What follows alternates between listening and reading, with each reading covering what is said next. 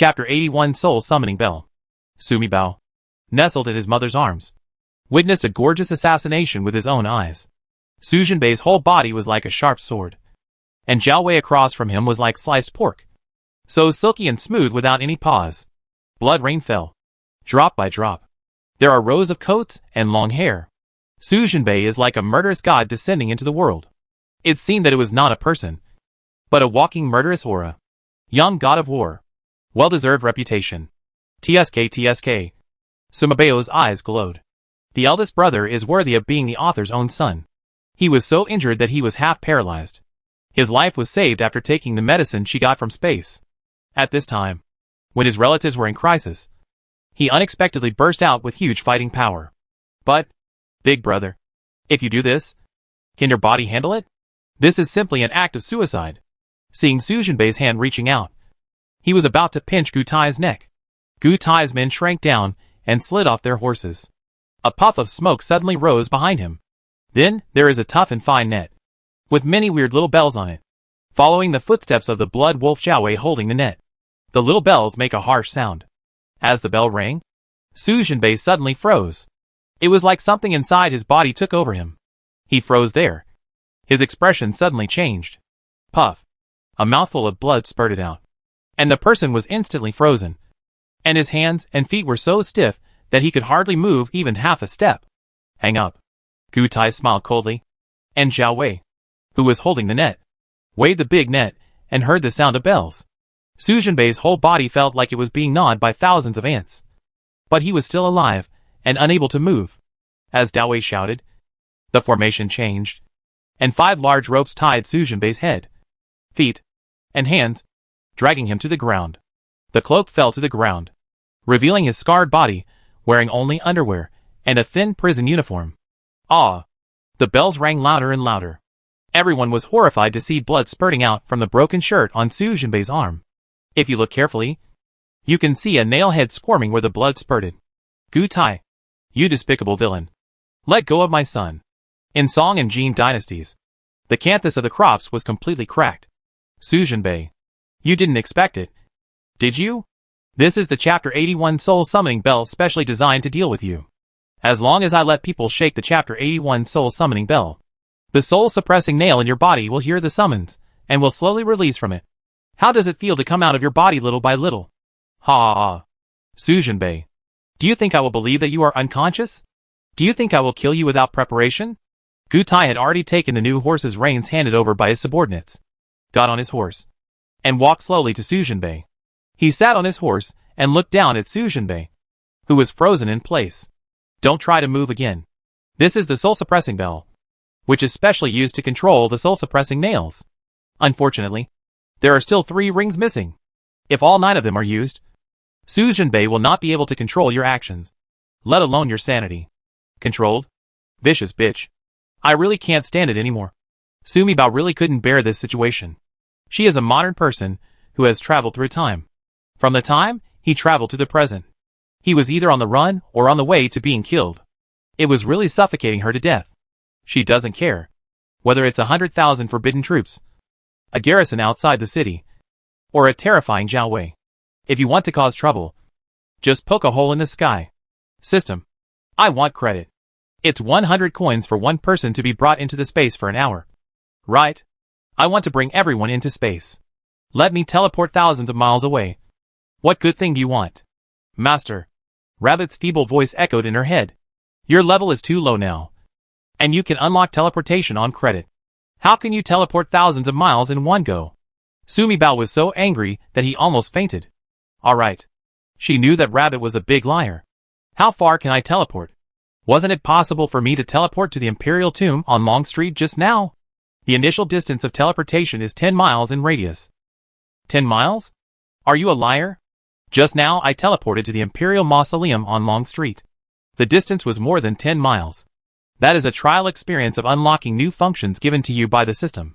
As long as you have experienced the pleasure and satisfaction brought by teleportation, no one will not want to unlock this function. Well, she was gullible again and was deceived by this guy. Rabbit. Sumibao rolled his eyes in anger. She can teleport to anywhere within a 10-mile radius. But what's the use? There is no way to escape the pursuit of Gu Tai's blood wolf Zhao Wei. What's more, she has to take a dozen big living people with her. The money she spent just to bring people into the space was enough for her to owe a lot of debt. Su Jinbei, just accept your fate. Gu Tai no longer worried about anything. Anyway, after today, there will no longer be a young god of war in the world. From yesterday to today, he made several fatal mistakes in a row. I did so many things wrong. It was all caused by people like the Su family. As he led the prisoners out, he heard a particularly depressing news. The emperor did not ask the third prince to go north, as ordered this morning, but said that the food and money had not been raised yet. Wait 2 days to discuss the matter. This is clearly a conspiracy between Concubine X and Prime Minister Zhou. The battle for the inheritance has begun. He must not lose the emperor's trust in him at this juncture. Killing Su Jinbei at all costs is the only good news he can bring to the emperor now. He knows the emperor too well. And no one in the world understands better than him what the emperor wants most. What's more, Gu Tai glanced at Su Qingyi. There is something really wrong with what this guy said. What relationship can the emperor have with Su Jinbei? If he killed Su Jinbei, the emperor would definitely not forgive him if he found out. And what conditions did Mrs. Su used to ask the Queen Mother to protect the Su family? Protect Su Jinbei. Although I don't want to think about it that way. But after all, Gu Tai started his career in the market. And he was well versed in stealing people's ashes. In addition, the emperor and Su Qingyi knew each other to the core. Is this Su Jinbei's secret? Is he the emperor's son? Back then, he, the emperor, and Su Qingyi became brothers with Song Jinhe, who was disguised as a woman. And they traveled around the world together. All three of them had thoughts about Song Jinhe. Back then, Song Jinhe treated the three of them equally. In order to pursue Song Jinhe, Su Qingyi used all kinds of methods to please, behave, and act rogue. I don't see Song Jinhe having anything special towards Su Qingyi either. Later, it was suddenly revealed that Su Qingyi and Song Jinhe were in love. The Su family actually asked the late emperor to grant marriage to the Su and Song families. Then came the marriage. A few months after the marriage, Song Jinhe became pregnant. Then she gave birth to a son, Su Jinbei. I can't dwell on the past. But now that I think about it, there are a lot of doubts. Su Jinbei may be the emperor's son. Once this idea entered Gu Tai's mind, the more he thought about it, the more frightened he became. He must kill Su Jinbei. He must kill Su Jinbei before the emperor knows the truth. He couldn't let Su Jinbei become a potential opponent of the third prince. Even if there was a 1 in 10,000 chance. He couldn't gamble. Of course, based on Gu Tai's understanding of the emperor. Even if the emperor knew Su Jinbei's life experience in the future, he would not blame him for today's incident. After all, in the eyes of the emperor, no one was as important as his throne except the Queen Mother. Kill him! 5 horses dismembering the body. This scene is interesting. Chapter 82 Mad Dog and Wolf. Do not care. I want to bring everyone directly into the space and teleport away first. Let's talk about the rest after the current crisis is over.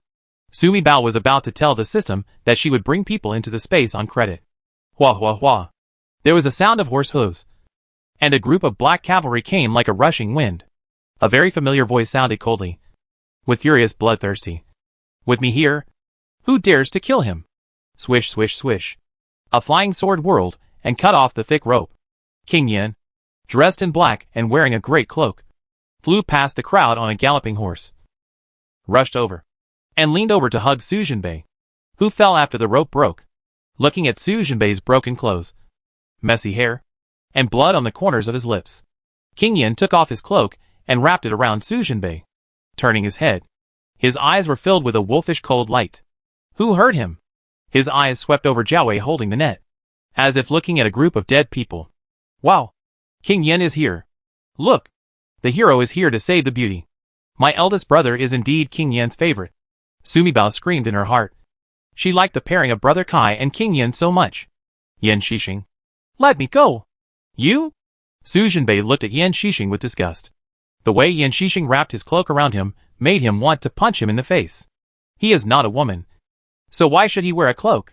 What's more, he did this in front of his wife. 2 grown men. Does Yan Shixing know this? Such behavior is very suspicious. TSK. Okay. It seems that King Yan's affection is destined to be paid in error. No matter how Sumi Bao looked at it, he felt that King Yan was very enthusiastic about his eldest brother. Kill! following the order from King Yin. The cavalry behind him were like dragons entering the sea and pounced on Gu Tai's Xiaowei. Gu Tai's Xiaowei was powerful enough, but in the hands of these cavalry, it was completely inadequate. In one breath, most of Xiaowei behind Gu Tai collapsed. If you dare to rob a fugitive, no matter who it is, kill him.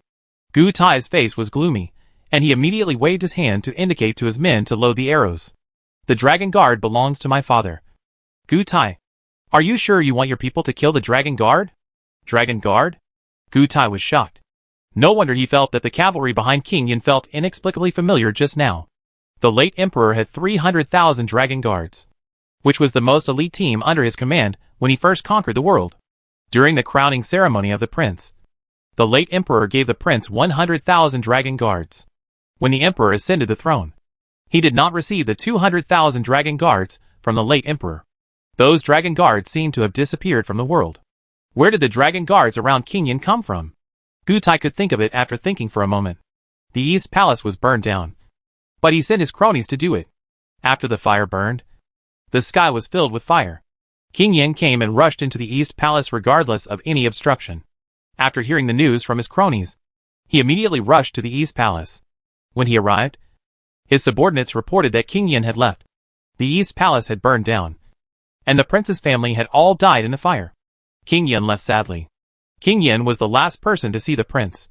Could it be that the prince gave all his 100,000 Dragon Guards to King Yin? It's not right. At that time, his subordinates reported that the prince's family had all been burned to death in the fire. But last night the princess suddenly came back to life. He also handed over half of the tiger talisman held by the prince to the emperor. Gu Tai frowned. An unknown feeling came to his mind. Based on his intuition of having been in charge of Jiaowei for many years, he felt that something was wrong with the Donglong case. All 3 members of the prince's family were burned to death. He examined the body himself. The prince had half of his body burned off, but his face could still be distinguished. There is no doubt that he is the prince. It's just that the crown princess was holding the little emperor's grandson, mother and son, and burned them together. They were all turned into black charcoal, and no trace of their features could be seen. The princess is resurrected. Where is the little grandson? Is he really dead? Under the bright sun, Gu Tai shivered. If the little emperor's grandson hadn't died, there would have been big trouble. He did things poorly, and got into such a big mess. The emperor must not spare him. Dragon Guard? The little emperor's grandson? King Yin? For a moment, Gu Tai's heart felt as cold as ice as he thought about connecting these 3 unrelated people. Could it be that the crown princess was not saved by the queen mother at all? But last night, King Yin not only got the prince's 100,000 Dragon Guards, but also rescued the prince's concubine and the young emperor's grandson.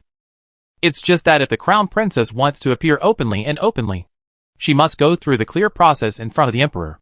That's why the crown princess and King Yin planned such a plan together, sending the crown princess to the queen mother's palace, where she saw the queen mother telling the queen mother the inside story of the East Palace case.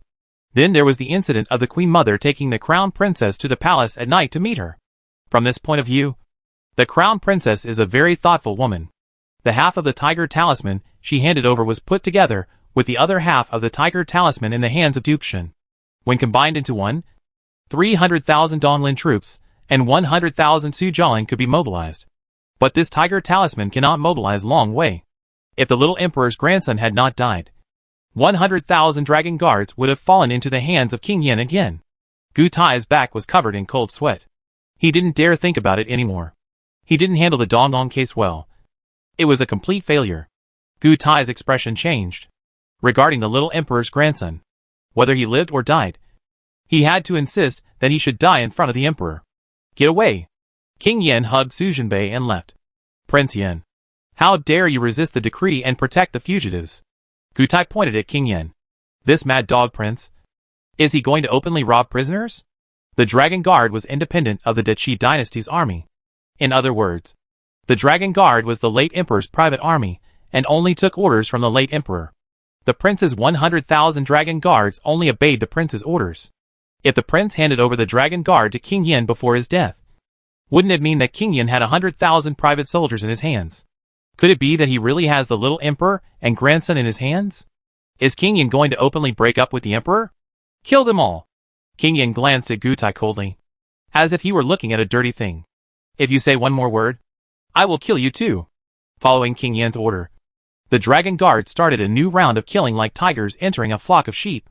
Zhao Wei fell down, and the archers were killed without even drawing their bows. Gu Tai's face twitched sharply. He took 300 prisoners with him in order to intercept and kill Su Jinbei here as soon as possible. He only quickly gathered 500 Zhao Wei. Looking at the densely packed dragon guard cavalry behind King Yan, there were at least 2,000 people. There is a huge disparity in strength between the two sides. Whether in terms of quantity or force value, they are not on the same level. What's more, I heard that my opponent was Long Wei. Those Zhao Wei were all frightened. Seeing Zhao Wei fall down one by one, Gu Tai's teeth almost broke. The dragon guard belonged to the late emperor. If he dared to let others kill the dragon guard, it would be the greatest disrespect to the late emperor. Even the current emperor cannot protect him. Covering a fugitive is the same crime as a fugitive. King Yan, aren't you afraid of the emperor's wrath? Gu Tai can't harden the dragon guard. The only thing he could do was to hold on to King Yan to save the fugitive. Chapter 83 Rui Wang Yan Xiao. That is my king's business. I will apologize to my brother, King Yan sarcastically said. But if you take one more step forward, Gu Tai, I will kill you. Although you are the king of Yan, you cannot kill the ministers at will. If the emperor knows, he will not let you go. A sarcastic smile appeared on King Yan's lips. Brother, punish me? Gu Tai, it would be as easy for me to kill you as to kill a dog. King Yan snorted coldly. Don't even think about what you are. It's just a sword in the hand of the emperor. If you die, the value of the sword will be gone. Will the emperor still deal with this king for you? Gu Tai was speechless for a moment. He had to admit that King Yan usually didn't seem very thoughtful. But when he came across Su Jinbei's matter, he suddenly became wise. King Yan saw Gu Tai's expression change and knew that he was afraid. Even if you are not dead, if you are seriously injured, you will no longer be able to help Huang Shi. A sword that can no longer be used has no use value. Do you think Brother Huang will punish me for a broken sword? King Yan, don't talk nonsense. How dare you sow discord between me and the Holy Emperor? You are delusional. Gu Tai, you take yourself too seriously. If I offer 100,000 dragon guards to the Emperor's brother, which one do you think is the most important in the Emperor's eyes? Gu Tai couldn't calm down anymore. You madman. You are not afraid of losing these. No matter how powerful you are, you will no longer be useful to the Emperor, and you will die. King Yan looked at Gu Tai like a fool. I cannot die. Because my value to the Emperor is not only the value of these 100,000 dragon guards, but also the value of myself. There is no way.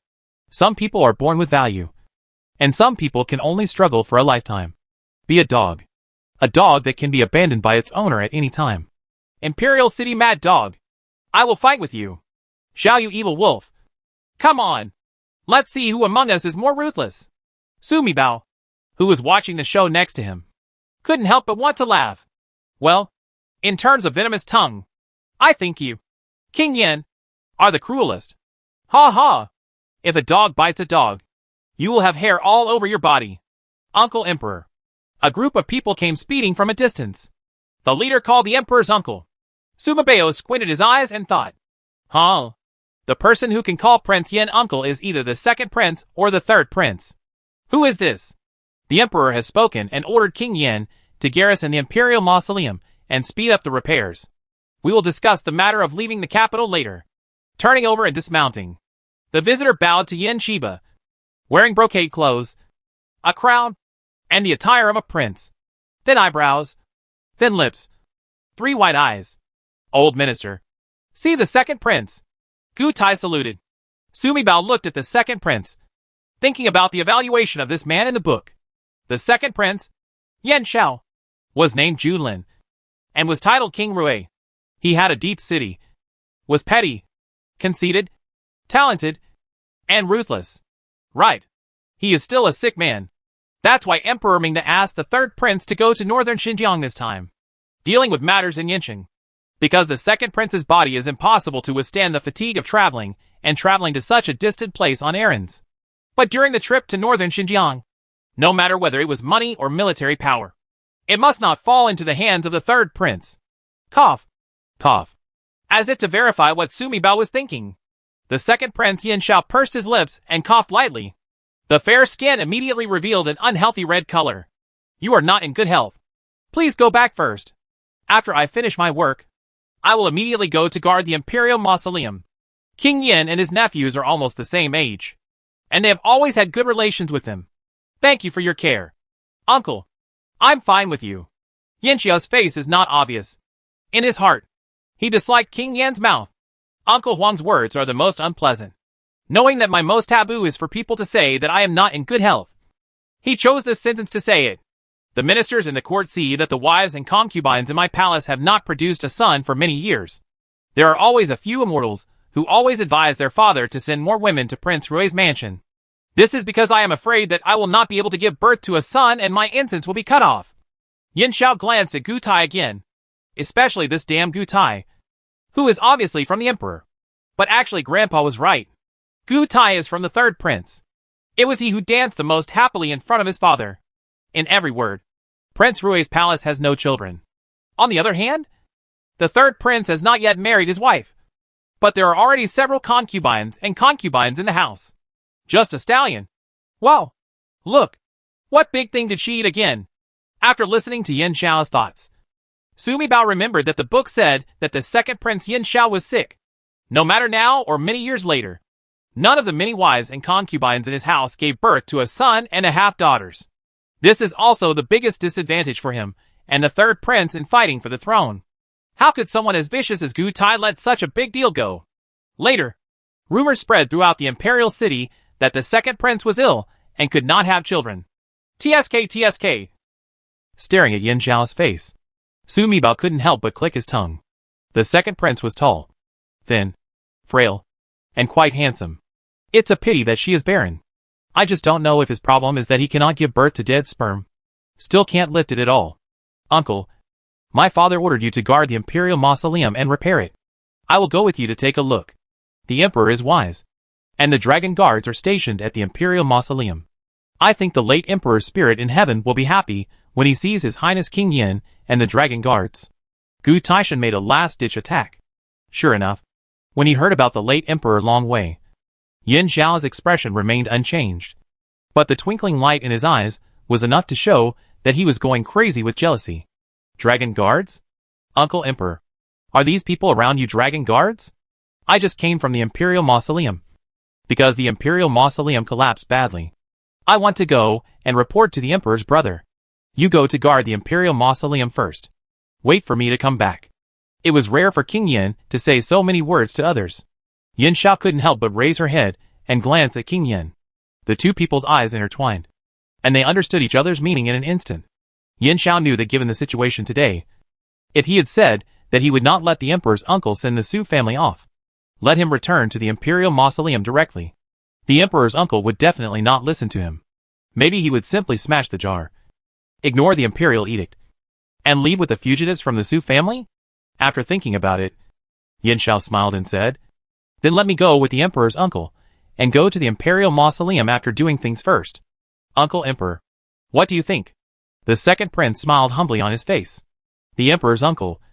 But the Emperor's grandfather decreed that he should not ascend to the throne, and should not be killed in his life. He has such a large fiefdom, and is the only son of the princess of northern Xinjiang. My grandfather and mother-in-law told me to do everything possible to get my uncle to be on my side. TSK. The prisoner escorted by our old Su family is really high level. Captain Gu, King Yin, and King Rui all came to personally escort the Su family into exile. Shilling, 10 miles outside the south gate of the city. At this time, the autumn wind sweeps away the fallen leaves, and the mountains are red. There are nearly 1,000 prisoners, and nearly 100 escort officials. Relatives from each family sent off, plus King Yin, King Rui, and their entourage. Chapter 84 10-Mile Pavilion. The whole Chapter 84 of Shilling was very lively with people shouting and neighing. The official road next to it was crowded, and the relatives who were seeing them off were looking for their relatives in prison one by one. There were a few people in a crowd, some crying and some laughing. Yesterday I wore a purple python robe. Today I wear a prison uniform. It's like fireworks in the world. And things are impermanent. Some of the prisoner's relatives came to see him off, and some came to divorce him. When you are rich, your distant relatives come to pay your respects. When you are poor, your own parents come to break the relationship. Human nature here staged a complete joy and sorrow. Leader Zhou, thank you for your hard work all the way. This is the tea money our prince gave your brothers. With a smile on his face, Yin Xiao pulled Zhou Fuan, the escort leader, and stuffed something into his sleeve. Zhou Fuan knew by looking at the shape and weight that it was a stack of banknotes. He looked at the adults sitting there in the Shirley Pavilion in Chapter 84 and groaned in his heart. King Rui, King Yin, and Taiwei Gu were all giant Buddhas that even low-level officials like him could not see. Today I actually got it all together at once. Exile for criminals was a punishment only slightly better than death. The journey was difficult, and it was difficult to survive even to the place of exile. For officials, when escorting exiled prisoners, they had to eat and sleep with the prisoners along the way, and they also had to send the prisoners to the place of exile on schedule. You have to watch the prisoner not to escape halfway. It's a chore to say. Very few people with good family backgrounds, connections, and career prospects are willing to take on such an errand. The job of escorting people is a bit tough, but there are still many low-level officials who are willing to do this job. After all, when you are an official, you are trying to make some money to support your family. In order to make the prisoner suffer less, the family members of the prisoner will give the escort officer some advice. Like today's Chapter 84. When the relatives of Shiliting saw off, the officials were all happy to wait, because the more things relatives send to prisoners, the more these things will eventually end up in the hands of officials. Zhou Fuan did not expect that the first person to give him advice would be King Yin. He took a look at the Su family and understood immediately. The young god of war, the prince, and King Yin are the three carriages of the younger generation of the Qi dynasty. However, it stands to reason that if something goes wrong in the Duke's mansion, King Yin should avoid suspicion for his own sake. Unexpectedly, he came to see Su Jinbei off openly, in front of Lieutenant Gu and Prince Rui. He sent someone to look for the official, and asked him to take care of him. You know, Captain Gu is a popular person in front of the Emperor. Prince Rui is directly the Emperor's biological son. Send Su Jinbei off in front of these two people. What is the difference between this and seeing Su Jinbei off in front of the Emperor? Well, King Yin is indeed the famous mad dog of the imperial city. I always go my own way and never take advantage of others. Yes, I understand. Zhou Fuan has always been a sharp-eyed person. Otherwise, he wouldn't have been able to go from a small county police officer near the capital to a warden in the capital's criminal department today. Originally, given Zhou Fuan's identity and age, he would not have taken the initiative to take this trip. After all, he has always been a well-informed person. The prince's case was widely implicated, and the Duke's palace, the East Palace, and the Taifu's palace were destroyed overnight. There's so much inside story here. The water was too deep for a little warden like him to withstand. But the right minister named him and asked him to escort these prisoners. Even though he knew the water was deep, he had no choice but to take the trip. In his early years, his promotion was all due to the support of the eldest son of the right prime minister, the Minister of Punishment. Later, the Minister of Punishment unexpectedly died young. Now that the right prime minister asked him by name, he naturally had to accept the job. Look, the handover procedures for Shiliting in Chapter 84 haven't been completed yet. All the big shots came to see him off. King Yin wants to protect the Su family. Lieutenant Gu is a relative of the Su family. Is he also here to protect the Su family? Zhou Fuan misunderstood this point. What about King Rui? Those big shots were surrounded by guards, and he didn't dare to rush up to them without telling him. Zhou Fuan did not dare to speculate on the thoughts of these noble people. Anyway, what he focuses on right now is a good mentality. Soldiers will come to block it, and water will come, and the soil will be flooded.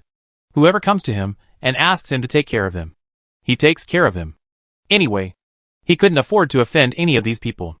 As soon as Yin Xiao left, Zhou Fuan hurried towards the carriage. Master Siwu, Yin Zhou, tell those seeing you off to hurry up. Don't miss our departure time. Chu Mingyang impatiently opened the curtain and looked at the sky. This autumn tiger, it will be very hot to death if you drive around at noon. Chu Mingyang's eyes lit up, and he waved to Zhou Fuan. Where is Su Jinbei? Are you still unconscious? Is it miserable? How was he beaten? Zhou Fuan was really speechless for this third-generation ancestor. The imperial decree designated the right minister to be responsible for the escort.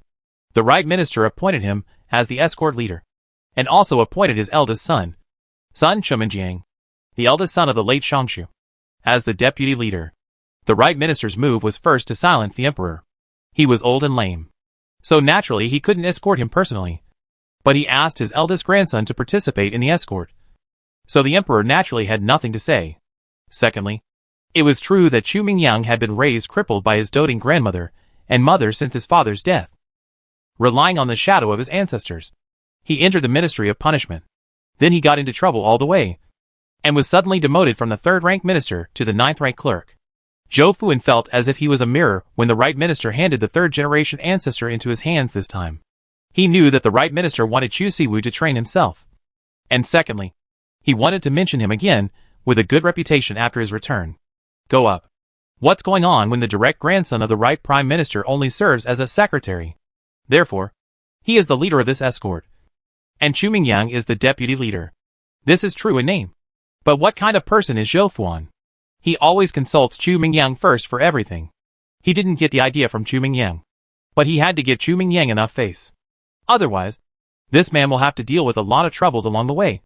But he really has no choice. Also, did his newlywed wife come with you? How does she look? Is she as beautiful as a fairy? Or as ugly as a faceless person? And Zhou Fuan looked at Chu Mingyang's divinatory look and cursed in his heart. Chu Mingyang was escorting an official. Or was he here to eat melons and listen to gossip? Siwu Chu, if you are really curious about this, wouldn't it be better to go and see it yourself? I won't go see it now. No one in the capital knows that Su Zhenbei and I are at odds. If I go see it now, others will say I'm adding insult to injury. If I want to see it, I have to wait until we find a station to stay at night before going. To see him? Hey, Zhou Fuan thought. He's not very capable. But he still has a lot to do. Master Siwu. Prince Rui. Zhou Fuan quickly told Ming Mingyang in detail about the arrival of several important people to see him off. Ah, they are all here. Chu Mingyang touched his head. Fortunately, I didn't go to see Su Zhenbei. Otherwise, if Yin Shiba saw that mad dog, he would have picked on me. If we talk about the entire capital, who is Chu Mingyang? The domineering third-generation ancestor. Most afraid of? There were only two people. One was Su Zhenbei. That guy was so good. Every time they faced off, he was the one who ended up in disgrace. The second person is Yin Shiba. He is a mad dog who bites everyone he sees. There is no reason at all against him. He always wins twice. After saying that, brush, Chu Mingyang pulled down the car curtain, and a muffled voice came from inside.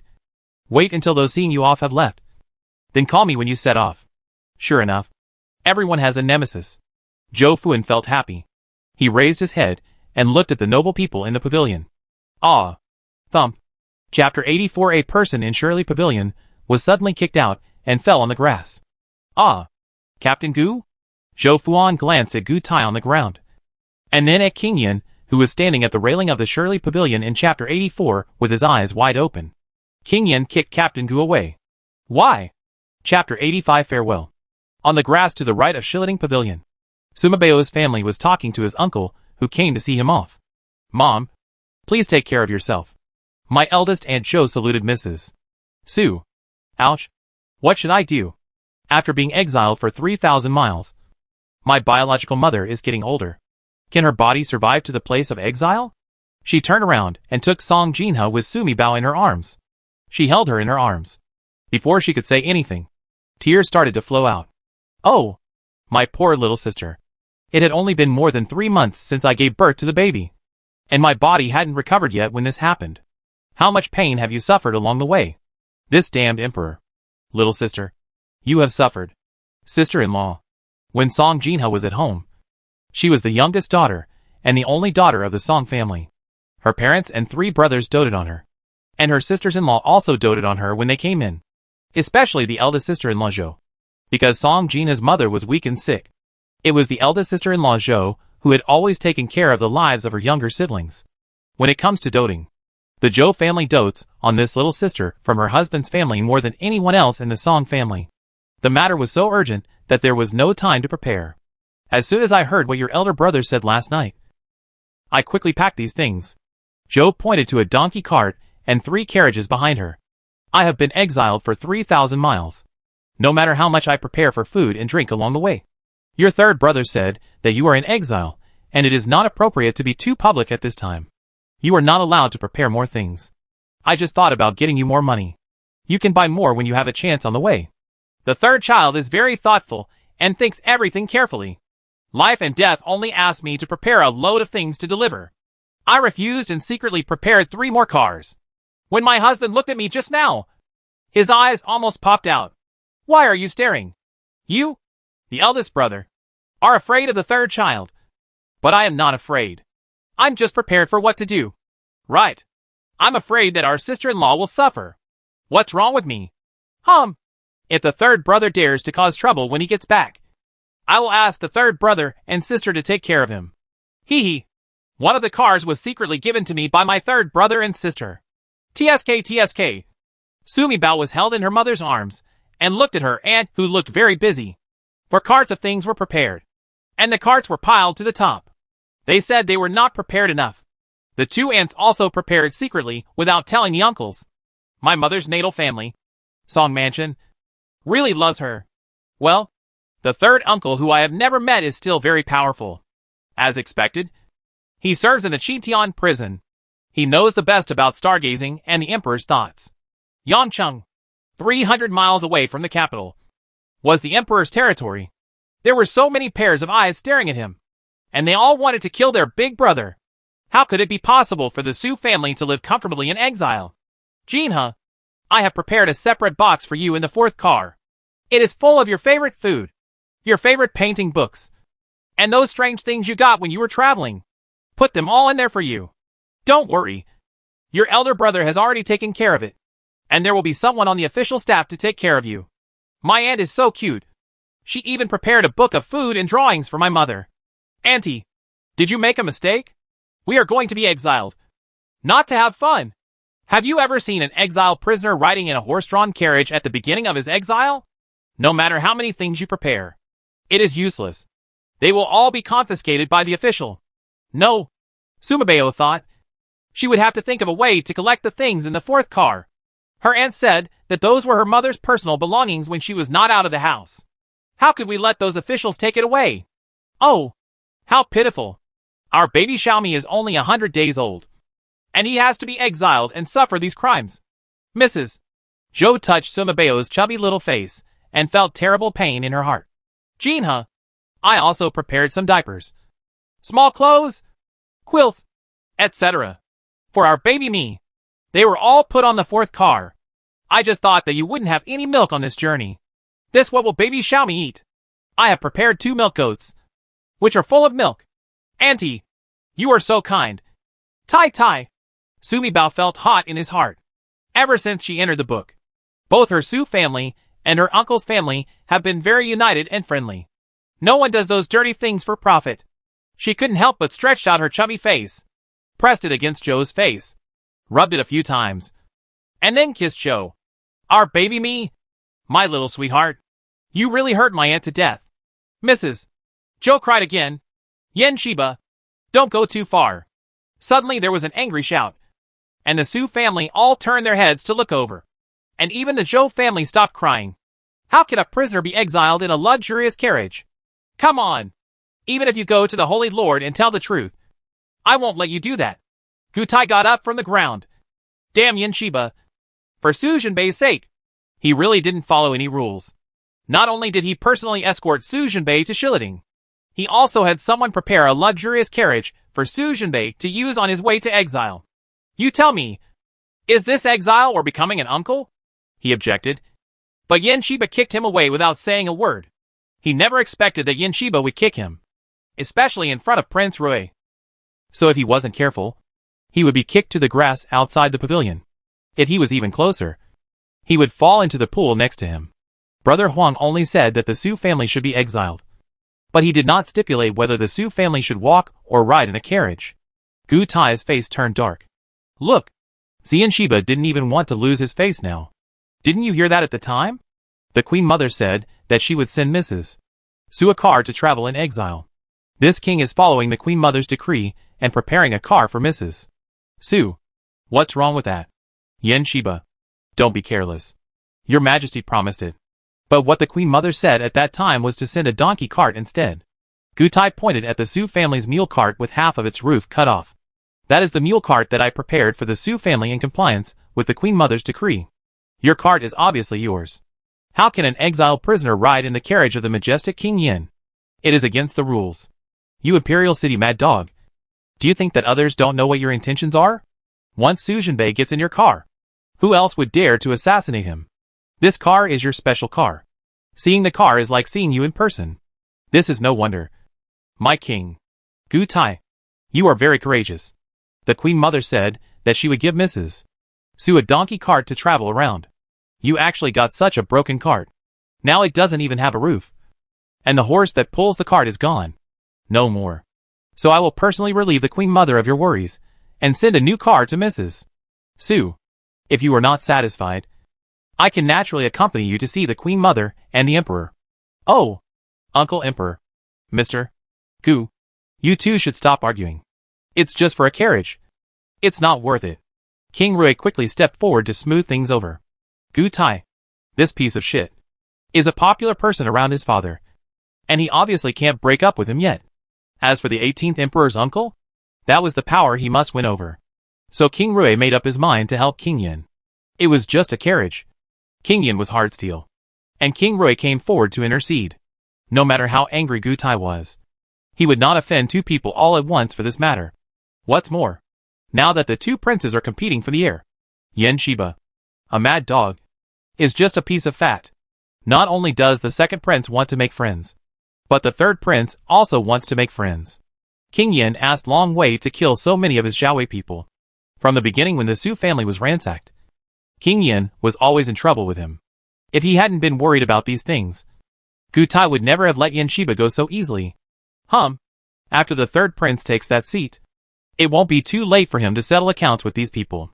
Chapter 86 Blatant Preference. It's okay to give Mrs. Su a car to travel with, but it can't be driven by you, King Yin. It's not in line with etiquette. If word of this spreads, it will certainly damage your reputation. It will also damage the reputation of Su Jinbei. Everyone will say that Su Jinbei is rebellious. Otherwise, why would the Su family blatantly ride in King Yin's carriage as an exiled prisoner? It has to be said that Gu Tai is a cunning old man. He knew very well that King Yin was never afraid of being feared by others. Otherwise, he would not have been nicknamed the Mad Dog of the Imperial City. That was something that even the Emperor dared to take a bite out of. But King Yin must never let Su Jinbei be talked about. Then get another one. King Yin turned to look at Yin Xiao. This subordinate will do it now. Yin Xiao hesitated for a moment, then returned to the Imperial City from Shiliding, got a car and rushed back. This coming and going. I don't know how much time will be wasted. Could it be that his master had to stay here and wait for such a long time? The master can wait, but King Rui cannot stay here for long. Is there a strong wind in Shiliding? It would be bad if he blew off Prince Rui. Uncle Emperor. But you see that Song Huangshang is thoughtful, and has brought 4 cars.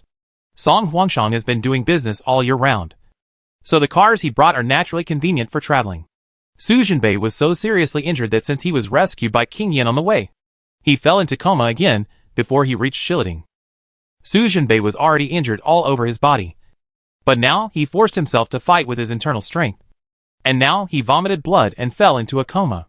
King Yin originally held Su Jinbei on his horse, but when Su Jinbei fainted, he had no choice but to take Su Jinbei on his carriage. Normally, King Yin doesn't like to ride in a carriage. He always thought it was a car for girls, because the emperor ordered him to leave the capital and go to the fiefdom. He packed up his things in the house, including his luxurious carriage. The carriage was originally left by his mother. The princess of northern Xinjiang rode in this carriage all the way from northern Xinjiang to Daki to get married. Naturally luxurious and extraordinary. Prince Yin is about to leave the capital and cannot return to the capital unless summoned. Naturally, the housekeeper of Prince Yan's mansion has to clean up Prince Yan's mansion. Especially this carriage. You must bring it with you. Originally, King Yin wanted to go to the Imperial Mausoleum to pay homage to his father before leaving the capital. To pay homage to his half-dead spirit, and to speak to his father. Then at dawn, he calculated the time and route for the exiled prisoners of the Su family to set off, and waited for Su Jinbei halfway. Simply kidnap him and take him directly to his fief. That's why he asked the housekeeper to wait with Prince Yan's fleet while he took people to pick up Su Jinbei. There was a person hidden in this carriage. A person who had a similar figure to Su Jinbei. His appearance is definitely not comparable to Su Jinbei's.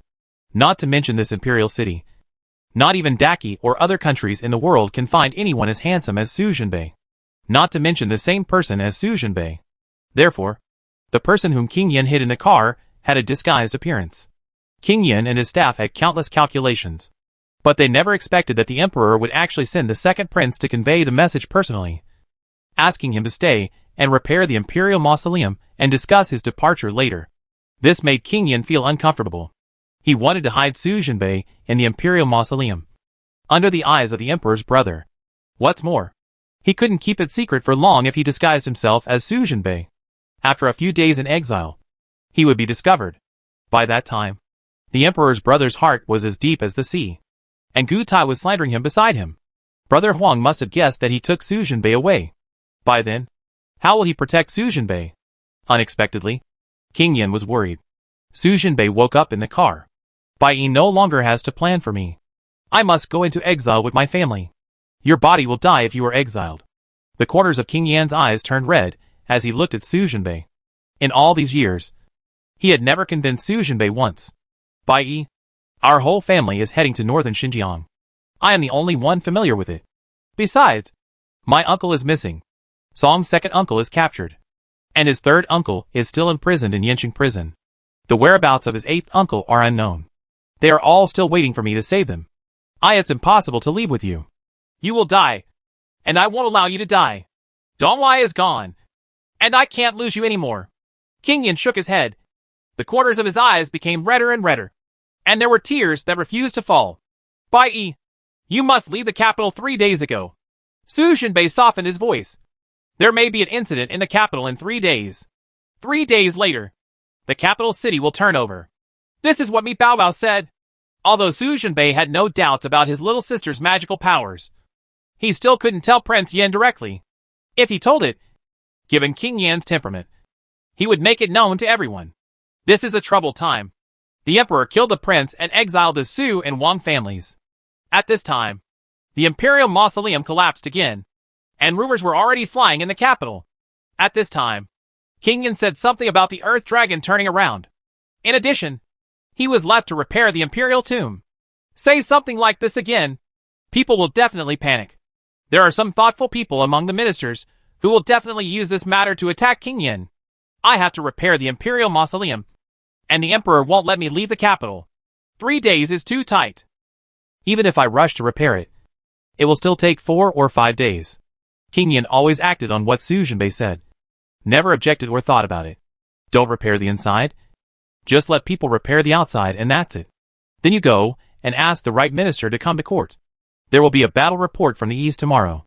The Japanese pirates from the east country have invaded Daki and have attacked 3 cities.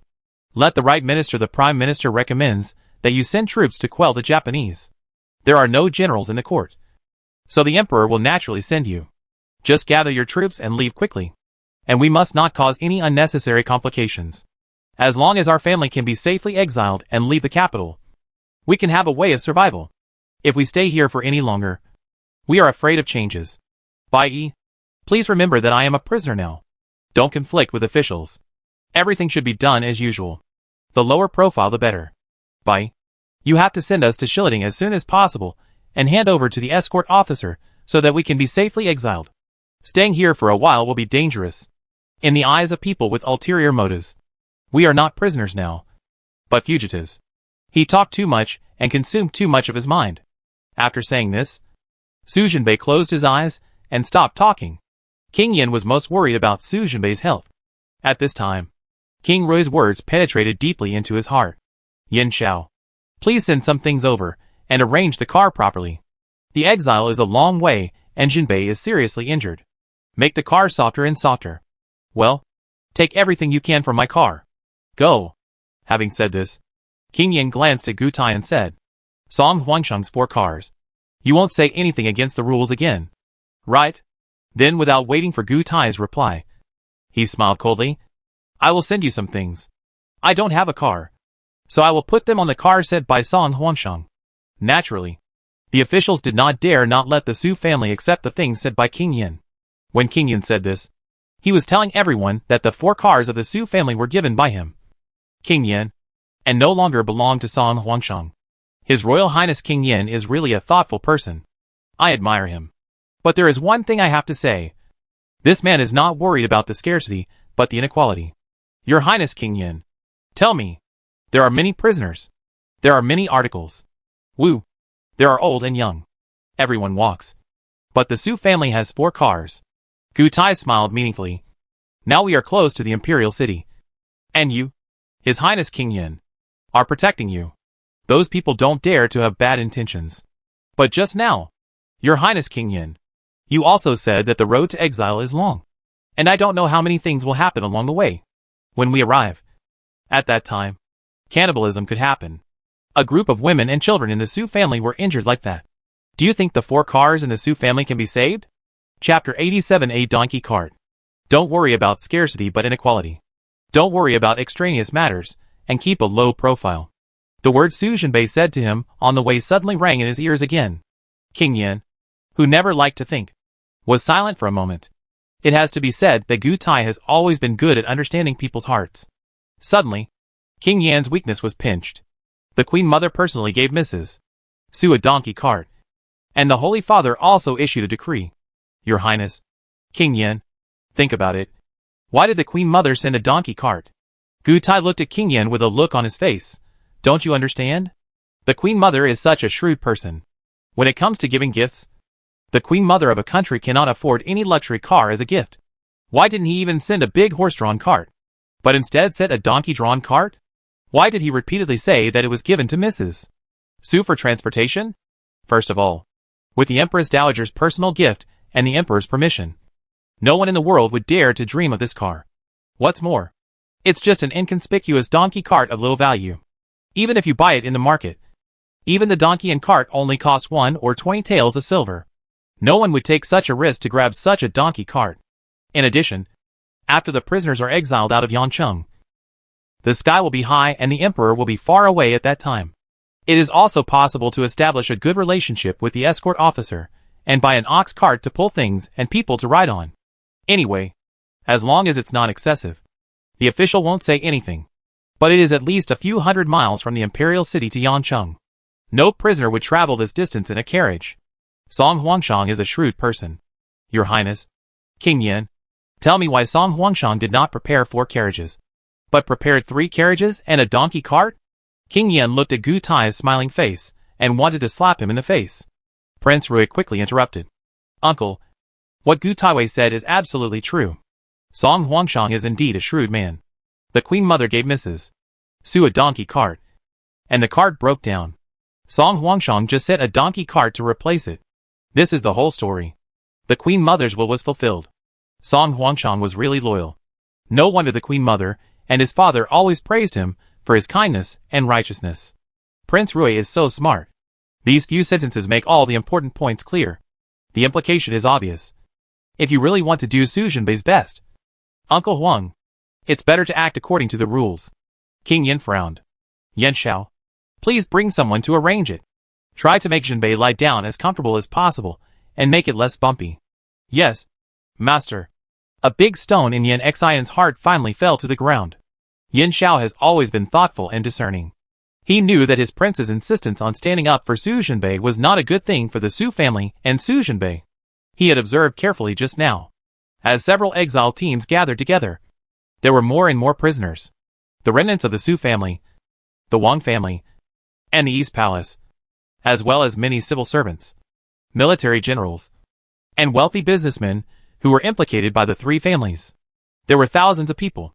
These people are all nobles who have been pampered for many years. In such an exile, the elderly and children not only have to walk, but the adult men also have to wear shackles. And the women and children have to be tied with ropes. There are also more than 200 criminal prisoners and exiles in Zhao prison, from 3 religions and 9 streams, including many gangsters. If the Su family openly brought 4 large cars, they would really become the most eye-catching members of the exile team. It was obviously for others to snatch. But he didn't dare to talk about his prince's temper. Now it's better.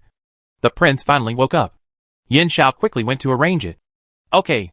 King Yin is really a thoughtful man. I have nothing to say. But if you beat me, King Yin, I will have to take you to the palace and talk to the emperor. Gu Tai knew that it would not make sense to talk to King Yin about the car. So I changed my approach. Uncle, my father asked me to accompany my uncle to repair the imperial mausoleum. At this time, my uncle has been away for a long time. So it's time to return. Prince Rui smiled slightly. The emperor's uncle values friendship, but the emperor's orders cannot be violated. After saying that, King Rui glanced at Gu Tai. Gu Tai was shocked. He was only focused on killing Suzhenbei. How could he forget this important matter?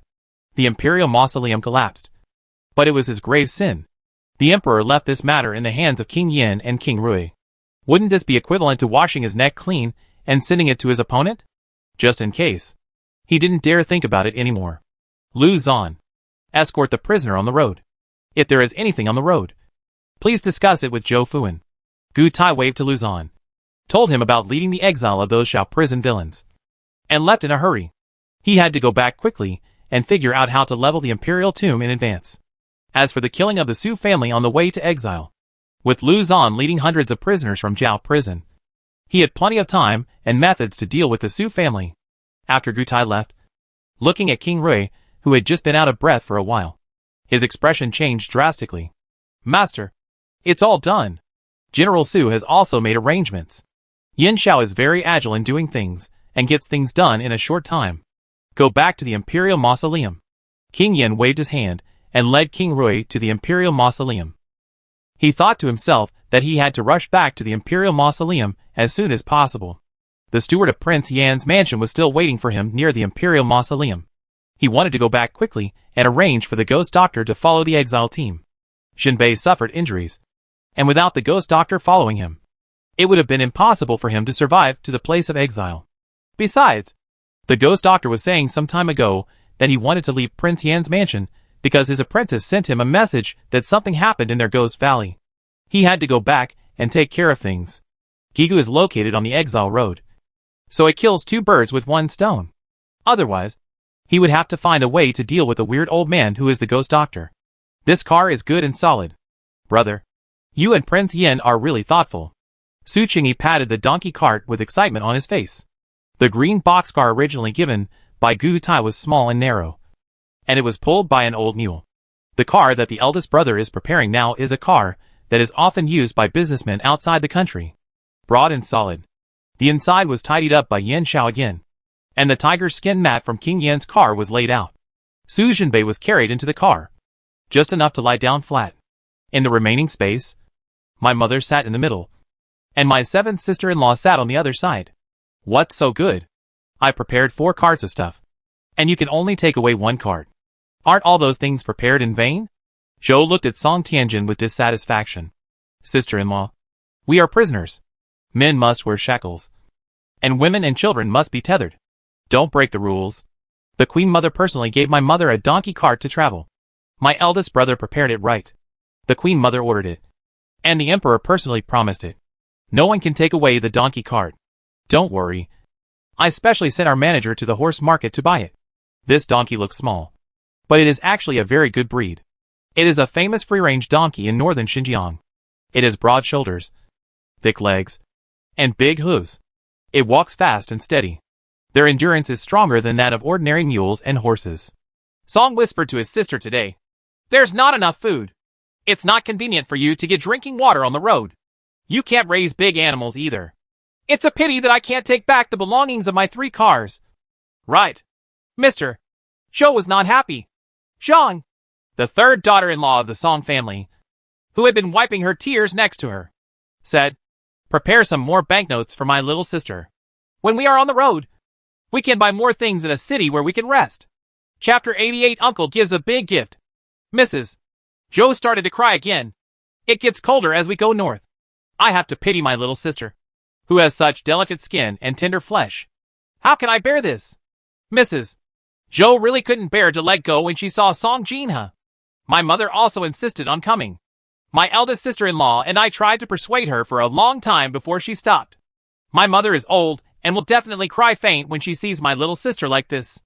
And my second sister-in-law, after the accident of my eldest brother. I'm sorry, but she's still pregnant. My sister-in-law and I didn't let her come. Song Jinhe felt sad. She is my mother's only daughter, and my mother has always treated her with pain. If he saw her like this with his own eyes, he would definitely cry to death. As for the second sister-in-law, since she married her second brother, the second brother is in Yinqing and rarely comes back. After so many years of marriage, the second sister-in-law has never been pregnant with a child. Now I finally got pregnant with one child. But unexpectedly, something happened to my second brother. If the second brother is really good at this, the child in the second sister-in-law's belly will be the only instance in the second room of the Song family. That really can't be careless at all.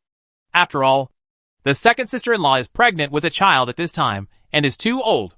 Little sister, I think it's better to ask the elder brother to go and take care of the officials again, and let you catch another car. If you are tired from the journey, you can go up and rest for a while. Sister-in-law, that's not possible. My mother can ride in a carriage because of the Queen Mother's decree. In Jinbei, if she can ride in a carriage without shackles, it's because of King Yan's protection. Officials have to be disrespectful. Even the seventh sister-in-law. She also wanted to be pregnant because of fetal gas. I had a miscarriage, and I really couldn't walk. I asked Yan Sha to ask the official to show mercy.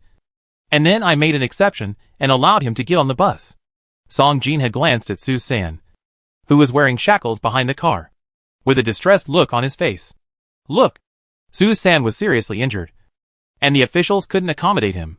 He must wear shackles and walk. Is there any way? The third sister-in-law is from an official family. She still thinks a lot more than her sister-in-law Zhou, who is a businessman. Little sister, if this is not the case, ask your eldest brother to help the official and exchange the donkey cart with an ox cart from the farmer's house next to it, or directly replace it with a wooden cart. All you want to do is put the things on it and pull it. This way, if you get tired from walking, you can go up and take a rest. Song Jinha motioned to his eldest brother and sister-in-law to look at the prisoners, who were constantly coming this way.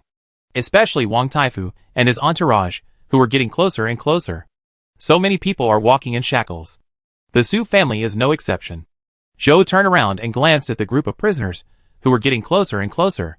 Hey, Song, don't talk nonsense today.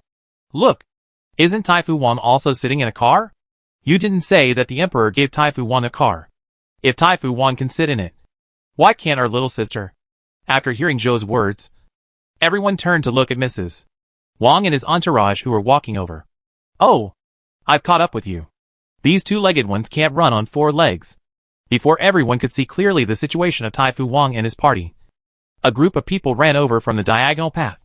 30 or 40 officials were the same officials from the Ministry of Justice, who escorted them to Shiliting. I finally made it in time. Song Huangshang, you guys came really early. Song recognized it at a glance today. The leader was the officer from the Ministry of Justice, who escorted the Su family. He sent someone to take care of it yesterday. Song Huangshang, don't worry. I will take the brothers over right away and go through the handover procedures. As long as we are here to carry out the procedures, the Su family will be escorting the prisoners to their places normally. After all, it was an accident, and it was a force majeure during the escort. We will with formal handover procedures. No one can say anything is wrong. The head gasped and smiled at Song Tianjin. The criminal officials behind him were all sweating profusely from running away. What a joke. They were running to death. Now we've finally arrived. Naturally, you have to show your merit in front of the person who gave the money. Song naturally understood today that he had already prepared some money for handing over the official duties. He immediately took a few steps forward and stuffed a wad of banknotes into the sleeve of the chief official. With these 1,000 taels of silver notes, I can buy some tea for our brothers. We are exhausted. The head's face was immediately filled with smiles. And the few officials who followed him also heard it. And all of them couldn't hold back their smiles. The boss said that the faster he ran, the more money Song Huangshan would give him. And it was true. Originally, it was thought that 10 taels per person would be enough. There are 30 or 40 of them. No matter what, they still get 300 or 400 taels. Now he actually gave 1,000 taels as soon as he made the move. Each person gets 20 taels. After running a few miles, I got 20 taels of silver. This deal is too good a deal. The head immediately took the officials to go through the handover procedures. Song today has always been shrewd. He immediately asked his servant to follow the officer from the Ministry of Justice to find out what the officer escorting him said. Let's see if we can bring an extra ox cart. Even a wooden cart. TSK. My eldest uncle is always quick to do things. Sumi Bao's small black eyes stared at Song Tianjin. Her eldest uncle is indeed an imperial businessman, and his emotional intelligence is very high. Obviously, King Yin sent Yin Xiao to take care of all these matters just now. No one would dare to say that the Su family were fugitives even if these officials escorted by the Ministry of Punishment showed up when they went out. But the uncle still gave him more money and asked the official to go through the formal procedures. Master, don't just watch the fun. Where is Wan Shui Chao Jin? Don't forget. You still owe a lot of money to the space? The rabbit's voice suddenly sounded in my mind. Sumi Bao was startled. Yes. How could she forget such an important thing? Without her uncle Wan Shui Chao Jin, where would she get something worth 5,000 coins in a short time? Uncle, Wan Shui Chao Jin, have you brought it? Song suddenly heard that familiar little milky voice again today. He immediately looked at me. Bao Bao. Uncle has forgotten something. And he must not forget what my precious niece wants. Song took out a small kit from his sleeve today and hung it on Sumi Bao. Uncle gave our baby me a little thing to play with. When baby me grows up, don't forget about Uncle. Those 3 cars can't be taken away. I won't let you prepare them. Your aunt insists on preparing them. Baby me, let me carry you over. And you can see how to take it away. Song whispered to Sumi Bao today, afraid of being heard by others. TSK. Her uncle is really considerate. You sister-in-law can talk small talk. I'll hold baby me for a while. Song Tian winked at Song Jinha. And Song Jinha immediately understood what his elder brother meant. He handed Sumi Bao into Song Jintian's arms. Mom, please tell your aunts about the Earth Dragon turning over in 3 days. My uncle and I went to put away the things in the car first. When Song Jinha listened to me Bao Bao's words, he immediately remembered that there was such an important thing. But she didn't say it.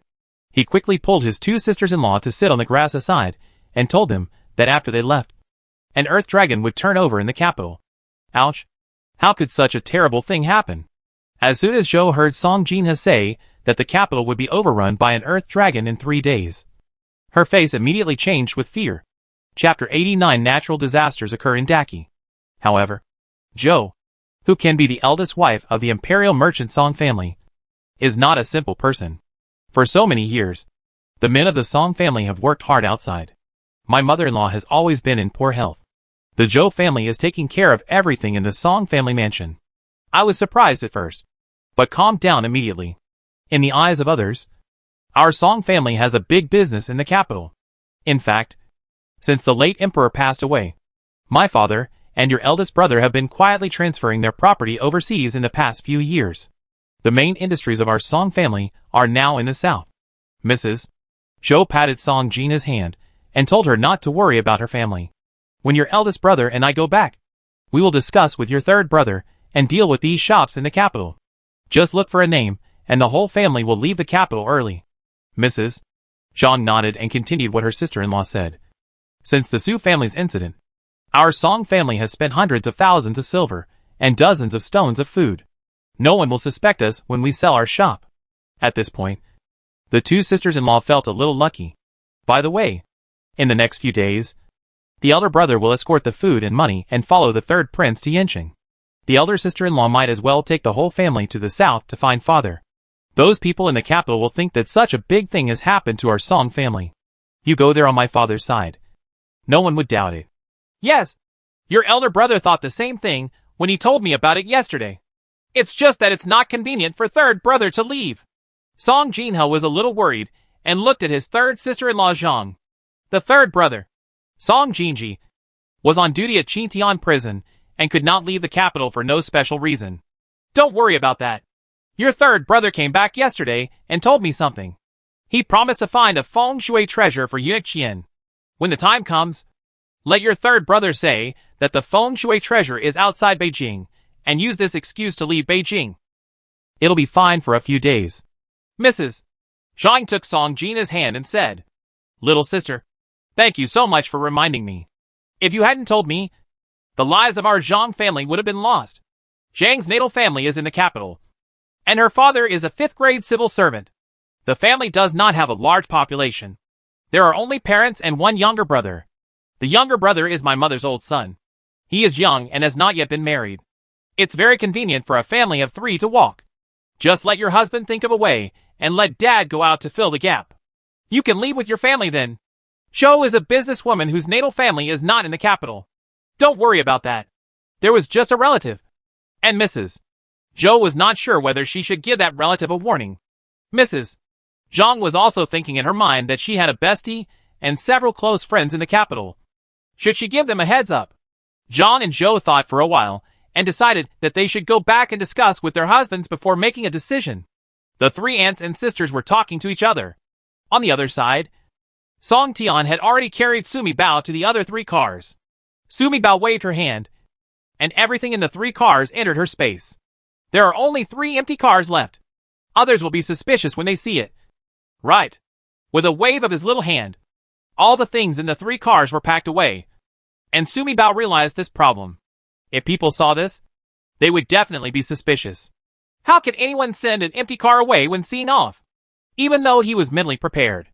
Looking at the empty car, Song was still shocked by Xiaomi Baby's ability today. It's best to keep a milk goat in the car so no one will suspect you of drinking milk on the road. My uncle is still very careful. Sumi Bao quickly took out a dairy goat from the space. Song asked the 3 coachmen to stand by on the spot today. Without his instructions, no one would be allowed to approach the 3 vehicles, and no one would be allowed to look at the contents of the vehicles.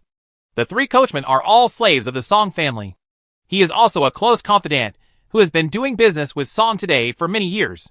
Naturally, he knows the rules of the uncle.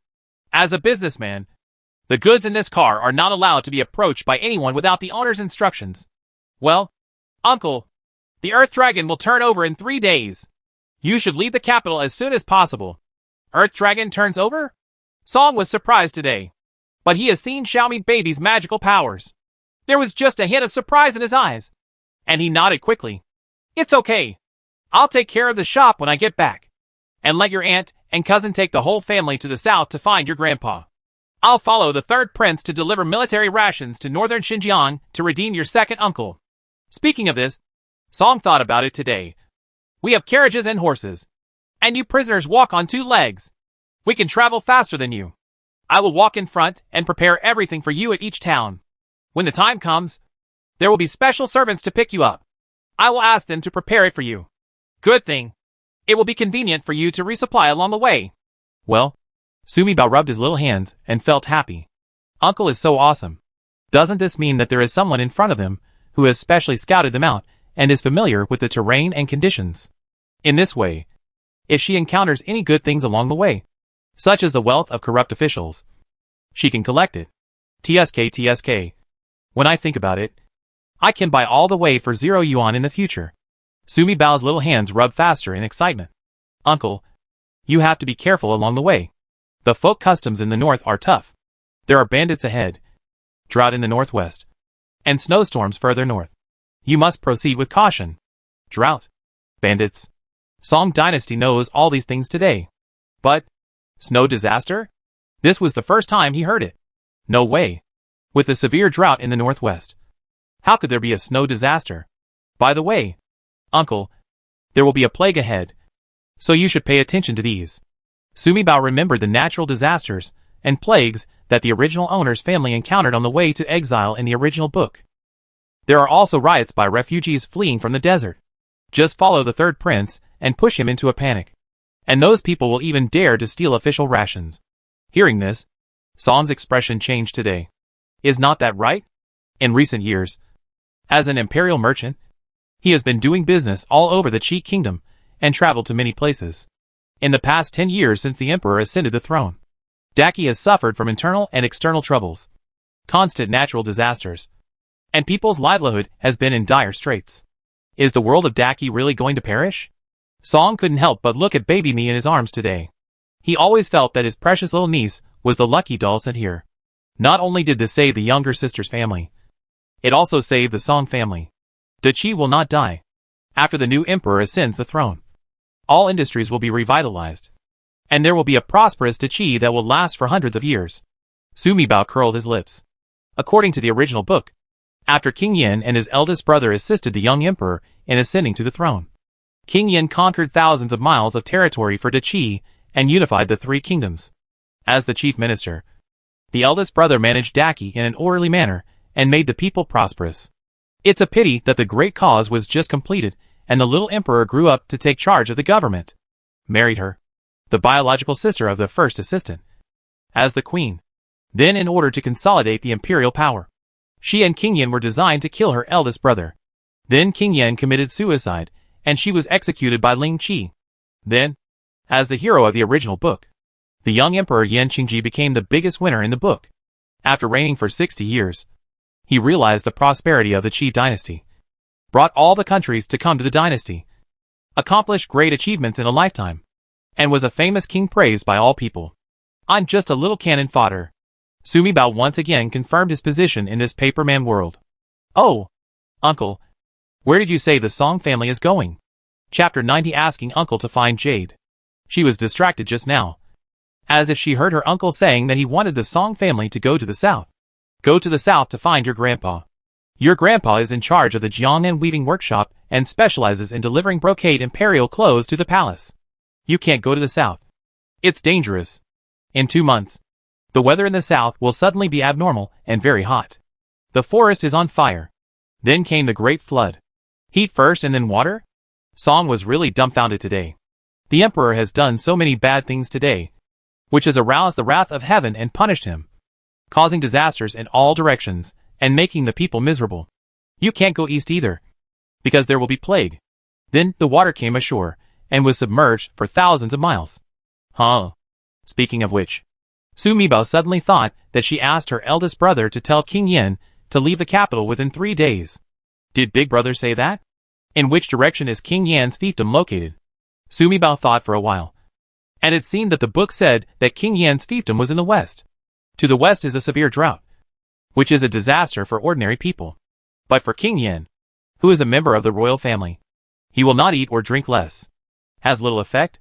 How did our baby me know that her eldest brother pointed out to King Yin that a way out was to ask Shandong to fight the Japanese, which happened to send her to the plague and sea water? Uncle, put Wanshui Chaojin in my hand. Song heard Sumi Bao's thoughts today and quickly took off the little brocade bag and put it into Sumi Bao's soft little hand. The little tip bag disappeared in an instant. Sumi Bao felt like a spring breeze all over his body, and his whole body was warm. There is an indescribable comfort. The little arms and legs are stretched out with endless energy. I feel like I have become stronger again. She really wanted to enter the space immediately to see the changes. But this is really not the right time. Let's wait until we get back in the carriage, and the exile begins before entering the space to take a look. Hurry up. Give us another half hour. Those delivering things and visiting relatives should hurry up. After half an hour, all the people seeing off will have to move away. We will set off on time at noon. From being escorted out of the capital to the Shilling Pavilion at the south gate of the city, I experienced so many things along the way. Most of the morning passed. It would take some time to let relatives see them off, and the formalities for handover of official duties should be completed. It would be almost noon when everything was done, because relatives would probably send some food to see them off here. The prisoner just had lunch here. Therefore, officials generally do not arrange for prisoners to have lunch. As a rule, prisoners from the Daki dynasty set off from Shilling at noon, and had to walk for a whole afternoon and 3 or 4 hours to reach the first post station outside the capital. It's late autumn now, and it gets dark early. If you can't reach the inn at night, you can only sleep in the wild. Uncle, you are out doing business. If you see the Imperial Green Heart again, buy me a few pieces and keep them. Sumabeo thought of this most important matter. If she wants to upgrade her space, she must use more gems. But now apart from the Imperial Green Heart, no other gems have been found to be useful. It is not easy for a little baby like her to find the Imperial Green Heart. Not to mention that she is still on the road to exile. But the eldest uncle is different. He is a businessman from the Song dynasty, and has seen many good things. If you really want something, no matter how rare it is, you should be able to get it. This was the second time today that Song heard his niece talk about the Imperial Green Heart. I was hooked immediately. It turns out that baby me likes the Imperial Green Heart jade. This is easy to do. We have 3 jade shops in the capital. They have all kinds of jade. You can get whichever one you like. He is indeed a rich man. So arrogant. Sumi Bao really likes this generous, careful, and loving uncle. I don't want any other jade now. I just need the Imperial Green Heart. And it is best to be at the same level as Wanshui Chaojin, with excellent water head. Is it possible that his niece eats jade instead of fairy dew? Song frowned today. Their family had a lot of jade.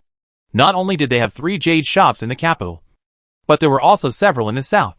They even have a jade mine in the northwest. However, an Imperial Green Heart of Wanshui Chaojin's level is hard to come by. But, no matter how hard it is, We can't let our little niece go hungry. Last time I was doing business in the south, I met a jade merchant from Nanyang. He should have something like this there. I'll contact you, and I'll have someone deliver it to you if you buy it. Song thought today that he would follow the third prince all the way to northern Xinjiang and always have to walk in front of the prisoners. If you get the jade, you can send someone to wait and give it to me. Bao Bao. Baji. Sumi Bao kissed Song Tianjin on the face, and her soft and waxy little breast sounded. My eldest uncle is so awesome. Baby me loves my eldest uncle the most. Song's family was full of boys today, and now he was kissed by this soft and fragrant little niece, and his heart was filled with joy. No. When he comes back from northern Xinjiang, he has to ask Mrs.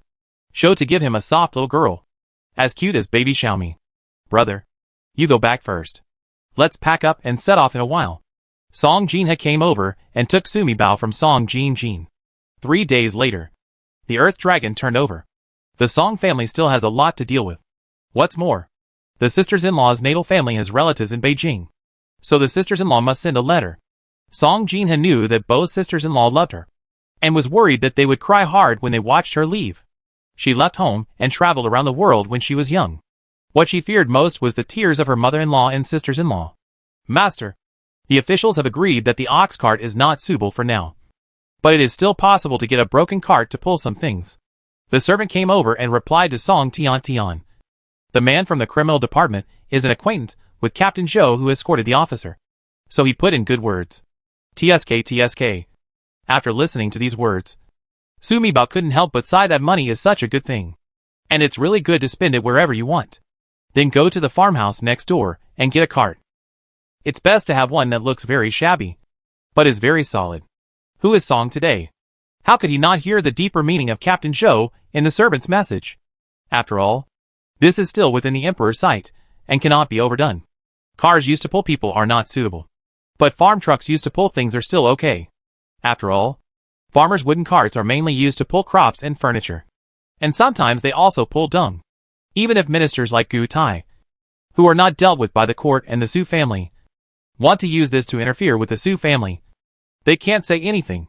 Song had to go to the third prince today, and the Zhou family and Zhang family had to go back to their house to pack their things and notify their relatives. The three of them exchanged some words with Song Jinha and left in a hurry. We don't have much time. We need to eat quickly and bandage the injured people again. After packing our things, it's time for the officials to rush us on our way. Su Qingyi glanced at the officials gathered together for dinner in Shirley Pavilion. It will be time for the official to recheck the number of people, put on the shackles, and tie the rope and set off. Sumi Bao sighed, and then she thought that she had forgotten something very important. She had to get medicine from the space and ask her sister-in-law to treat the wounds of her eldest brother and the injured person. We have to buy some more preparations from the space and pack them for everyone. Otherwise walking half the way would be exhausting. Chapter 91. Good-for-nothing children live long. Song was always careful in his work today. The others were gone, but before he left, he went to visit Zhou Fuan in person. The escort officer was surrounded by many people, all relatives who came to see him off. He asked the officer to take care of his family members along the way. When escorting a prisoner, there are particularities in who should be taken care of along the way, and to what extent. Zhou Fuan couldn't help but arrange everything by himself. So he walked to Chu Mingyang's carriage and discussed the matter with Chu Mingyang. Old Fox Song is cunning. Chu Mingyang waved to Zhou Fuan to get into his carriage and eat with him. Secretary Chu. Su family. Collect the things with peace of mind. Isn't the Song family an imperial merchant? We are official servants. It is natural for the imperial merchants to make offerings to the official family. Chu Mingyang smiled and said, but our Ministry of Justice is a place that pays the most attention to rules and laws. Naturally, everything follows the rules. No one is an exception. Besides, our God of War General is always the most particular about strict military discipline. Who said Chu Mingyang was just a useless playboy? Look, he was also a sinister person. Zhou Fuan didn't say anything anymore, thinking in his mind that the two most influential young men in the capital were said to be at odds with each other. And the rumors were indeed true. There are two major circles of wealthy young men in the capital. One is the dandy circle headed by son Chu Mingyang, the eldest son of the right prime minister. They fight cocks, walk dogs and hang out in flower houses, and get into fights. The other is the practical circle headed by the prince, who strategizes Su Jinbei and is a flying hero on the battlefield. People in these two circles dislike each other. In the past, Chu Mingyang was scolded by his grandfather at home every day. He was a negative example for all the ministers in the capital when educating their children. Because both the prince and King Yin are members of the royal family, ministers naturally dare not mention the names lightly. Therefore, when criticizing the education of one's own children, the most mentioned person is Su Jinbei, the young god of war in Jingguo Gongfu. Anyway, from childhood to adulthood, Chu Mingyang has lived in the shadow of Su Jinbei every day. Chu Mingyang took a bite of the crispy and tender chicken and looked at Zhou Fuan in a happy mood. Zhou Dianjiao, you said that Su Jinbei has such a handsome face. Wouldn't it be a pity if he got beaten up? Secretary of Chu, King Yin asked us to take care of him. Before Zhou Fuan could finish speaking, he was interrupted by Chu Mingyang. Tell me, what's the benefit of this man being too ambitious? The prince is ambitious. The emperor is so jealous that he killed his own son. Yin Shiba is ambitious. Right? He has a dead father and no mother. Su Jinbei is ambitious. Right? Isn't the Duke of Jingguo so powerful that he even cut off his roots? Isn't it good for me to have some food and drink? Look at me. I lead cats and dogs and get into fights. But I live a good life. Tell me, if I were as successful as Su Jinbei, would my grandfather be the only one without me? Do you have to cry to death? What kind of nonsense is this? Zhou Fuan was stunned. This third-generation ancestor was so bold that even the emperor dared to talk about it. If someone listened to it, wouldn't it be a crime of great disrespect? Don't look at me like that. Don't worry. Even if I keep talking nonsense about the 3 great carriages, the emperor will never find trouble with me. Chu Mingyang smiled so evilly. Because the emperor likes me like this. Tell me, if the descendants of the famous families in the capital were like me, how could there be any trouble of confiscating their homes and destroying their families? Zhou Fuan was speechless. He is a military commander and has not read many books. He couldn't refute Chu Mingyang. But somehow, I felt that what he said was quite right. Chu Mingyang didn't intend to listen to Zhou Fuan at all. He took a piece of chicken and stuffed it into his mouth. The good-for-nothing child will live a long life. TSK TSK. This chicken is so delicious. He took another piece and stuffed it into his mouth. Well, this chicken is really good. Tell me, as soon as I left the capital, why did I feel so happy today? After finishing speaking, without waiting for Zhou Fuan to reply, he continued talking to himself. As you know, I have many brothers who follow me around all year round. Now that I have traveled 3,000 miles away from Beijing, I don't have anyone I know to play with. It's quite lonely. I don't like eating alone. Si Wu Chu. Then I will accompany you from now on. Without saying a word, Chu Mingyang's face was directly in front of Zhou Fuan's eyes. I've thought about it. Isn't Su Jinbei an acquaintance? Speaking of which, we have been classmates for 3 years. Chu Mingyang chuckled. I want to have dinner with Su Jinbei from now on. Then this. Zhou Fuan was born as a military general and had 9 generals in his sect. The young general was the god of war of the Qi and his hero in his heart. When Chu Mingyang mentioned this, he felt quite happy. He thought to himself, this is good. Firstly, he lived up to King Yan's trust and took care of Su Jinbei. And secondly, he fulfilled his wishes. But before he finished speaking, a smile suddenly froze on his face when he heard Chu Mingyang's next words. We still have to abide by the rules when classmates are kissing each other. From now on, every time it's time for dinner, you bring Su Jinbei to my place. I eat delicacies from the mountains and seas. And he eats black noodles. Hey, Zhou Fuan. What do you mean? Su Jinbei is praised as being like a god in the sky, which is rare in the world. Will he drool when he sees me eating meat? Tell me, if he asks me to give him a piece of meat, should I give it to him or not? Ha ha ha ha. Well, seeing the beaming expression on Chu Mingyang's face, Zhou Fuan sighed in his heart. Alas, a dandy is a dandy. Look, I really don't understand. The right prime minister has been strategizing throughout his life. Loyal and courageous, he is the minister of criminal law and litigation. And he has been vigorous and resolute. How could he have such a naughty and ignorant child as Chu Siwu? Only he could think of worrying Su Jinbei about eating meat. Childish. Su Jinbei, who was missed by Chu Mingyang, was lying in the carriage at this time. Yenner, thank you for your hard work. Song Jinha handed Sumi Bao to Mrs. Su, who was sitting in the car, looking at Gu Yuyan, who was checking Su Jinbei's wounds in the carriage. Her heart was filled with gratitude and guilt. Mom, please don't say such kind words as a family. Gu Yuyan, didn't show any coziness of a new wife. Mom, we don't have much time. You arrange for people to eat quickly. If you are injured, go into the carriage, and I will check and rebandage them. Jinha. Yinner's right. There are 17 of us, old and young. And there are too many injured. We need to be bandaged and checked quickly. This will stop us on the road. Even good people can't bear it, let alone injured people. Mrs. Sue was worried. And she was afraid that her children would be worried. So she didn't show it on her face. Mom, eldest brother has brought some food. And my husband and the children are eating down below. It's just this one who is injured. Song Jinha became worried when he mentioned this matter. Can she not worry? After coming out of the prison of the Ministry of Punishment, I didn't think it was a big deal if I was too nervous when I was escaping. Now stop. She looked at the large family, old and young, with so many injuries, and her heart became tight. Second sister-in-law. I'm fine. I'll get off the car and walk in a while. Let my sister-in-law and mother sit in the car.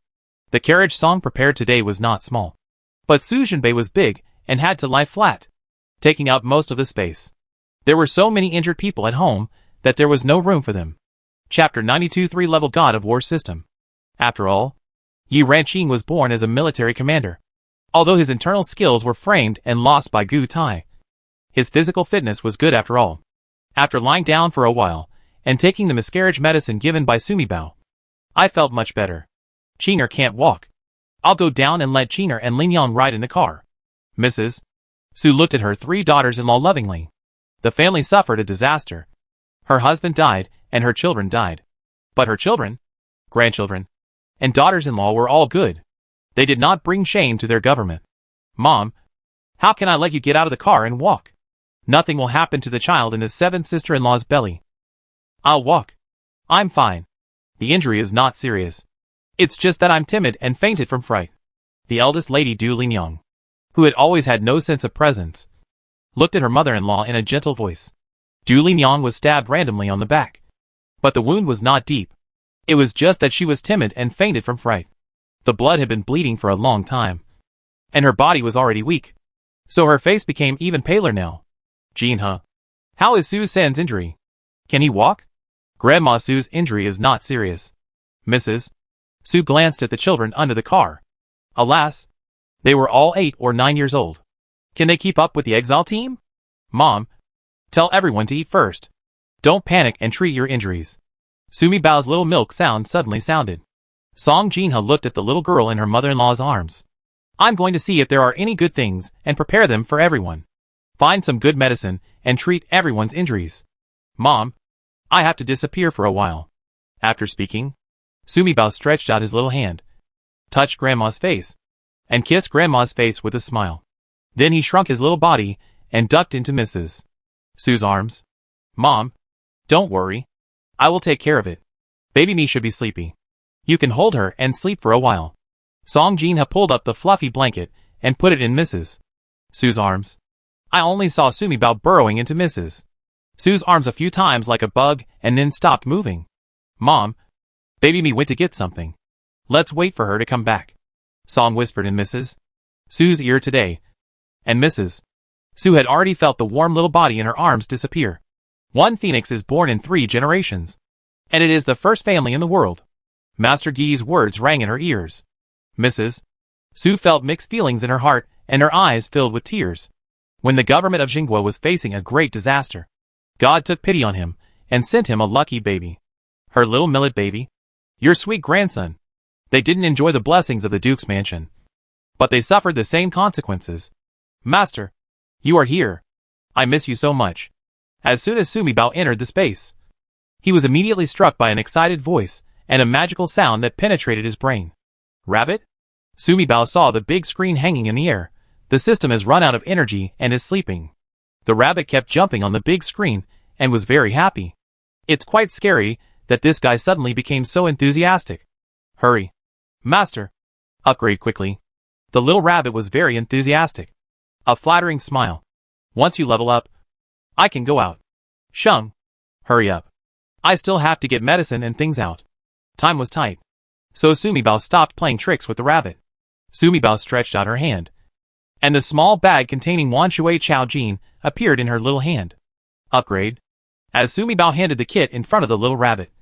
A flash of light flashed into space, and a furry thing suddenly jumped into her arms. Huh. I'm not a kid anymore. Sumibao was shocked to find that her body instantly transformed into its original adult appearance as the system was upgraded. The little rabbit in her arms also changed. How can I put it? It just became a little twitchy. Its three-petal mouth was bright red, and the white fur all over its body was shining pink. TSK. No matter how you look at it, it looks like a foxy little rabbit. You seem to have grown up? Sumibao thought of something, stretched out his hand to touch it, and couldn't help but smile. Rabbit, I can find you a male rabbit to give birth to cubs. Master, you are so evil. The little rabbit narrowed his eyes and pouted his little mouth, looking like a little woman acting coquettishly. Oh my god. Sumibao stretched out her hand to touch her forehead. She was a stray girl, but she actually had a little pet that smelled like a fox. I wonder if my best friend Qin Xiaoyu would laugh to death after seeing this combination.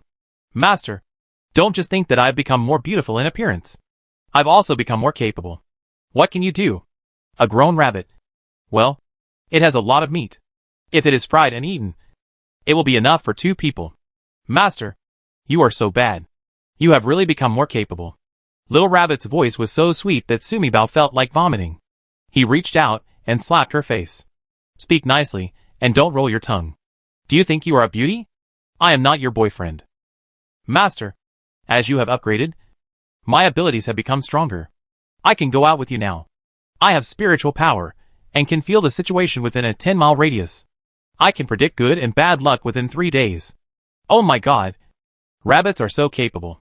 This is totally a magic stick rabbit. Why have I become bigger?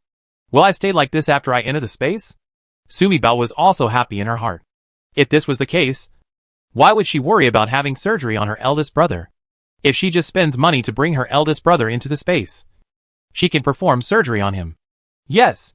The corners of Sumibao's lips raised crazily. He didn't expect the surprise to come so quickly and so violently. But there's a time limit. It's only half an hour. The smile froze at the corner of her mouth. Well, she was still hasty. Think of the system too kindly. Stop talking. Once and for all. I don't have that much time.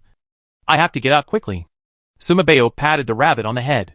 Wanjue Chaojin has 5,000 points. And the system has been upgraded to 2 levels in a row. Congratulations to the host. You are now at level 3. Rabbit saw Sumibao's unhappy face and quickly continued. The space becomes 3 times larger, and a negative floor appears below the 3rd floor of the building. The host enters the space and becomes its original body, which lasts for half an hour. This rabbit's housekeeper ability has been upgraded and can automatically and instantly manage the classified space materials. This rabbit has awakened the 3rd level of mental power. Sumibao frowned. Why did it sound like all the benefits of her upgrade were on this stinky rabbit? The host originally had 300 points left, and owed 5,000 points to unlock the permanent teleportation ability. It took 10 minutes to return to the original body, and 1,000 points were owed. Now the host owes a total of 5,700 points. Sumibao slapped the rabbit on the face. Isn't Wanjue Chaojin 5,000 points? Why do I still owe the system 5,000 points? Isn't it a loan shark that rolls around like a donkey? Rabbit chuckled. Master, why don't you hit someone in the face? She's still a woman, so you can't hit her in the face. If she's broken, it won't be easy to find her little brother. Seeing Sumibao raise his hand again, Rabbit suddenly became more serious. Wanjue Chaojin has 5,000 points. Master, if you use this to pay off the debt directly, not only will you not be able to upgrade, but you will also owe the system 700 points. Now you can't do anything? The rabbit glanced at Sumibao carefully again. There are not many opportunities to upgrade 2 levels in a row. Master, you have upgraded, and the space has become larger. My abilities have also become stronger. I can teleport back to the Imperial City with you to find Qianshan Yusukata. You use those 5,000 points to pay off the debt. By the way, let's do a big sweep in the Imperial City. Think about it. Isn't this more cost-effective than using Wanjue Chaojin to pay off the debt? Alright. Sumibao had to admit that Stinky Rabbit was right. She was tempted. Return to the capital for a sweep. Into the palace. And buy for 0 yuan. Hee hee. I get excited just thinking about it. Chapter 93 Is the little brother rescued? Gulu. Sumibao's stomach made a sound. Alas. As a little baby? She only drank some milk throughout the day. Oh, I'm so greedy. I want to eat a big feast. Sumibao really misses the feeling of eating a big banquet right now. There is meat everywhere to satisfy his craving. It's a pity that she is just a little baby. How long will it take for her to grow up to eat meat? Master, you want to have a big banquet. Sit down and serve. Rabbit stretched out his hand. And a set of antique tables and chairs appeared in the open space in front of Sumibao. There was a table full of seats. Steaming hot. Steamed crab. Charcoal grilled venison. Hibiscus chicken slices. Soy sauce pork knuckle. Huh? This is? Sumibao opened her eyes wide. Isn't this her eldest brother's wedding banquet? Wow.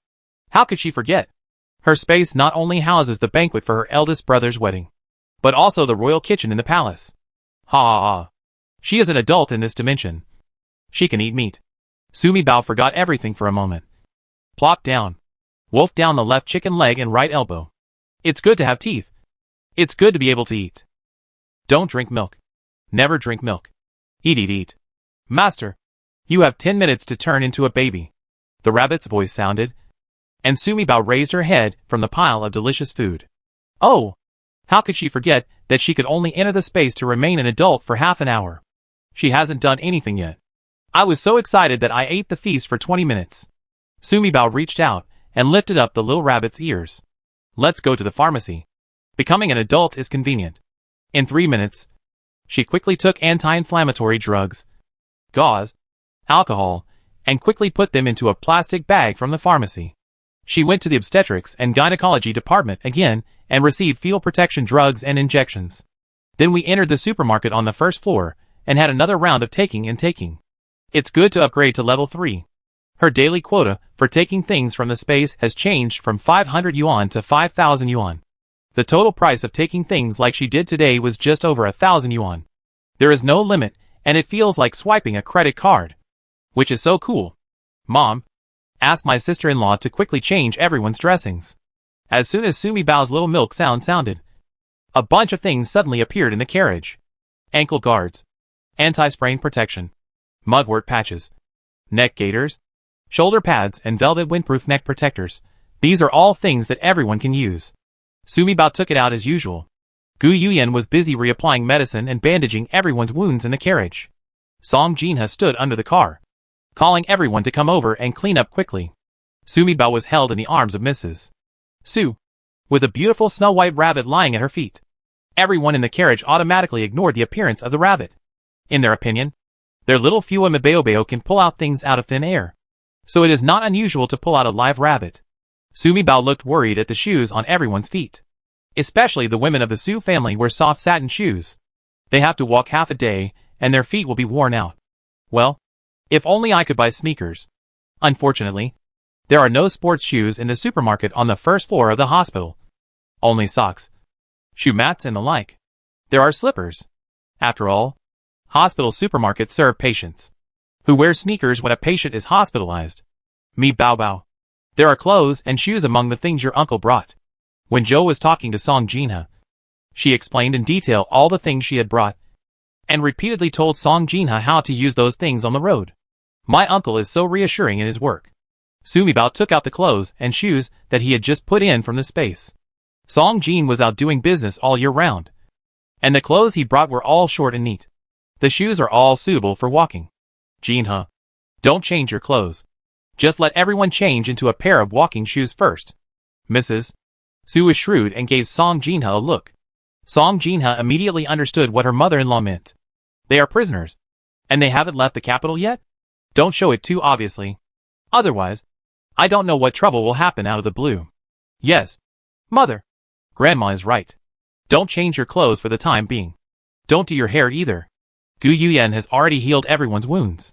She was worried about her brother, so she got out of the car and looked around. She had obviously made an appointment with Qiu Ling. After Qiu Ling rescued her brother, she would come to Shiliting today to talk to her. He was about to leave. Qiu Ling hadn't shown up yet. Gu Yuyan's heart felt like it was soaked in ice water, feeling cold and painful. But it was hard for her to tell the Su family about this. The Su family was in trouble at this time. She told her about her younger brother, and the Su family couldn't help her, which only added to everyone's troubles. Gu Yuyan looked around and frowned. She discovered something disturbing. Several groups of exiled prisoners will now be gathered. It looked like there were about 500 or 600 people. But the prisoners were clearly divided into two groups. The more than 200 prisoners on the left side of the road were all young criminals. They had no relatives to see them off. They were sitting slumped aside, with unkempt hair and dirty clothes. And bloody clothes. It was the evil prisoner from Zhao prison, who was brought here by her father. There were 300 to 400 prisoners on the right side of the road. Men, women and children. There were relatives who saw them off. At this time, everyone was saying goodbye to their relatives, eating the food sent by their relatives. And some people changed into the clothes sent by their relatives. People from Taifu's mansion, East Palace, and some implicated civil and military ministers. The female relatives of these families have tender skin and tender flesh. They have just been exiled and have not experienced life yet. All of them are like delicate flowers in a greenhouse. Especially the ladies and ladies from those families. They were all stripped of their coats, only wearing their inner clothes, and their faces were white. After another night in jail, they revealed a broken beauty. He appears weak and can be bullied everywhere. The prisoner in Zhao prison looked at the men, women, old and young prisoners on the right, and looked at the food and clothes of the prisoners opposite, especially the young women, with an evil light in his eyes. I wish I could pounce on them right away and eat those women alive along with the food. Yinner's right. Let's eat quickly. Only when you have a full meal will you be energetic on the road. Song Jinha was a woman and a mother. Following Gu Yuan's gaze, she saw the group of young criminals and recognized them as the prisoners from Zhao prison who were brought out by Gu Tai. Startled, if they changed their clothes and cleaned up their heads and faces at this time, would they be inviting disaster to their families? Song Jinha was a man of action. He immediately walked over and tore off the clothes of the women at home. Not only did he not allow the dirt on their faces to be wiped off, he also wiped them even dirtier. Song brought food when he came today, so there is no need for Sumi Bao to get it from the space now. Everyone ate quickly. Miss. A rough old man walked through the crowd, approached Gu Yuan, and called her miss in a low voice. Uncle Chiu, has my little brother been rescued? Where is Aunt Lu? Is everything okay? Is Chiolong not injured? Gu Yuan quickly stepped forward and looked at Xiao Bo nervously. Xiao Bo is Chiolong's father. He used to be a hunter in his hometown. After getting injured while hunting in the mountains, he can no longer do heavy work. Chiolong and Hua Fan are the assistants Lu Wenxiu trained for his daughter Gu Yuan. They are obviously maids. But in fact Chiolong is also a dead soldier and secret guard. Xiao Bo took the job of pouring night fragrance and rented a shabby yard near the suburbs with his young son Xiao Shu. Because Chiolong is a secret guard, he cannot interact with his family openly. So the people in the Gu family didn't know that Chiolong still had family members. Otherwise, Chiolong would not dare to ask her father to deliver a message to the young lady today. Chapter 94. Set a fire in Gu Mansion. Miss, I came early. I didn't dare to come over just now. I was afraid that Master Gu would see me and become suspicious. Xiao Bo quickly handed the package on his back to Gu Yuan. Miss, Grandma Lu has prepared some things for you. Leonard has rescued the young master. The young master is weak and Grandma Lu is injured. I have arranged them all in my house for the time being. I rented them. The small courtyard is poor and on the edge of the city, next to the vegetable field and Yixiang Pond. Normally no one would go there. Chiolong and Xiao Shu are taking care of it now. So don't worry. Xiao Bo's face turned ugly when he mentioned this. Mama Lu asked me to tell the young lady that as soon as the young lady married into the Jinghua Palace, she buried some of the most important things in the house in the backyard garden. The other things were moved away by Mrs. Tai Wei. Xiao Bo thought about Nani Lu and said, that Mrs. Tai Wei is really a very ugly woman. She swallowed all the betrothal gifts sent by the Jinghua Duke's government, and the things she gave as a dowry to the young lady were all unworthy. As soon as the lady left, everything in the courtyard was moved away. To use Grandma Lu's original words, only one bed was left to move. Mother Lu is injured? Is Fomer also injured? Xiao Bo hesitated, and Lu told him not to talk to the eldest lady about this matter. The eldest lady was already suffering enough in exile, and he couldn't let her worry anymore. Uncle Chiu, tell me. You can't hide this from me. You can't listen to Mother Lu. She is worried about me. I'm fine. Xiao Bo nodded. Although he could understand Grandma Lu's love for the eldest lady, it was really hard to hide this from the eldest lady. Linger said that when she entered the house, the young master was being fed medicine. She knocked out the two women. She rescued the young master and rescued the tied-up Mother Lu from the purple room. Mother Lu, it hurts badly. Did Fomer drink the medicine? Gu Yuan's heart was in doubt, and she had an unknown feeling. Lunger went a little late, so the young master still drank some. However, the young master is smart and refused to swallow it, so he was not poisoned. It was just that his throat was poisoned. Your throat is broken? Can't you speak? Gu Yuan's voice changed. I don't know either. My place is remote, and there are no good doctors. Lunger doesn't dare to let me go to a doctor. Even Grandma Lu won't let Lunger go to a doctor to treat her. Gu Yuan was extremely anxious when she heard this. This is how to do. They are about to be exiled and on the road. When Lunger left, he set fire to the Taiwei's mansion. When did Qiuling rescue the people? And when did he set the fire? Gu Yuan felt a little strange. I heard from my mother-in-law that her father's hair and beard were burned in the palace last night. When her father came to the criminal department early this morning, she saw that her father had fake hair and beard stained with it. Looking at the technique, it should be Lu Mainyang's method. Lu Mainyang has stayed in the flower house for many years and has many shady tricks. When Qiuling rescued people, she counted the time and realized that her father should be in the palace. That Qiuling set the fire. Her father should investigate later. Why? This morning, her father's condition didn't look like something was going on at home. Lunger rescued the young master first. He knocked the two nuns unconscious and threw them into the cupboard in the house. Xiaobo said, after the young master was rescued, we couldn't call a doctor. Xiaoshu read the recipe in the book. So I dug some medicinal materials in the vegetable garden and the hillside. After boiling, I induced vomiting and detoxified him. When the young master woke up, even though it was temporarily speechless, the young master was smart and wrote to Qioshu that Leng Er was locked up in the woodshed. It was almost dawn when Leng Er went back to rescue her. Xiaobo was very worried. I can't find anyone in the Taiwei's mansion for a while. But it won't take long. As soon as Mr. Taiwei comes back to the house, you know the methods of those in Shao prison. Maybe you will be able to find clues soon. By then, my hospital will not be able to find anyone. Safety. Gu Yuan nodded. She knew that Qiubo was right. No one in the Taiwei mansion knew about the relationship between Qiulong and Qiubo. But what does her father Gu Tai do for a living? He has a group of Xiaowei under his command. Tracking the murderer thousands of miles away can solve major crimes.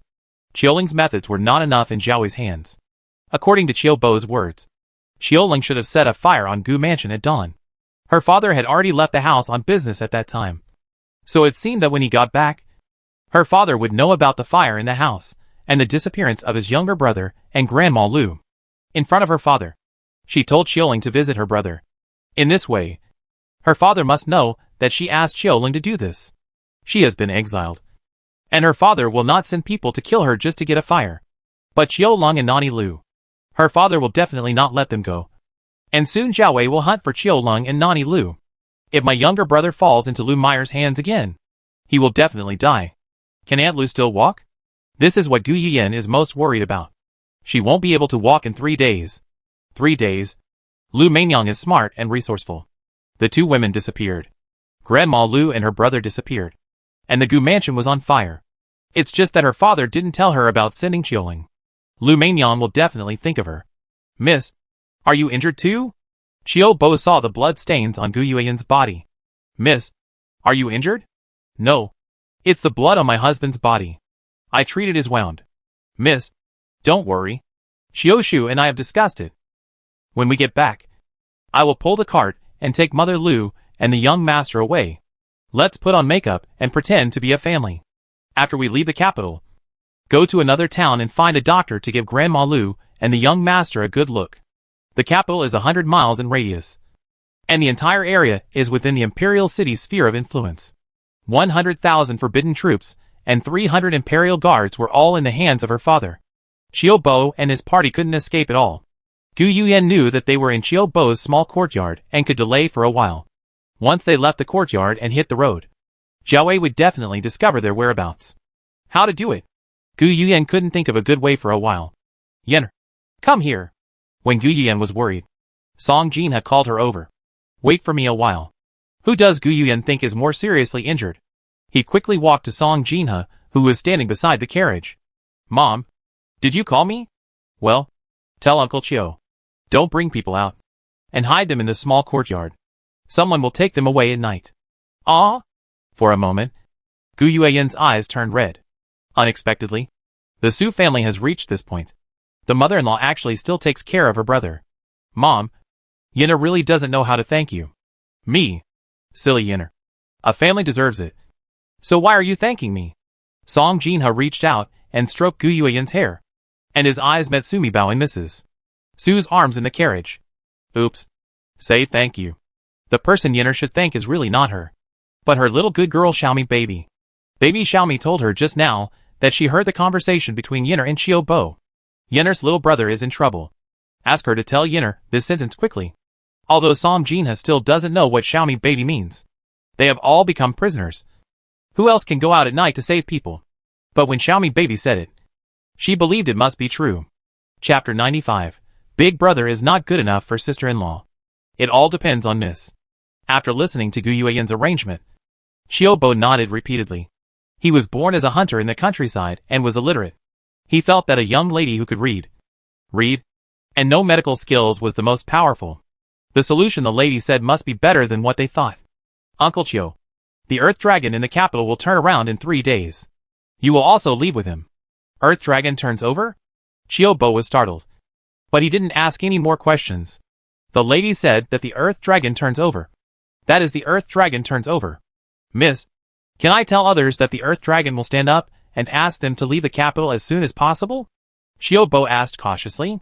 After all, it was related to the safety of the young lady and the young master, and he did not dare to speak lightly. However, if the Earth Dragon turns over, it will kill someone. The thought of a widow dragging a stupid 16-year-old son next door to Auntie Hua makes the Earth Dragon turn over, and she will definitely not be able to escape.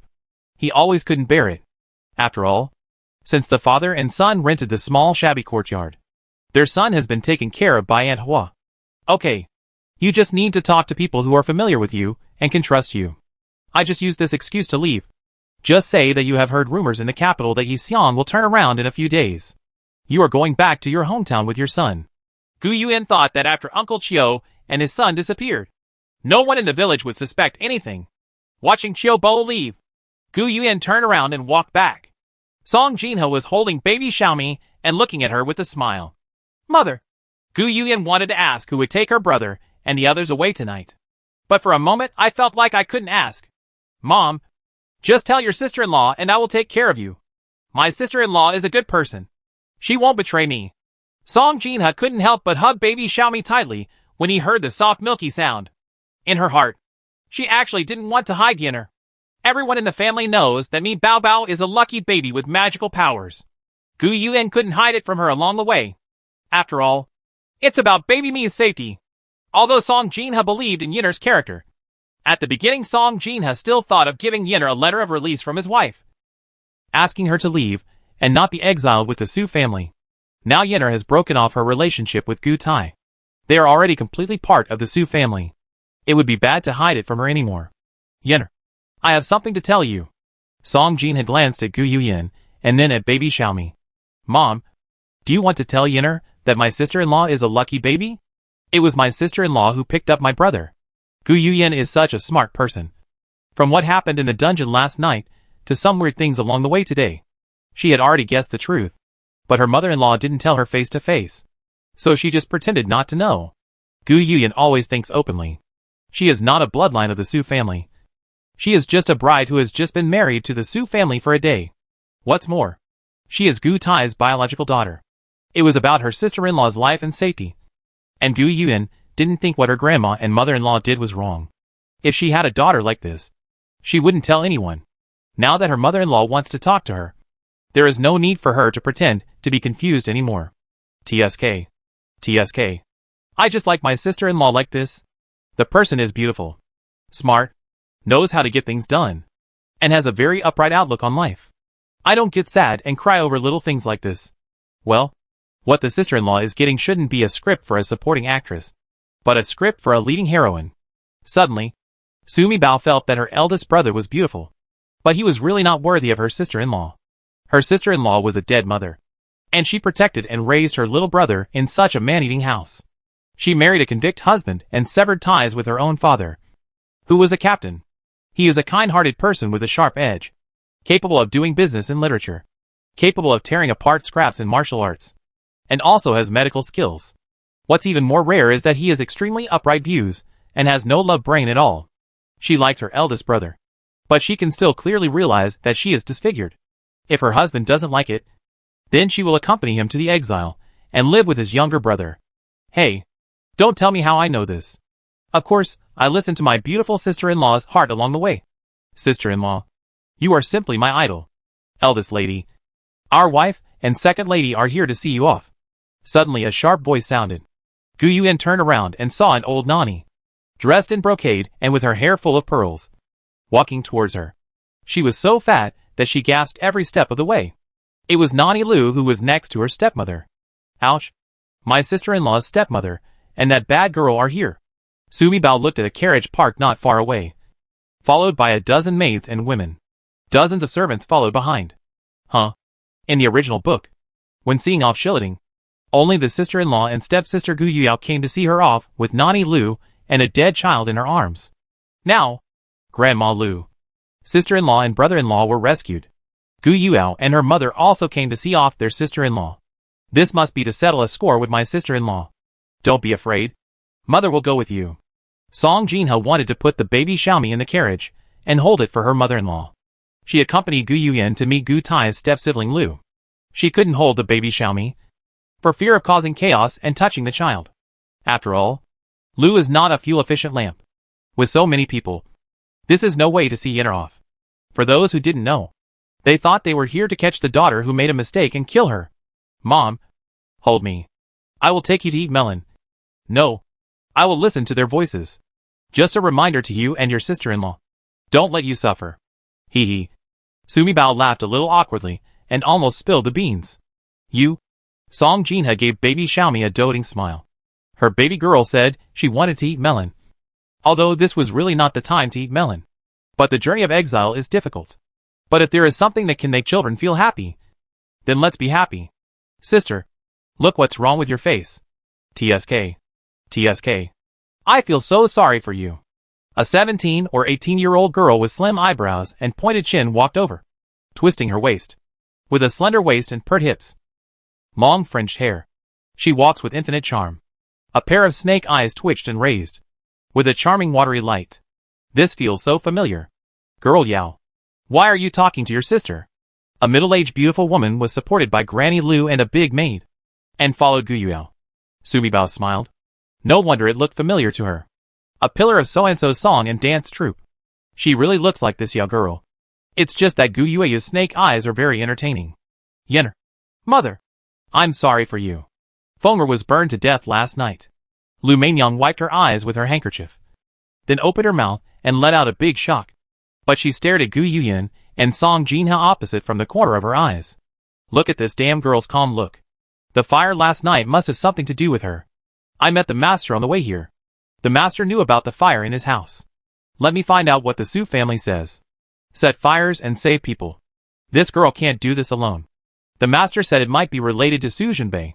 If it was really Su Jinbei's dead shadow guard who did it, this dead girl would be quite popular with men.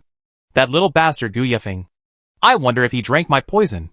Chapter 96. Lu Meyer and her daughter came to say okay. Ah, Big Brother also has a shadow guard? Mom, is it true? Sumi Bao is broken. If the eldest brother had a shadow guard outside, it would be easier to deal with the exile. The biggest problem for their family now is not a lack of food, clothing, medicine, or money, but a lack of people, and a lack of men who can do the work. Well, your brother has 3 personal shadow guards. Su San, Su Lu, and Su Jiao. Each of them has 10 dead soldiers. In front of outsiders, Song Jinha spoke to Xiaomi baby with his heart. Marvelous. Sumi Bao's little eyes lit up.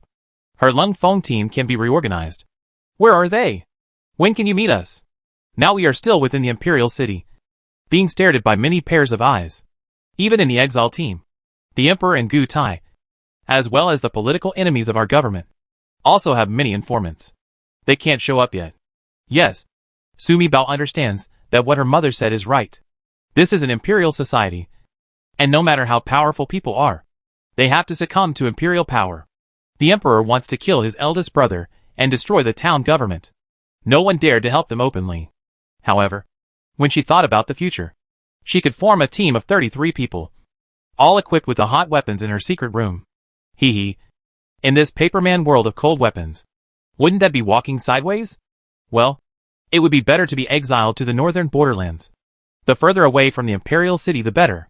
It's best to be in a zone where a few countries don't care about others. She has money, food, and weapons, and she can build her own kingdom there when the time comes. Live a happy life with the whole family. What kind of role does it take to be the duke of the country? What kind of general is it? Wouldn't it be nice to be the king of one's own family? What did you say? Fomer him. Gu Yuyan took a step back, covering her mouth in disbelief, and tears quickly filled her eyes. It's impossible. You clearly promised me, after I marry into the Jingwa Duke's mansion, you will take good care of the Feng? How could he die? He is so young? Who would want to kill him? Gu Yuyan took a step forward, her tearful eyes flashing fiercely. You couldn't have set fire to Fomer, right? If Fomer dies, everything in the Taiwanese mansion belongs to your son. Why are you so cruel? Fomer is only 4 years old. TSK. TSK. When it comes to house fighting, the person I admire the most is my sister-in-law.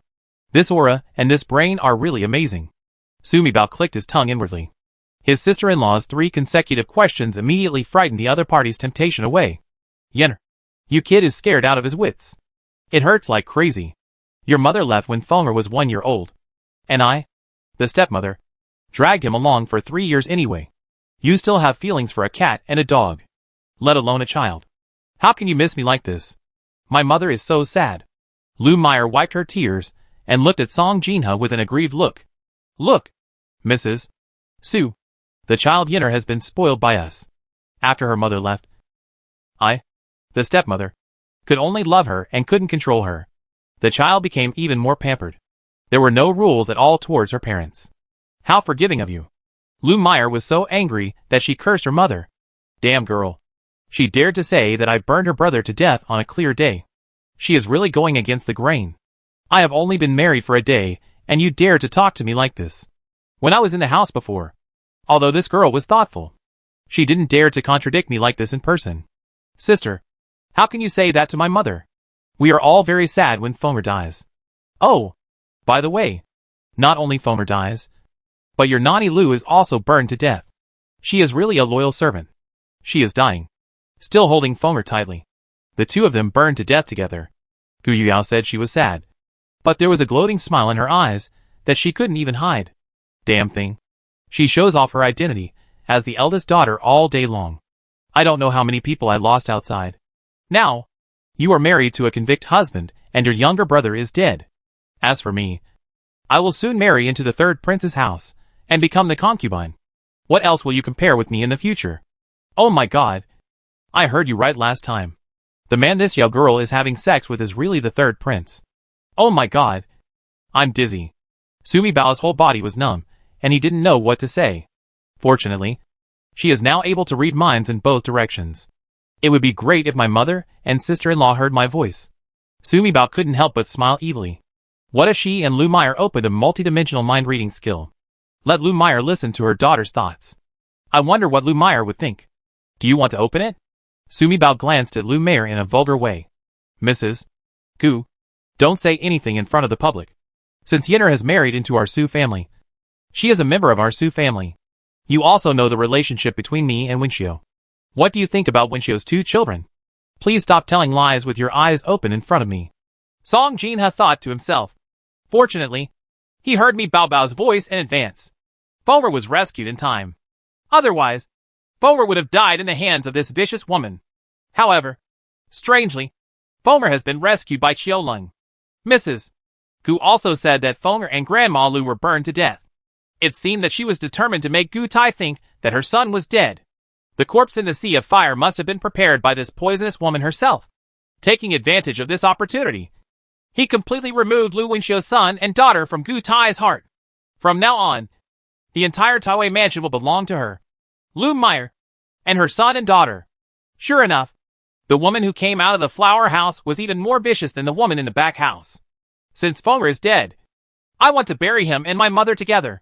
Gu Yuyan did the whole thing. She stared at Lu Meyer with an expression of extreme hatred. Don't think that because I have become an exiled criminal woman, I can't do anything to you. Lumaire, if I come back one day, I will definitely not let you go.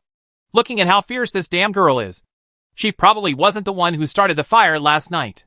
However, if she hadn't released it, who else would have thought of saving a 4-year-old Guyafeng? And Grandma Lu. If it weren't for this girl, it would be impossible for anyone to save an old grandma.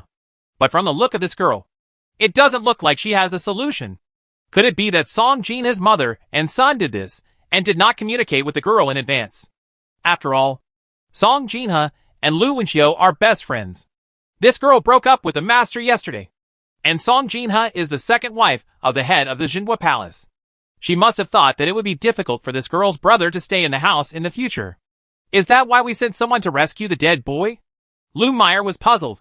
If it was really Song Jinha and his son who did it, it means that Su Jinbei is connected with his secret guards.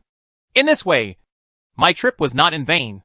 After all, I found this useful clue for the master. Since Song Jinha rescued that damn boy, why did he hide it from this girl?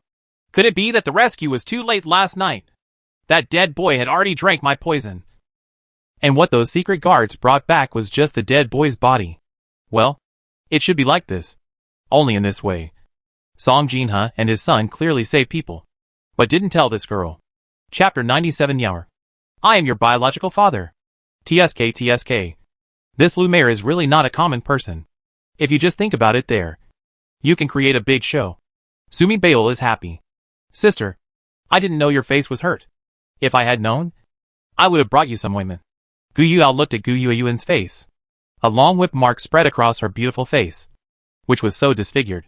It really hurts me. Who hit this? How could you hit a woman in the face? You obviously want your sister's life? Gu Yue's heart was filled with joy. Bitch woman. Not only became an exile, but also had her face disfigured. Tell you to play harsh again.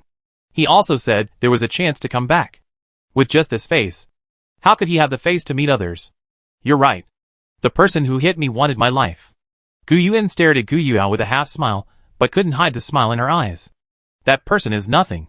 Sister, what do you think of him as a short-sighted official? If you lose your temper with Dad again and break off the relationship, then you are also Dad's biological daughter. What kind of daring guy dares to do this to us? The daughter of the Gu family. Isn't this a slap in the face of our father? Sister, tell me. Sister, I will go find the official to vent my anger on my sister's behalf. I was thinking, what kind of official job is this? It really makes me happy. I have to go find him and tell him again that he will treat this bitch Gu Yan well on the way. It doesn't matter if her face blooms. I want her to bloom all over her body. Preferably under all the officials. TSK. She really deserves to be Lumaire's daughter. Listening to her inner voice. An official lady of this age really can't think of such a damaging move. Su Mibao had just given a bad review to Gu Yuyao. A bad girl. When he immediately heard Lumaire's thoughts again. Humph. Why did this blind guy break this girl's face? This girl is so pretty. There were so many officials and evil prisoners along the way. If her face wasn't bad, how many people would be worried about this girl's face and figure? Damn girl. She talks about my origin in front of the master in different ways every day. And she always insinuates that my Yaoer looks like me. Along the way, let those disgusting criminals come to you. Let's see how high-minded you can go. Oh my God. You are worthy of being a mother-in-law. Listen to the voices of these two people. How vicious they are. My sister is right. The person who smashed my face is indeed not a thing. Gu Yuan took a step forward.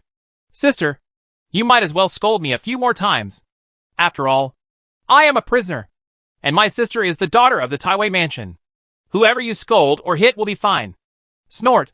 Gu Yuyao couldn't help but smile proudly. This bitch must rely on me someday. Gu Yuyan was a prisoner. If she dared to scold any official, it would be strange if the official didn't skin her. It's different for me. Now I am the only concubine in the Taiwei mansion. Not to mention beating and scolding any official. Even if he killed that official, her father's method was a direct solution. Sister, don't be afraid. My sister goes to find him. I want Grandma to scold him for being the 18th generation of his ancestors to vent my sister's anger. Then I'll let Grandma kill him to vent my sister's anger. Okay? Okay. Of course. I'm just afraid that my sister won't agree. Who is the one who doesn't have eyesight? Sister points it out. And she will ask Grandma to kill him. Oh, sister, you really look like the direct daughter of a Taiwei mansion with your whole body. It's like killing him. It's unique to your father's aura. Damn girl. Even now, she is still entertaining her daughter. Who is Lu Meyer? She has already heard something wrong in Gu Yueyan's words. Helplessly, Gu Yuyao was already flattered by Gu Yueyan's words about her demeanor as the legitimate daughter of the Taiwei's mansion and her father's aura, which made her feel extremely comfortable. Who is it? Sister, please tell me. Gu Yueyan took another step forward, her face almost touching Gu Yueyao's face. That person who is not a thing is called Gu Tai. Gu Tai? Gu Yuyao was in a daze for a moment. Then suddenly her eyes widened. Gu Yueyan, you have been playing with me from the beginning to the end. Only then did she fully react. Why am I playing tricks on you? It was clearly you who said that the person who hit me wanted my life. He was not a thing. Didn't these words come from you? You want to kill him to vent my anger. Is this what you said? How could Daddy kill you? How could Daddy slap you in the face? Daddy? Gu Yuyao suddenly stopped and watched Gu Yueyan's face change again, and finally smiled again. I forgot that my sister and my father have broken off their relationship. You are no longer my father's daughter. Gu Yuyao laughed wildly in her heart. Great. I am the only legitimate daughter of the Gu family. All the glory of the Gu family from now on will be mine. My father is the emperor's favorite, and I am the only legitimate daughter of the Gu family. So I happen to be married to the third prince as his concubine. Then I will give birth to another son. Hee. Gu Yueyan, you will never be able to compare with me. After 3 years in the government, this was the most comfortable time for Gu Yuyao. She didn't care at all about Gu Yueyan's cynicism towards her. Gu Yueyan lost everything. Even the brother she cared about most died. She is crazy. How can I, the legitimate daughter of the Taiwei mansion, argue with a madman? Gu Yuyao straightened her hair, as if she had become the third prince's concubine at this moment. Mayor, is that you? Suddenly a middle-aged man's voice sounded. Before anyone could react, a middle-aged male prisoner stumbled over and rushed to Lu Meyer's side, knocking Mother Lu away. Lu Meyer, mother and daughter, wanted to say those sarcastic words in order to better take care of Gu Yueyan and the Su family. They don't want the servants to listen and affect their reputation. So the mother and daughter were only accompanied by 2 little girls and Aunt Lu. The servants and attendants were waiting at a distance. Mayor, Lu Mayor, it's really you. Are you really in the capital? You don't know that I have been looking for you for many years. Over the years, you have been raising a child by yourself. Where and what do you live on? When I close my eyes and think about this, my heart bleeds. I didn't expect to see you here. Is this our daughter? Ah! What kind of big melon is this? Sumi Bao, Song Jinhe, and Gu Yueyan were all dumbfounded. Is the middle-aged male prisoner Lu Meyer's man? He also has a daughter with Lu Meyer. Couldn't it be Gu Yuyao? Go away. Who are you? How dare you be rude to the Taiwei's wife? Gu Yuyao was young after all. How could she see someone being so rude to her mother? A despicable criminal prisoner dared to pull her mother's sleeves. Don't want to die? Daughter, I am your father. Didn't your mother tell you? Also, when I left, I didn't know that your mother was pregnant with you. When I went back to find your mother's little sister said, your mother was kidnapped. She is already 6 months pregnant. I regret it. Why didn't I go back to find you 2 earlier? This mistake has separated our family for 18 years. The guilty man cried uncontrollably. Chapter 98. Kill him quickly. Zhang Zui. Where did this madman come from? Even if you become a criminal, you can't just recognize your relatives randomly when you see others seeing off their relatives. Lu Meyer's face changed, and she hurriedly called Aunt Lu beside her to fight the man away. Oh my God! Why is this man here? Terrible. Mayor, I know you must hate me. Hate me for leaving without saying goodbye. I really didn't mean it. I have official duties, and my master has to go back to Beijing for something. So I have to leave with him. I know I was wrong. I shouldn't lie to you. But I really like you. I originally thought that after I sent my master back to Beijing, I would go back to pick you up after discussing your affairs with my parents. I refuse to accept your origin. The middle-aged prisoner man cried with snot and tears all over his face. 3 days after I returned to Beijing, my master sent me to work in northern Xinjiang. I didn't know that it was my parents who begged my master to send me out on business. I am a son of the Taifu family, and my master sent me to do things, so I had to go. Mayor, I really haven't forgotten you. When I went to northern Xinjiang, I asked the caravan going south to send you some money and a letter. I wanted to come back from northern Xinjiang. No matter how my parents objected. I will pick you up. Damn. This man is really that bitch from Wang Jiaxing. What to do? Lu Meyer glanced at Gu Yueyao in panic. Mom, I'm eating a big melon. This man is Lu Meyer's old friend. He is also Gu Yueya's biological father. Sumi Bao quickly complained about this shocking thing to his mother. Song Jinha couldn't help but feel happy when he heard this. Gu Tai is so funny. He cuckolded the emperor. As a result, a green prairie grew above his head. Originally, Lu Meyer came from a flower house. So it was normal for her to cuckold Gu Tai. But after all, that was all in the past.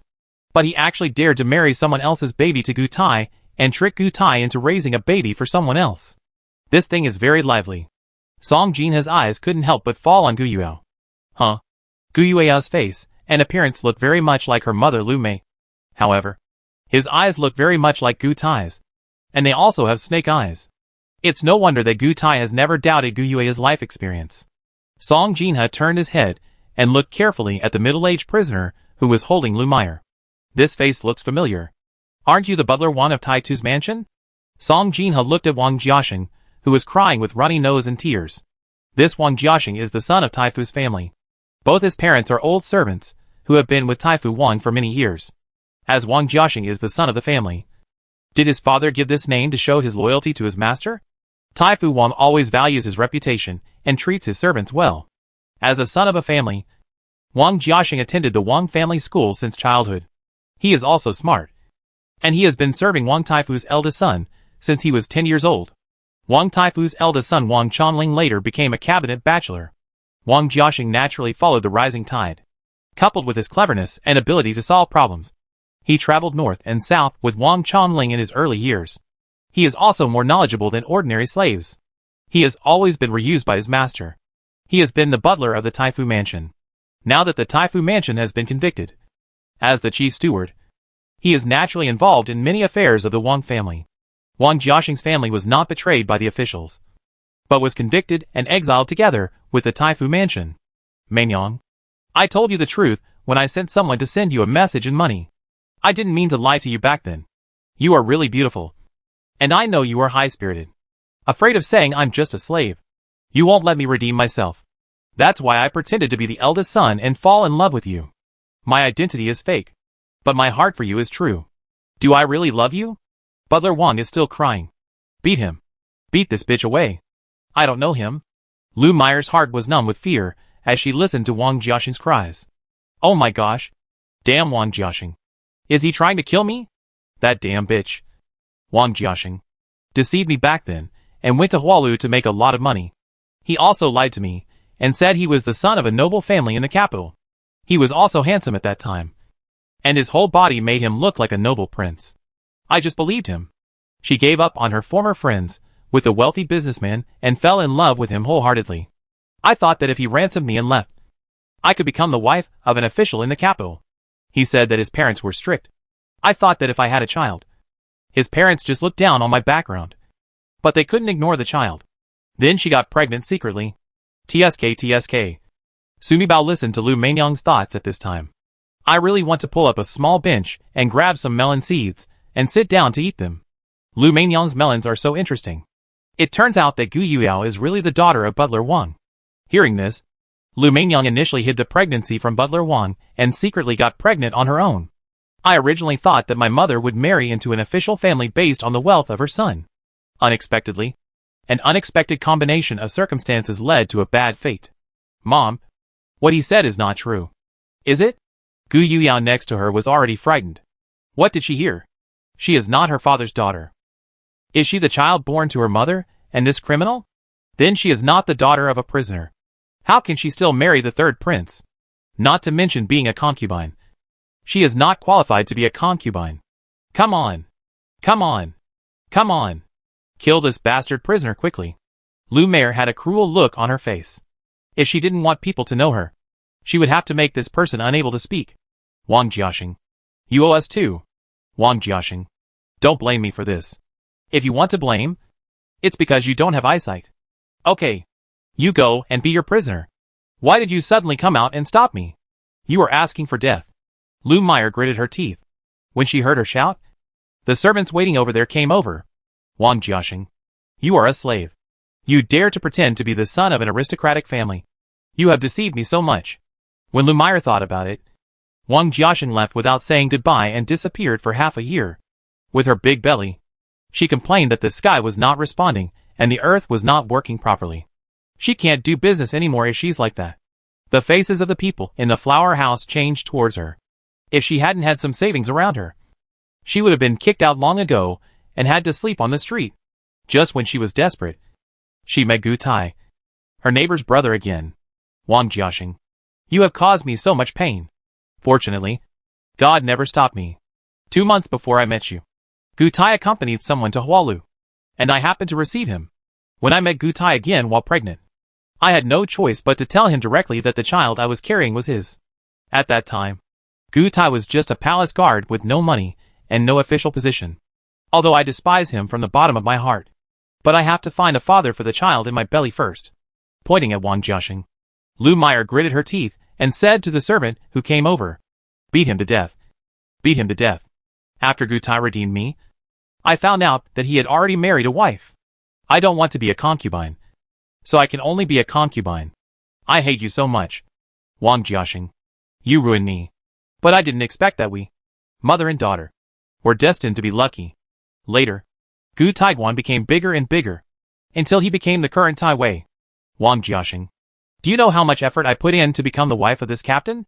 How could I let you, a shameless piece of shit, ruin the good life my daughter and I have now? Chapter 99, Butler Wang is a marriage liar. Lu Meyer's eyes were bloodshot, especially when she saw Gu Yao looking like she couldn't believe it and was deeply shocked. I hate it even more. In order to prevent Gu Tai from doubting my daughter's life experience, I took medicine to induce labor and gave birth to the child 2 months early. The child was born weak and small and almost died. I want to get ahead with my children. I killed Lu Wenxiu and treated her children harshly. Then she became the wife of the Tai Wei as she wished. If you run out now and you want to destroy me, then I will kill you first. TSK. Sumi Bao listened to Lu Meyer's thoughts and admired this woman from the bottom of his heart. Look, in order to get the upper hand, he is willing to do anything. This was ancient times, and medical technology was poor. She dared to induce labor without fear of killing herself. However, this Gu Yao really doesn't look like she was born prematurely. It seems that she has been raised well, and like her mother, she is naturally good at seducing men. But I don't know if she has any other men besides the third prince. The child in her belly is not the third prince's. Right? Suma Bao Hihi. She really wasn't just imagining it. It was just that the mother-daughter relationship was so exciting. They are both shameless and have no lower limits. In order to get the upper hand, I really dared to do anything. Steward Wang, I'm afraid you've got the wrong person. This is the wife of Gu Taiwei, a celebrity around the emperor. How could she be your wife? You can have random meals, but you can't be mistaken for a kiss. Song Jinhe listened to Mi Bao Bao's heartfelt message. He had already heard clearly about Lu Meinyang's bloody fate. Naturally, he also knew that Lu Meinyang was really murderous. I couldn't wait to be here, so I killed Wang Jiaxing. Wang Jiaxing turned out to be Gu Yue's biological father. Such a witness could not be lost in vain. Song Jinhe quickly asked Gu Yuyan to help pull Wang Jiaxing away. Mrs. Gu, this man is a prisoner of Taifu's mansion. He suddenly lost everything. He is flustered and talking nonsense. Don't take it to heart. Besides, he is the housekeeper of Taifu's mansion. All the heads of the families in exile here are like him. We all know him. We all know that he has a wife and children at home. Did you hear about the commotion on the street just now? His youngest son was trampled to death by a horse. He was so sad. Yeah. Lu Meyer's eyes flashed. Song Jinhe's words reminded her. Since Wang Jiaxing is the steward of the Taifu mansion, many of the exiled officials and merchants here knew him. If she rashly kills him here, it will definitely arouse the curiosity of these people. When the time comes, rumors will fly everywhere. No matter how famous she was as the wife of the Taiwei mansion, she could not kill all the guilty prisoners. What's more, among these prisoners, there are so many implicated civil servants and military officers in the Taifu's mansion, the Jinghua Duke's mansion, and the prince's mansion. Which one is not a shrewd person? How many of them are familiar with her master? When the time comes, this matter will reach the ears of her master. As a pillow person, no one understands Gu Tai's viciousness better than Lu Mei. She must not let this Wang Jiaxing live. But you can't kill him in public. So kill him now. Go back first. Fighting with him here will only make yourself more embarrassed and make things more difficult to deal with. Anyway, Wang Jiaxing is a prisoner and cannot escape. After returning, she sent someone to quietly follow the exiled team and find an opportunity to kill him. TSK. Listening to Lu Mei's plan, Sumi Bao couldn't help but give her a round of applause. She was really the most vicious woman. This woman became so cruel that she even dared to kill her daughter's biological father. Sumi Bao couldn't help but think that if one day the matter was revealed, Gu Tai would know that he had raised a daughter for someone else. At that time, who of these two men is more powerful? And who will kill whom in the end? Let me think about it. How did Gu Tai die in the end? And by whose hands? It's not right. I remember it seemed to be written in the book that the emperor died in the hands of Gu Tai in the end. But what about Gu Tai? It seems that he also died in the hands of the emperor. However, she couldn't remember whether it had anything to do with Lu Mei. Lu Meier pulled the dazed Gu Yu away, while Wang Jiaxing was still crying. Uncle, you are now a prisoner. It is natural for my mother to disown you. Gu Yuyan suddenly spoke up. When Wang Jiaxing heard this, he looked up and saw a very beautiful girl of 17 or 18 years old. What do you call Meng Yang? Steward Wang. You have become a sinner now. It is natural for this lady to disown you. Song Jin has smiled secretly in his heart. Lu Mengyang, you two have today. When there is a chance in the future, I will make you pay the price for killing Wenxiu. Girl, what did you call Mengyang just now? Did I hear you correctly? Wang Jiaxing's full attention was on Gu Yuan, as if he couldn't hear Song Jina's words.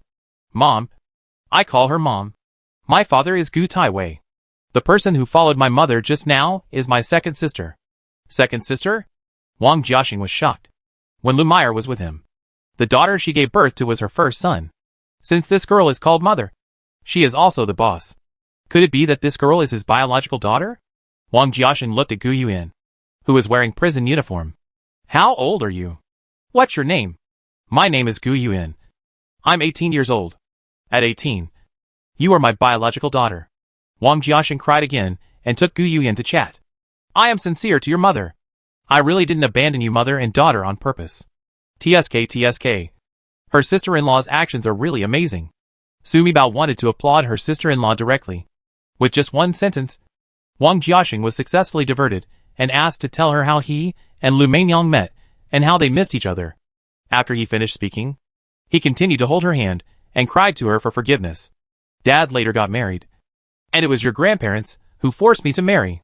When I came back from northern Xinjiang, my family had arranged a marriage for me. Maybe I betrayed your mother, and God is going to punish me. Let me remain childless. I only had a child when I was over 50 years old. He was trampled to death by a horse on the street just now. I have sent people everywhere to look for your mother, but I didn't know she was there. It exists. Wang Jiaxing is still crying. Gu Yuan finished listening to his story. Then he said slowly, Steward Wang, you have recognized the wrong person. I am not your daughter. Ah, you are not my daughter. How can you not be my daughter? I just heard you call me mother. You are 18 years old, and you are your mother's eldest daughter. This is all right. My daughter, you don't look at me as a prisoner now. I am your biological father, and I will take care of you on the way. By the way, my daughter, why are you a prisoner? Wang Jiaxing then glanced at Gu Yuan belatedly, and then at Song Jinhe, who was standing next to him holding the child. Oh, this is the second grandma of the Su family. I've heard that the Taiwei's mansion and the Jinghui Duke's mansion are getting married. Are you the bride that Gu Tai sent to the Su family for marriage yesterday? That Gu Tai killed with 1,000 swords. He must have known that you were not his biological daughter. So he pushed you into the wolf's den and sent you into exile with the Su family. Wang Jiaxing gritted his teeth. His youngest son was dead, and now his daughter was the only one left in his family. If he doesn't love his daughter, who will? Chapter 100. I finally have a destination. Gee, no wonder Gu Tai doesn't doubt Gu Yue's life experience. When Wang Jiaxing raised his face, Sumi Bao noticed that Wang Jiaxing also had snake eyes. She remembered hearing from the elders that people with snake eyes were vicious, treacherous and sinister. Too much right and wrong is harmful to people's hearts. Butler Wang doesn't look like a good person. Not to mention being able to get along with someone like Lu Meyer. What kind of good person can there be?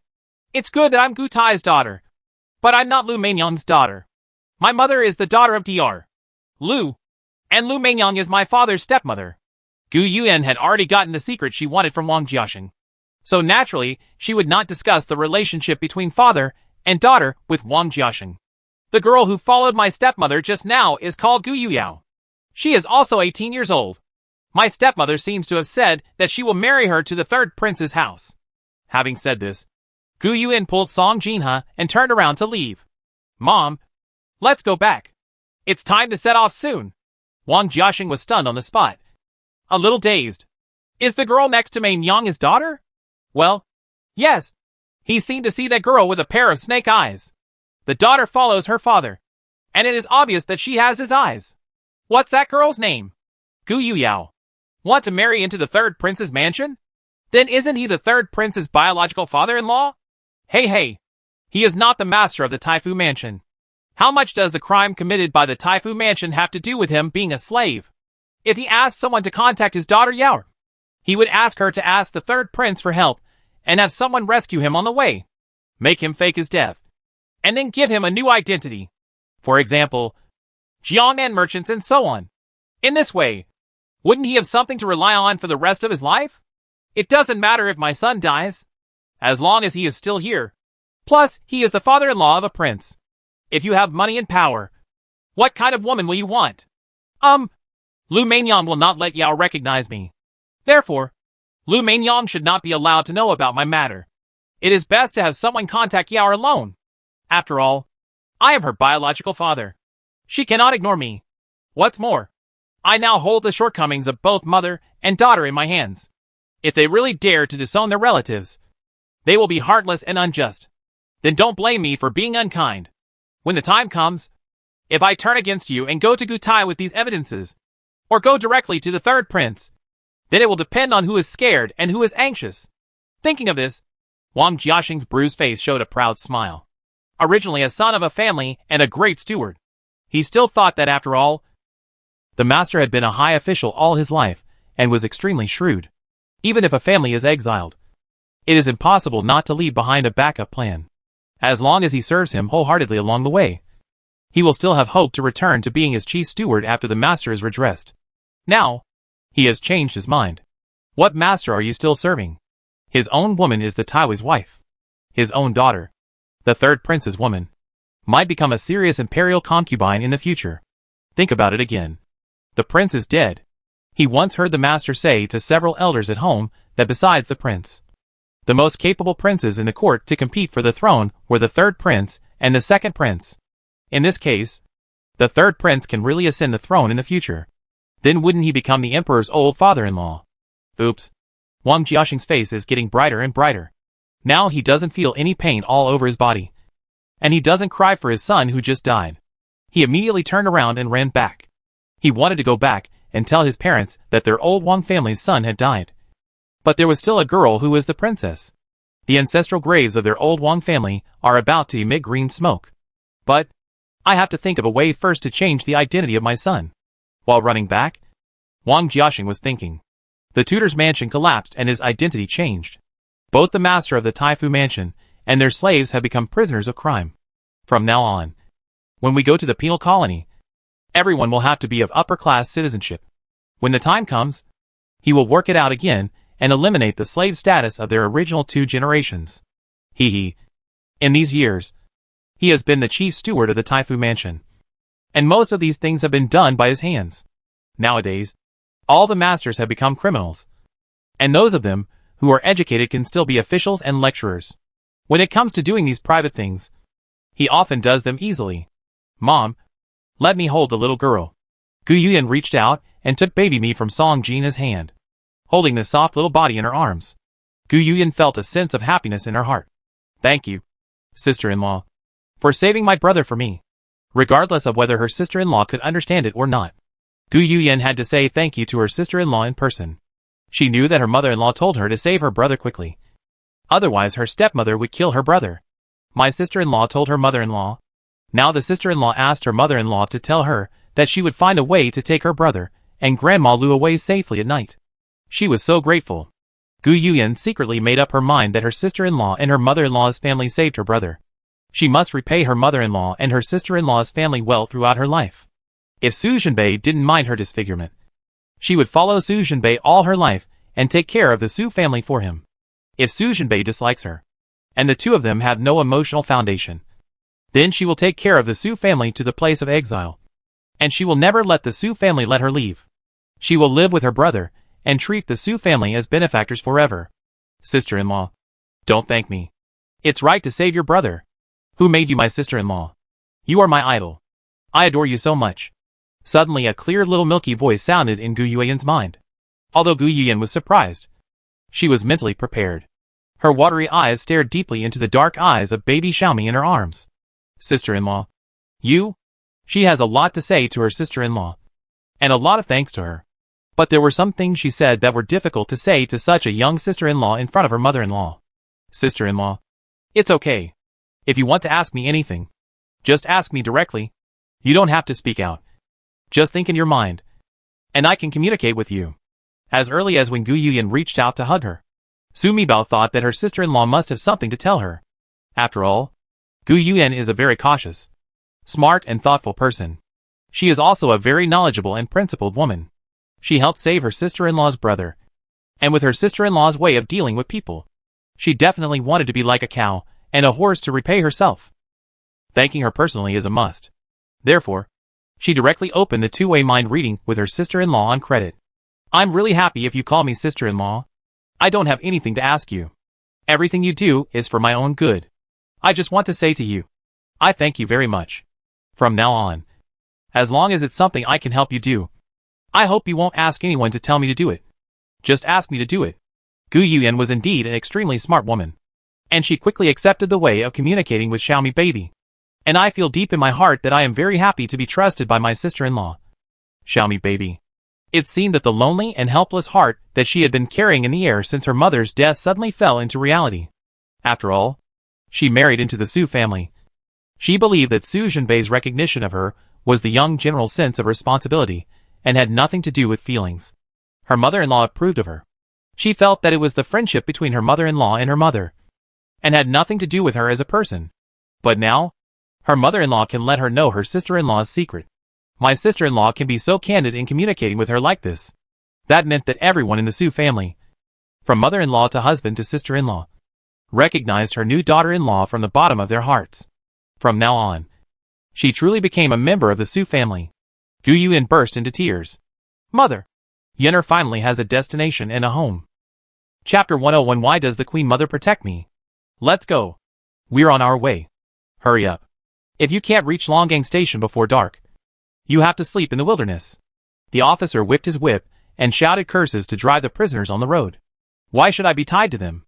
I don't want it. Mrs. Su was holding baby me.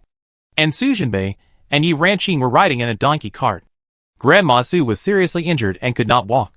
So she sat in front driving the donkey cart. Du Lingyang, Song Jinhe, Gu Yuan, Aunt Song, Hua Fan, and 4 little guys. 9 people are tied to a rope. According to the rules, men over 10 years old wear a yoke, and every 10 women and children are tied with a rope. There is still one missing person for the women and children in the second room of the Su family. The official sent Lu Wanwan over and stayed with the second roommate. Lu Wanwan was unwilling to do so, but he twisted his body and refused. How? What do you want? Officials were not that good-tempered.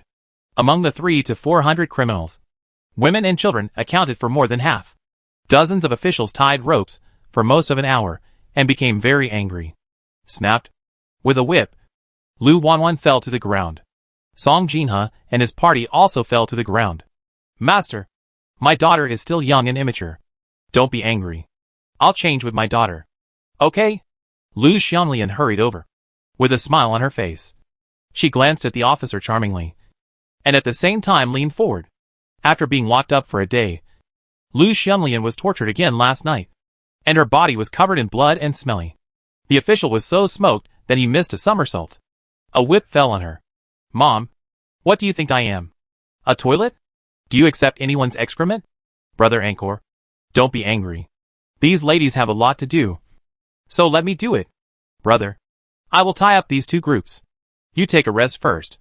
An official came running over with a smile. He had rosacea and was blind in his left eye.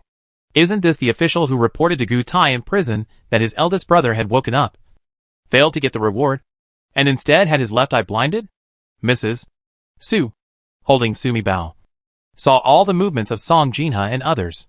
Qin Guanshan, I leave this place to you. Anyone who disobeys me will be beaten by me. Damn it. You're already gibbering before you even get on the road. Wu Laosher kicked Lu Wanwan in the butt, turned around and left. When walking past Song Jinha and others and the donkey cart, they seemed to glance at them inadvertently. The Queen Mother asked me to protect Major General Su all the way. Judging from Major General Su's injuries, no one will kill him, and it will be difficult for him to survive to the place of exile. Wu Hai glanced at the female members of the Su family again calmly. The Queen Mother asked me to protect Mrs. Su. One of them is injured and the other is old. If something happens on the way, it will be difficult for me to handle it alone. The Queen Mother also arranged for someone, but I haven't found him yet. Couldn't it be this Qin Guanshan? Wu Hai, am the Queen Mother's secret guard. How can I work with a villain like Qin Guanshan? Sumi Bao's eyes suddenly lit up. TSK. Unexpectedly, this official named Wu Hai was actually sent by the Queen Mother to protect the eldest brother and grandma. The Queen Mother is really interesting. Besides Wu Hai, who is the other person? This Wu Hai is the Queen Mother's secret guard, so his kung fu must be very powerful. I have to be careful about whatever activities I want to do in the future. If Wu Hai discovers him, he will be in trouble. Sumi Bao knew that these secret guards all had their own masters. They were sent by the Queen Mother to protect grandma and eldest brother. But if they discovered their secrets, it would be possible for them to kill themselves on the orders of the Queen Mother. Qin Guansha. When Lu Xianglian saw Qin Guanshan, she immediately gave him a sweet smile. She understood men so well that she had long understood from the way Qin Guanshan looked at her that this man really liked women like her. Along the way, there was a familiar official to protect their mother and daughter. That's great. You two are at odds with him. It would be bad for you two to be tied together. Qin Guanshan glanced at Lu Xianglian's chest with one eye. Even though this woman was dressed in linen and bloody clothes, was this body any good? In the evening, when I entered the inn, I washed my clothes and kept them soft, white and fragrant. Well, he made a bad impression on Tai Wei Gu. There is no future after Zhao prison. He was also blind in his left eye. In addition, he was a well-known gambler. His child died of illness, and his wife lost to him. My parents were so angry with him. It would be pointless for him to stay in this capital any longer. Qin Guanshan asked Zhou Fuan to arrange for him to escort the prisoners. He wanted to go to Yanqun to find his uncle and cousin, get a position there. When the time comes, I will marry this sweetie like Lu Xianglian. Well, those days were wonderful. No wonder mother and daughter Lu Xianglian and Lu Wanwan did not die on the road to exile in the original book. Did Qin Guanshan help? Sumi Bao listened to Qin Guanshan's thoughts completely. However, were the bad guys who killed the Su family in the original book Qin Guanshan and Lu Xianglian's mother and daughter? Sumi Bao couldn't remember. These people were not even supporting characters in the original book. At most, they are little cannon fodder to promote the development of the plot. Well, it seems that there were a few times on the road that the presence of these three people caused a lot of trouble for the Su family. But no one was killed yet. Sumi Bao's big black eyes glanced at the people in the third room, who were being tied up in a row by the officials. The third Master Su Kuanming, and the third Grandma, Lu Huifan, are harmful to people. Killed my grandma, Su Chongyang, the second eldest son of the Su family, and Xiaoping, the concubine of the eldest son of the Su family. Both died. They killed my mother and sister-in-law. There are also many bad people among those people. None of these people can be left behind. On the road to exile, I have to find a way to let them die reasonably one by one. Sumi Bao stared at the people in the third room of the Su family, thinking about these things in my mind. Suddenly, she heard a cold voice. Will the people from the third bedroom kill grandma, mother and your sister-in-law? Sumi Bao was startled. The sound was like the sound of a willow flute after a spring rain, which made people feel inexplicably immersed. She turned her head, her dark eyes flashing, staring at her elder brother, who was lying in the car with his eyes squinted and pretending to be unconscious. Little sister, stop looking. It's me talking to you. In addition to the people in the third room who will kill us, tell me all the bad people you know. Don't be afraid. Brother will handle these people. Wow. I feel so relieved to have my big brother here. Sumibao smiled. And the elder brother didn't even ask her how she knew these things. He gave her immediate support. This feeling of unconditional trust was really great. Just like when she was in the Lung Feng team. There was absolute trust among her teammates. And she was a comrade who could trust her back through life. Brother. The official who passed by just now is named Wu Hai. He was sent by the Queen Mother to protect you and Grandma. In addition to him, there is another person. The two of them have not been in contact yet. And they don't know who it is. The Queen Mother sent someone to protect Grandma and him? Su Jinbei's heart moved. The Queen Mother and Grandma could be regarded as close friends. It was normal to send a donkey cart to Grandma and then send someone to protect Grandma's safety. But why would the Queen Mother send someone to protect him? He is the person the Emperor wants to kill. The Queen Mother wants to protect the person her own son wants to kill. Why? Chapter 102 The Secret Chest in the Palace. Why do you think the Queen Mother protects you? My stupid brother. Because you are the Emperor's biological son. With these words, Sumibao screamed in her heart. But she did not dare to express her inner words for fear of being heard by her elder brother. At this juncture of exile, if the eldest brother knew his true life experience, he would definitely not be able to accept it. Let me ask, who can accept that his own father wants to kill him? As it is now, even if you don't die, you will be half disabled. Don't ask me. Don't ask me. Sumibao was a little confused. What if her elder brother wanted to ask her directly? Was she telling the truth? Or do I not know either? You said you were going to pick up Gu Yefeng tonight? Su Jinbei did not ask Queen Mother Sumibao why she wanted to help him. He didn't think it was his younger sister who should answer such a question. As smart as he is, he naturally knows that whatever the little sister can tell him, she will definitely tell him. Those who don't say it either don't know, or they really can't say it. Well, big brother, I will go to Uncle Chio's house to pick up my sister-in-law's brother in the evening. Then I have to go back to the palace. Sumibao felt that when she stopped at the inn at night, she would go out to do these things. Both her mother and sister-in-law knew it, so there was no need for her to hide it from her elder brother. What's more, now that the eldest brother is awake, he is the backbone of the entire Su family. All major and minor matters in the family should be discussed with him. Besides, she went to the palace to get the Thousand Mountains Musakata. But she also wanted to evacuate the palace? In addition to the Imperial Palace, there was also the Taoist Mansion, which she also wanted to visit. Chiu Bo said that Nani Lu hid some of the things her sister-in-law left for her in the Gu Mansion. She went to move her sister-in-law back. And later, she went to northern Xinjiang, had property, and had a dream. By the way, she would set fire to Gu's house again to take revenge. Gu Tai had caused misfortune to the Su family, and if she didn't give him a little trouble, she would be sorry for her unwillingness to suffer. How many helpers do you need? Even if Su Jinbei strategizes, he will win thousands of miles away. But I was still shocked by the little girl's domineering attitude. He wanted to say that we were not out of the Emperor's sight yet, so it was best not to act rashly. But he didn't want to stop what the little sister said she wanted to do. What's more, everyone's eyes are focused on him. As long as he is still here, no one will suspect the Su family of whatever happens in the Imperial City. No help is needed. Just a palace treasure map. It would be best if there were signs of corrupt officials' residences throughout the capital. Hey. Sumibao didn't think she had a big appetite. After all, the dragon turned over after 3 days. Some good things would be buried if she didn't take them away. Since my little sister can conjure things out of thin air, she can also make things disappear.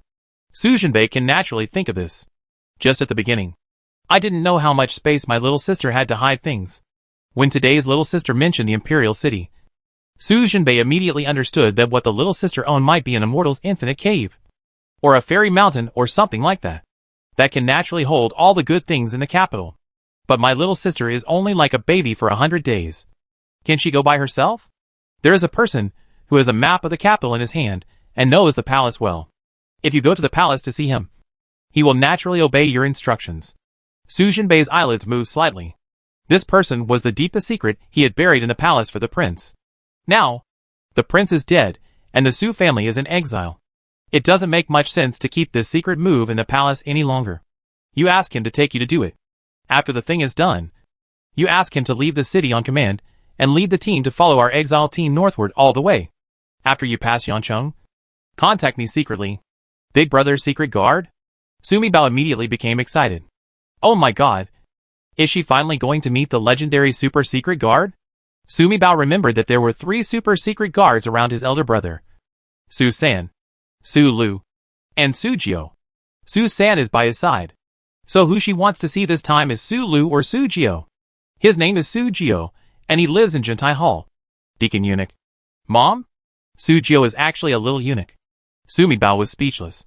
Like the secret guards around Su Jinbei. They were extremely secretive. It's not mentioned much in the original book. Usually we only talk about things, not people. But think about it again. In the original book, the eldest brother and King Yin assisted the young emperor's grandson. The reason why they were able to break into the capital was because she always thought that the person who conveyed the news about the palace was Eunuch Qian. After all, Qian Eunuch appears many times in the original book. And he is also a person who plays a very important role later on. I really didn't expect that there would be another person who was the eldest brother and the prince. Su Jio. Su Jio is a deacon and eunuch. So aren't the 10 secret guards under him also eunuchs? When she thought about it, there would be 11 eunuchs in her future team. Sumi Bao felt very excited. She liked watching Fu Tuyu the most. And she liked Xiao Duo and his godson Xiao Chuan in it. Is Su Jio like Xiao Duo? Or is it like Xiao Chuan? Well, I heard that the old emperor also liked handsome young men. All the godsons of Eunuch Qian were given to the old emperor. What about Su Jio? What does it look like? Little sister, go to the first door of the east side hall of the Juntai Hall of the Imperial Palace. Knock on the window. And put a string of 9 lily-of-the-valley flowers in front of the window. Su Jio will appear. Brother, your 3 secret guards won't all be represented by a kind of flower. Right? What kind of flower is Su San? Sumi Bao really couldn't put Hua and Su San together. Dog's tail grass. Puff. I can't help it. I really can't help it. Suma Bao chuckled. A little baby in the carriage suddenly laughed. In such an environment, it felt like there was suddenly a world of fireworks. Dispelled some sadness. Some people are so lucky that they even have a car to ride in when they are exiled. When Lu Wanwan heard the laughter of the baby in the carriage, she was really jealous and angry. They are all exiled. Why should the people in the second room be superior to others and even have cars to ride on? That's the donkey cart that the Queen Mother gave to Mrs. Su to ride in. The Emperor personally appreciated it. Qin Guanshan looked at Lu Xianlian's soft and delicate look. Along the way, how could such a pampered and frail woman endure such hardship? Queen Mother? Emperor? No matter how ignorant Lu Wanwan was, he would not dare to talk anymore. Mom, look at the second room, and there is a wooden cart dragging things. Why don't you tie them up together? After walking for a while, you say you're going to faint. Then sit in the car and let the second room pull you. The wooden cart Song had asked to find today was exactly what he asked for. It was really broken and dirty. On top were piled some pots and pans brought from the village, as well as some shabby quilts and some coarse grains collected from the farm. There was also a torn sack with no idea what was in it. These things were all prepared by Song today. It is completely according to the standards of the Exile team, and it is obvious for others to see. In this way, the Su family can use their tools to make a clear path on the road. Master Qin, let me and Wanwan change. My second wife and I are tied together. Lu Xianlian has always been thoughtful and smart. When I heard my daughter say this, I immediately thought that this is really a good thing. Everyone in the Duke's mansion knew that her cousin, the third cousin, was very weak. She couldn't walk, and after sitting in the car for a while, it was hard to refuse the second cousin. Chapter 103 Lu Xianlian's boat stepped on 2 boats. What's more, when she looked at the contents of the cart, she saw that although they were dirty and shabby, she could survive on the road of exile with these things. Looking at the third room, her brother-in-law and sister's family originally had some things hidden on them when they first came out. Her sister, the careless one, was searched in jail. In addition, they came to live in the second house from afar, and there was no relative in the capital to see them off. In the entire third house, only the eldest daughter-in-law's natal family is in the capital. Her natal family came to see her off. But because the eldest daughter-in-law is just a concubine daughter born to an aunt in her natal family, her natal family is afraid of being implicated by the Su family. But my aunt sent a woman to deliver a small package. Nowadays, the entire third house, except for the pitiful little package of the eldest daughter-in-law, really has no money. Lu Xianlian thought that her and her daughter's belongings were also searched by that hateful fat official last night. Now, apart from the tattered clothes on their bodies, the mother and daughter really had nothing to count on. She had to think of a way to occupy some of the things in the car. If she couldn't rely on her brother-in-law's house, she had to quickly rely on the second room. With a big family like Song Jinha here, she felt that the second room would have a way to survive. After all, the Song family is an imperial merchant. Just now, the eldest brother of the Song family came to deliver something. But she could really see that Song Jinha's two sisters-in-law had stuffed things into her sleeves several times. Based on the Song family's background, Lu Xianglian thought it must be a banknote. When I thought about Song Jinha, he had a lot of banknotes on him, and a lot of food in the car. Lu Xianglian was really jealous and envious. Why not let Xia Pinger be kidnapped? That Humeizi knows how to seduce the second cousin. Outside the carriage, Lu Wanwan looked at Xia Pinger, who was surrounding Su Chengliang with some dissatisfaction. A total of 13 people in the 3 rooms of the Su family were exiled, except for Su Quanming, the third master, and Su Chengliang, the second eldest son, who were in shackles. The remaining 11 people were women and children. 10 people were tied to one rope. And there was exactly one person left. So just now, the official wanted to tie Lu Wanwan to the second room. There are a total of 17 people in exile in the second room of the Su family. 3 men wear shackles. 4 people ride in a donkey cart. And Grandma Su drives the cart. There are 9 people left to tie a rope. And there is exactly 1 woman missing. As they were both prisoners of the Su family, the officials would naturally tie them together first. Unexpectedly, Lu Wanwan was unwilling. She was afraid of being separated from the Lu family. Lu Wanwan felt that she was not at odds with the people in the second room of the Su family. Being tied to these people, she would be bullied along the way. Besides, if she was in the third room and tired from walking, she could still be supported by her mother and cousin. Naturally, they don't want to separate. That's when the fuss started. When I was living in the third bedroom of the mansion, because my third grandmother, Lu Huifan, only gave birth to 2 sons. There was no legitimate daughter in the third bedroom. After bringing Grandma Lu and his family to the capital, Lu Wanwan became the cousin of the third bedroom. Her mother will be favored by her sister and husband. Her mother wanted nothing more than to find her a mistress of a wealthy family in the capital. So I often coaxed the third grandma to go out with the second wife's doorman to participate in flower viewing parties among the ladies of the capital. Lu Wanwan was bright and beautiful, and she always acted in a high-profile manner. Over time, many girls in the third house and the capital knew that she was the cousin of the Duke of Xinghua. In the entire Xinghua palace, except for the people in the second room, Lu Wanwan didn't like anyone in his heart. In the third room, Lu Wanwan despised Xia Pinger, his eldest cousin Su Qingwen's concubine, a foxy girl who is used to coquettishly coaxing men. Because Xia Pinger often steals her mother's lines. Colleagues or enemies, people who don't know see it and think they are a family of 3. Lu Wanwan never kept his mouth shut, and he never concealed his hurtful behavior. When Sumi Bao heard what Lu Wanwan said in the carriage, his little eyes immediately looked over there. Sure enough, he saw Su Chengliang, the third roommate, sitting on the side wearing shackles. His eldest brother Su Qingwen's concubine, Xia Pinger, was sitting next to him. She was tugging at his clothes and playing with the shackles, with a sad face and a smile in her eyes. She was crying, as if a shackle was placed on Su Chengliang's body. The pain was so painful that her heart almost broke.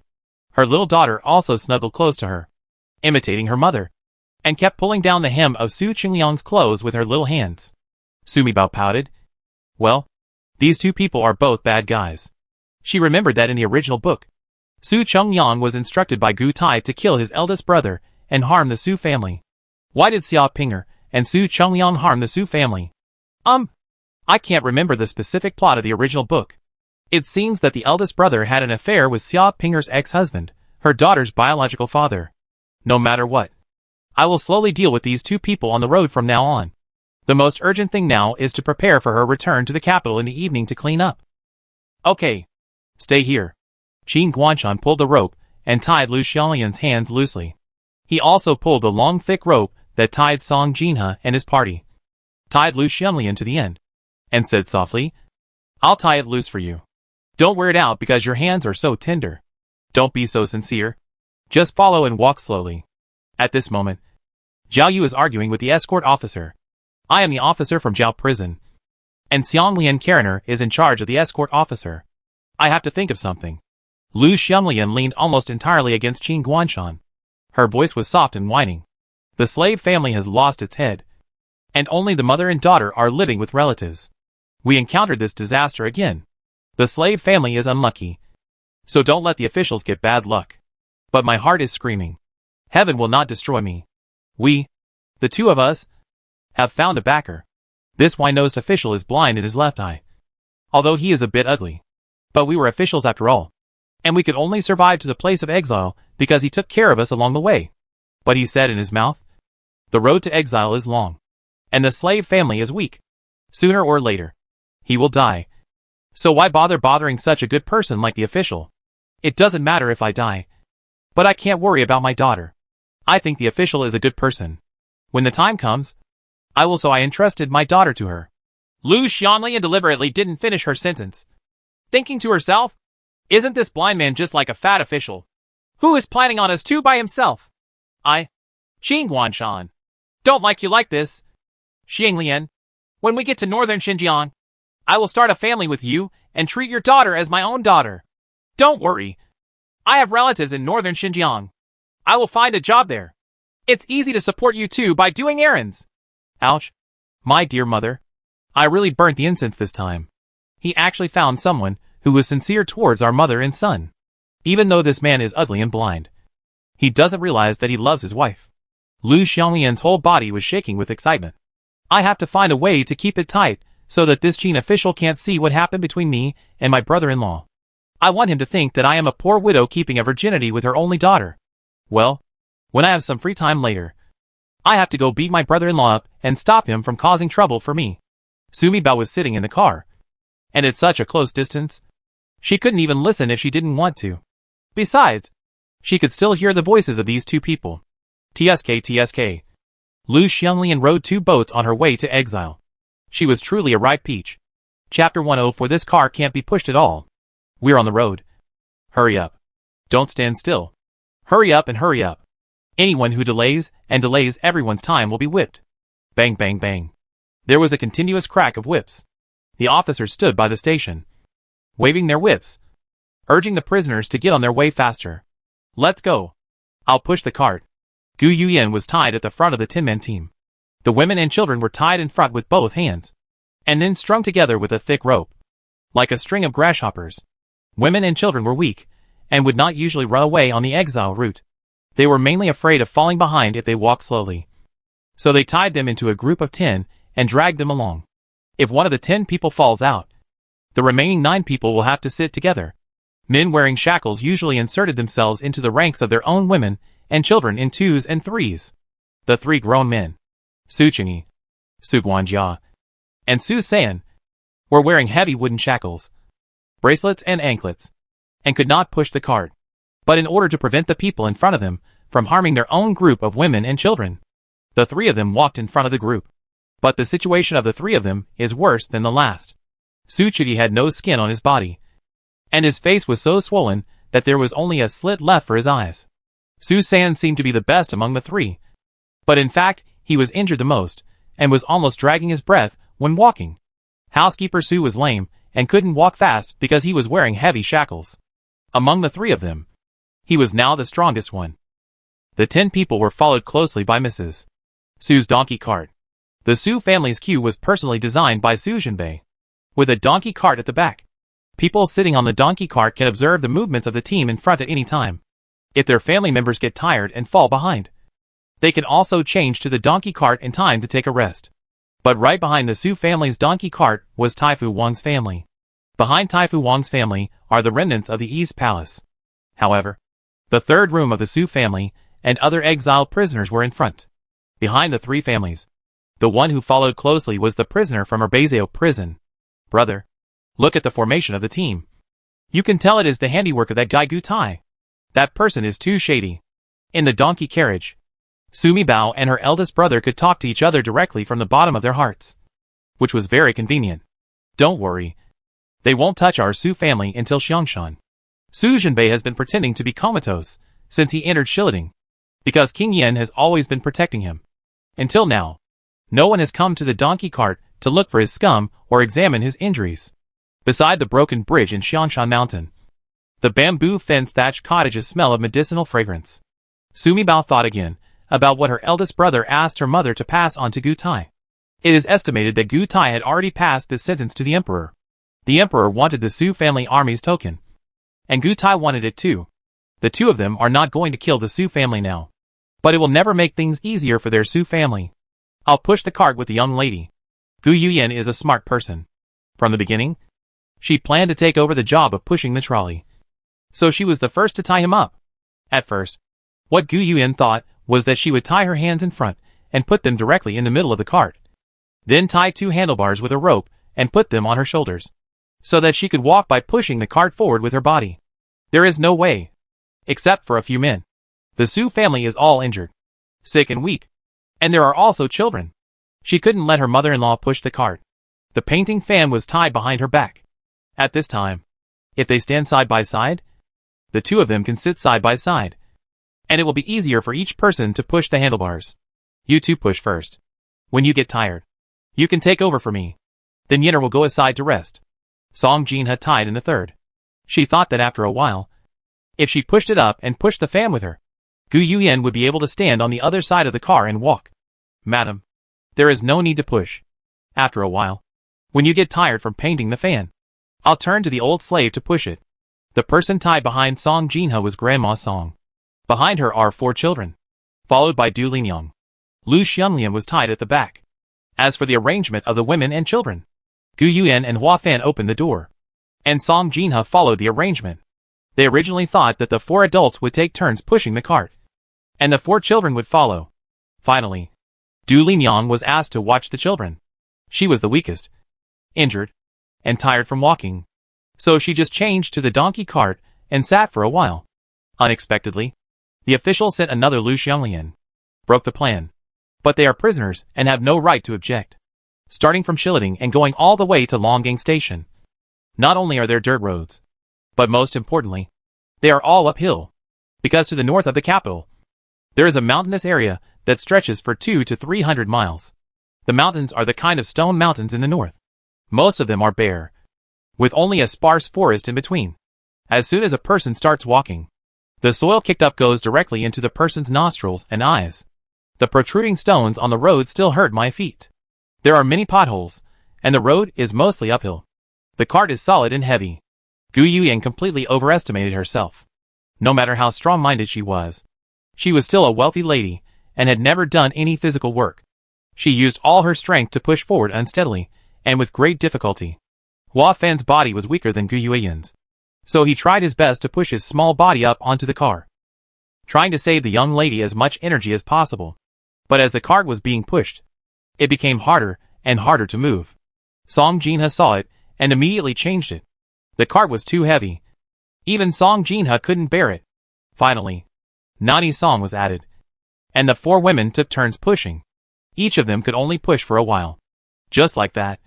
After a while, all 4 of them were too tired to stand up straight. But he was reluctant to lose the cart. The 3 grown men, walking in front, looked anxious. They were all wearing shackles and bracelets and anklets, so they couldn't push the cart at all.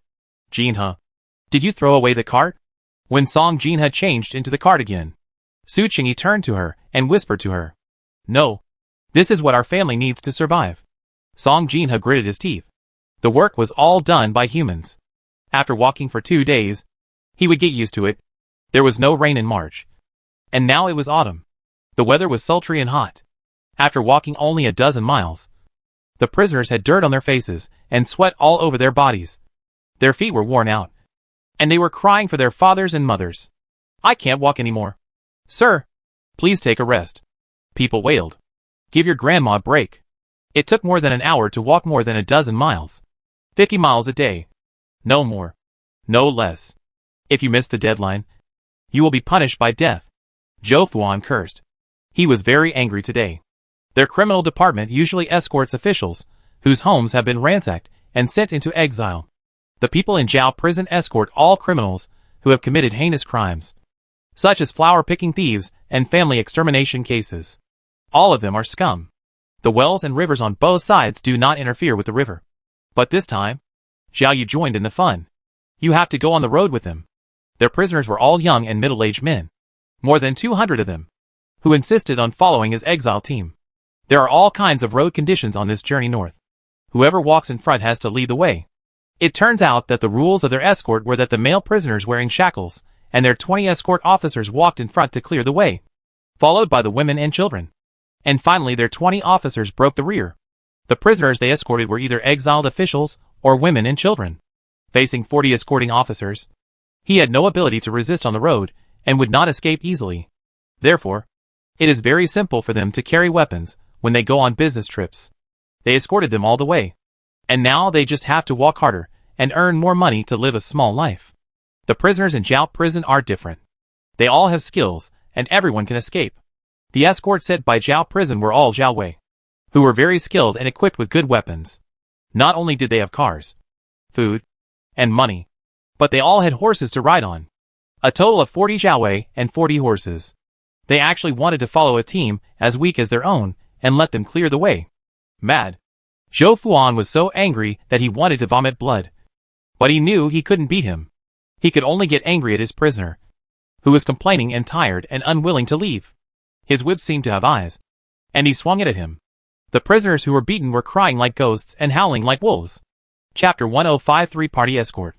In the evening, the group of people stumbled and finally arrived at Longgang Station. Not only the prisoners, but also the officials were all haggard and listless. Longgang Station is located on the outskirts of a small town, with barren mountains on both sides and no homes around.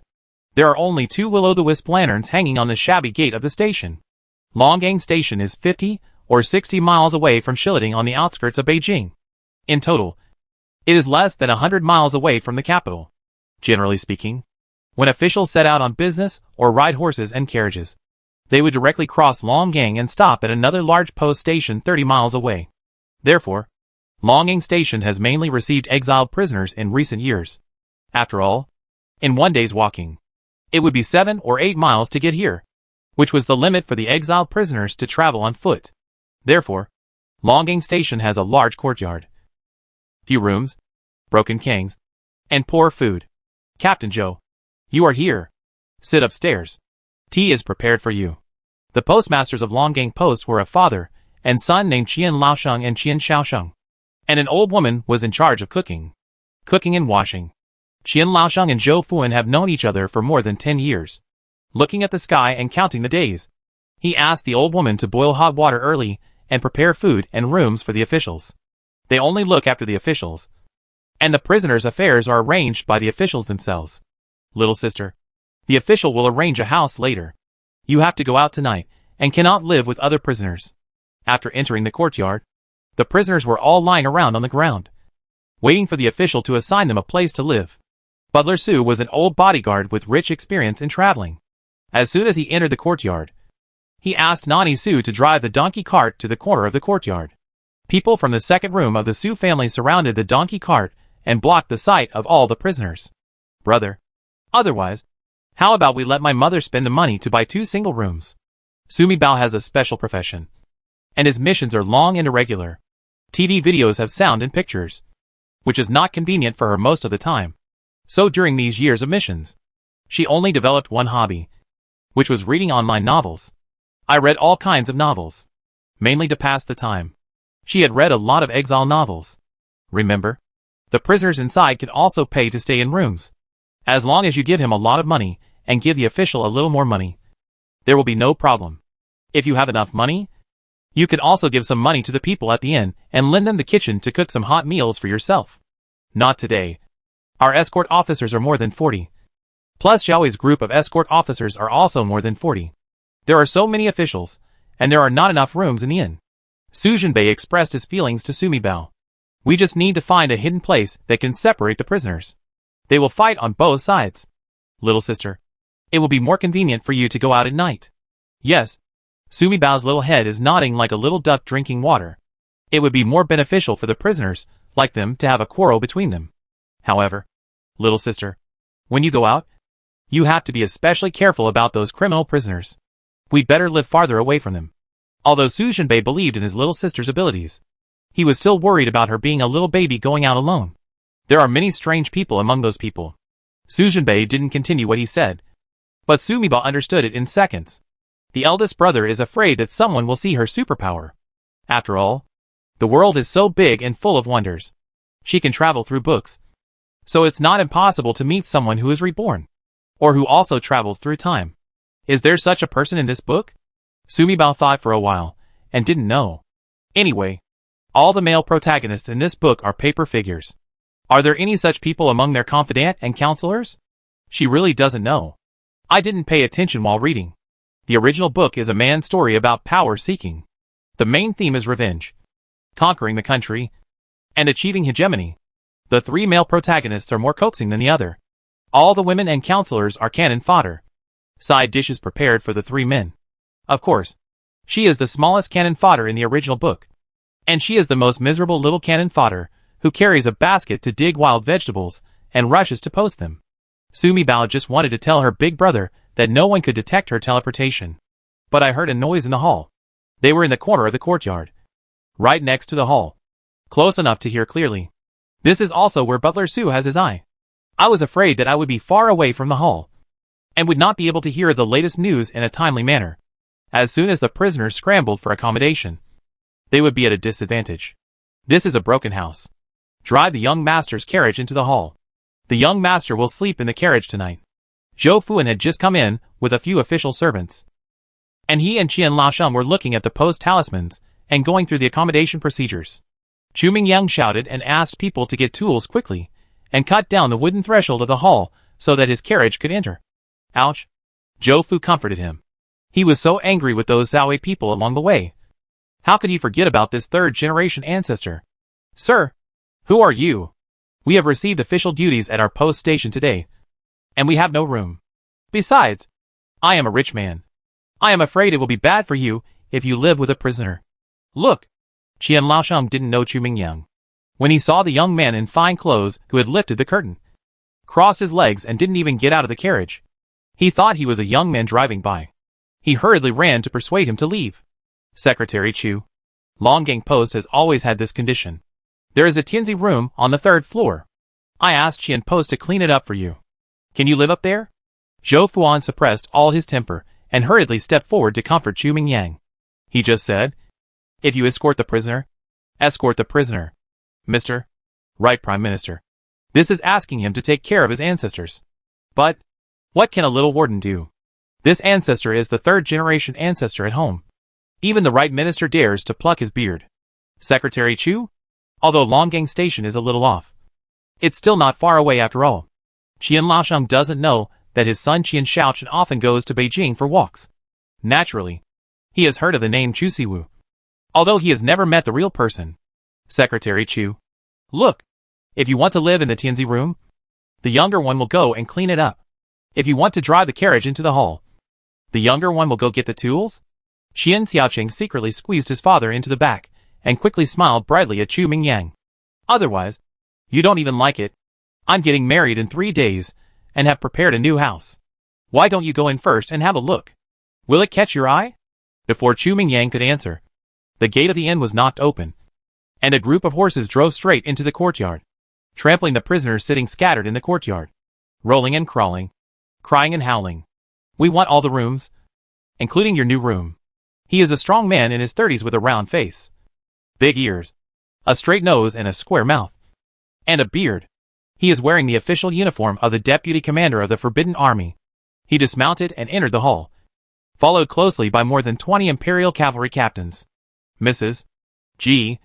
You Imperial Army are so majestic wherever you go. Chu Mingyang glanced at the visitor and said, TSK. TSK. How many people are worried about the exile of the Su and Wang families? Gu Tai was worried and asked 200 Jiaowei criminals to follow him. He also asked Jiaowei's deputy commander Lu Jin to escort more than 20 Jiaowei personally. The old emperor was so worried that he hired more than 20 Forbidden Army cavalry captains and asked Ji Tai, the brother of the Forbidden Army commander Ji Wei, the deputy commander of the Forbidden Army, to personally escort him. Big brother, not only are there Jiaowei, but also the Forbidden Army? Sumibao was surprised and complained in his heart. She had always thought that the more than 40 officers who escorted the 200 prisoners were all Jiaowei. There are still half of the Forbidden Army. Chapter 106 want a single room. So it's the famous Secretary Chu? Ji was so happy that he put the big knife on the table. I'll give you a new house. But you don't even have a wife. Can you sleep on such a big bed alone? Do you want me to find you a mother to sleep with you? Ji Tai was a straightforward person, and he was always catching thieves and managing public security in the imperial city. Chu Mingyang, the third-generation ancestor, often jumped up and down in front of him, and the two of them kept playing a game of cat and mouse. Ji Tai always catches him with the front foot, and bails him out with the right foot of the back foot. Ji Tai, I gave you face, didn't I? Chu Mingyang has a bad temper. If you spit shit in his face when he agreed, he can bear it. When a temper breaks out, the king of heaven and I will not be able to control it. Ji Tai had become accustomed to quarreling with him, and he would come forward as soon as he opened his mouth. Unexpectedly, he would offend Chu Mingyang this time. He was most afraid of people mentioning his dead mother. The fan in his hand flew towards Ji Tai's big face. Ji Tai was not careful and was hit hard. His nose immediately started to bleed. He wiped it on his face, which made his face look even bigger. The big fist hit Chu Mingyang's fair and tender face. There was a commotion in the hall. Brother, the fight is about to begin. Watching the fun didn't want to make things big. If Sumi Bao wasn't a baby, she would have run to the living room to watch the fun. After a while, Ji Tai covered his face that was caught in the trap, panted heavily, and strode out, followed by the group of people following him. Chu Mingyang was lying on the floor in the hall, his nose and face smashed, and he screamed and cursed. If you have the ability, you can beat me to death. If you can't beat me to death, you and I will dig 800 holes into your ancestral grave. My surname is not even Chu. At the gate of the inn, Lu Zan and more than 20 Jiaowei looked at Ji Tai with a confused look on his face. Let's go and drive all night to Tianlong Station. Tianlong Inn? Lu Zan's expression did not change, but he was cursing in his heart. The 200 prisoners have been running around for a whole day from this morning to now. They haven't eaten anything, and many of them have injuries that have not been treated. He was also given poison. It's another 30 miles to walk to Tianlong Inn. This Mrs. Ji is really a reckless man and doesn't regard prisoners as human beings at all. Lu Zan was unhappy, but he didn't say much. Although Ji Tai and he were both deputy commanders, Ji Tai was the emperor's servant. Have Jiaowei and the Forbidden Army left? Sumi Bao looked at the group of people leaving and clicked her tongue. Chu Mingyang had a good fight and solved her big trouble. This guy is still a blessing. With them gone, we can spend money to get a private room. Su Jinbei finally felt relieved. There were no imperial guards in Jiaowei, only ordinary escorts. Not only was it much safer for the little girl to go out, but he could also find opportunities to contact Su Lu and Su Jiu. Be careful and carry Mr. Chu upstairs to Tianzhou.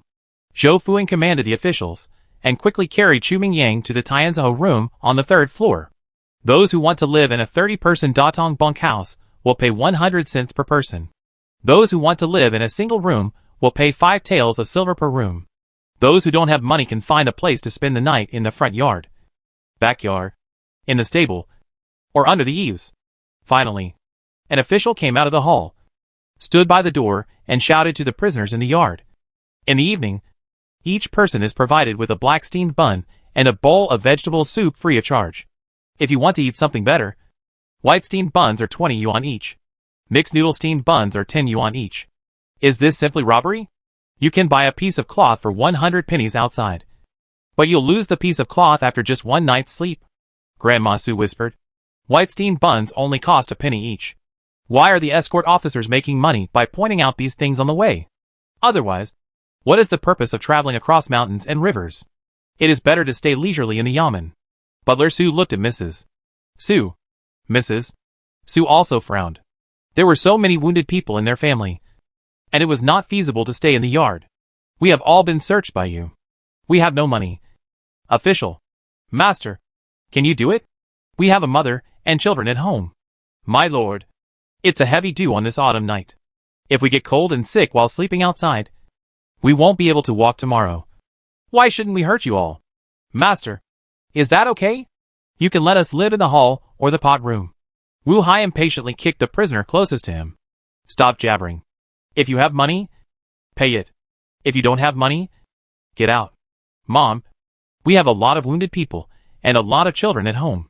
Do we want a single room? Su Chini came over and asked Mrs. Su. Mrs. Su glanced at Song Jinha.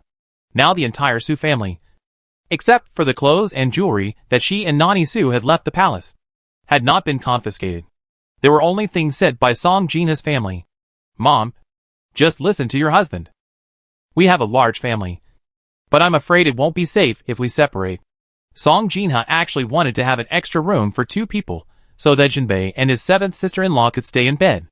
However, it is not convenient for these 2 people to lie alone in the same room.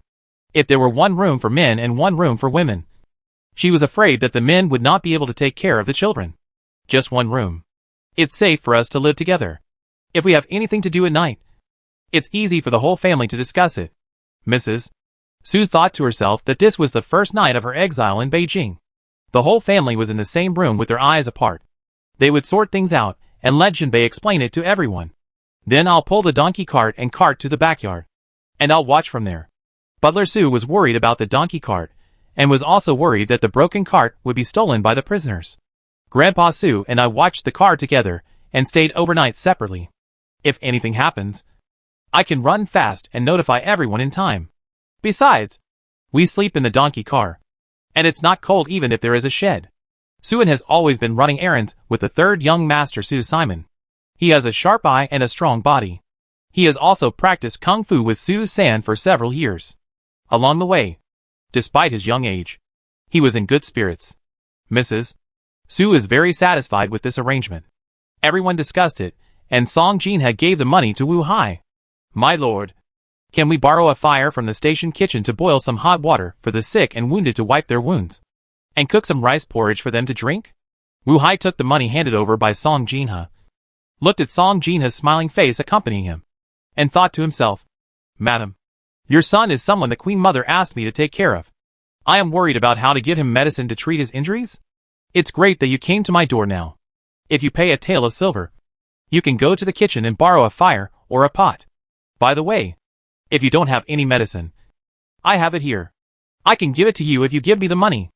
Oops. Did I say it wrong? If this lady doesn't have a lot of money, or thinks there are many places to use money on the road, and is reluctant to spend too much money to buy medicine, then I have gone too far. Should I lower the price myself? Sumi Bao was held by her grandma, and couldn't help but feel happy listening to Wu Hai's voice across from her. This man looks fierce, but he is also soft-hearted. I really didn't notice it. It's better if the official has medicine that he can sell to us. Song Jinha thought to himself. All the medicines sent by my elder brother are at Mi Baobao's place. They are all good medicines for wounds, as well as the medicine sent by King Yin. Which one is better than an official like you? However, when an official came to her door and clearly wanted to make money, she couldn't refute the official's face. Take it. Wu Hai pretended to be casual and threw a bottle of medicine to Song Jinha. I'm using what's left, but it's not much. Just give me a tael of silver. Alas, if you say too little, others will be suspicious. But it's even worse if I talk too much. Oh, I'm so worried. I have to find another person quickly so that we can discuss things easily. Second, madam, can you book a room for us too? We are women and we are all injured. It is not good for us to squeeze in with those men.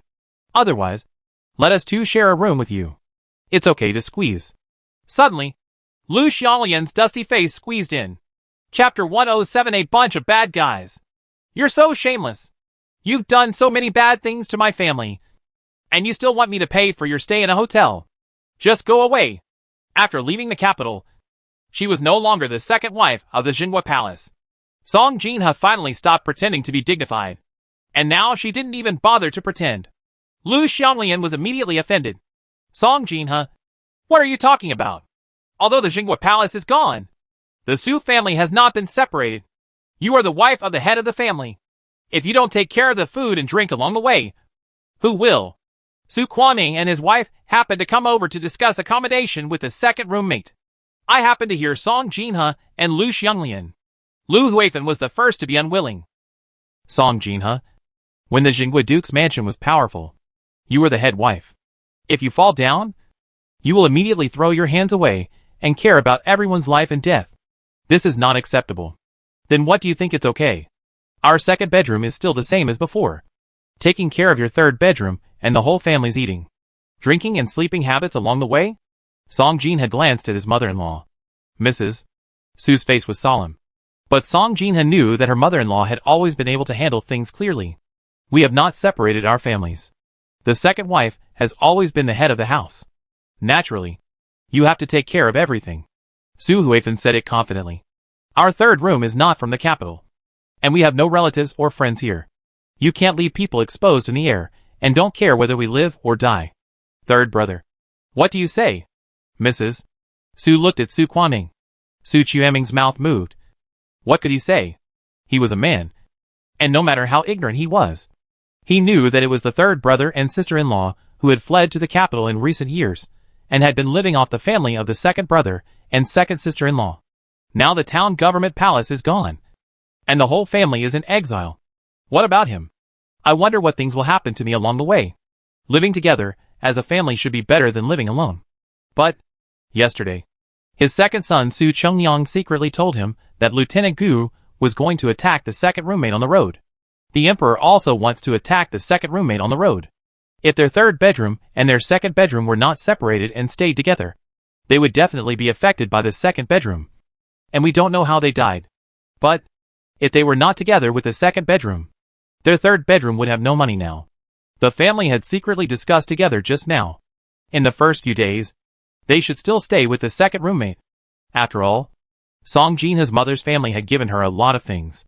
In a few days, I will find a suitable opportunity, find a fault, and have a separation with the second room, and then find a way to get some money and things from the second room.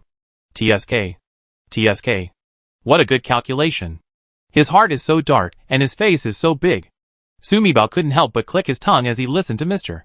Su San's thoughts. There really wasn't a good person in the third room of the Su family, and everyone's calculations were rattling.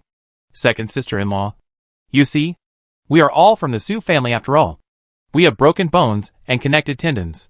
Yesterday in prison, our family members did something wrong. On behalf of our third brother-in-law, I would like to apologize to the second brother-in-law. After all, yesterday when the house was raided and exiled, everyone was panicked and frightened to death. And they did some extraordinary things. Which made you sad. Second sister-in-law. Su Quanming bowed his hands to Mrs. Su with a humble look on his face. Second sister-in-law. You also saw it. The few things our third room brought were all on Huifeng. And they were all confiscated yesterday. The autumn night is cold. So adults can do that. I'm sorry that my two grandsons are still young. So this how can I stand sleeping in the courtyard under the wind? TSK. I can't tell that Su Quanming is still flexible. Su Mibao's small black eyes swept across Su Chueming's face, then looked at the people in the three rooms standing together not far away. Let me see if the three-bedroom apartment is really out of money.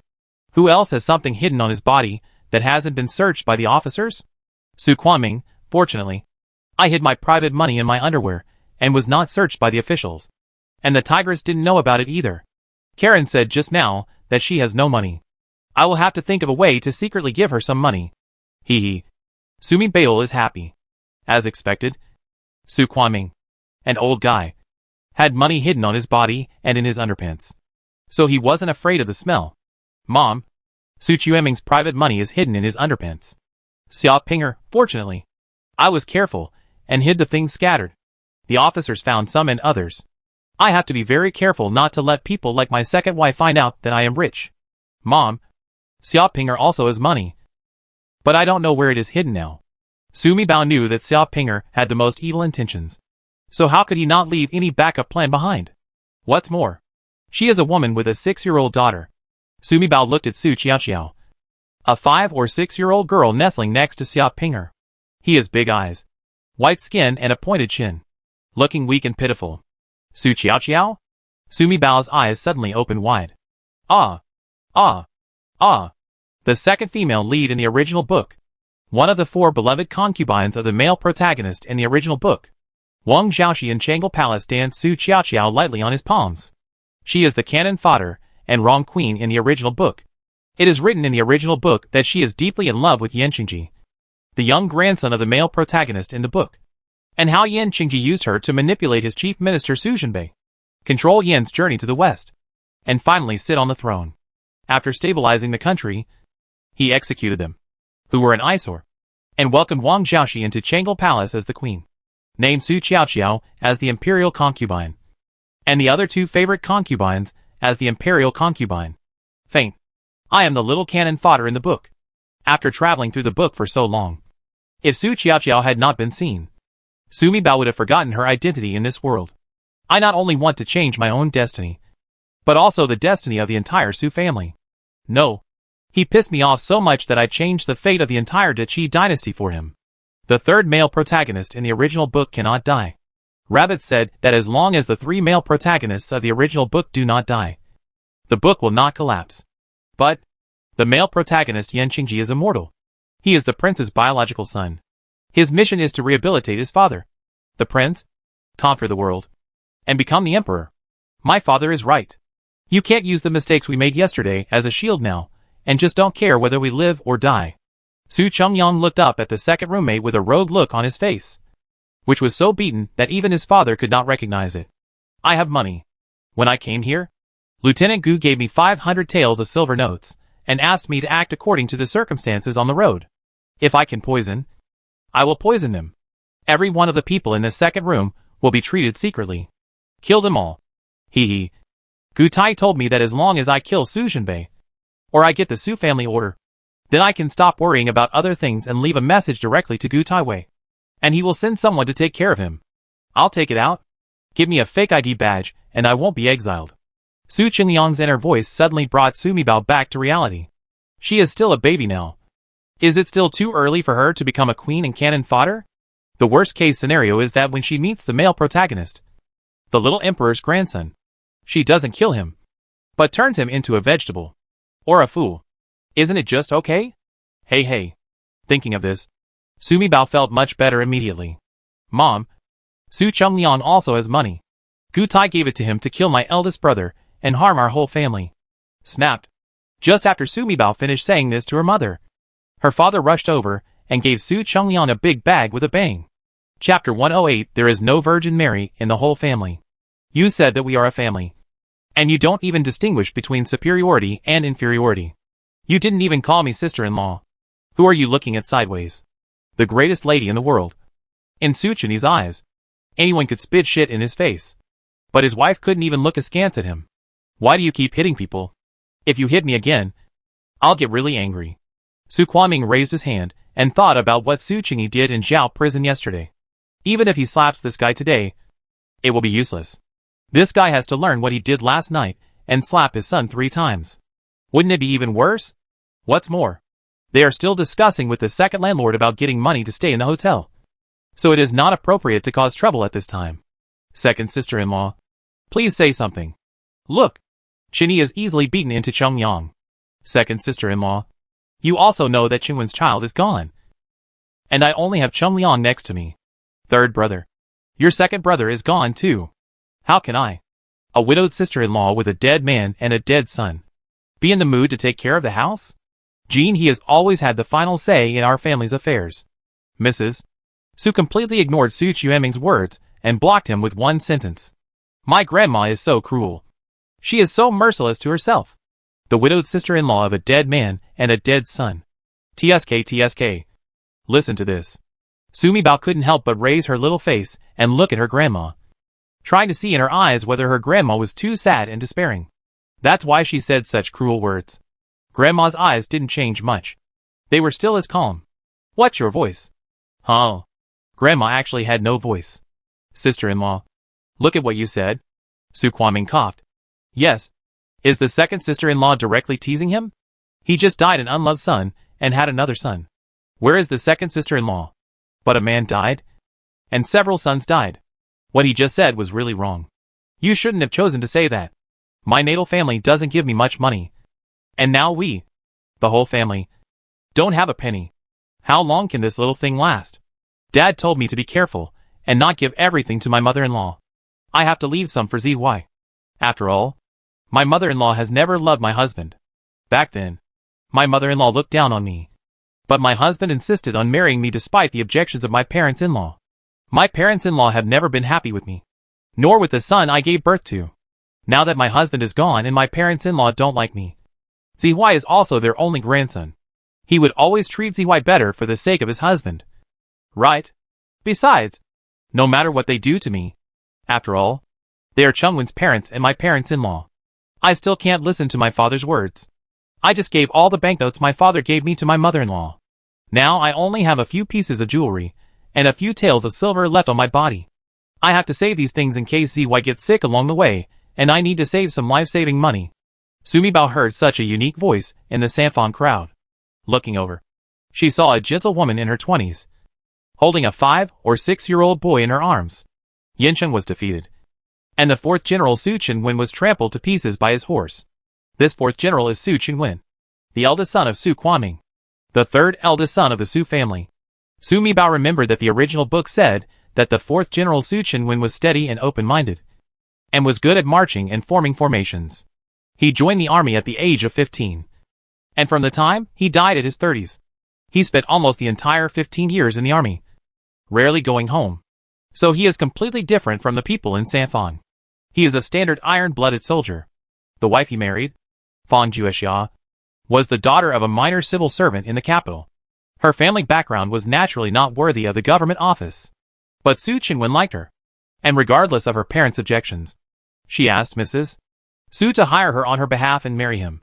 She gave birth to a son named Su Zy, who is 6 years old this year. Su Quanming and Lu Huifan have always disliked their eldest son, let alone their eldest daughter-in-law. And they also disliked their little grandson. On the way to exile, the mother and son died. How did you die? Sumibao thought about it for a while, but couldn't remember it. When the house was searched, I hid some money on me. It's just that I have saved too little money over the years, and the little bits and pieces are not worth 100 taels.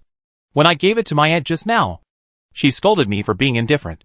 Since I hid it, I didn't know how to hide it more. Sumibao once again heard the voice of a clear and graceful girl.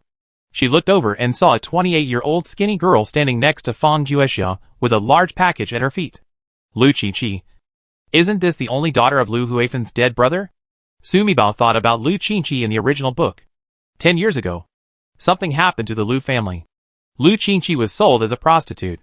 He was later redeemed by Lu Huifan and brought to the Jinhua Palace with Grandma Lu. After all, Lu Qinqi is the eldest daughter of the Lu family. In the entire 3rd room, among the bad ones, only 2 were considered good, namely Fang Juexia and Lu Qinqi. What happened to Lu Qinqi? Sumibao couldn't remember. Mom, both Lu Qinqi and Fang Juexia have money, and they all go to Lu Huifan. Sumibao told her mother what she just heard. The Duke's mansion was ransacked, and not a penny was brought out. I, Song Jinhe, can only support my mother-in-law, husband, and children with my money. I cannot support my 3rd uncle and your whole family. Song Jinhe didn't have the patience to fight with scum like the 3rd roommate of the Su family. He pointed directly at Su Quanming's underwear and said, "How about, 3rd uncle? I ask an official to come over and ask him to search you again? Maybe he can find money in your underwear." Ahem. Su Qinqi blushed. His wife's words are too straightforward. Right? Now that he is out of the capital, his wife is about to let herself go. She looks like she has gone back in time and traveled the world with him. You? Su Quanming's face suddenly turned the color of pig's liver when his niece-in-law pointed at her underwear and said she wanted to search for money. But he didn't dare to get angry. Mom, my nephew-in-law doesn't have clairvoyance. She can't possibly know that he really has money hidden in his underpants. Right? You shameless little whore. You? Lu Huifan just cursed. Snapped. Second sister-in-law. Lu Huifan suddenly stopped talking as if someone had strangled her neck. He looked like he had seen a ghost. My daughter-in-law. There is no need for you to beat or scold her. As for the 3rd child, forget about the past. From now on, don't appear in front of my 2nd wife again. Mrs. Su glanced at Nani Su. Help me back to the house. Grandma is mighty. Sumibao was happy. Her grandma is really an old baby. Not a virgin at all. There is no such thing as the ancient family mentality of a big family parent sacrificing a small family for the sake of the big family, especially the daughter-in-law. She worked hard to death. Well, she likes this. There is no virgin in the 2nd room of the Su family. Speaking of which, Mrs. Su is very much like her original grandmother. Her grandfather came from a family of traditional Chinese medicine, but he married a grandmother who came from a rural area and didn't read many books. Grandma can endure hardships. Grandpa and parents both work. Grandma takes care of everything at home and outside the house. She was raised by her grandmother. Grandma was the most defensive. She had been quarreling with people at school since she was a child. When the teacher called the parents, Grandma would go and fight with others without asking the reason. Our daughter is the most well-behaved. Whoever dares to bully our daughter will see if I don't beat her. Sumabeo had tears in her eyes, and her heart was blocked. She missed her grandma a little. I miss Grandma's rice. I miss Grandma's pickles. I miss Grandma's protective cap regardless of the reason. The 300 taels of silver notes under third aunt's shoes smell worse than those in third uncle's pants. After saying that, Song Jinha didn't look at the incredulous faces of Su Quanming and Lu Huifan. He turned around and asked his family to come into the house. He had to tidy up quickly and went to the kitchen to get some hot soup. He had to rest early so he could walk with strength before setting out on the road tomorrow. Chapter 109. You brought all the slaves' wealth. The single rooms on the second and third floors are all serious guest rooms, all occupied by officials. The single rooms on the first floor are actually converted from Daedongpu. They are small and narrow.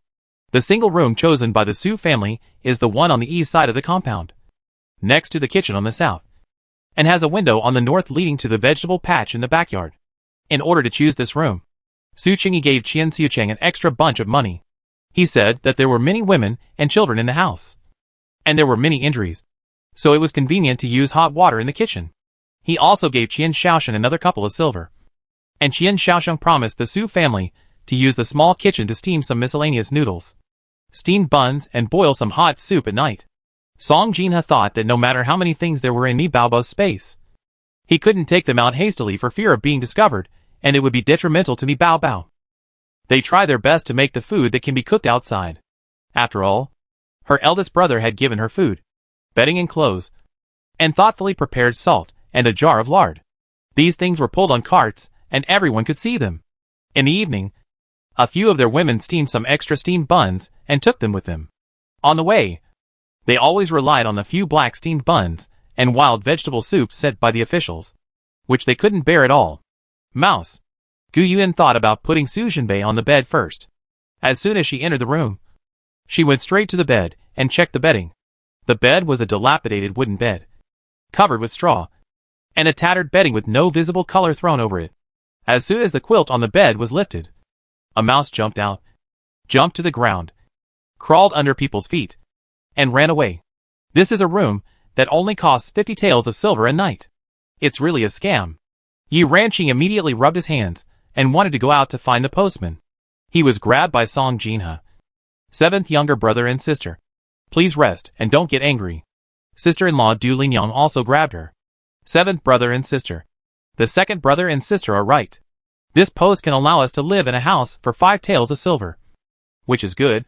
Song Jinha nodded repeatedly. Yes. Seventh brother and sister. Don't be impulsive. We are prisoners, not guests. Looking at the two sisters-in-law, Yi Ranqing's eyes turned red. Yes, she was impulsive again. The bedding on this bed is not only damp, but there are also insects. Gu Yuan just screamed out loud that there was a mouse. And now she felt a little embarrassed. I feel that Aunt Chi's impulse to go to the postman was all caused by her screaming. In fact, she has always been steady. So why would she make such a fuss over a mouse? After checking the bedding, she still couldn't help but frown. The cotton inside the quilt was old, hard and cold, and there were scabs and lice in the seams. This is an inn. They are all beds for prisoners. Who cares about this? Mrs. Su was very calm. In her early years, she accompanied the late emperor to conquer the world with the old prince. She walked through mountains of corpses and seas of blood. She has never suffered any kind of hardships. These are small things. She looked at her children and grandchildren. After all, these children grew up in wealthy homes. Where had they seen mice and lice? It's easy to get rid of rats, but not lice. They need to be scalded with hot water to kill them. Aunt Su was a little embarrassed. She and Mrs. Su were both born in the countryside, and they did a lot of housework with their sister-in-law in the village. In winter, my sister-in-law would fold and wash the bedding in this way, and burn off the lice on it. Only one night's sleep. It doesn't matter so much. It's just... Su Qingyi was a little embarrassed. Forget about others. He really couldn't imagine how terrible it would be to see King Yan's cloak and tiger skin mattress spread on this wooden bed. And the next day, it would be covered with lice. Family members, don't worry. I have a solution. A clear little milky voice suddenly sounded, and the people in the room, except Mrs. Su and a few other people, who could hear Sumi Bao's heartfelt voice, were not surprised. The rest of the people opened their mouths wide and looked at each other in horror. Hee hee. Family members, don't be afraid. Let me introduce myself first. I am Bao Bao. You're a little baby. I can speak to you from my heart. I have many superpowers. As long as I am here from now on. Don't worry. I will keep you safe on the way to exile. You will not endure hardships or endure the sins. And none of you will go to the place of exile. Me baby? Is this little Nine their baby Rice? Everyone looked at Madame Su. Yes. Everyone heard it. It was baby me's voice just now. Mrs. Su looked at the baby Sumi in her arms lovingly. Her baby Sumi would definitely use it along the way. And her family would know about it sooner or later. We just take advantage of this opportunity. Everyone is in the same room tonight. So let's get to know each other first. Our Su family is worthy of the emperor. And worthy of the common people. In the midst of this catastrophe, God will not abandon our Su family and send us the lucky star Rice baby. Bless my Su family with peace. Mrs. Su looked at everyone. Master Yi said that one phoenix is born in 3 generations. And it is the first family in the world. As long as baby me is here, our Su family will be here. From now on, everyone must do everything they can to protect baby me. Listen to our ancestors. Everyone nodded. With tears in their eyes and joy in their hearts. The Su family is not a traitor. God has eyes, and blessings come from heaven to bless the Su family. With their ancestors and little lucky stars here, they have nothing to fear. Mi Bao Bao said that the boss is missing. General Song was captured and survived. The 3rd child broke his arm and was imprisoned in Yanqing prison. The 8th child is missing. When we get to Yanqing, we will definitely find a way to rescue them. Jinbei's injuries will not be dealt with until if we find a few of them. We will be able to cure them. Our Su family will not die. After hearing the old lady's words, the despair and depression in the hearts of the women and children finally dissipated. There are still men in the Su family. They are not the only women and children left. The Su family has ancestors, little lucky stars, and living men. The Su family will never die. Sister-in-law gets up. Sumi Bao just clicked on the two-way mind-reading function in the system. And all 16 people in the second room of the Su family opened the two-way mind-reading function with her. Gu Yuan listened to the reminder from the crisp little voice, and quickly got up, and stayed away from the wooden bed. With a wave of his little hand, the wooden bed disappeared in full view of everyone. It disappeared without even making a sound. Mom, why don't you take out that luxurious bed in your room? It's big enough and useful. Baby me can't be so arrogant. It's best to take down the wooden beds in the human room. Get a few more, and put them together. Song Jinho was startled and quickly stopped Sumi Bao. Okay. Listen to your beautiful mother. How many do you want? Are these enough? The Xinghua Palace has always been generous to its servants. The beds are all made of solid wooden boards. And a new set of bedding is issued every 2 years. That's enough. That's enough. Seeing the servant beds appearing out of thin air in the room, Song Jinho quickly stopped when he counted 6. This room is small, with 6 solid wooden beds. Even though they are all 1.5 meters wide, they are already so crowded that there is not much room left. Isn't this the old slave's bed? Looking at the familiar quilt on the bed, Grandma Su opened her eyes wide. This belongs to the slave. Nani Song looked at her quilt on the other bed and narrowed her eyes with a smile. She quickly walked over and lifted up the pillow. There was a dressing box underneath. When she opened it, there were banknotes and jewelry inside. Young lady, you have brought all the servant's wealth with you. Chapter 110. A spittoon inlaid with gold and jade. Isn't that right? The old slave has brought small items such as forehead wiping and facial oil. Aunt Su also walked over and lifted up the pillow. Her dressing box was placed against the wall. It was a 2-layered dresser. She always put food on the upper layer and some small items on the lower layer. Open the box and take out a piece of sweet-scented osmanthus cake. My God, it's still warm. Grandma Su smiled so hard that her face spread out. She was born in the countryside, and she preferred these practical things for food to those old ladies admiring beads and flower jewelry. So I often put snacks on the top of the dressing box. Old madam, try it quickly. It's your favorite. It's soft. And Su quickly brought the cakes to Mrs. Su to eat. Since her home was ransacked, and she was in prison last night, she only had some food at noon today. It was sent by the Song family. But at that time everyone was in a bad mood. The future was unknown. And the adults couldn't eat any of it. What's more, Song is a shrewd person today. And the food he prepared is not too out of the ordinary. They are all steamed buns and cooked food, which can be kept on the road for a few days. Well, it's soft. You can eat it too, Mrs. Sue smiled. This time a real smile. The first time she smiled happily, since the house was confiscated. The heart that was in midair was finally relieved. The Sue family has a little lucky star like me Bao Bao. So they will not die. Along the way. With me Bao Bao here. The family of women and children can persevere. Oh! I really regret it. I should have put all the delicious and valuable things on the bed. It's a pity that I put all the good things that the old lady usually rewards me in the bedside cabinet. I don't know what kind of bastard I took advantage of. Grandma Sue was always cheerful. When she smiled, she said it was a pity. But she didn't really mean it. She and her grandson Suin would feel at ease being able to stay with their master, even if they were exiled. The cabinet is here. Sumi Bao waved his little hand. And Grandma Sue's cabinet appeared on the ground beside the bed. Oh my God! Little lady, you are such a living god. And Sue didn't look at the cabinet immediately. Instead, she hurried to the door, checked the door and window again, made sure they were closed, and then ran back. Don't take these things out. Just take some bedding and clothes. Nani Song has always followed butler Song Jinha, and is most familiar with the things in the house. Miss, please bring out some sets of bedding from the male servants' courtyard room. Their bedding is very similar in color to the bedding in this inn. Even if it's dark, outsiders won't notice it too much even if they are interested. Song Jinha understood Nani Song's worries as soon as he heard it. They have just left the capital less than 100 miles away. And the emperor and those idiots like Gutai have many spies. It does not rule out that those dogs sent people to visit them at night. The bedding of the female relatives and slaves in the mansion is all colorful, which is always inappropriate for others to see. Little miss, please hurry up and get my cabinet back. Ouch. My eyes are always twitching when I see it. Sumi Bao giggled and put the cabinet and the bedding on the bed back into space. Then he took out a few gray cotton quilts like those of male servants. The women quickly squeezed the 6 beds into 3 larger beds and spread out the bedding. Gu Yuan, Hua Fan, Song Jinha, and Nani Song went out and carried Su Jinbei in the donkey cart. Each of the 4 women carried a corner of his cloak and carried Su Jinbei, who was pretending to be unconscious, into the room. Su Jinbei is still unconscious?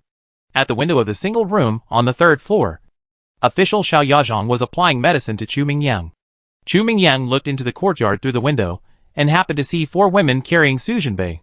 He asked Zhou Fuan, who was standing behind him, without looking back. Well, ever since King Yan sent him here, he has been lying unconscious in the donkey cart. Zhou Fuan directed Qian Xiaocheng to add things for use in the room, while watching several officials coming in and out, carrying things from Chu Mingyang's carriage. He really had a headache. This 3rd-generation ancestor was escorting prisoners with him. He was just here for a trip. Look at these boxes. They are all things that the 3rd-generation ancestor used on a daily basis. Xiao Yazhong applied the medicine and packed the medicine box. Then he started to take out the things Chu Mingyang used daily from the box, watching Xiao Yazhong busy. After a while, he took out a few Wangwali wood sticks from the box, and then assembled them into a clothes hanger, and took out the clothes and hung them up, sachet and fan. Even later, Xiao Yazhong even took out a spittoon from an elegant Wangwali wood box. Zhou Fuan's eyes widened. Yes, he saw it right. It was indeed a spittoon. And it was a spittoon inlaid with gold and jade. Then what? Then Chu Mingyang unbuttoned his pants in front of him and 3 officials in the room. Wow! Put in a dip of yellow soup. I have mysophobia, so I can't sleep on a bed outside or use a spittoon. Chu Mingyang whistled at Zhou Fuan. Then, Zhou Fuan watched 2 official servants bring in a few boards. Xiao Zhangya went out with a spittoon and poured it out. And then he was busy again. And a simple Wangwali single bed was set up. Don't you know how to bring all the things from your house? Can your carriage really be loaded with it? Is there anything else that Little Tooth can't do? It's not Zhou Fuan's fault. He has been an official for most of his life. And this is the first time he has seen an escort officer look like this. This is escorting an exile prisoner. This man really thinks he is traveling. Ask Xiao Yazhong. He knows everything. Otherwise, my grandfather wouldn't have assigned him to serve me specifically. Oh, by the way, Xiao Yazhong is my grandfather's personal slave, who has been tailor-made for me since I was a child. It's good luck and good luck.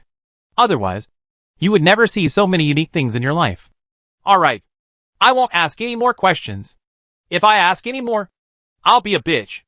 Only then did Zhou Fuan understand why the right prime minister sent Xiao Yazhang to report to the Yamen before sending Chu Mingyang here. This little boy has open teeth, is young, and has a fair face. He looks like he is only 15 or 16 years old. He has pretty features and has a girl-like mouth with white teeth. And because he is a new guy, everyone is not happy with him. We are familiar with him. I only know that his surname is Zhang, but I cannot pronounce his name. Behind his back, everyone calls him Xia Zhang. Unexpectedly, when Chu Mingyang came, he opened his mouth and called him Xiaoya Zhang. It turned out that Xiaoya Zhang was actually the servant of the right prime minister. Chu Mingyang gave him the name of Xiaoya Zhang. Xiaoya Zhang is smart and quick-witted.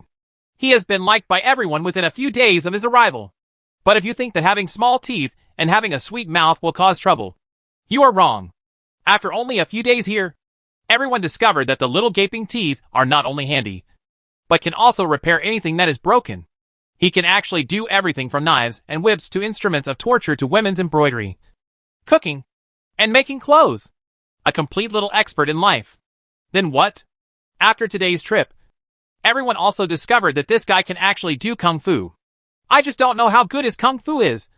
But judging from the fact that he was as light as a swallow all the way, and he was not out of breath or blushing, I think this guy's kung fu is probably not very good yet. Zhou Fuan calmly looked away from Xiao Yazhang.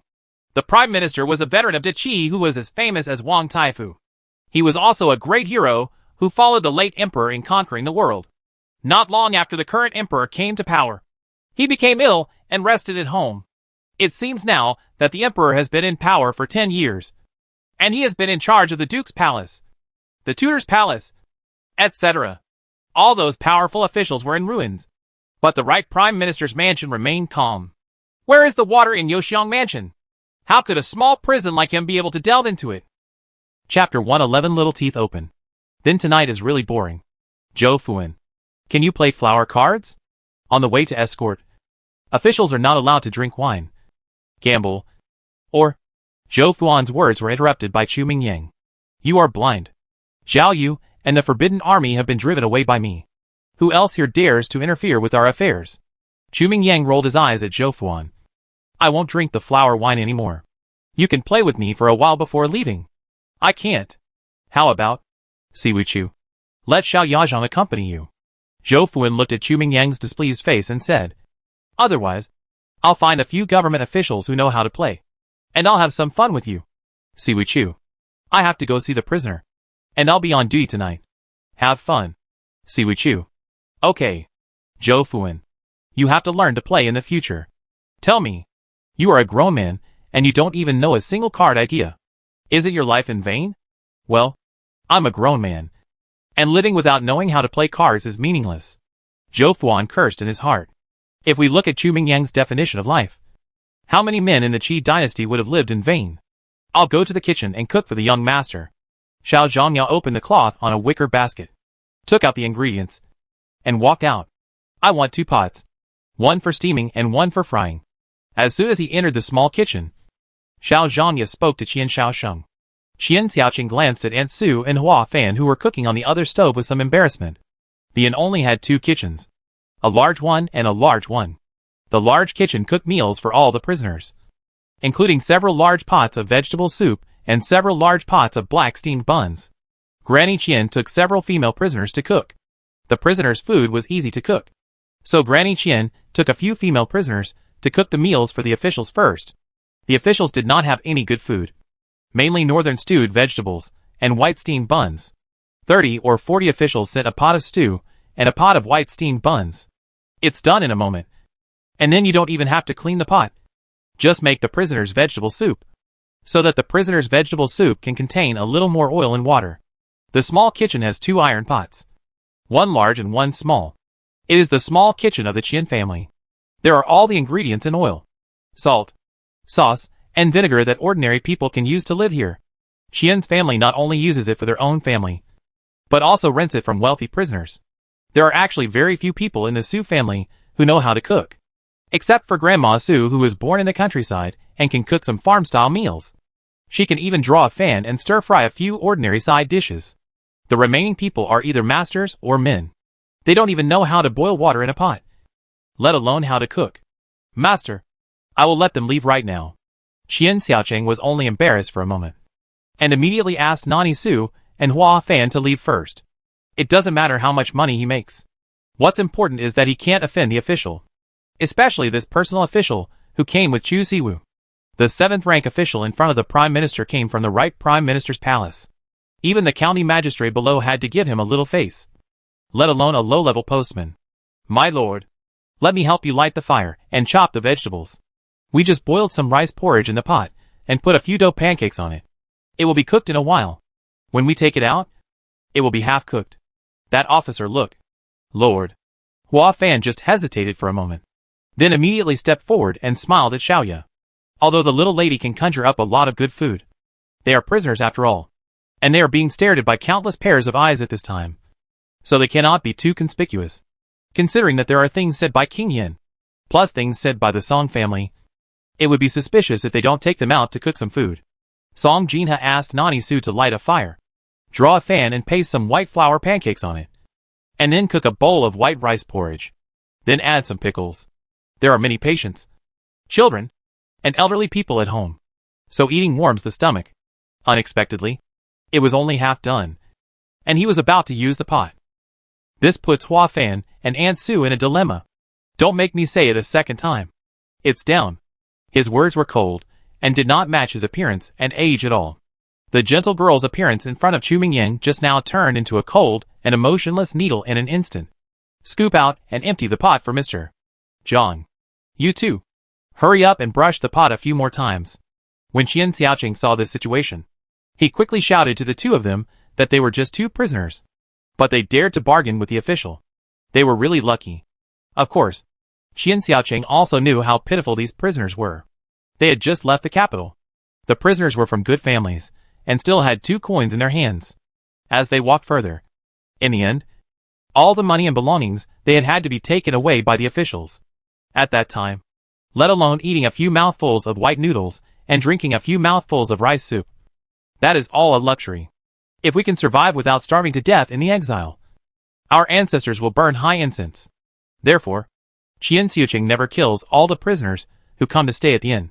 In his opinion, there are many prisoners here, and it may be the last hot and full meal he will have in the rest of his life. Why should a living person compete with a dying person for a meal? Alas, this Chu Siwu is really from a wealthy family, and does not know the sufferings of the world. Okay, let's clean the pot now. Grandma Su and Hua Fan looked at each other, immediately turned off the heat, uncovered the half-cooked pancake, and then quickly scooped the rice soup into a ceramic jar. Grandma Su asked to go out. Hua Fan and hurriedly went to clean the pot. I'm afraid that my little teeth will be disgusted by Grandma Su because she is too old to brush them clean. Then we'll look for trouble. I brushed the painting fin several times to make the pot shine. Then I cleaned my hands and left. When leaving the kitchen door, Hua Fan turned around and saw Qian Xiaoqing sitting in front of the pot and lighting the fire. In the warm firelight, the little girl stood in front of the chopping board and bent over to chop vegetables. Her face was fair and warm, and her chopping movements were as orderly as a beauty showing off her flowers. The whole person exuded a kind of warmth and aura of human fireworks. He looked nothing like the same person as the ice needle just now. Hua Fan was stunned for a moment, feeling an indescribable feeling in his heart. She felt like she had seen this feeling somewhere before, but for a moment, she couldn't remember it. Hua Fan returned to the room and was about to eat, except for Butler Su, who was watching the donkey cart. Everyone else was in the room. As soon as Hua Fan entered the house, he closed the door tightly. The pancake is half cooked. The rice soup is boiled, but the popcorn rice is not boiled and is a bit hard. Fortunately, the soup is still hot. Aunt Su opened the jar and muttered dissatisfiedly, "You two are doing the right thing. You must always remember our current identities. We are prisoners. Don't conflict with anyone." Mrs. Su confirmed that what the two of them did just now was correct. But if someone wants to bully us, we are not afraid of them. Yi Ranqing, who was sitting on the bed and resting, was no longer so pale, since she had to lie down to protect her pregnancy. Mrs. Su arranged for her to sleep on the edge of the big bed closest to the north wall. This will keep people from touching her as much as possible. 6 single beds were put together into 2 large beds, and the 2 beds were joined together, leaning against the south wall.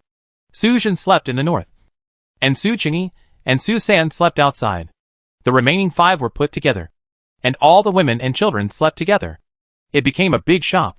If I weren't worried about causing trouble for the masters, I would just wait a while. After the official duties are done, I will go to the small kitchen to do it again. And Sue was a little bit worried. Let me. Sumi Bao remembered in her heart that the little official, who was the personal attendant around Chu Mingyang, would definitely teach him a lesson if she had the chance. Chapter 112. Don't hurt my sister and break your legs. With a wave of his little hand, the half-cooked pancakes and the undercooked rice soup in the earthen pot disappeared. The little hand waved again, and on the cloth spread on the ground, steaming soup cooked in 2 large earthen pots appeared, as well as several dishes and various steamed buns and flour rolls. Yesterday was a good day for the eldest brother and sister-in-law to get married. The banquet was disturbed by the emperor. Now let's add one. Let's all eat. Sumi Bao thought sadly that she was a little baby now, and could only watch them eat. If you want to eat, you have to run back to space and change back to your original body before you can have a big meal. Hee hee. She just ate just now. And now she is full and not hungry at all. Speaking of being hungry, she found a surprise. That is, after eating with her original body in space, she will not be hungry when she comes back as a baby. This discovery made her ecstatic and so happy. From now on, she won't have to worry about having nothing to eat as a baby, and will have to drink milk every day. After all, back in Shiliting, my uncle was worried that her little baby would starve. So he got her a dairy goat. But the officials refused to bring it and confiscated it. After all, the exiled prisoners took the sheep with them on the road, which was definitely a source of anger for the prisoners, whose eyes would turn green due to hunger. Official duties naturally do not allow such a thing to happen. Besides, she couldn't move the sheep into the space. Her space could only accept dead animals, not live ones yet. I wonder if it can be loaded with live goods after upgrading. There was just one thing that couldn't be solved. When he thought about it, Sumi Bao's face fell. As a baby, she cannot be hungry. But she will not urinate or poop. She also had to make diapers. And she's a little baby, and can't put on her own diapers. Thinking of the scene every time her mother changed her diapers, Sumi Bao felt uncomfortable for a while. After all, although she has the body of a baby, she really has the psychology of a 22-year-old adult woman. It made her seem to have entered retirement mode early. Don't take out the smelly food easily. Be careful that the walls have ears. Su Jinbei spoke softly. Well, big brother, I understand. This is your wedding banquet, and both you and your sister-in-law have to take a bite. I wish my brother and sister-in-law a happy marriage for 100 years. Making love every day, and having sex every day. Su Jinbei's usually unchanging face twisted, although his face did not turn red. His earlobes betrayed him. They were brightly red. Gu Yuyan instantly blushed like a red hijab. The mind-reading technique that Sumi Bao and the whole family were prescribed was not a one-on-one mind-reading technique, but her voice, which the whole family could hear at the same time. This was something she chose after much consideration. After all, no one can predict what emergencies may happen on the road. It was impossible for her to notify them repeatedly one after another. Just create one where the whole family can read her mind at the same time. Although this saves her trouble. The embarrassing thing is that what she says to a certain person can be heard by the whole family. Just like now. She is a little baby, and she actually talks about having sex every day and having sex every day.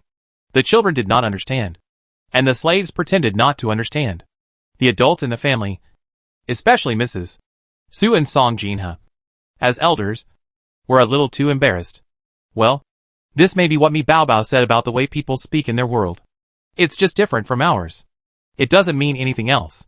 Song Jinha could only comfort himself in this way.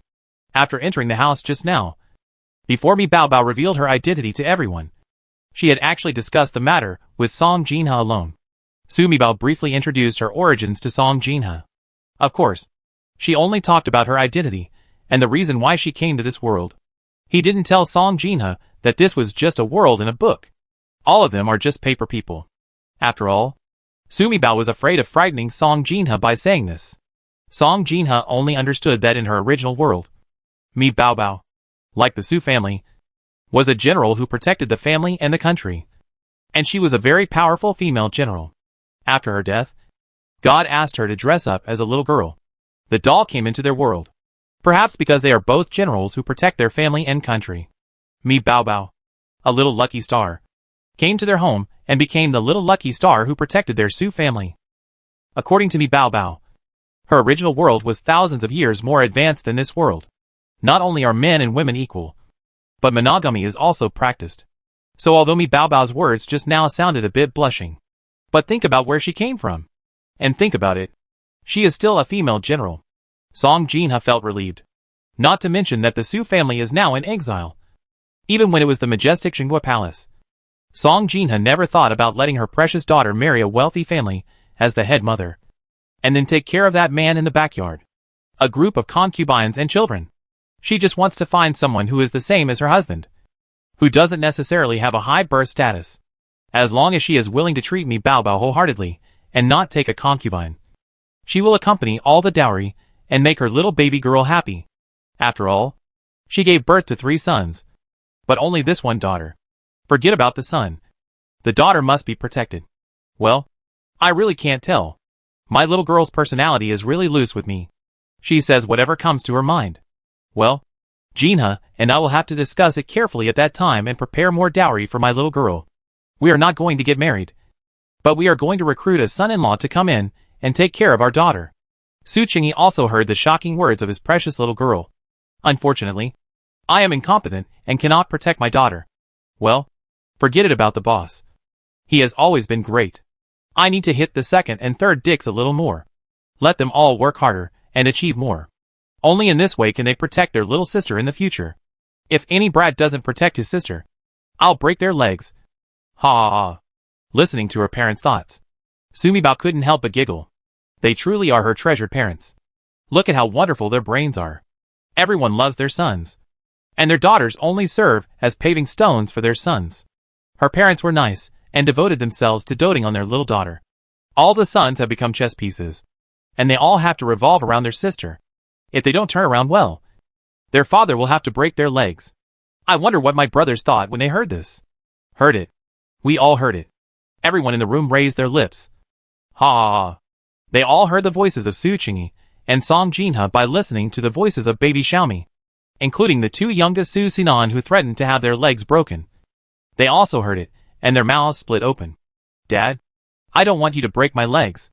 If I don't hurt my little sister, you can just blow my head off. After saying that, little fatty turned around and kissed Su Mi Bao's chubby little face. Baby me, remember? You are third brother's little cutie. Third brother loves you the most in his life. No second. Chapter 113, Prenatal Injection. Flattery. When you grow up and get a wife, you won't say that. By then, your heart and eyes will be all about your wife. Just like your father. How can you still see me? My little sister? Su Mi Bao teased Su Simon and watched him stuff a piece of braised pork into his mouth, making his mouth full of oil. TSK. She discovered that her third brother is very talented in eating and broadcasting. No matter what the environment is, no matter what food he eats, everyone will find it delicious as long as they watch him eat it. Su Mi Bao absolutely believed that her third brother, not to mention braised pork, could taste the taste of braised pork even if he ate a blackface steamed bun. Baby me, don't worry. I won't marry a wife when I grow up. If I marry a wife, I will marry you. Third brother, your wife is someone else's girl. You can't marry your own sister. Su Jinchuan, who has never been fond of family background, sat there like a magnolia in a quiet room, slowly took a bite of green vegetables and said calmly, Fourth, you are the only one who can do it. You have never married a wife, so don't think you know everything. You can read and speak well. So tell me, do you know that male crickets and female crickets have the same number of legs? Oh my god. Su Mi Bao couldn't help but be happy. Her third brother was a living treasure. Sure enough, it can't compare to study. It can't compare to appearance. We can compare to playing with cats and dogs and playing crickets. Tell me, who can be better than me? You brat. You don't think it's enough to embarrass yourself in the capital. Are you going to embarrass me throughout the Qi dynasty? Su Qingyi couldn't help but stretched out his leg and kicked his third son. Tell me, his Song Jinha is such an outstanding mother. 4 children were born. The boss, Su Zhenbei, will not go into details. He is unrivaled in both civil and military skills. Although the second child, Su Chendong, does not like martial arts or career. He only likes to travel around practicing medicine. He is also a famous young miracle doctor. Not to mention the little 4-meter baby. That is simply a perfect child. An existence that defies heaven. This third child alone is like a little loser who only knows how to eat, drink and play. Why are you drinking me? Dad? Am I wrong? The fourth child is not older than me. He is only 8 years old. And he has never been married. He said that he cannot marry his elder sister or younger sister when he wants a wife. I clearly saw that many young men from families married their cousins. Didn't they? Don't adults all say that this is called getting closer? When I grow up, I want to marry my own sister. Wouldn't it make me even closer to her? My third brother is right. When we grow up, we will not marry anyone else. Just the two of us. Ha ha ha. If you don't get married and don't have children, won't you be happy eating, drinking and having fun all your life? There is also a companion. And I am completely happy. Everyone couldn't help it anymore and laughed. But silently, everyone knew that the situation outside was not good. And there were countless eyes secretly staring at them. But today, there is hot food to eat. The whole family is here. And there are a few children laughing and joking. If this were in another place, if they could not see the shackles on Suchi and Susan's necks, they would feel that this day is the same as before. Peace and happiness. Suchi and Susan were wearing shackles, and it was inconvenient for them to eat. Song Jinha fed Suchi and painted a fan to feed Susan. After finishing the meal, everyone cleared up. Sumibao took out medicine from the space again. And Gu Yuan and Hua Fan treated everyone's wounds. Hua Fan and Sister Song went to the small kitchen to boil 2 basins of hot water and brought them in. In fact, Sumibao took out some hot water from the kitchen of the Jin Guodong mansion in her space. Everyone washed their faces, hands, feet and wounds. I applied the medicine and laid down to rest. Only Suchi and Susan were in big trouble. They were wearing shackles and couldn't sleep. He could only guard Sujinbei and sit against the wall. Look, it's completely dark outside. There's no sound of prisoners in the courtyard. And everyone is asleep. I took the wooden shackles for Dad and Uncle Su and put them on tomorrow morning. Sumibao waved his little hand and directly put the wooden shackles worn by Suchi and Susan into the space so that they could be restored tomorrow. Suchi was as happy as a child. And he had to wear the shackles for a day and a night. He, a man who was used to enjoying happiness, had really suffered a great sin. If it weren't for the motorcycle shoulder pads Sumibao gave him, his shoulders would be rotten. Song Jinha treated the frayed skin on his shoulder and applied medicine. Suchi finally lay on the bed next to Sujinbei. Within one meal, Suchi started snoring. But Susan didn't want to sleep on the bed. Crowded with the old master and the young master, he wrapped himself in a quilt and leaned against the bed, tilting his head and closing his eyes to meditate. There was only one stab wound on his body, although it was deep and close to his heart. But it didn't hurt the heart after all. As a secret guard, he trained all year round. So these injuries could not kill him. Just bleeding too much and feeling a little weak. Now that he has been drugged, he meditates and practices. After 2 or 3 days, even if the wound is not good, some of his kung fu will be restored, and he will be able to protect the young master and the Su family. The remaining women and children in the whole family crowded into the big bed and slept in rows. Each person is wrapped in a quilt, and they are warm even if they are huddled together. From yesterday to now, I have experienced so many things and walked the same path today. The children fell asleep soon. Mrs. Su and Aunt Su, the older ones, couldn't stand it any longer and fell asleep. Only a few women couldn't sleep and were still busy. Sister-in-law, give this injection to Aunt Chi. Sumibao took out the fetal protection needle from the space. Everyone already knew her secret. So if she took out something strange at this time, no one would make a fuss.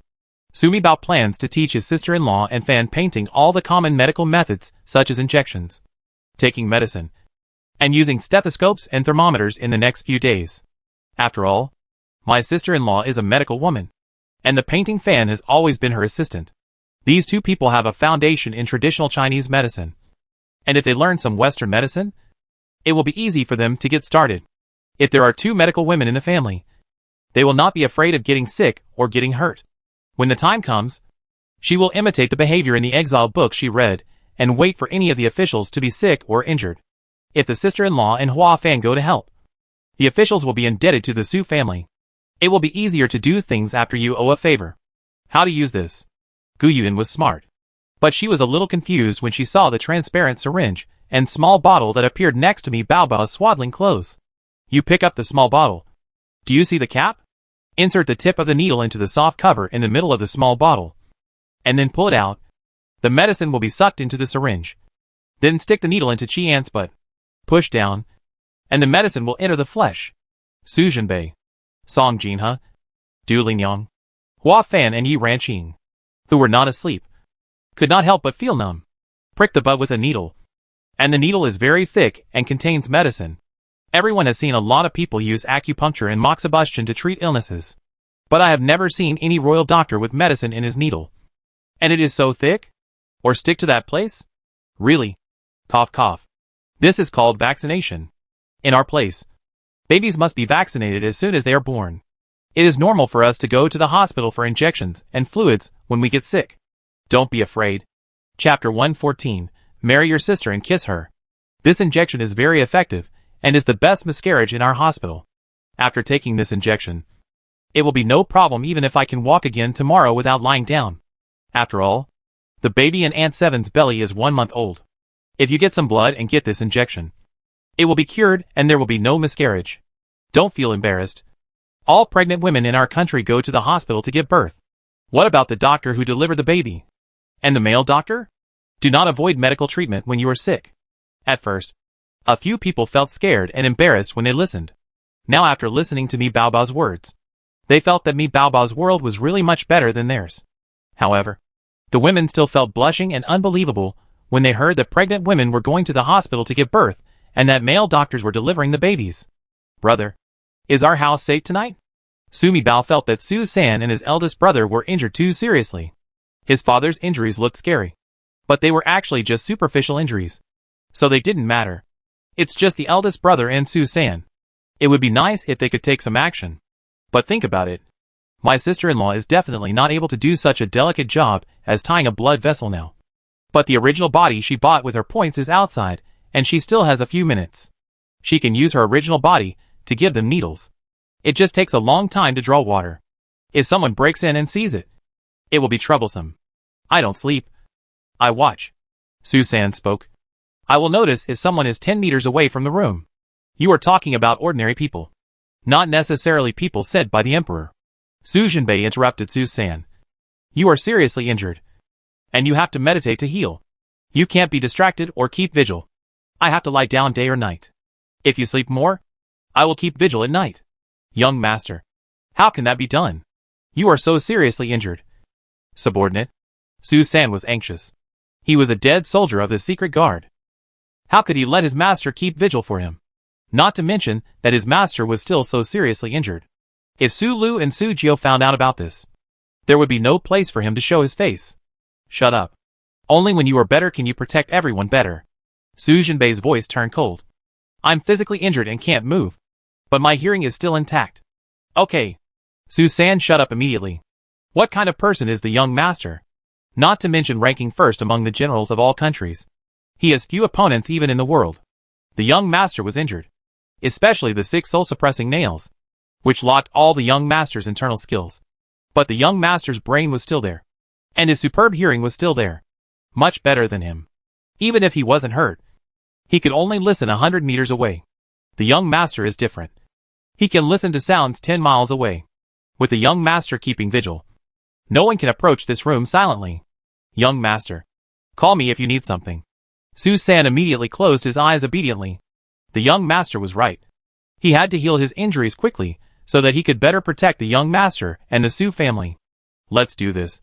Sister-in-law, after you give Aunt Chi the injection, I first gave my brother an injection of analgesic and anti-inflammatory drugs. After I come back from doing things, I will give my eldest brother and Su San some water. Su Mi Bao thought that she was going to the capital to shop for 0 yuan. We still have to pick up Chiu Bo and the others. By the way, I also want to go to Gu Mansion to see that dog Gu Tai. Finally, if it was convenient, she would also like to do a wave of $0 shopping for corrupt officials in the capital. It takes a lot of time to do the math. It would be late at night when we got back, so we still had very little time to fetch water for Su San and her eldest brother. But she didn't dare to fetch water for these 2 people now, just in case someone came after she left. No one can put these things away without her. And if someone sees them, they will be in big trouble. Just like what the eldest brother said. They are still within the Emperor's sphere of influence. So it's best to stay silent. After living in the apocalypse for many years, Sumibao has learned the most valuable experience. No matter how awesome your strength is, you can only live long if you have to endure it. I don't want to fight. Su Jinbei had a cold face. And he felt uncomfortable at the thought of asking Gu Yuyan to stick a needle in his butt. You are a patient, and you have to listen to the doctor. Just your soul-suppressing nail can stun you in minutes. Tell me, if there is a way to relieve your pain, you must act like a hero. Sumibao would not coddle Su Jinbei and turn on him right away. His pale face immediately turned red. And he stared at Gu Yuyan walking towards Yi Ranqing with the needle. Only then did Sumibao realize that her elder brother was afraid of being spanked by his sister-in-law. Ha ha ha. Let her discover her eldest brother's shortcomings. If her eldest brother quarrels with her in the future, she will ask her sister-in-law to give him a spanking injection. Brother, what are you afraid of? You don't spank.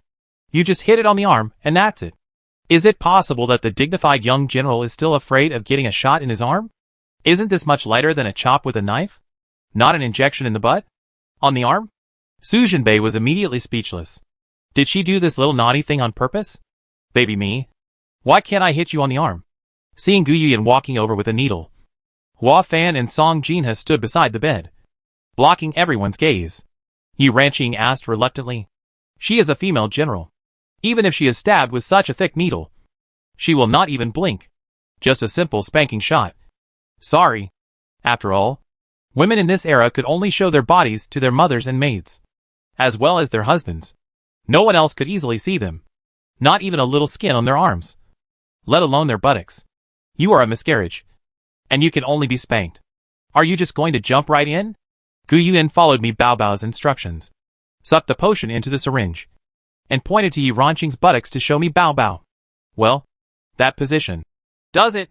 Just stick it in and push the potion in. Don't be afraid. Don't shake your hands. There is so much flesh on the buttocks that the blood vessels and nerves are not visible and cannot be touched. It doesn't matter if it's a little crooked. It's not a water retrieval. It's a blood vessel search. And I can't find it even if I'm not skilled at it. Sumibao complained in his heart. That's why she would first let her sister-in-law get started with injections, and then find time to slowly teach her how to give injections. Okay. This is fine. It doesn't hurt at all? Yi Ranqing was surprised to see Gu Yuyan leave her quickly. With such a thick needle, how can it be inserted into the flesh without any pain at all? This looks much thicker than the head of a hidden dart weapon. And it's not the syringe that's inserted. It's just the tip of the needle. Gu Yuyan smiled and showed Yi Ranqing the syringe. This is really good stuff. Hua Fan and Song Jinha also gathered around, and several women were amazed. Not only is this thing skillfully made, it is also made entirely of transparent glass. Sister-in-law, why are you putting away the medicine bottle? When you use up the medicine, just throw it away. Yes, you can't throw it away. Don't let anyone see it. Give it to me, and I'll throw it into space. I'll figure out how to deal with this garbage later. Listening to Mi Bao Bao's words, Hua Fan took the small medicine bottle from Gu Yuyan's hand. Little miss, this is useless. You want to throw it away? Then can you give it to me? What do you want this for? Medical waste requires special treatment. We have to spend money to find someone to deal with it. Throw? Oh my gosh! These are all colored glazes. Things more valuable than gold. Mi Bao Bao actually said that people in their world are just thrown away as garbage. Everyone was immediately heartbroken. Chapter 115. All men in the Su family love their wives. Okay. If you like. When we have time. There are a lot of trash cans in the hospital in my space. I will bring them to you when the time comes. Looking at the painted fan, he put the small medicine bottle into his pocket. Sumibao couldn't help but feel happy. A lot? How many? Several women said in unison. But of course their voices were kept very low, for fear of waking up the people sleeping in the room or disturbing the people outside. How many? I really can't calculate. Tens of thousands. More than this? Anyway, too many to count. Sumibao thought about how many medicine bottles there were in the entire military hospital. She really couldn't count them. It's estimated to be not just 100 million, but also tens of millions of bottles. Right? In the modern world. Especially in their hospital. Who would be bored enough to ask such a silly question? Gu Yuyan was indeed talented as a doctor. It was the first time in her life that she gave Yi Ranqing an injection. and her hands didn't even tremble. By the time she gave Su Jinbei another injection, she was already somewhat proficient. Sure enough, some people are just being chased and fed by God.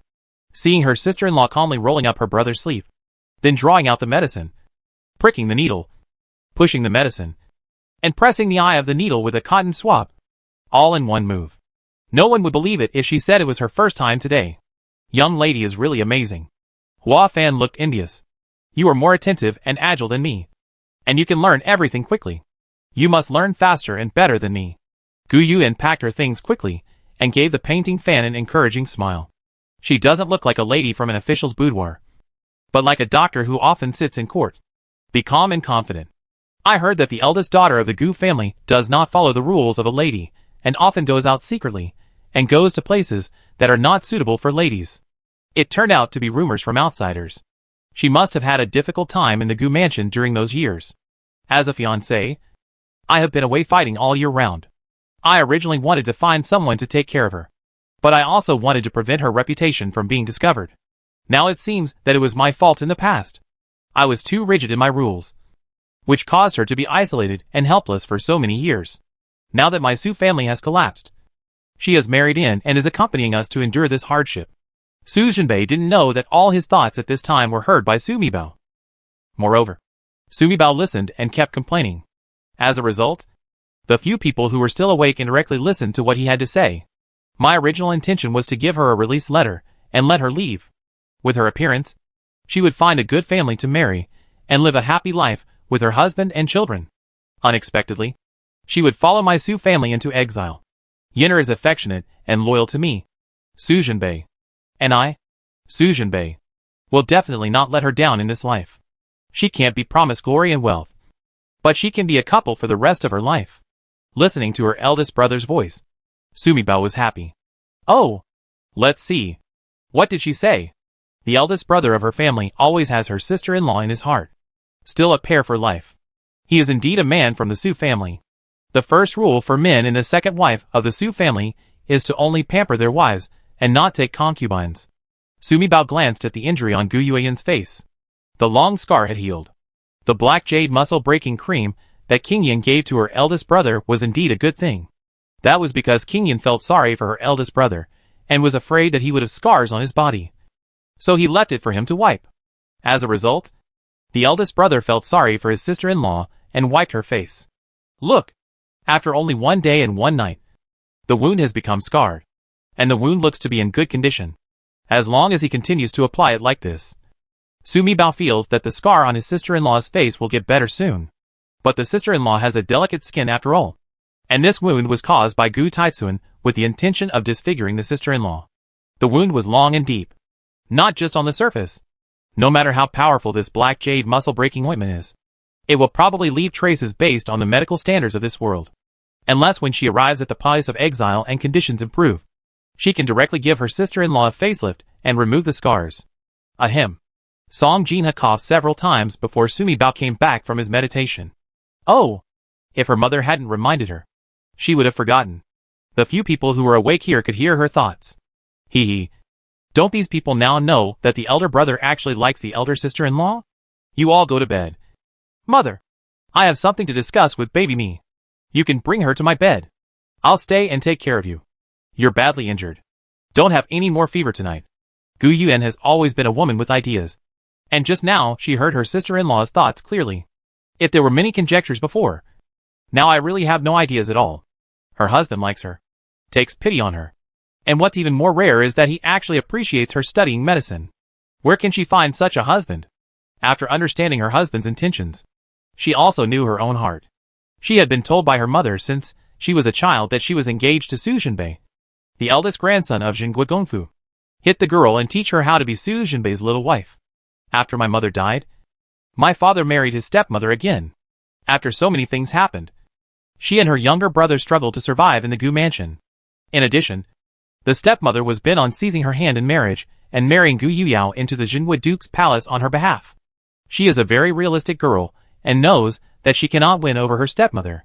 When she found out that her father agreed, although she was sad, she quickly persuaded herself to accept the reality. She and Su Jinbei have no fate in this life. It is not up to her to decide who she will marry in this life.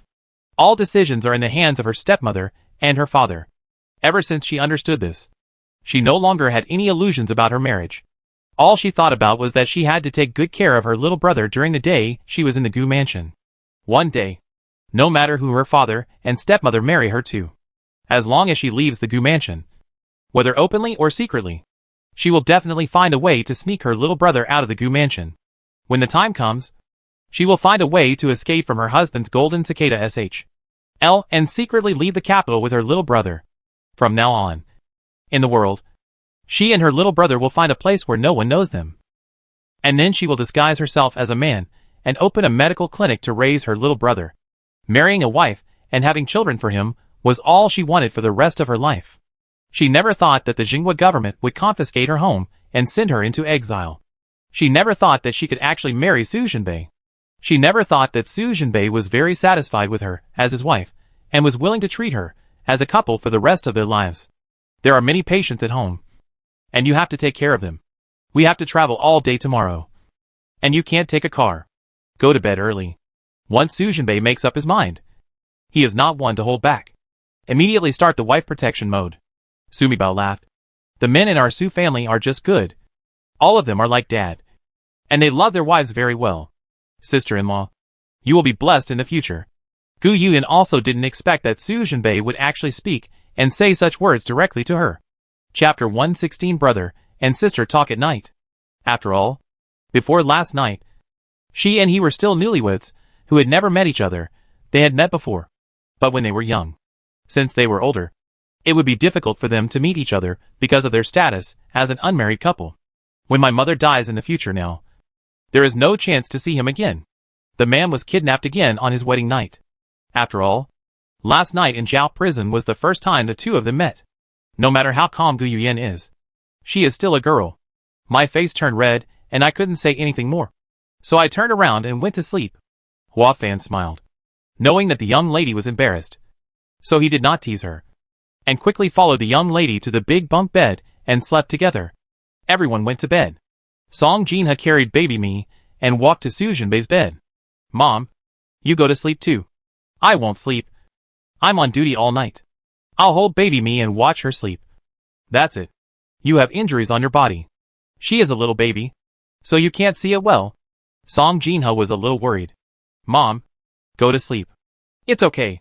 My eldest brother and I can sleep in the donkey cart during the day. Go to bed quickly. You have to walk tomorrow. Sumi Bao also needs to discuss the matters on the road with his eldest brother carefully. In the middle of the night, she had to discuss the matter with her elder brother about going to the capital for 0 yuan shopping.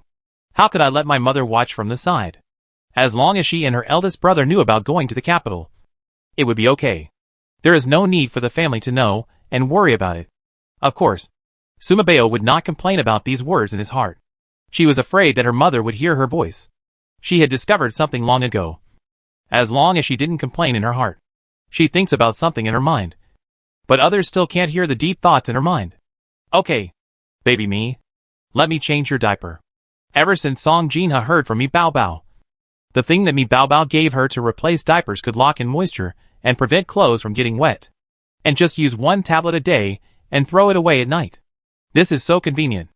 Otherwise, washing diapers would be a big trouble on the road of exile. What's more, it's late autumn now, and it's getting colder as it goes on. If there are a few more rainy days, there will be no clean diapers to use. Baby me is about to suffer. Diapers? Su Jinbei watched something white and soft suddenly appear on his bed. Then he watched his mother open Mi Bao Bao's swaddling clothes, pull out something, and roll it up. Then open the new one and put it on. Finally swaddle. Su Jinbei looked again and saw that the thing his mother had pulled out had disappeared. It seems that the little sister took it away. Sumi Bao was speechless. Her mother really didn't want to see her outside. She even changed her diapers in front of her eldest brother. It's so embarrassing. Fortunately, her mother knew how to cover her with swaddling clothes when changing her. Otherwise, she would really have to bare her buttocks in front of her big brother. Why do you think you are so serious? Is it possible that you also want to wear diapers? Sumi Bao suddenly thought in a funny way that her eldest brother had been pretending to be comatose and had to lie still in the donkey cart all the way. What if you really need to pee? Just like taking care of those seriously ill patients in the hospital. Should she get some adult diapers for her big brother to wear? When she thought of her eldest brother's incredible figure, he looked like he was wearing adult diapers. Sumi Bao's little mouth couldn't help but grin. So wide that she didn't even have a single tooth. And her throat could be directly seen. I don't wear it. I can use my internal strength to hold in my urine. Just once a day is okay. Seeing her smiling so maliciously, Su Jinbei immediately explained. Although the little sister is just a little baby, her soul is that of a big girl. As a big girl, you can forget about thinking about such a thing in front of your brother. But don't think about it in front of other men. Su Jinbei had a headache. He felt that there was something he had to tell his little sister in advance. Don't worry if your little sister does something earth-shattering and scares others. It will be a big deal if it affects his little sister's reputation. I don't. Brother. I really didn't mean to laugh at you. In our world, there are many seriously ill patients like you in the hospital. And it is nurses who turn them over, wipe their feces and urine, and put on diapers. In your old world, little sister, there were not only male doctors who delivered babies to women. Are there women wiping male patients? Su Jinbei has traveled across all countries, and has learned from ancient times to the present. Everything in the world that the little sister said shocked him. No wonder my little sister's magical powers are so powerful, and her thoughts are so shocking. Well, the world I came to was China in 2033. I was from the Chinese Institute of Special Forces Medical Research. He is both a doctor and a soldier. I've been on many international assignments. Sumi Bao decided to set off at midnight, which was still more than an hour away. She happened to be talking to her eldest brother. Since she came into this world, she has many things to say to someone. Now, she feels that Su Jinbei is the most suitable person in the world to talk to her. You said that our world is not the real world. It is just a book. And I and everyone else are just characters in this book? Mi Baobao comes from a future developed world. The reason for coming here is that a fighting spirit system resurrected her. The world he lives in is just a book. He and everyone else are just characters in the book. And the ending is already set. After listening to what Sumi Bao said, Su Jinbei really couldn't accept this setting. But Su Jinbei was Su Jinbei. He could no longer accept it. And he knew very clearly that what Mi Baobao said was the truth. We are all characters in the book, with a predetermined ending. But you are not in the book. You are the only variable in this world. Therefore, only you can change the outcome of each of us. Su Jinbei is worthy of being the first person in the world. Truly the most powerful brain. The most important clues were quickly sorted out. Well, so I will lead you to change the direction of the book and change everyone's ending. According to the book, the little emperor's grandson is not dead, and will meet us on the road to exile later. We will take him with us to the penal colony. In the end, King Yin and I will raise him up, conquer the world for him. I am the chief assistant, and King Yin is the regent. You are the queen. And finally the emperor killed our brothers and sisters after taking office. And King Yin committed suicide. The emperor reigned for decades. And the Daki dynasty unified the world and flourished for 100 years. Sumi Bao nodded repeatedly. Her eldest brother was so powerful. He could clearly explain the ending of the book in just a few sentences. The little emperor Sun Yan Chengji is the male protagonist in the book. He is destined to become the emperor of Qi and rule the world for 100 years. Sumi Bao once again confirmed the ending of the book to her elder brother. This is the established ending and cannot be changed.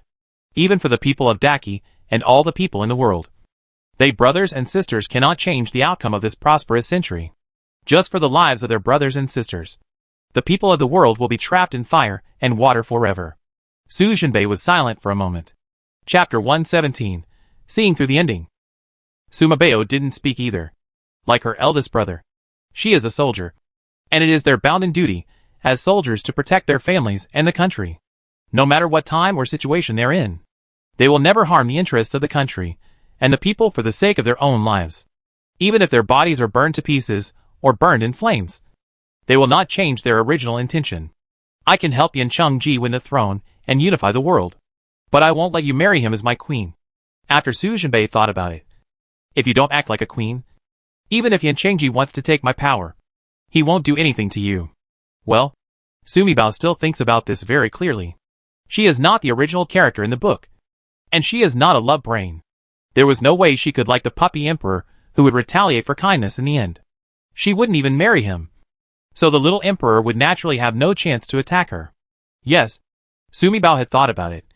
She would never meet the little emperor. Even if they meet, She will never have any interaction with the little emperor. In the book, he used you to seize my power, and then killed me and forced King Yen to death. All for the word power. Su Jinbei's voice was calm, and the anger when he first knew the ending was gone. Of course, regarding the ending in the book that Mi Bao Bao mentioned, he was only angry at the tragic end of his little sister. But he is not sad about his own ending in the book. If everything goes as what the little sister said in the book, his whole family will die, and he will suffer humiliation on the road to exile.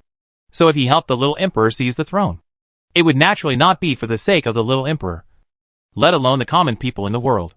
Just look at the fact that the little emperor is 18 years old. As the chief minister, he refuses to return power to the emperor. He still controls the government and has a regent who is devoted to him. Knowing that he in the original book was designed to be killed by the little emperor, it was too normal for the common people in the world, for 100 years of prosperity, for the Qi dynasty, and for our Su family to guard the border for 30 years. I will help the little emperor grandson ascend to power and conquer the world. But after success, I will not be the chief assistant. I will ask the little emperor to rehabilitate my government. By that time, I took my whole family back to our hometown, and our family lived a happy, peaceful and carefree life.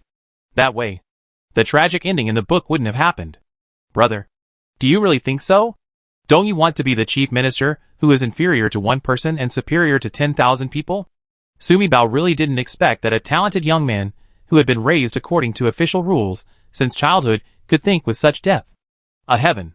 AHL. This world is nothing but a world of mortals. Only power moves people's hearts. Everything is false. Big Brother is mighty, worthy of being a young general and a genius in calculation. This realization is unparalleled. It was the first time that Su Mibao praised someone without hesitation. And he is also a paper person. What exactly are you planning to do tonight? This is what Su Jinbei is most concerned about tonight. Even though he now knows about his little sister's magical powers, he still can't help but worry. After all, my little sister is still just a child. I will teleport directly to the palace at midnight. Teleport? Su Jinbei thought. Is it something similar to their Qin Gong? However, it sounds more powerful. Well, it's similar to the Qi Gong my brother mentioned. But I'm not flying over. Instead, he flashed directly from here to the palace. Su Jinbei was quite frightened. Is there still such skill in the world? Brother, don't worry. I won't be in danger. As long as I stay in this room, I will silently think about the Zhentai Hall of the palace I want to go to. I'll just show up there. Then, I will go find the Sujio you mentioned. However, where should I find the 9 lily of the valley flowers that my eldest brother mentioned? Not to mention it was late autumn. Su Mibao thought. Even when flowers are in full bloom in summer, it is not easy to find a designated flower directly. Not to mention they are still on the road to exile. She would not believe that her eldest brother would be carrying lilies of the valley with him during his exile. Didn't you collect the things from the study? Open the 3rd drawer under the desk and give me a piece of white jade. Su Mibao didn't think much and just followed her brother's instructions and took out a piece of white jade from the space. White jade appeared directly on the quilt. Su Jinbei picked it up, his hands busy for a while, and a branch of 9 white jade orchids appeared in front of Su Mibao. Wow! It's just magic. Big Brother is too awesome. Right? Carving white jade with bare hands. It turned into Lily of the Valley in a blink of an eye. Then in front of Su Mibao, Su Jinbei pricked the tip of the top of the Lily of the Valley with his index finger. A drop of blood seeped out and quickly disappeared into the Lily of the Valley. The heart of the orchid shows wisps of red marks. The whole Lily of the Valley seems to be alive. Su Jinbei put a 9-flowered Lily of the Valley into Su Mibao's little hand. You just need to put this in the first door of the east side hall of the Zhentai Hall of the Imperial Palace. Knock on the window, and Sujio will appear. You can use this to summon Sujio. Brother, if someone imitates this flower, wouldn't it also be possible to summon Sujio if you take it? No matter how exquisite this Lily of the Valley flower is it possible that it will be imitated? It's useless to imitate it. As a master and a dead soldier, Sujio has known me as his master since he was a child. I understand. No wonder you drip blood on the flower. Sujio only recognized the Lily of the Valley flower dripping with his master's blood. Su Mibao thought for a while. What will happen if Sujio betrays you? She was indeed very interested in the relationship between masters and dead soldiers in ancient times. The body explodes and dies, and the blood runs out and dies. Isn't it strange that he is called a dead soldier? No wonder a dead soldier never dares to betray his master. It turns out that there really is such a domineering thing in the world. I'll write something, and you can bring it to Sujio. Sujinbei asked Sumibao to take out some paper and ink from the study, and quickly wrote a piece of paper folded and stuffed it into Sumibao's sleeve. He squinted his eyes and looked up out the window. It's midnight. Let's go. Be careful. Well, brother, I'm leaving. Sumibao swooped into the space. Sujinbei looked at the empty space around him. His eyes darkened, and he slowly closed his eyes. He wants to meditate to heal his injuries and do an internal inspection to see how injured his body is. Injuries to his ribs, wounds to his back, and poisoning could not completely knock him down. The most difficult thing is the 6 soul-suppressing nails. If everything goes as what the little sister said, as the second male lead in the book, he will live until the finale of the book, before being killed by the little emperor. That meant that these 6 soul-suppressing nails would not kill him. He had forgotten to ask his little sister which doctor had removed his 6 soul-suppressing nails. Master, are you here? On the way. The rabbit lay at Mrs. Su's feet when they were approaching the inn. In order to avoid unnecessary complications, Sumibao let the rabbit enter the space. Now when the rabbit sees Sumibao appearing, he jumps over excitedly. Are you going to the capital to go shopping for 0 yuan? Take me out with you, and I will help you find the treasure. Do you want to be a rabbit? When Sumibao entered the space, he transformed into his original self and hugged the rabbit that jumped over. Chapter 118 Sujio. Master, have you forgotten my abilities again? The rabbit's 3-petal mouth is deflated. The God of War system has been upgraded to level 3. And your space becomes larger. There are 3 floors of the building plus a negative floor. You enter the space and become your original body for half an hour. The daily shopping limit in the space is 5,000. I can automatically take care of the space in an instant and awaken the spiritual power level 3 level. I can feel the situation within 10 miles and predict the good and bad within 3 days. Rabbit had a look on his face. Master, how could you forget such an important thing? Take me there. You must take me to 0 yuan shopping. Not only can I help you find the treasure quickly, but I can also help you find out the situation nearby. If you are in any danger, I will be able to sense it immediately. I'll let you know as soon as possible. Isn't it nice? Fragrant. Simply too fragrant. For the first time, Sumibao thought rabbits were cute. Hug her up. Oh, and give her a kiss. The little rabbit blushed instantly. Why are you blushing? We are both women. Sumibao laughed very hard. She was thinking if she took rabbit with her, she wouldn't need to find Sujio. The rabbit has entered the imperial city. I am afraid that the rabbit can detect any treasures placed under the emperor's pillow. Forget it. It's always good to have an acquaintance. Rabbit, let's go shopping in the imperial city for 0 yuan. I can't crawl all over the palace. Right. When he thought of her, 100-day-old baby, crawling around in the palace, Sumibao had a look of despair on his face. Let me see how much time is left on the 1,000 original bodies you purchased. The rabbit pulled a little. There are 3.5 minutes left. It's definitely not enough. It's almost half an hour. Master, you have to buy more. Okay. I already owe it anyway. If I buy another half hour, how many points will it cost? Can it be cheaper? The products produced by the system must be high-quality products. You can only buy them on credit. And you can't bargain on the price. Well, it's still the same. It's because she's always unwilling to give in and thinks the system is too kind. This dog system is simply worse than Joe Poppy. Aren't you the system? You have to go out yourself. Why can't you give yourself a little discount? Rabbit said seriously. You are my master. I can do anything for you. But points are energy. And without energy I have to disappear. You have a doggy expression on your face. It's not that I don't love you, Your Majesty. I really can't do it. Sumibao was too lazy to look at the rabbit. Credit. 3,000 points in half an hour. Including what you originally owed. You owe the system a total of 8,700 points. Well, anyway, she will always be at a loss in front of the dog system. If there are too many lice, they won't bite you. If you owe a lot of money, it's the uncle who doesn't care. Let's go! In an instant, Sumibao appeared behind the rockery next to Zhentai Hall in his original form, holding a rabbit. Knock on the window at the first door of the east side hall of Zhentai Hall. Sumibao recited these words and teleported to the first door of the east side hall, hiding behind a pillar. Is there any danger nearby? she asked Rabbit. No. Very good. Sumi Bao walked to the window, knocked on the window, put the 9 lily of the valley flowers on the windowsill, and quickly ducked behind the pillar. Soon, the window creaked open, and a white and slender hand stretched out and took away the lily of the valley. The door opened, and a tall figure flashed out in the night. He took a few steps and stood in front of the window. Master! Sujio bowed and saluted towards the night sky. Wasn't the master beaten into 6 soul-suppressing nails and sent into exile? Calculating the itinerary, it should be about 100 miles away from Beijing. Why did it suddenly appear here? Although confused, this is not a problem that he should worry about. He is his master's soldier, and he only needs to obey his master's orders at all times and live and die for his master. Sujio! Sumabeo came out. Not the master, but a girl? And this girl was so strange. She was wearing clothes he had never seen before, and she was holding a rabbit in her arms? A flash of surprise flashed through Sujio's heart. She hadn't heard that the master had such a girl by his side? Of course, the master is both civilized and military, and has many capable people around him. Since this girl can come to him with the master's token, he naturally regards the girl as his master. Listening to Sujio's inner voice, Sumibao couldn't help but click his tongue. The consciousness of the ancient dead warriors was really high.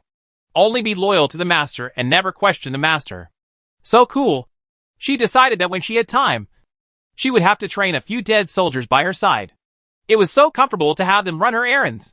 Yes, you must find a few good-looking ones. Under the moonlight at night, amid the shadows of the flowers, Sujio, dressed in eunuch attire, was even more ascetic and beautiful than her favorite lord governor in Futu Yuan. Gee, this little eunuch is so good-looking. This. Sumibao handed a handwritten note to Sujio. Above is a letter written by her eldest brother to Sujio. This is? Sujio looked at the large list of palace names folded on her hand. Take me there. No one is allowed to leave the place above. The eldest brother is so attentive. Hee. When her eldest brother asked her to take out the pen and ink to write this paper origami, Sumibao sighed in her heart. Her eldest brother is really talented. I can think of all these ways. You know, in the entire imperial city, there is probably no one who is more familiar with those ministers than the eldest brother. The ministers here are either corrupt officials or people who have harmed the Su family. She won't let any of them go. Let me go get the sign. Sujio was surprised. Even if he was the eunuch who wrote the paper, he couldn't easily enter all the places on the folded paper. After all, there is not only the emperor's palace, but also the palaces of several concubines. He still had to ask his confidants to prepare 2 horses. After all, after finishing the affairs in the palace, he still had to go out of the palace to visit the mansions of so many ministers. Without riding a horse and relying only on his likeness, it would still be difficult to lead this girl. What's more, he also has a question. But the girl doesn't take the initiative to ask, so it's hard for him to ask. What are you doing in these places? You don't need to pick up the sign. I'll hold your hand. You just need to meditate on the address on the folded paper, and we'll get there. Girl, you are not a god. No amount of qigong can get you to a place instantly. What's more, if men and women don't have sex, no matter how much I am a eunuch, you can't stop treating me like a man. Oh, by the way, the girl is holding a rabbit in her arms. Sujio couldn't help but glance at the rabbit in Sumibao's arms. Could it be that the girl is really a fairy? The fairy holding the rabbit. Isn't that Chang'e? Ha ha ha. This little eunuch Sujio is so cute. They are all eunuchs, but they still never forget that they are men. Sumibao couldn't help but take a closer look at Sujio. I wonder how the little father-in-law was castrated. Are you still saving? If possible, she would give him restorative surgery. Maybe he can be his own man again. However, Sumibao was quite satisfied that Sujio thought of her as Chang'e. This shows that in the eyes of this little eunuch, she is considered a beautiful girl. What else? Who has seen the ugly Chang'e? Chapter 119 Shave the Emperor's Head. Let's go. Girl. Sujio's slender fingers pinched Sumibao's sleeve. There were differences between men and women, so he didn't dare to hold the girl's hand. Sumibao was wearing a black sportswear tonight. Looking at the fingers holding her sportswear, she was not afraid of being taken advantage of by the eunuch. Is it possible that the eunuch is afraid that a girl like her will take advantage of him? First go to the Ministry of Internal Affairs. Then go to the private treasury of the emperor and the concubines. Finally, go to Qianin Pavilion. Sumi Bao thought about taking over the palace's internal affairs office first, then taking over the private treasury, and finally went to Qianing Pavilion to get Qianshan Muchan. As for the Queen Mother's palace, she thought about it, and decided to leave it to the Queen Mother. After all, the Queen Mother is my eldest brother's biological grandmother, and she is really good to my eldest brother. She is also my grandma's best friend, and she is also good to my grandma. What is this girl doing in these places? Could it be that the master asked her to steal something? Su Jiao thought to herself. But she didn't ask any questions. This is a subject that must be learned as a dead soldier. In addition to force, there is also loyalty to the master. He will do whatever the master says without asking why. TSK. What should I do? The more I listen to this little eunuch's thoughts, the more he wants to die. Sumi Bao complained in her heart that if she didn't okay it, she would have to discuss it with her eldest brother after returning, and she would have to get a few dead soldiers as soon as possible. In this way, if you have helpers on your journey of exile, you can do more big things. Think about it. There are so many corrupt officials along the way. How tiring it would be for her to take them all by herself without helpers. Besides, if there are so many things, if she doesn't have some subordinates to help her use them, when will they and their family be able to use them all? Well, I want to form a team of dead soldiers. And they all need handsome little brothers like Su Jiao. Everyone is surrounding me. Hee. Just thinking about it makes me happy. Wow. What is all this? Last time, I was brought to the Ministry of Internal Affairs by my uncle. After all, there was Qianing Pavilion in front of me, and I was afraid of hurting my uncle. At that time, her space level was not high enough. She can't teleport either, so she can't do anything about it. Now, I look at a warehouse full of gleaming gold and boxes of silver piled to the top. Sumi Bao's eyes almost glowed with gold. What are you waiting for? Receive. I'll come. Master. No need to trouble you. Let me serve you wholeheartedly. Before Sumi Bao could reach out her hand, the rabbit immediately jumped out of her arms, jumped into the glittering golden light, and spun around in midair. In an instant, the golden light disappeared, and the warehouse became empty. There was only dim candlelight, and Su Jiao with his mouth wide open, and a look of shock and disbelief. This girl is indeed a god. And this rabbit is also a god. Next stop. Before Su Jiao could pinch her sleeve, Sumi Bao reached out and took his arm. As Su Jiao secretly thought about the next place, the two of them appeared in the silk weaving warehouse of the Ministry of Internal Affairs again. As far as the eye could see, there were all kinds of silks and satins. Collect it all the way. Is there a large granary near the capital? Or a weapons manufacturing factory? This is an issue that Sumi Bao is more concerned about. Although the Imperial Palace Internal Affairs Office also has these departments, the number is limited after all. Yes, they are in Chengshao. There are 3 granaries 30 miles away from the capital. They are all treasuries. The weapons manufacturing plant is to the west of the capital, about 50 miles away. Forget about the treasury granary. She took it all away. What do the people in the capital eat? Sumi Bao thought for a while. Does any minister have a private warehouse? One with a lot of grain? Yes. The Prime Minister's mansion has a private treasury in a village 20 miles away from the capital. According to my people's investigation, the grain stored in it is equivalent to a national treasury. Ox. A corrupt official is so powerful. Sumi Bao thought. Isn't this Prime Minister the second prince's grandfather? It was he, the Emperor, and Gu Tai who colluded with each other to create the Crown Prince case. He harmed both the Prince and Su Wang families. This is an enemy. It would be a shame not to take it from him. Okay. Then after we leave the Imperial City, we will finally go to the private treasury of the Prime Minister's mansion. At this time, no matter what the girls said, Su Jiao would not object. There were so many things, but this girl's little rabbit took them all away with a little jump. What is it if it's not a fairy? Let's go to the Emperor's palace. After collecting the House of Internal Affairs, Sumi Bao took Su Jiao to the Emperor's tomb. As soon as the two of them appeared in the Emperor's palace, Sumi Bao felt a sweet and strange smell in the air. Before she could react, Su Jiao grabbed her sleeve. The Emperor is not asleep. What are you doing up late at night? Bang bang. I'm dizzy. Listening to those voices, Sumi Bao realized one thing later. No wonder this dog Emperor doesn't sleep. He was there in the middle of the night. It's not right. If the Emperor favors a concubine, doesn't he usually go to the concubine's palace? Why did he favor his concubine in his own palace? Schwer. You are so fragrant and soft. Emperor. A bolt of lightning suddenly struck Sumibao's brain. Your Majesty, my concubine is also white. Another feminine voice. I'm dizzy. It's so fun.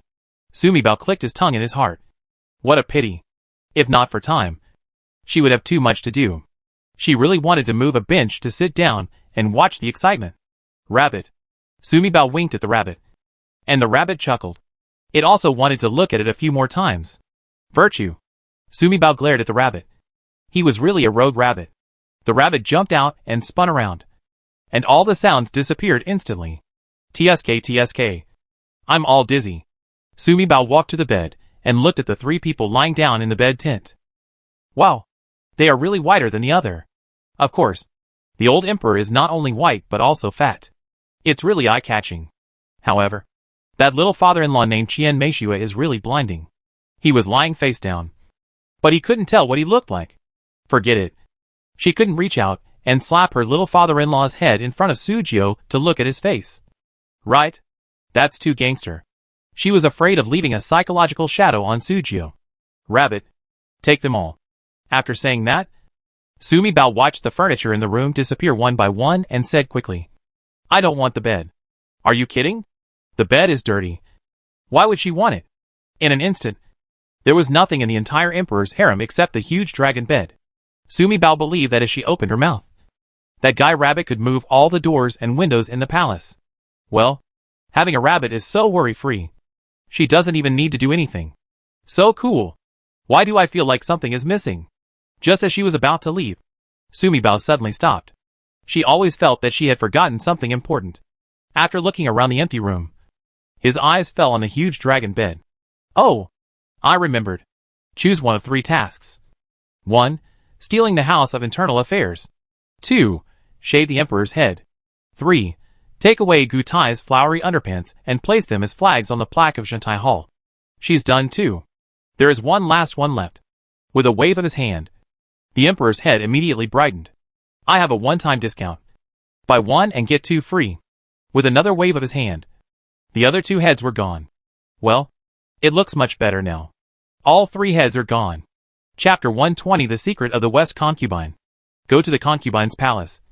The kind of rich concubine or something like that. Before the end of the world, Sumibao loved to watch Zhen Huanjuan the most. She knew that concubines were different from concubines. And some concubines might be poorer than her. By the way, the second prince's mother and the third prince's mother should all be rich mothers. Right? Queen. Sumibao suddenly remembered that according to the plot in the book, because of the prince's case, Queen Qian, who raised the prince, was also implicated and was thrown into the cold palace. Then the things in the queen's palace should have been sealed. But I don't know if they have been moved at this time? Sujio nodded. The mother of the 2 princes has always been favored. She has received many rewards from the emperor in recent years. As for the queen's palace, all of them have been sealed off. But they are still sealed in the queen's palace and have not been registered in the Ministry of Internal Affairs. Sumibao glanced at Sujio with satisfaction and decided that as soon as she returned, she would ask her eldest brother for help and bring Sujio to her side. Not only is this guy good-looking, he's also not too talkative and is absolutely loyal. More importantly, the eldest brother told her when she came. After this was completed, Sujio was asked to leave the palace with his 10 secret guards and follow them all the way to the place of exile. When I thought that there were 10 young eunuchs behind Sujio, and it was possible that all of them were as handsome as Sujio, how could Sumibao not be tempted? Hee. She made up her mind. When I got back, I asked my eldest brother for Sujio. Then we will go to the queen's palace first, and then go to the 2 princes' palace. Sumibao picked up Sujio and said, You lead the way. In the queen's palace. Did the master really send this girl to steal things from the palace? Still, Sujio couldn't understand. But he reminded himself again. One of the secret guard's commandments is not to ask the master why. As long as he implements it, he will do it resolutely. Hee. This Sujio is really getting cuter, and cuter the more she looks at her. Although Sujio was tangled in her heart, she still completed the task unswervingly. And the 2 of them appeared in the queen's palace in an instant. As expected of a queen. Look at these things. Every one of them is priceless. The things in the queen's palace have been sorted into boxes and sealed. And they are just waiting to receive the emperor's decree tomorrow and put them into storage. This saves the rabbit a lot of trouble. Just turn around and take it all in. The palace of the second prince's mother-in-law in the Shifei Palace. 2 people and 1 rabbit appeared behind the rockery outside the palace. It's midnight. What is this concubine doing if she's not sleeping? Looking at the window reflecting the light. Sumi Bao frowned. Concubine, she is not sleeping. It's a bit uncomfortable to steal things in front of her. Isn't it? Sumi Bao turned to look at Su Jio and asked Su Jio to wait outside. I went in alone. Took rabbit. Collected the things and left. It's okay for concubine Shifeng to just watch. After all, if I kill her, she won't be able to find me in this world. Just wait. I'll come as soon as I go. Shifei is not sleeping. Just in case you are discovered. Su Jio subconsciously pulled Sumi Bao. And then quickly let go. It's no use seeing me. No one can find me in this world. Sumi Bao smiled at him and flashed into the palace. Su Jio couldn't help being startled. He couldn't help but glance at the ground. Under the moonlight, there was a shadow of this girl. This girl is not a ghost. What does she mean by that sentence? What do you mean no one can find her in this world? Could it be that he was really a fairy as he thought?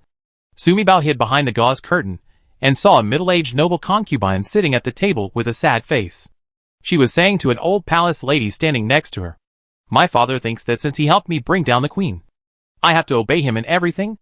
Empress, don't be angry with me. Isn't it all for your sake?" And Gong is obviously Shifei's confidant. And like Shifei, her eyebrows are a little worried at this time. Huh? Does this concubine have a secret? Let me think about it. Is there any secret about concubine Shifeng in the original book? Sumi Bao thought for a while, but didn't remember. After all, Shifei was also a cannon fodder supporting character in the original book. Not much is written in the book. She read 10 lines at a glance. And it was no surprise that she couldn't remember them. For me, concubine, she smiled bitterly. He has always done it for himself. At that time, he knew that I liked my cousin. Because he didn't think highly of his cousin. He felt that although his cousin was the legitimate son of the Queen Mother, he was incompetent and not liked by the late emperor. He forced me to separate it from my cousin. Speaking of the past, concubine, she still felt resentful. In order to be with my cousin, I had no choice but to kill him first and then show him off. In the end, my father almost beat me to death. If the Queen Mother hadn't come forward and asked the late emperor to grant the marriage, my father would have killed me. The palace is marrying the 6th prince, who was the most popular at that time. TSK. TSK. I didn't expect that concubine, she was still a person who held the banner for love. No wonder the emperor loved her the most. It turned out to be his true love back then. It's because my father forced someone to give me a bowl of soup that my son was born weak. Concubine, she's face was distorted. Poor my biological son. He died before he was even a full month old. Tell me, how could you ask me to forgive him? In his heart, I was never his daughter. Just a flag in his hand. Concubine, she felt sad. Mommy, do you think that he respects me now because I am his daughter and he loves me? No. He respects me and is loved by the emperor. He is betting on the 2nd prince. He wanted to be the prince's grandfather. The future emperor's grandfather. He never thought of being my father. Huh? Sumi Bao frowned. She was almost dizzy by Shifei's thoughts. Concubine Shiji's son, the 2nd prince, is clearly alive. So why does concubine Shishua say that her son died before he was even a full moon? He thought that he was really capable. He killed the prince and deposed the queen. He was really dreaming. It was because the emperor himself couldn't tolerate the prince and hated the queen. That's why he and Gu Tai used his help to eliminate the prince and the queen. My dad, he thinks he is great. He defeated the prince, and the queen. It was clearly the emperor who got rid of him with the help of him and Gu Tai. A serious problem. My Majesty, you can't be so pessimistic. Look, among all the women in the palace, the emperor loves only you. Concubine Sisi smiled. A little sad. Mommy, you are a smart person. You have been watching before your eyes all these years. Why should you deceive yourself? When it comes to love, my cousin has loved me. However, the emperor is not his cousin. And the emperor will not love any woman. Concubine Sisi bit her red lips, and there were blood marks. Ever since the emperor married the queen for power. In his eyes, women have only 2 uses, to give birth to children and to consolidate power. The master is still wise. When the child died, the empress cried so hard that she couldn't care about anything. The master sent someone to send the 2nd prince to the palace in exchange for the dead child. This was not only for the sake of the master, but also for the sake of the child. For your own good. My Majesty, think about how miserable my life would have been without the second prince. Chapter 121. So much gold and silver. You're right about this. I really couldn't think too much about the pain of losing my child. But I don't appreciate his kindness. Mammy, think about it. Why I can't have another child of my own. That's all because the bowl of medicine he gave me back then not only harmed my children, but also made me unable to have children again. Mother, I am very sad about this. He really didn't want to harm you back then. Of course, he couldn't have wanted to cause me to be unable to have children. He also wanted me to spread my wings for the sixth prince and have more children and be blessed. Unfortunately, God's calculations are not as good as those of man. He never expected that for me. A bowl of medicine not only caused my son to be born weak and die, but also caused me to lose the ability to regenerate.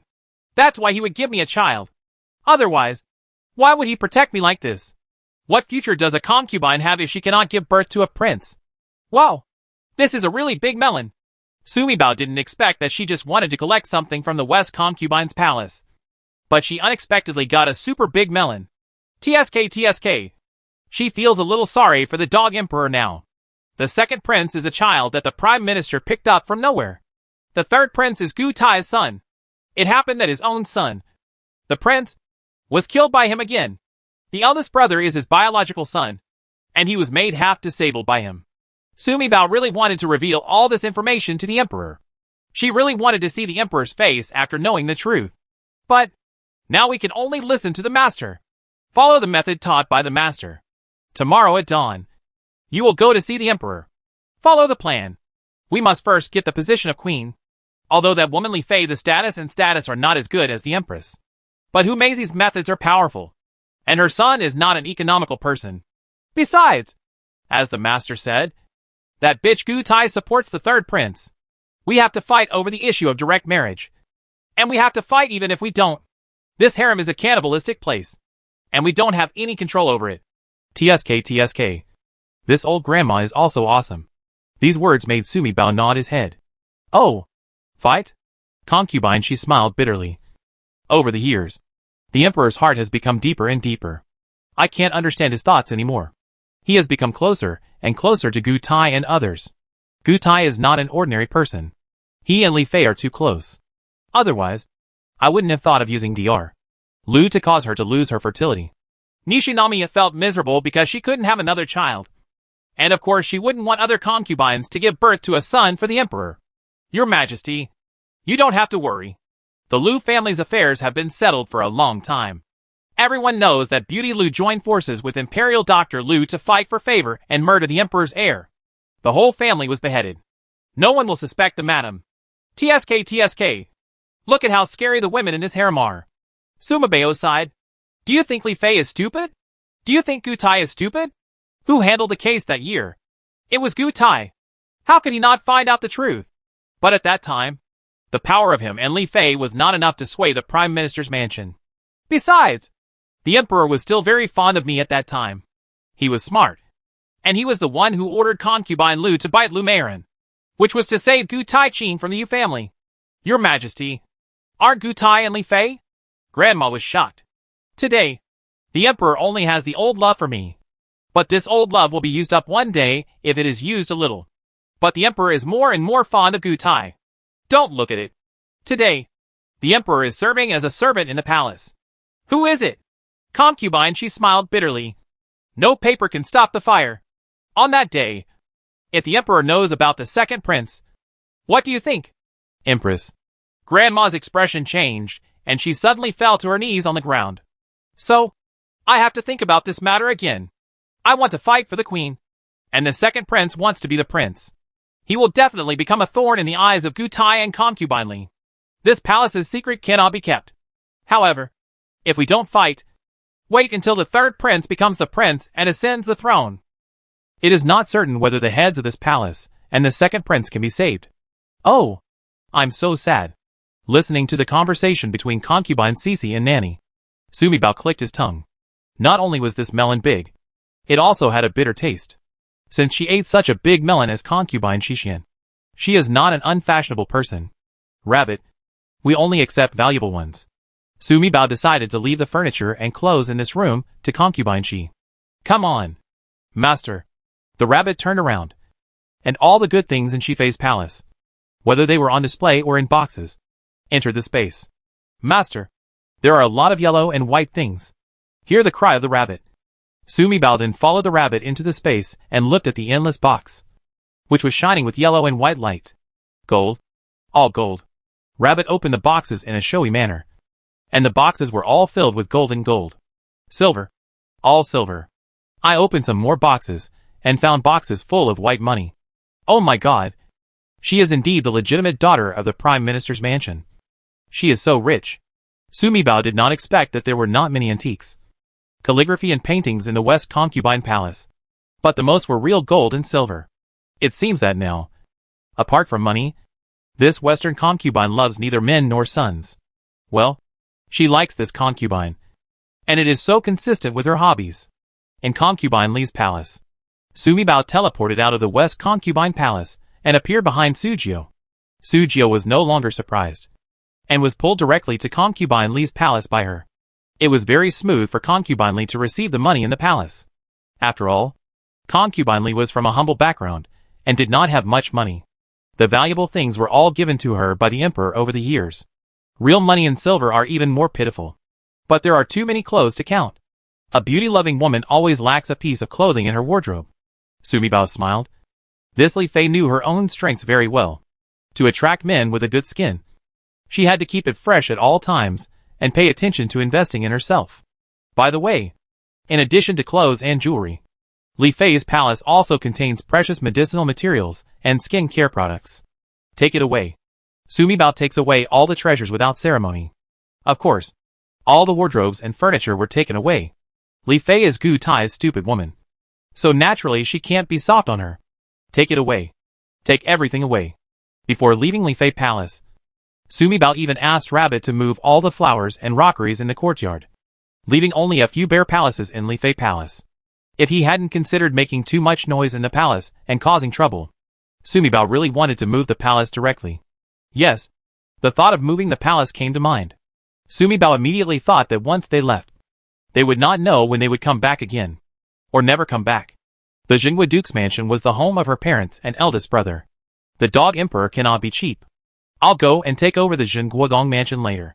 When we get to the penal colony, we can find a secret jungle place and be released directly. Won't the whole family have a house to live in? Yes. Move the Jinghua palace. Hey, I'm really a little smart. What? Move the Jinghua Gong mansion? Hearing Sumi Bao's words, Sujio's whole body went numb. Where did the master get such a fairy sister? She is really amazing. With such a person by their master's side, they no longer have to worry about their master's safety. Chapter 122. Stealing food is too much. Just because this fairy sister comes and goes freely in the palace and does not shave the emperor's head without knowing what is going on, she has the idea of moving out of the palace at every turn. When the fairy sister is with the master for a day, who can touch the master? Sujio's worried heart was finally relieved. TSK. This little nine is really loyal to his elder brother. If I don't okay it, I am too excited. When I get back, I will immediately tell my brother and others. Xiao Jiuzi, I really like you so much. Sumi Bao turned his head and stared at Sujio as if he were looking at a pile of gold ingots. Sujio's heart skipped a beat. The way the fairy sister looked at him was too scary. Wasn't it? As if he were something valuable. He had a very bad feeling that he was being watched. Who is this fairy sister? What is her relationship with her master? Sujio couldn't understand these questions. Of course, he never gets too entangled in things he doesn't understand. He's better at obeying than asking why. Go to Qianin Pavilion. Originally, Sumi Bao wanted to choose Qianin Pavilion as the first stop in the palace. After all, for her, no matter how many things she takes, they are not as useful as Qianshan Muchan. But she had a gut feeling that the guy from Qianin Pavilion was not simple and might cause an accident. So to be on the safe side, she put Qianin Pavilion at the end. If there was any problem, she could just leave. Anyway, as long as she leaves, no one in this world will be able to find her. Rabbit, can you check where Qianshan Musakeda is? As soon as she entered the Qianin Pavilion, Sumi Bao let the rabbit use her treasure hunting function. Thinking about it, Qianin Pavilion was pretty good to her. so it would be hard for her to move out of his house. Of course, some things must be moved symbolically. Otherwise, if the palace is robbed tomorrow and only Qianing Pavilion is safe, it will also bring disaster to him. Eunuch Qian is not here. Su Jiu immediately said that Eunuch Qian had asked Song Tianjin to come out of the palace to do some work during the day, and he was not in the palace. Oh! Su Jiu didn't mention it, but she forgot about it.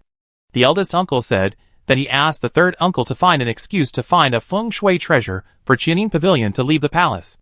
Avoid the earth dragon to turn over.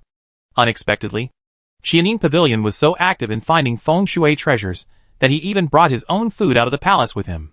Master, I found it. Rabbit reached out and got a box. Sumi Bao looked at the box and it looked familiar. It was the box that his uncle gave to Kaininch Fashion. Master, I found something interesting in the study. You look interesting. Just pick up a few things and take them away. Sumi Bao didn't care what interesting things could be found in his father-in-law's study. She is very interested in another thing now. Vegetable patch. Right. The palace of Qianing Pavilion is not luxurious, but it is great. It is extremely large and does not plant flowers. Apart from planting trees, it is all vegetable plots. It is late autumn at this time, which is the harvest season for various vegetables. Those red, green, purple, and yellow fruits made Sumi Bao's eyes warm. There is no way. Once the genetic vegetables planted in the bones of every Chinese person are activated, they are out of control. Steal food? Stealing food?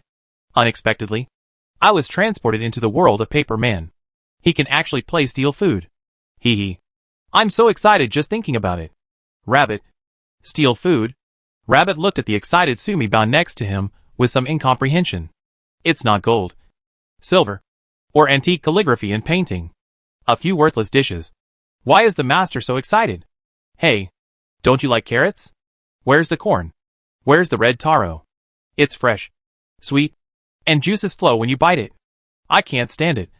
I can't stand it. The master really knows how to play with rabbits. The rabbit was so talkative by Sumi Bao that he swooped and got into the vegetable field. Carrots. Corn, here I come.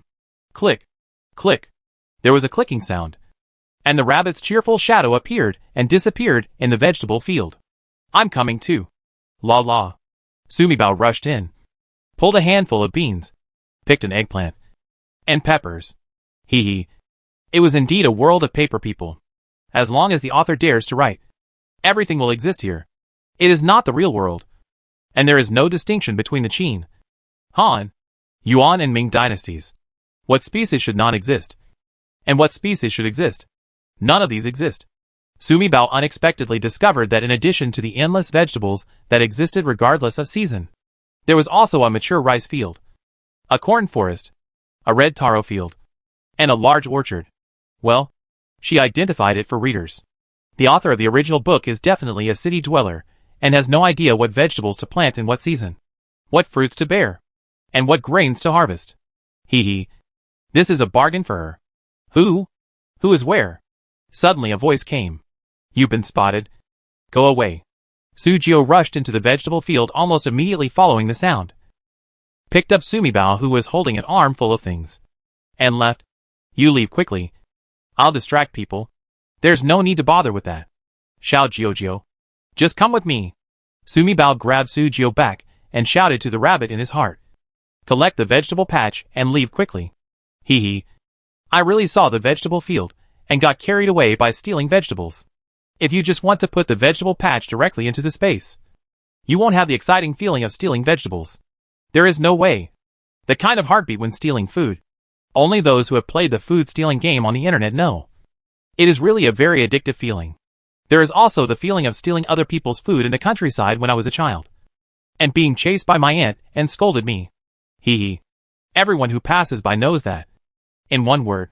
Wonderful. The Forbidden Army Dragon Guards, who rushed in, were all dumbfounded. What did they see? I watched helplessly as Qian Gongong's vegetable patch in the courtyard suddenly turned into nothing but the plot and no vegetables. No. Even the trees and rockeries are gone. There is only the ground. Bare ground. This is not a thief.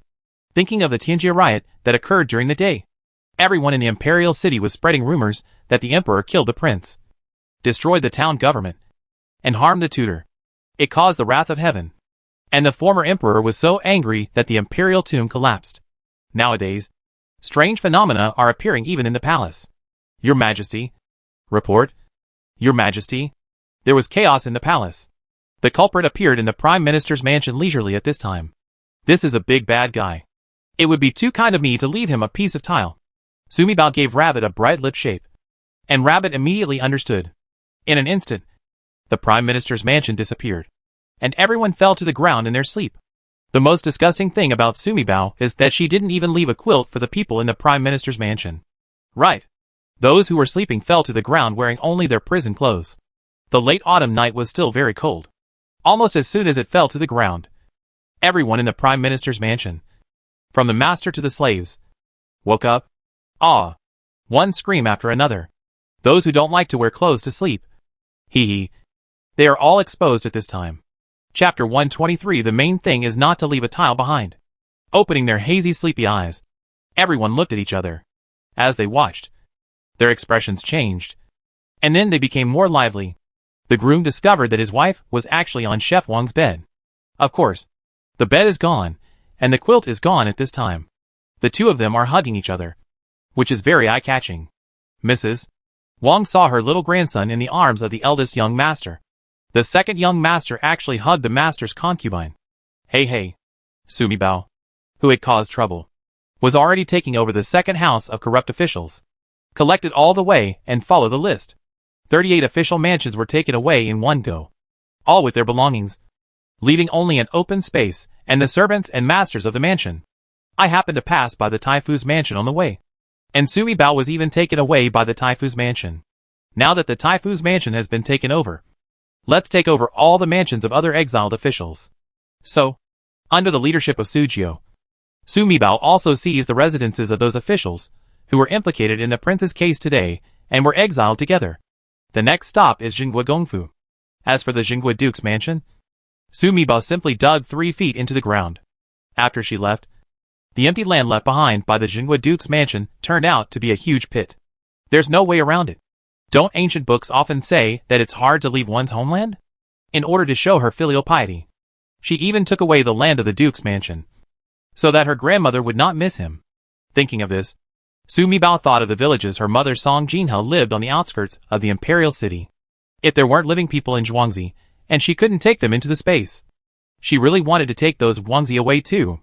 However, after thinking about it, I might as well forget it.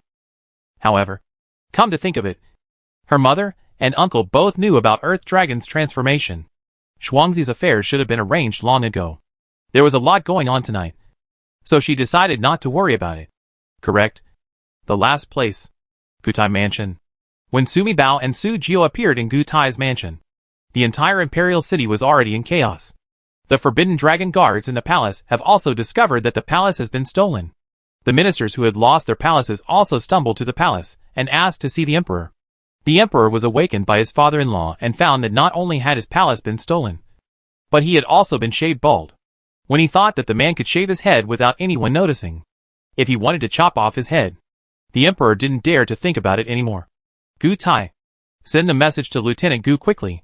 At this time, the person the emperor wanted to see the most was Gu Tai. Just when Gu Tai stepped into the palace, his Gu mansion disappeared at the same time. Well, just like the mansions of corrupt officials, except for the people in the place. Not even a quilt was left. Let's go. The private treasury of the Prime Minister's mansion.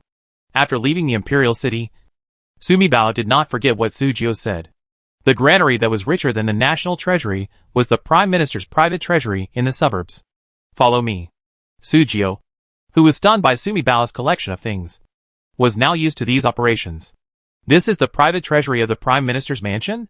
Isn't this a village? Looking at the ordinary northern village in front of him, Sumibao was a little surprised. She thought that what she saw should be tall and round granaries. And then they were heavily guarded?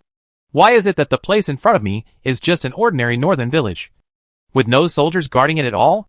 You see, this is just an ordinary village. In fact, these people are the Prime Minister's tribe in his hometown. The Prime Minister sent people to pick these people up here secretly and established a village here. Then he smuggled the grain over secretly and built a private granary. Underneath the entire village is the village ancestral hall. How do you know so clearly? As soon as this sentence was asked, Sumibao felt stupid. Sujio knew this. So of course her eldest brother and the prince could only send Sujio to investigate. Master asked me to check. Sure enough, Sujio's answer marked her thoughts. Take it away. Take it all away. Humph. If it weren't for the fact that these broken houses were of little use, Sumibao would have wanted to take away the entire village to Prime Minister Go. But that would be too obvious. She insisted on taking away only the underground granaries, leaving the villages above ground unchanged. She wanted the Prime Minister to suffer the consequences of being dumb and painful for an old boy like him. Receive. As she said, Rabbit immediately put the underground granary into the space. Collect all the things in those fields. Since they are members of the Prime Minister's clan and help the Prime Minister do things that harm others and seize their direct descendants.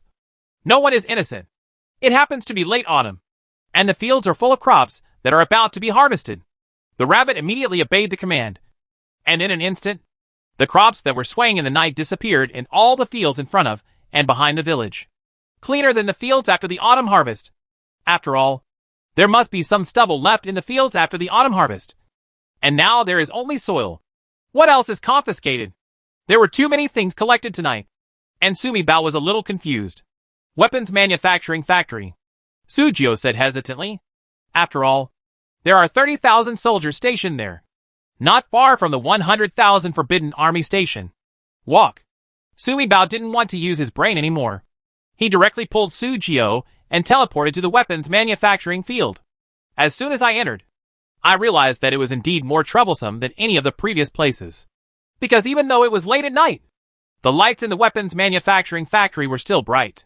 The weapons were made in day and night shifts. This emperor is not a human being. If you eat a bowl of rice from him, you will kill him. Sumibao discovered that the people in the weapons manufacturing factory were divided into two distinct groups. One group is the craftsmen who work, and the other group is the soldiers who monitor. If any craftsman was not serious about his work or distracted, he would be scolded and beaten by the guarding soldiers. It's like a black coal kiln. Move. Move everything. Not just weapons. Stoves, tools, and beds in these houses. Leave nothing behind but living people. Hey, Sumibao thought to himself. When I get to the place of exile, once I release you, won't it mean that I also have a weapons manufacturing factory? And it's still at royal level. Hey. The most enjoyable part today is stealing food and collecting weapons from the manufacturing factory. Almost instantly. The only things left around those soldiers and craftsmen were the night sky above their heads and the land beneath their feet. The craftsman looked at his hand, and the tool he was wielding just now suddenly disappeared out of thin air. The soldier looked at his hand, and the weapon he was holding tightly just now disappeared. Everyone looked at each other and screamed in disbelief. There are ghosts. There are. All the buildings and barriers disappeared, and Sumibao and Sujio were suddenly exposed to everyone. After all, there were too many people, and there were always a few pairs of eyes that saw these two strangers. What's more, one of them is a woman in strange clothes, and the other is in eunuch clothes. You go first. I'll stop behind.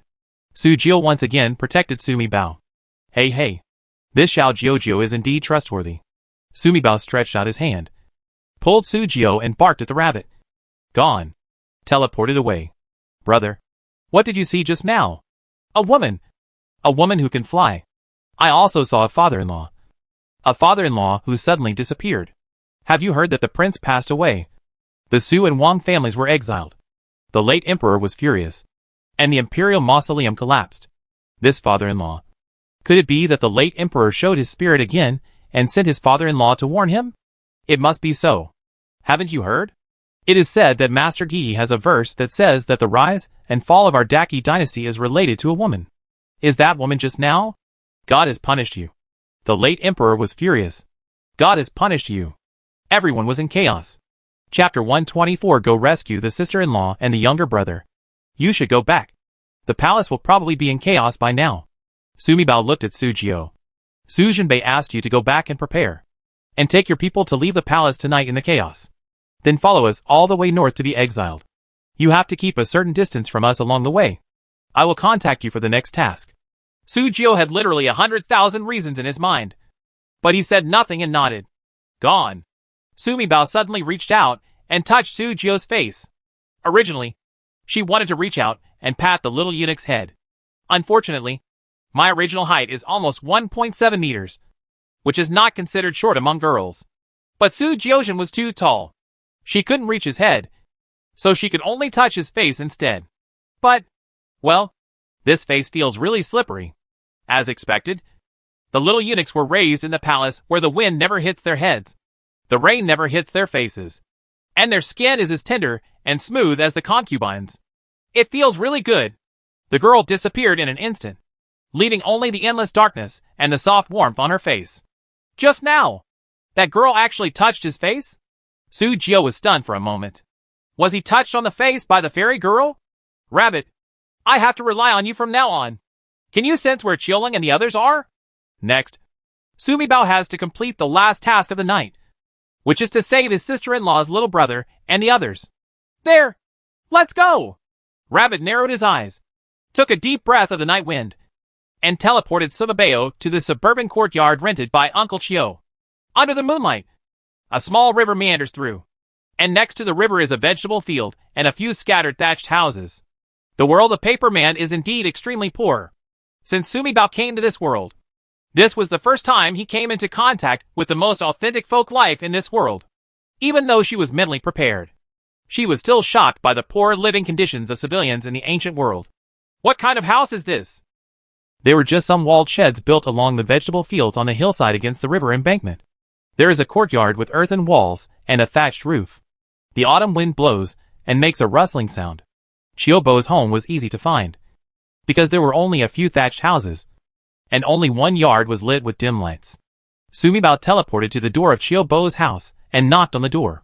The door was immediately opened from the inside, and Qiuling came out. I am Ling Feng, the secret guard next to the Major General. The Major General and the young madam sent me to pick you up and leave. After seeing Su Jio's reaction, Sumi Bao thought that she would have to use her original form to do things in the future, and she had to give her original form an identity that people here would accept. After much deliberation, Sumi Bao decided that his original identity was his elder brother's hidden bodyguard. Then she has to give herself a name. After thinking about it, she was originally the military doctor of Ling Feng's team, so she might as well just call her Ling Feng. It was more or less a thought. Come in quickly. When Qiubo came back, he told everyone about Gu Yueyan's arrangement. So everyone is packed up and is waiting for someone to pick them up. Qiuling took a look at the female secret guard who called herself Ling Feng. She was wearing strange clothes, and there was a rabbit squatting on her shoulder. How weird. As soon as Sumi Bao entered the house, he saw under the coma light, there was a Kong in the narrow room with packed packages on it. A child was sleeping on the Kong, and an old grandma was sitting by the Kong wiping her tears. And a thin boy about 10 years old was sitting next to him, holding a book in his hand, reading in the dim light. Qiubo, Grandma Lu, Qiuling, Qiuling's brother, and my sister-in-law's brother. Sumi Bao counted 5 people in total. If she wants to bring 5 living people into the space, how many points will it cost? Rabbit, I want to bring 5 big living people into the space. What do you think you should do? Plan 1, 100 points per person per time. Enter the space and remain awake for 1 hour. Option 2, multiple people enter the space at one time. 200 points per time. And last for 1 hour. Is there any need to think about it? Of course, I have to choose the second option. Sumi Bao thought that she only needed to spend 200 points at a time to directly bring these 5 people into the space. Just like bringing goods. And directly teleport them hundreds of miles away. That's it. Then release them. And the mission is completed. However, this hour is of no use at all. What a shame. It didn't take me an hour. Just teleporting and it was, okay. Can I get less points? Produced by the system. It must be a high-quality product. You can only buy on credit. No bargaining. Here we go again. Okay. She just knows. There's no need to talk about it. I just don't want to give up. You guys put everything you need to bring. And I'll take you away. Dad? Leave now, and stop collecting those things. As soon as he heard that he was leaving, Qiubo quickly went to the yard to pack his things. He looked at the farm tools and sheds, all of which he had packed up one by one. I really can't bear it. When they were about to leave, the earth dragon turned over, and all the things left behind had to be destroyed. Qiubo quickly tied a small bench with missing legs to the cart. Qiuling looked at his father's broken-down truck full of things, and was really speechless. Dad, the cart needs to be covered with quilts. The young master and Grandma Lu have to lie down on the cart. How can we fit so many things on the cart? Take them all down. Please? But this. Chiu Bo was embarrassed for a while. But he packed up his things as soon as he came back. It's just that the poor family is worth thousands of dollars. So he can't bear to throw away anything. He gave away many large items that he could not take away to his neighbors. Do you want to take all these things away? Sumi Bao understood Chiu Bo's thoughts. Her grandmother was like that. She collected a lot of things at home and was reluctant to throw away any of them. Lung Anwei. Please leave my father alone. He has just had too many hard times and is reluctant to let go of anything. We have to leave. There are so many people. And Grandma Lu and the young master are still sick. We only have one cart now. And we can't take much with us. Things. When we get to a safe place, I will find a doctor for the young master. And then I will find a way to buy a carriage, so that the young master and Grandma Lu will not be punished. Xiaoling quickly explained. When she came out, Hua Fan told her repeatedly. Their young lady had just married into the Su family, so they tried their best to handle everything themselves. If you don't bother the Su family, you won't bother the Su family. Now that the Su family has been confiscated and exiled, it is difficult for him to protect himself. My uncle is still willing to send secret guards to pick up the young master. He is really kind and loyal to the young lady. How can they, who are servants, cause trouble to others again? Okay. I get it. Get everyone here. Everyone thought that Lung Feng's secret guard had something to explain. So they all gathered in front of the Kong. The Major General told me to send you to Yancheng first, where you can rest for a few days and get your illness checked out. We will contact you when our Exile team reaches Yancheng, and we will go north together. Well, listen to the Major General. They are slaves and are accustomed to obeying their master's orders. When Sumi Bao said this, no one had any objection. Gone. Sumi Bao glanced at the rabbit. As soon as the rabbit moved, everyone entered the space. Chapter 125, taking the entire Red Star town into exile. Collect everything. Sumi Bao really couldn't stand Chiu Bo's embarrassed expression. So he decided to collect all the things in the house for him, and then release them to him after he was sent to the exile. Has the house been closed too? Who do you want to scare to death? I asked you to collect everything. Not only the things in the house and the yard, but also the vegetables in the garden behind the house. Before Sumi Bao entered the house just now, he glanced at the yard and saw that the house was divided into a front and a backyard. And the backyard was a very large vegetable patch. The vegetables are growing quite vigorously. It would be a pity not to keep him. As for this dilapidated hut, it really can't be accepted. After all, this is not the private property of Uncle Chiu's family. This is the yard rented by Uncle Chiu. If she really wanted to take it away, wouldn't she become a thief stealing someone's yard? What's more, there are several families here and there. Tomorrow, if I find that the yard has disappeared overnight, I would be frightened to death, teleporting hundreds of miles at a time. It is hundreds of miles away from Beijing to Yancheng. Once you leave Yancheng, you are outside the Emperor's direct management. Second teleportation? Huh? Why don't you leave? Rabbit? The rabbit replied lazily on her shoulder. You are now in a level 3 system, and your teleportation distance can only be within 100 miles. Why didn't you tell me earlier? I told you. I told you as soon as the system upgrade was completed. You didn't take it seriously. Can you blame me? The rabbit had a rogue and innocent expression on his face. What should I do? I can't leave them halfway. Right? Sumi Bao felt really heartbroken. If it weren't for the 0 yuan purchase tonight, which made her feel so happy, she would have been pissed off by this dog system. It's on credit. You can use teleportation within a radius of 100 miles. And there are no restrictions on the number of times or locations. But if you go beyond 100 miles, you will have to pay per use. The rabbit smiled and narrowed his eyes. So, Master, you have to work hard. Try to upgrade the system as soon as possible.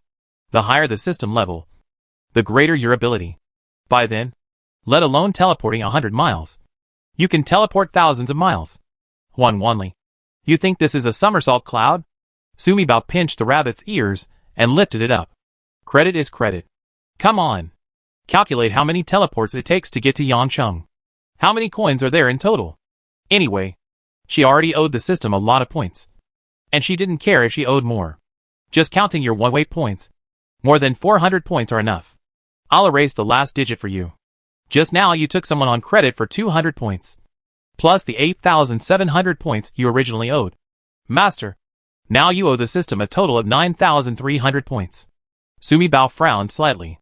It sounded like the debt was getting bigger and bigger. It's like it's never finished. Before she knew it, she owed the system almost 10,000 points again. Alas, even if she gets Qianshan Muchan, she can only pay back part of it. Never mind. Leave. In a quiet alley in Yancheng, Sumi Bao waved his hand. And Xiao Bo's 5 people, and the card appeared. This is where, as soon as people come into contact with the cool night air, they wake up immediately. After all, Xiaolong was the one with the skills to wake up first. Seeing herself lying on the ground, a carp jumped up. She saw Grandma Lu and the young master lying on the cart next to her. Her father and brother were lying on the ground like her. At this time, they also woke up rubbing their eyes. Come over. The young lady asked me to give these banknotes to Grandma Lu. You take the money. Rent a house to live in. Find someone to see a doctor. Buy a carriage. And wait for us to come. That's it. Sumi Bao gave Xiaolong 1,000 taels of silver notes. Turn around and walk out of the alley. Xiaolong stood in the alley, watching the slender and strange figure go further and further away, and soon turned a corner and disappeared. This is where. Why did they faint? How did Ban Che and them get here? How many people did this girl named Leng Feng bring with her to bring so many people and things here without being hunted by the guards? Where is this? What's wrong with us? Xiao Bo and Grandma Lu both woke up, and everyone looked at each other. Xiaolong hurriedly walked to the side to look at the sign on the gate and the name of the alley. No. 33. Xiaoyu Lane. Yancheng. Yancheng? Everyone was shocked. They just fell asleep for a while. And I don't know how many days passed. Did they sleep all the way to Yancheng like this? Could it be that Miss Ling Feng drugged them to make them unconscious, then hid them like cargo, and then secretly transported them all the way to Yancheng? Not to mention the shock and confusion of Nani Lu and Xiaolong. Sima Bao brought the rabbit into the space. Bring Qianshan Muchan. Settle the account quickly, and see if I have collected so many things. What else can be used to upgrade? The thing Sumi Bao is most concerned about now is the space points she owes. There is no way. She has always been a law-abiding citizen and has the fine tradition of the Chinese nation. That is, she likes to save money and does not like to owe money. I always feel uncomfortable somewhere when I owe money. And I feel uncomfortable all over. Master, are you using Qianshan Muchan to pay off the debt? Or are you planning to use it again to upgrade? As soon as he entered the space, Rabbit stared at Sumi Bao with an impatient expression. I already owe the system so many points. Can't I still pay it off? It won't be a debt that the donkey is wallowing in. If you sell me, you won't be able to pay it back. Right? The God of War system is the strongest and most conscientious system in the 3 worlds. The masters who combine the God of War system are all heroes who died fighting for their country. The system will never do anything to deceive the master. Rabbit swears by it. You can use Qianshan Muchan to upgrade. When the time comes, you will not only be able to open the entire building and the entire hospital. More importantly, you can also open the space opposite the hospital. Master, do you still remember what is opposite your hospital? The idea of opening the entire building is really not what excites Sumi Bao the most right now. But what Rabbit said later moved her. On the surface, the hospital where she works is the size of an ordinary town-level hospital, with only 2 buildings at the front and back, a comprehensive building and an inpatient department. In fact, it is a special hospital. The predecessor of this hospital was the Southwest Military Region Hospital in the 1960s. Later, with the changes and development of the times, the Southwest Military Region Hospital moved to a big city. The hospital as the old site has been preserved for commemorative purposes. Therefore, the name of Southwest Military Region Hospital above the inpatient building has not changed yet. After entering 2000, the name of the hospital has been changed to Hongqing Town Central Hospital. Start treating ordinary patients like an ordinary town hospital. But few people know the secret. Hongqing Town is located in the Northwest Plain area. This hospital was used as a wartime hospital. Many tunnels were dug under the entire Hongqing Town, and the main entrance is under the hospital. Later, a secret base was established here to train special military doctors.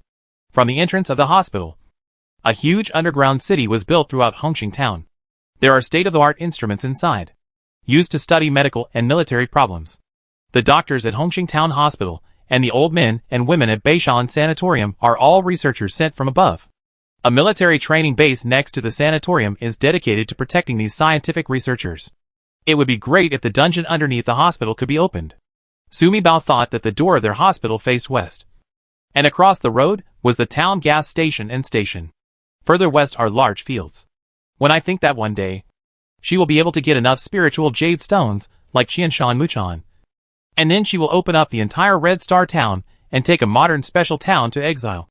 That is really awesome. It's so convenient and so happy. Chapter 126 God of War System Level 5. Upgrade. Thinking of this, Sumibao felt extremely excited. Who cares about credit or not? Come on! When it comes to upgrading, the most excited and positive person is of course the rabbit. Rabbit excitedly took out the Qianshan Mu cicada box and put it in Sumibao's hand.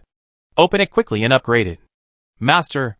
Sumibao opened the box and took out the Qianshan Du cicada, which instantly shone brightly and caused energy fluctuations in the space. Son? Sumibao was surprised to find that the biggest difference between this upgrade and the previous one happened. As the space energy fluctuation stopped, she was now standing in the hospital courtyard, and the two buildings in front and behind the entire hospital appeared. The space was no longer that lifeless. A not-so-warm sun hung in the sky, and she was standing in the yard, just like she did every day when she went to work. Standing in the yard, looking at the sun. Everything is so quiet and peaceful. The only difference is that there is no wind. Only the sun. And the sun has no temperature. It seems that there are no 4 seasons in the space. And everything is just right. She walked over, and saw that the trees in the yard were green, and the flowers in the flower beds were blooming just right. Walking out of the open door of the hospital. Standing in front of the door. Looking at the gas station and station across the road. Can I drive those cars? Can I fill up the gas? Sumibao looked at everything familiar on the opposite side in disbelief. Even the door of Exile's supermarket between the gas station and the station is open. What she actually wants to ask more is, can I go into Exile's supermarket? Can I also take the items inside? Well, as you can see, you can use all the things in the hospital. Gas stations, and Exile's supermarkets. But the rules are still, your personal things and the things in your income space you can use the things directly. You have to buy things in the original world. But now your daily limit is 10,000. With 10,000 you want a day. If you buy things to live in a small town, there is literally nothing you can't buy. Laugh. Sumibao finally smiled happily. This was the happiest and most sincere smile she had ever had since she entered the book. She finally didn't have to worry anymore. With this space town, plus her $0 purchase in the Imperial City tonight. In this world of paper people, she will walk sideways from now on. Humph! Who cares about the Emperor? Gu Tai. If he messes with her again, she will hit them with a hot weapon. By the way, where are the things we collected in the Imperial City tonight? Except for the familiar town scenery in front of her. Sumibao did not see the things she had put into the space. Especially since she also took over several mansions. They are all big guys. I wonder where they were put. All the things you collected in this world are stored in the space south of the hospital.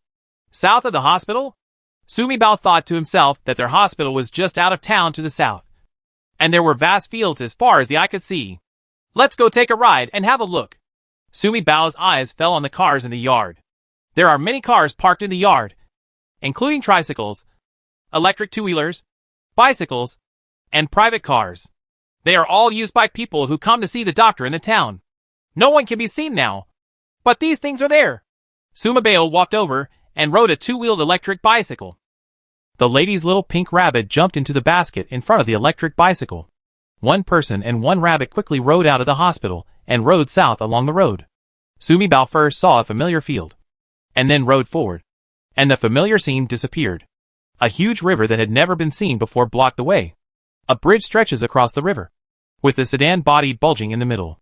She was on this side of the bridge, and couldn't see the scene on the other side of the bridge at first. When she rode her bicycle to the highest point in the middle of the bridge, she was immediately shocked by the scene across the river. Mansions. All mansions. Shinwood Duke's mansion. Tai Fu's mansion. And those mountains of stuff. All of them are the result of her 0 yuan purchase tonight. Hee hee. This is too spectacular. Riding an electric bicycle, Sumibao strolled around, just like a great emperor inspecting her country. Hee hee. These are all the achievements of my sister. With these things, I can lie down flat in the future. Tell me about the specific situation of the space now. Returning to the hospital, Sumibao sat on the big leather chair in his office, made himself a cup of coffee, and listened to Little Rabbit report on his work while drinking. Congratulations to the owner. You have been upgraded to 2 levels in a row. The God of War system is level 5. The entire Hongqing Town A area is opened, including the Hongqing Town Central Hospital, gas stations, and Jiajile supermarket. The Time River and the Two Realms Bridge appear. The storage space is expanded. River of Time. Bridge of Two Realms? Yes. Time is a river that separates the real world from the book world, and the bridge between the two worlds connects both sides. The storage space on the south side of the bridge will become larger as you collect more things in this world. When can living creatures enter my space? Sumibao suddenly thought. If there was a big problem on the way to Exile, could she bring all the Su family to live in space? If she fakes her death again, she won't have to live in exile anymore. Master, what are you thinking about? You are traveling through a book. You cannot disrupt the original plot. You have to push the book forward. The rabbit spreads its hands. Even if you want to disrupt the original plot, you have to continue the plot reasonably until it has the same ending as the original book. Are you kidding me? Sumibao suddenly sat up and almost poured coffee on her face. If the ending is the same as the original book, wouldn't it mean that all of us in the Su family would die miserably? Especially me, who would have to be cut into pieces with a knife. I can't change the ending of the original book, and I still struggle with a hammer. So I might as well just die now. Come on. No. Master. When I say the ending of the original book, I mean that the main direction of the original book cannot be changed. You are cannon fodder. You don't care. When can living creatures enter my space? Living animals are not allowed in your space yet. The rabbit smiled. His master's brain circuit was really unusual. One moment, he was talking about life and death, and the next moment, he was traveling through space. This rabbit has awakened to the 5th level of spiritual power. He can sense the situation within a 50-mile radius and predict good and bad luck for 5 days. Don't just talk about you. Talk about me. What's the benefit of me? The daily quota is 10,000. And you can teleport hundreds of miles. You can bring people into the space for 1 hour every day. No points are collected. One person or many people. It's all fine. It only depends on the number of times, not the number of people. No. Didn't you just say that living creatures cannot enter the space? Rabbit chuckled. Living animals cannot enter the space. But this is your right as the owner of the space.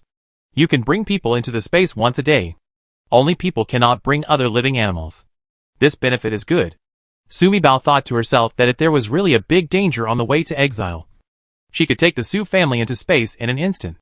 Hiding for an hour would not be bad, as long as she could avoid the most dangerous moment.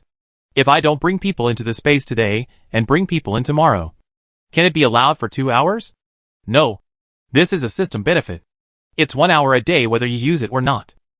Well, Sumibao thought to himself, the dog system has learned the essence of the methods of businessmen in modern society. In addition to these space benefits, I still owe a total of 9,300 space points. Right? Let me show you how many things were collected tonight. Especially those from the palace, the Prime Minister's mansion, and the Gu mansion. There is not a single good thing that can be sold to earn points, or that can be used to upgrade the system. No. Well, she shouldn't have asked that. Chapter 127, taking Big Brother into the space hospital. Then the half-hour original body I bought for 3,000 points has not been used up yet. How much is left? 13 minutes left. Oh. It turns out that after doing so much work in one night, it took less than 20 minutes. If you don't use this today, it won't be cancelled. Right. The things you spent money on will naturally not be cancelled. I will save them for you first, until you use them up. I'm tired. I want to sleep. When the work was done, she didn't want to talk to Rabbit anymore. She was tired. You're back. Are you tired? Feeling a small ball of warmth suddenly appear in his arms, Su Jinbei stroked it gently with his hand. He hugged his little sister as a baby while sleeping, and her little sister disappeared. Except for him. No one else noticed her disappearance at all. It's just that. Counting the time. It's only been 1 meal. My little sister is back so soon. Things should go smoothly. Well, it went very well.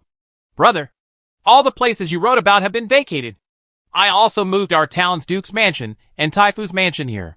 Moved the Zhengwagong mansion? The expression on Su Jinbei's face remained unchanged. But he was shocked in his heart. The little sister's cave in the immortal mansion was indeed as big as he thought. And even the Duke's mansion could be moved into it. Well, when we get to the place of exile, we will find a secluded place, and I will release the Zhongba Palace. Then we will have a home. Hey. Sumi Bao felt extremely happy just thinking about it. Brother, I also moved the Emperor's weapons manufacturing factory here. Besides, Sumi Bao was very excited. Even if she didn't tell anyone, she always felt like she was walking at night in brocade clothes. After getting so many good things tonight, she had to find someone to share her happiness with. Big Brother is the best candidate. That's good. Not only will you no longer have to worry about being exiled, but you won't have to worry about your parents and you suffering at the place of exile. Su Jinbei thought that with these things in his little sister's fairy mansion, it would be more convenient for him to do something in northern Xinjiang and rescue his relatives. Originally, he was worried that during the journey of exile, the whole family, including women, children, old and weak, would have a big problem with food, clothing. What's more, when you get to the place of exile, you still have to find a way to save a few relatives. Now it seems that everything has become simpler. Su Jinbei hugged the baby in his arms tighter. Great. Grandma was right. They guarded the government, served the king and the people, and spilled blood on the battlefield. God favored their Su family. That's why they sent a little girl to their Su family. The little sister is the little lucky star of their entire Su family. Because he hugged Sumi Bao tightly and accidentally touched his injury. Su Jinbei couldn't help but groan. Brother, take this opportunity and let me take you into space and treat your injuries. I don't know how many accidents will happen along the way of exile. The eldest brother is seriously injured and cannot be dragged away. She didn't wait for her elder brother's answer and immediately said to Rabbit, You said that after the space upgrades to level 5, I can bring people into the space for 1 hour every day without charging any points. I will bring my eldest brother into the space now to check his body. Is that okay? Originally, Sumi Bao also thought that she would go to bed after collecting too many things and spending too much energy tonight. So she should rest first. I will take my eldest brother into the space tomorrow night for a physical examination. However, think about it. If today's benefit of bringing people into space is not used, wouldn't it be wasted? Besides, I still don't know where I will rest tomorrow night. It's hard to say whether I can meet the inn. Even if I enter the inn, I can't live in a single room. Of course, you can. You can bring people into the space for 1 hour once a day. Also, if you bring people into the space, you can stay in the space as you are for 1 hour. No points are required either. Is there such a benefit? Why didn't you say anything just now? Stinky Rabbit. Sumi Bao was so excited right now, almost jumping for joy. Great. What she had been thinking about finally came true. In the future, no matter who in the family is injured, she can bring him into the space, treat the person directly in the hospital, and then bring him out. And don't spend any points.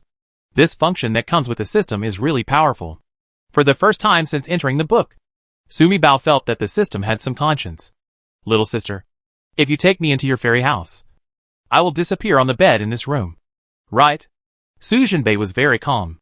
No wonder people say that looking at beauty under the lamp, looking at the big brother under the candlelight, the beauty is simply not like a real person. Sumi Bao couldn't help but gasp. There is no way. She is a senior beauty control. The big brother is so good looking. Especially being so close, and being held in the arms of my elder brother. She could even count her eldest brother's eyelashes. So long. So beautiful. And the big brother's eyes. How can a person's eyes be as soft as water, and as clear as ice? And this skin. How could a grown man have such snow-like jade skin? For some reason, Sumi Bao thought uncontrollably in his mind. It was written in the original book that the eldest brother was framed on the way to exile, and sent to the Nanfeng Pavilion. She really couldn't imagine what such a handsome eldest brother would look like when he put on the clothes from those small restaurants in Nanfeng Pavilion. Not to mention women. Even men will have nosebleeds when they see a big brother like that. Right? TSK.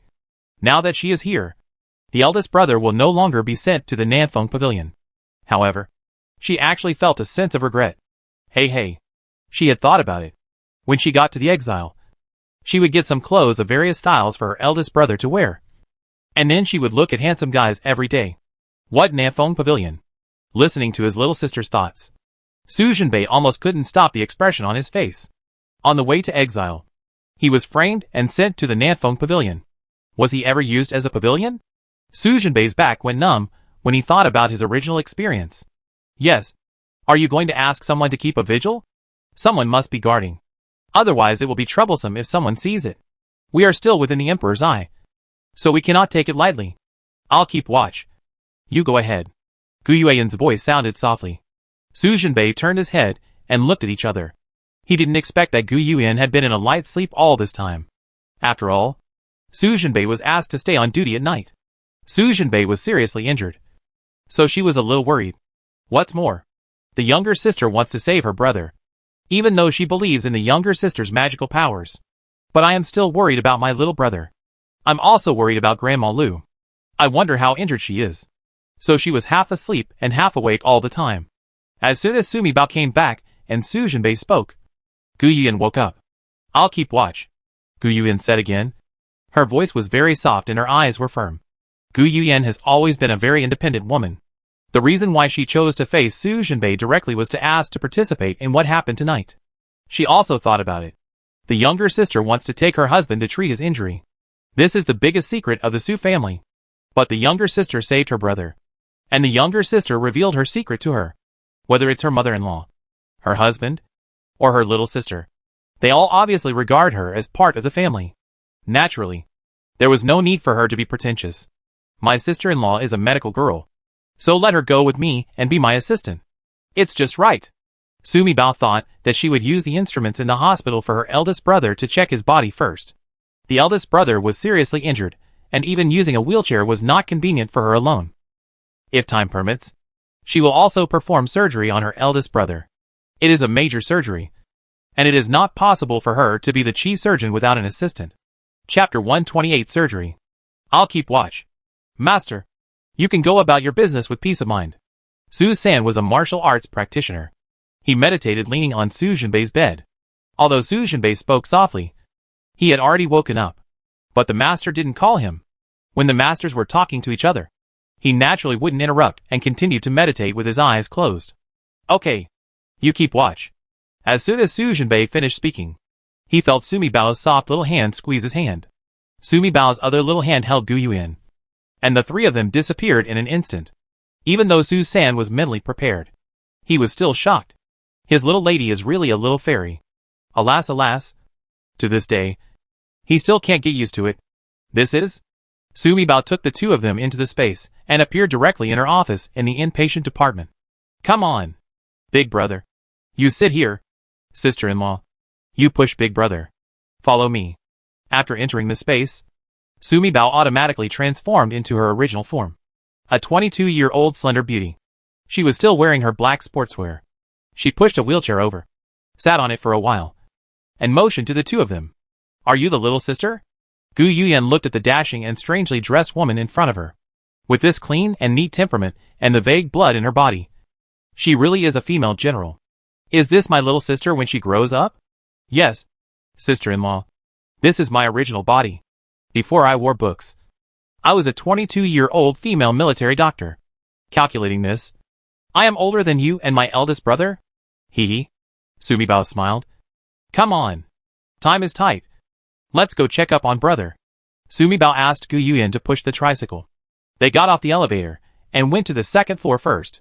Blood tests, MRI, color ultrasound. Sumi Bao checked everything that could be checked by Su Jinbei. Although Su Jinbei is not fat, he is a military commander with a height of over 1.9 meters. She really has a body shape that looks slim when she is wearing clothes, but looks fleshy when she is undressed.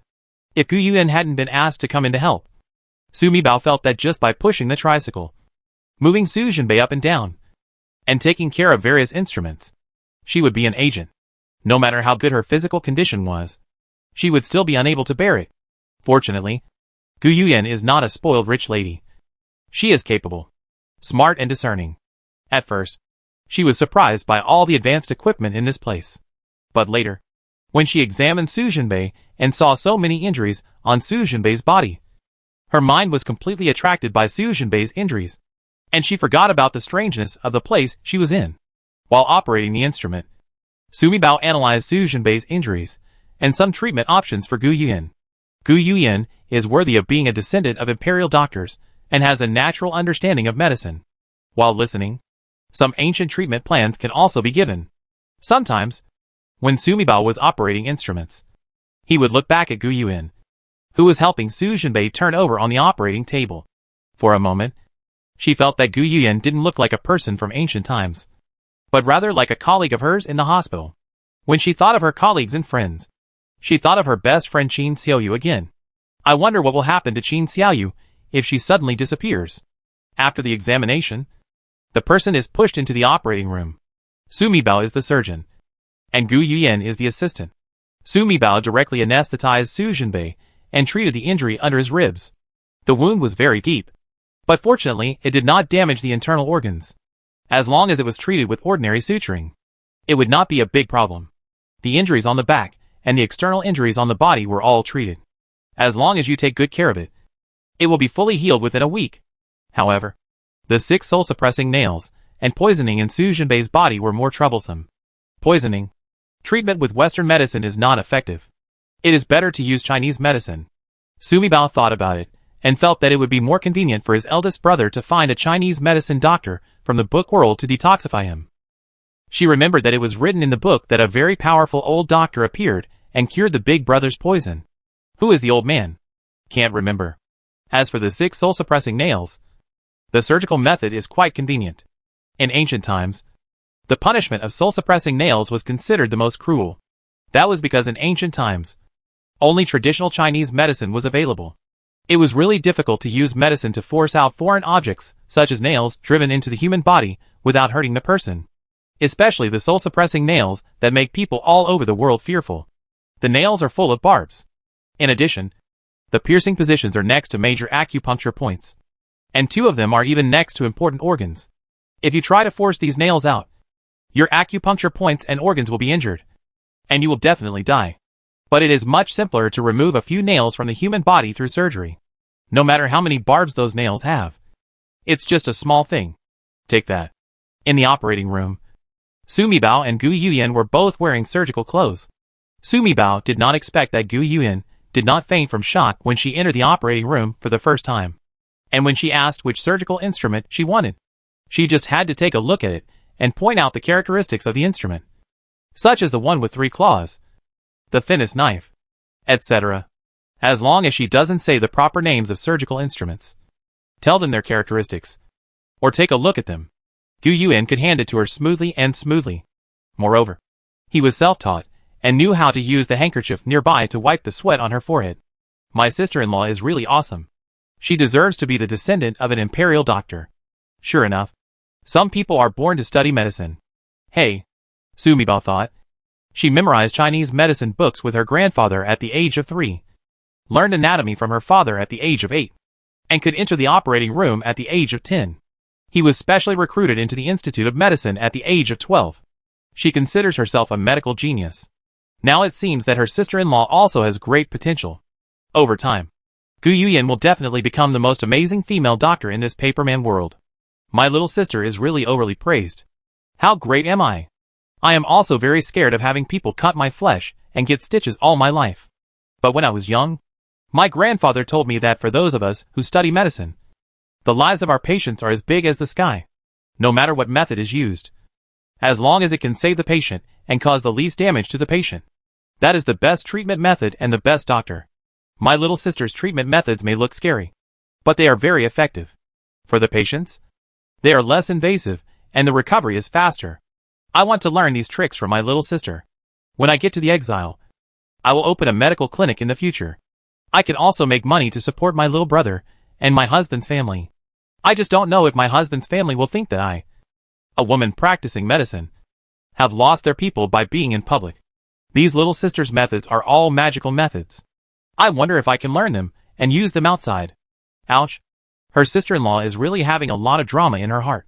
Sumibao is happy. Look. She likes women like Gu Yuan. She is obviously a paper person, but her thoughts are comparable to those of a modern person like her. What a self-reliant woman. Never complaining about others. Strong and brave. What to do? She likes her sister-in-law more and more. After the operation was completed, The time was 12 minutes short of an hour. Sister-in-law, let me take you to the supermarket. Just like before. After work, Sumi Bao's favorite thing is to take Qin Xiaoyu to the supermarket together. I happen to have my sister-in-law with me today. Which is great. Chapter 129 Visiting the Supermarket. Little sister. Your elder brother, Gu Yuan, who was pulled away by Sumi Bao, looked back uneasily at Su Jinbei, who had been carried to the ward and was still unconscious. Don't worry, sister-in-law. My eldest brother had an operation and received anesthesia. He woke up early. Let's go to the supermarket to buy some things first. We'll be on the road tomorrow. You can go see what you can use. The daily quota of 10,000 yuan, Sumi Bao thought, would be a huge loss even if he didn't use it for a day. She just wants to enjoy shopping now, and doesn't want to bother picking things for everyone. It would be perfect to leave this job to my sister-in-law. Exile Supermarket. Sumi Bao pointed to the words on Exile Supermarket and read it to his sister-in-law. It's your market. You can choose what you want inside and pay for it together. She gave a brief introduction. And after entering the supermarket, she let go of Gu Yuan's hand. Go take a look and take whatever you like. We are pressed for time and have to leave soon. Thinking that there were still 10 minutes left, Sumi Bao pulled 2 trolleys. Here you go. I'm going to buy something delicious first. After saying that, he immediately pushed the trolley to the snack area. Spicy strips, dried tofu, coffee, melon seeds. I must buy some melon seeds. 10,000 yuan a day. It feels really good to buy things without paying and just swipe the card. 10 minutes is too limited. Sumi Bao went on a buying spree. I bought a bunch of snacks and took a final look. I thought it was almost time. So I hurried to the maternal and infant area. She had to buy herself better diapers. Otherwise, her bottom would turn red. There were also clothes. For more than 100 days, she had to be held in a donkey cart and wrapped in swaddling clothes, wearing small clothes underneath. She wanted to get 2 new small clothes to change into. Anyway, she had observed that in the supermarket on the first floor of the hospital, the things taken away could be restored the next day. The things she wanted to buy from Exile Supermarket were taken away today, and they would be restored to their original state tomorrow. Anyway, she was the only baby at home, so she could wear new clothes every day along the way. Sister-in-law, what are you doing? In the maternal and infant area, Sumi Bao unexpectedly saw Gu Yuan pushing a trolley that was already full of things. Almost all of them are clothes and shoes. What Sumi Bao didn't expect was that there was a bag of rice, a bag of noodles, and a large bucket of oil in the trolley. There was also a large piece of pork belly. These are fine rice and noodles. There are old and young in our family. We eat the coarse food in the car that my uncle gave us. You, Grandma, and the children eat these things. We have a large family. And I want to be exiled on the road. The further north you go, the colder it gets. Wear softer, thicker clothes. I don't know what they are made of. They are so soft and comfortable to wear, so my uncle's feet won't get damaged. I was given shoes, but after trying them, the shoes here are softer and easier to walk on. They are more suitable for Grandma and my mother. Besides, there are many walks on the way to exile, and shoes are easy to break. It is always good to have an extra pair of shoes. Gu Yuan looked embarrassed. She felt that she had bought a bit too much, and she didn't know how to pay for the things in this fairy mansion. Does the little sister have enough money? I was thinking of looking for some small and soft clothes for you. I didn't expect that there are so many here. They are all soft and beautiful. They are indeed made by immortals in the sky. The stitching is better than that of the embroiderers in the palace. It's still detailed. Well, Sumi Bao looked at Gu Yuan and really didn't know what to say about her sister-in-law. She is a beautiful woman with a very upright outlook. And she is also a very loving woman who is very good at running a household. Look, she really thinks about everyone in the family. Sister-in-law, you should buy something for yourself. Sumi Bao looked at Gu Yuan's trolley and bought so many things. But none of them belonged to Gu Yuan. I bought it for myself. Gu Yuan blushed, pointed to a piece of clothing and shoes in the trolley and said, I bought myself a thick coat and a pair of shoes. Sumi Bao saw that the piece of clothing Gu Yuan pointed at turned out to be a velvet sweatshirt with a hood. She couldn't help but nodded, even though her sister-in-law was an ancient person. Look at her sister-in-law's brains. She wore an inconspicuous black sweater with a prison uniform on the outside. It was really warm and could block her figure. The sneakers chosen by Gu Yuan were also simple and gray.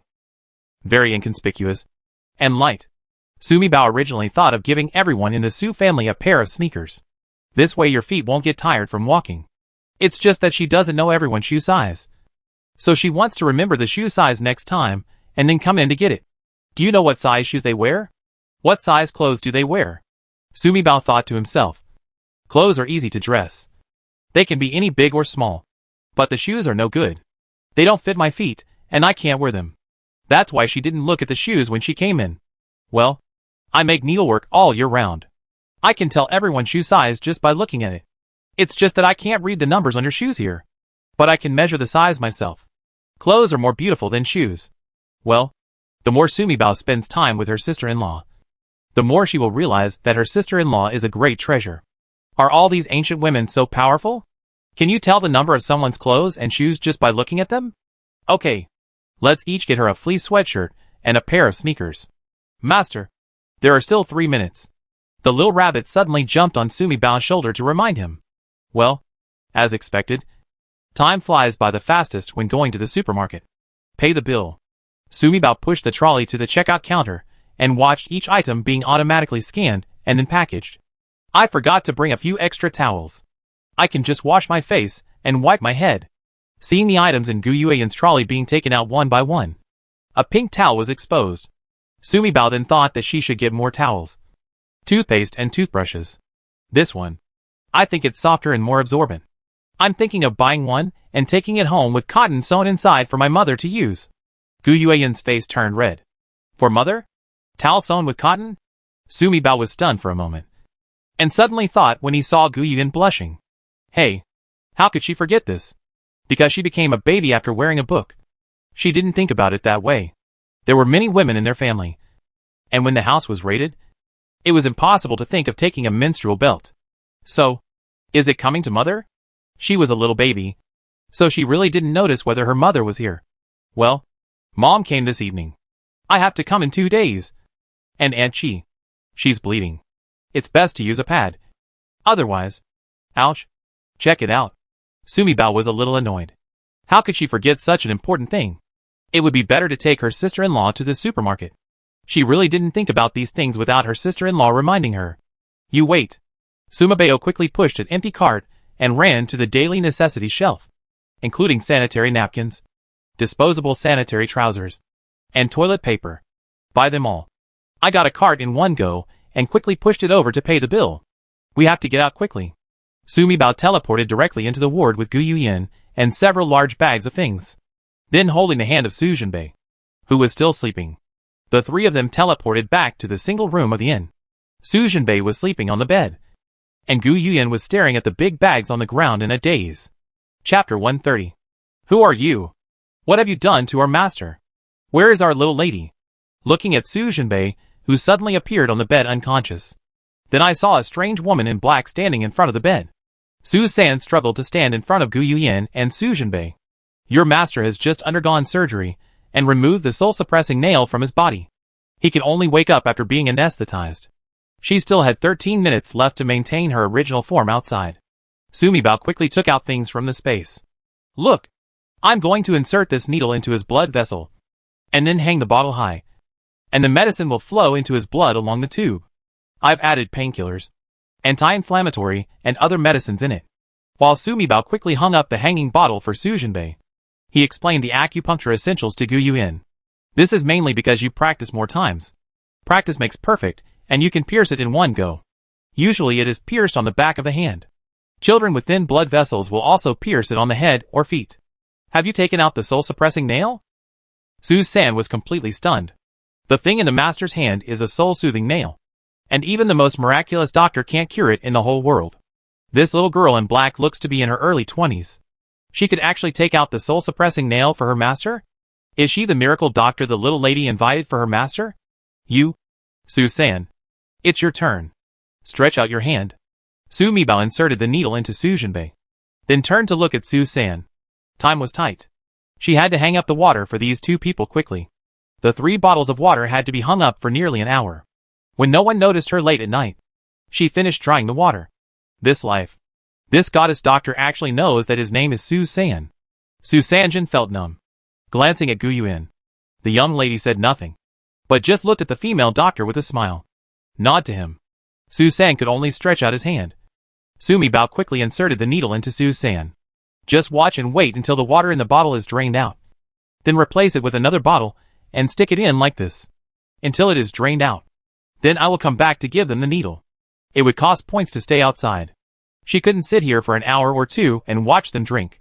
Sumi Bao taught Gu Yuyan how to change the water, and how to take care of Su Jinbei, who was under anesthesia. Gu Yuyan nodded repeatedly. She learned too many things tonight. And everything subverted her original knowledge. But everything shocked her greatly. Especially the 6 soul-suppressing nails in the husband's body, which were extremely fatal and domineering things, were completely eliminated by the little sister in a short time. Gone. After saying that, Sumi Bao disappeared directly in front of Su-san. It was not that Sumi Bao had not thought of sending Su-san to the space hospital and treating his wounds directly. But the 1-hour time limit for bringing people into the space today has been used up. Not to mention that Su-san's condition has not worsened. She was too tired tonight, and it was really difficult for her to support another operation. Sumi Bao thought. Wait until tomorrow to see if there is a chance. And she would just perform surgery on Su-san as soon as possible. As for the injuries on Auntie and Aunt Su, it would be best to go to the space hospital to be stitched up, so that they can heal faster. Do it one by one slowly. As Sumi Bao disappeared, Su-san saw the little lady's chubby little face appearing in the swaddling clothes next to the young master. The female doctor in black was indeed called by the young lady. Su-san didn't dare to move, looking at the strange soft white tube tied on the back of his hand. The needle looked scary, and when it pricked him, it was like a mosquito bite. For Su-san, who was a secret guard, physical injuries were commonplace. So this acupuncture does not hurt at all. The water in the hose flowed into his blood vessels, feeling a little cool, and he felt that his mouth was slowly becoming bitter. The night was still dark. Above the Jinwan Hall, a group of ministers were kneeling on the ground. Emperor Mingda on the dragon chair had a gloomy face. What happened last night was too weird. For the sake of the Emperor's Majesty, he ordered the palace concubine to be executed last night. However, he really couldn't bear it, so he promoted him to the position of deputy head of internal affairs. From then on, he personally served his food and daily life. The hair under his crown was the hair that eunuch Shui cut off a little palace maid and put it on for him. In the entire emperor, except for eunuch Shui, no one knew that there was a bare head under his crown. Qianin Pavilion is not here, so he can only rely on the eunuch Wang Gong to go to the palace. At this time, the atmosphere in the palace was heavy. Only Gu Tai's voice sounded. The Ministry of Internal Affairs was stolen. The private treasury of each palace was stolen. And many ministers' homes were stolen. Prince, please tell me about the theft in the palace. All the treasures in the emperor's private treasury are gone. Even the boxes and cabinets where things were stored are gone. In concubine Li's palace, even the rockery in the courtyard is gone. In the entire palace, only the Queen Mother's palace has not been stolen.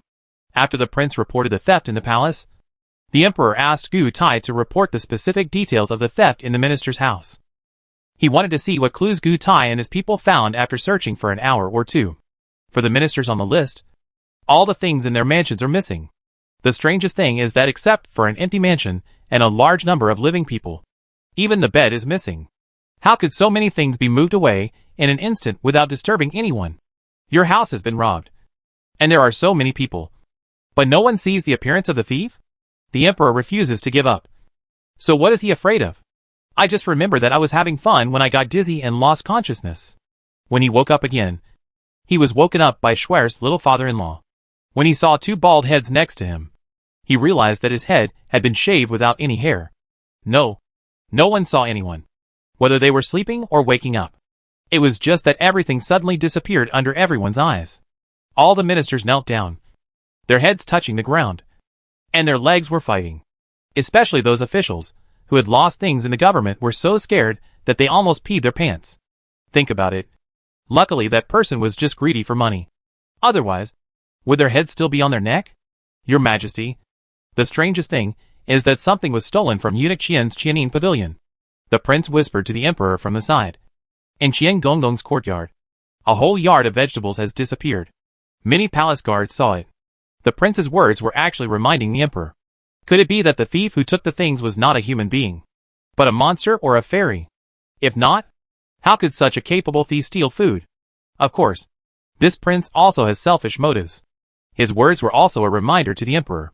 Your Majesty, look at you. You only dote on Qianin Pavilion on weekdays. Look, now that something big happened in the palace. He went out to handle his own personal affairs. Your Majesty, you still have to point to the old slave and serve me at the critical moment. Right? Gu Tai. Emperor Mingda took a deep look at Gu Tai. With what Wang Gonglong said, it was possible that Gu Tai was hiding something from him. Your Majesty, I have another secret.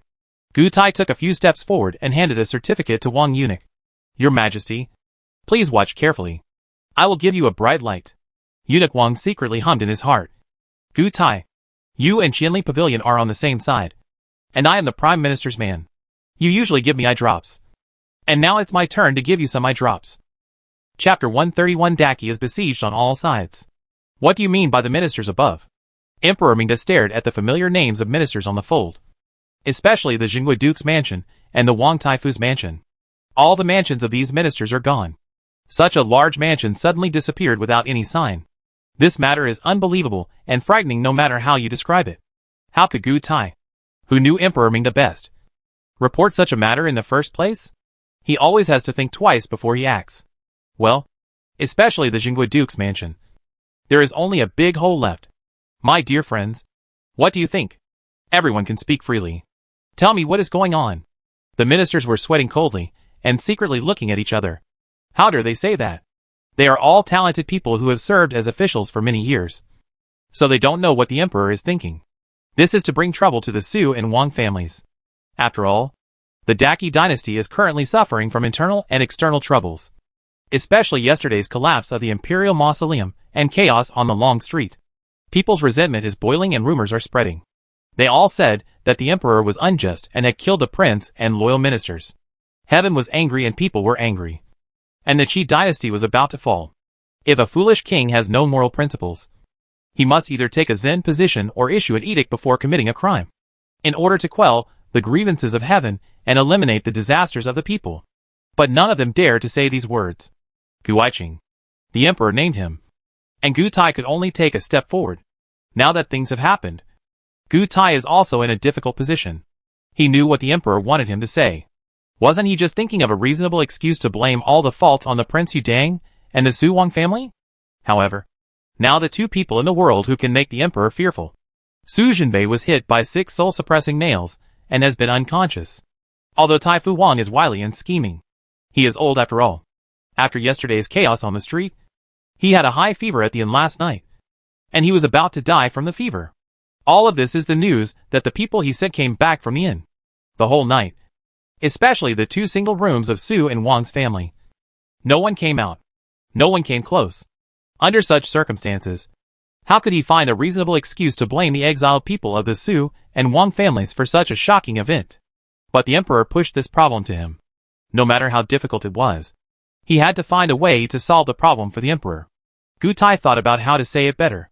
Seeing that Gu Tai didn't reply to him in time, Emperor Mingda's back was covered with dense cold sweat. And a particularly ominous premonition crawled into his heart like ants. By killing the prince, beheading the Su family and confiscating the Wang family, did he really commit the wrath of heaven? Emperor.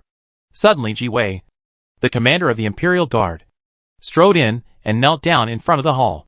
Weapons manufacturing factory. How? Emperor Mingda shouted and stood up. The thieves stole all the palaces and official residences in order to make money. But, a weapons manufacturing plant? It's all gone. What's gone? You wouldn't say that all the weapons made in it are gone. Right? Emperor Mingda felt dizzy. Before Ji Wei could reply, the Minister of War shouted angrily at Ji Wei. Don't talk nonsense. What can happen to the weapons manufacturing factory?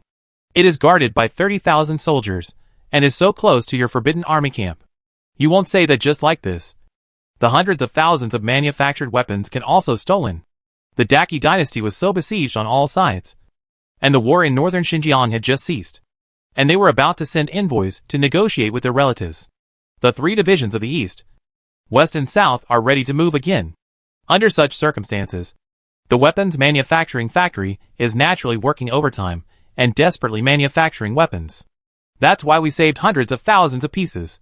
It's all gone. Emperor Mingda's eyes darkened when he heard Ji Wei's words. Wang Gongong stepped forward to support him, and sat down weakly on the dragon chair. There are hundreds of thousands of weapons, and those huge trebuchets. Do you think those can be gone? The Minister of War took a deep breath. It's gone. Not only are all the weapons gone, even the tools for making weapons are gone.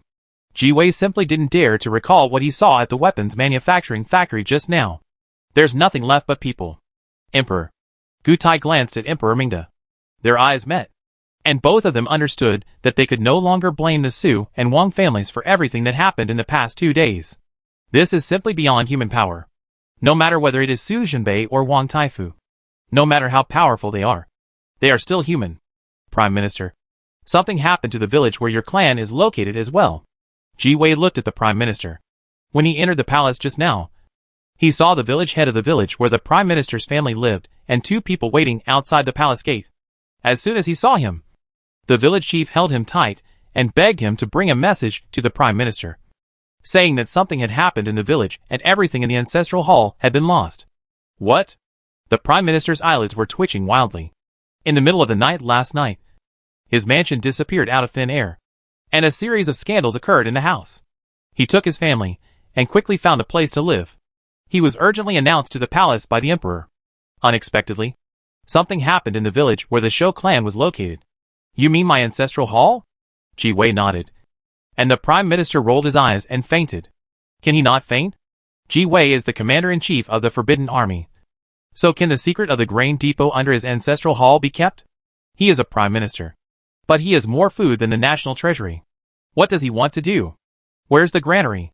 The Secretary of the Ministry of Revenue stared straight at Ji Wei. The granary was still in good condition when he went to court just now. Could it be that the granary has also been stolen now? Not bad. Ji Wei looked at Gu Tai again. Gu Tai's mansion is gone. Oh! Gu Tai's face was expressionless. From the time he received the emperor's order, he had checked many mansions and moved them to nothing. Even the palace was stolen. If only his Gu family is fine, then what will happen to him? Now, he breathed a sigh of relief. Besides, he is different from these stupid ministers. He worked in Jiaowei for so many years and had enemies all over the world. There are people who want him dead every day. How could he put all his finances in the house? Report 800 miles to expedite. Long Wei led 3 detective horses and suddenly hurried up to the palace. The black-clad detective knelt on the ground. The Japanese pirates from Donglan State have invaded Daki and have occupied 3 cities. Tan Ma and White knelt beside him.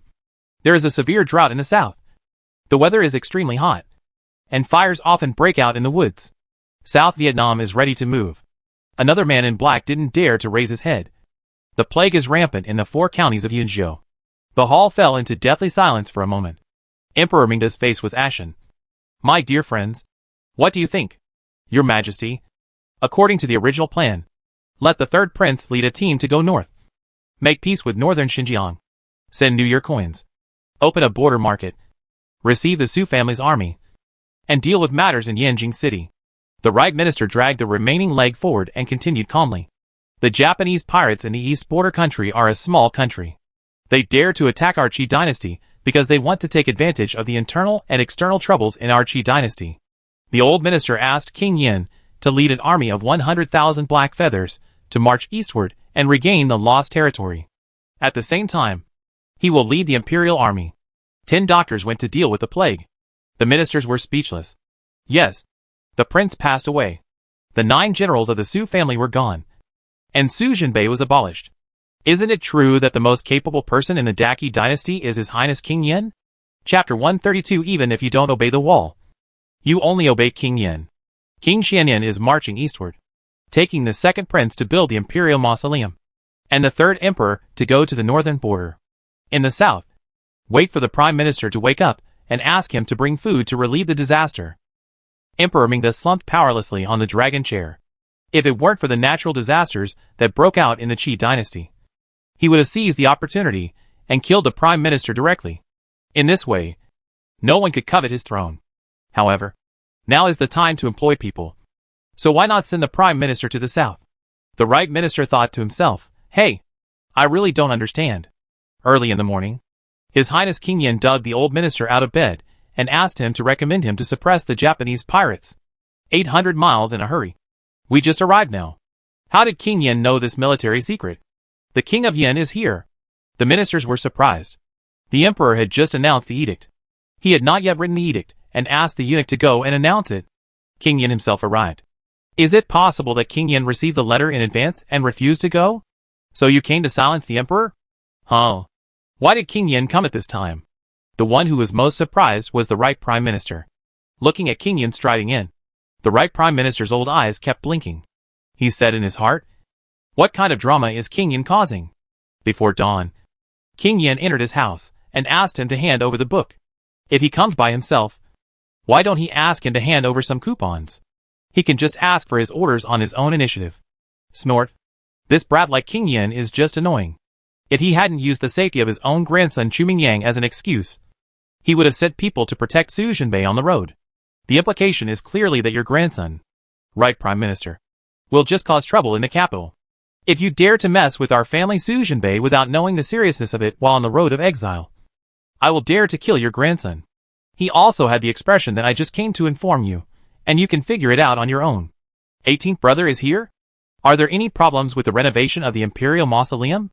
The emperor looked at King Yin with a smile on his face, and at the same time glanced coldly at the ministers. All the ministers felt a chill in their necks. They were all old foxes in the room, and none of them was good at guessing the Holy Heart. Is the emperor warning them? Don't let King Yin speak first and refuse to go to the Eastern expedition. Otherwise, if King Yin doesn't go, you guys will go. You all should consider yourselves. Which of you can quell the Japanese rebellion in the East? Let alone the plague. None of the ministers dared to express their anger. Who doesn't know the urine of the imperial city's mad dog Yin Shiba? He is a bastard who dares to lose face even if he doesn't give the emperor face. If King Yin really refused directly, and said he would not go to the Eastern expedition, the emperor's imperial edict would not be said to have been issued. But even if it was issued, there would be nothing the emperor could do if he did not go. You can't chop off King Yin's head at this time. Right? What's more, King Yin has soldiers in his hands. There are also tough northern Xinjiang foreigners as backers. Not to mention the late emperor's decree. 18th brother. The emperor considered the words. What should he say to make Yin Shiba willingly go to the east? Yin Shiba must not know about the plague at this time. You have to hide it first. But he is the emperor, and cannot lie in front of his ministers. The emperor was still thinking about how to persuade Yin Shiba. King Yin took a step forward. My dear brother, I have a favor to ask of your royal brother. Damn it. It seems that King Yin knew about the Eastern expedition and the plague. All the ministers were sweating coldly. It was over, and King Yin was about to give up. They began to figure out in their minds who they should recommend after King Yin refused, so that they could safely remove themselves. King Yin, the right prime minister, was the first to be anxious. What kind of tricks is this Yin Shiba playing? It was he who first let himself go and recommended him to the emperor for the Eastern expedition. As a result, he recommended it. Now King Yin regretted hearing about the plague and came to reject it so eagerly. So wasn't his recommendation just a slap in the face? 18th brother. Look. The emperor was also anxious. He must not give King Yin a chance to refuse the Eastern expedition. Otherwise, he has no one to send. You know, it's not like he couldn't send soldiers to conquer the Japanese pirates. However, what the dispatched soldiers will face next is the plague. There is absolutely no return. This allowed Yin Shiba to go on an Eastern expedition, not only to solve the problem of Japanese pirates, but also to use the plague to destroy Yin Shiba's soldiers after destroying the Japanese. For him, it was a good thing that killed two birds with one stone. I invite you to conquer the East and destroy the Japanese. King Yin is indeed a mad dog in the imperial city. He dared to stop Emperor Mingda in front of all the ministers regardless of whether he was in the main hall. Ah! All the ministers looked at each other. Emperor Mingda was startled for a moment, then looked up to the sky and laughed. According to the report, the 18th brother is worthy of being of royal blood, the protector of the king personally named by the late emperor. This patriotism and loyalty to the emperor are admired by all people, and no one can match him. He is truly the pillar of the country, an important minister of the court. And my brother, if Sumi Bao were here now and heard this, he would definitely spit in Emperor Mingda's face. Sure enough, the emperor's mouth is a liar. Nonsense. It's so shameless. He clearly knew that Yin Shiba was not his father's biological son, and he clearly wanted Yin Shiba to die. Yet he told lies full of lies. The right minister was moved. King Yin clearly asked him to report to the Eastern expedition, but he was still worried and came over in person. How much do you want to go on an expedition? King Yin is truly patriotic. And he is worthy of being the Iron Hat Prince appointed by the late emperor to protect the country. Little did he know.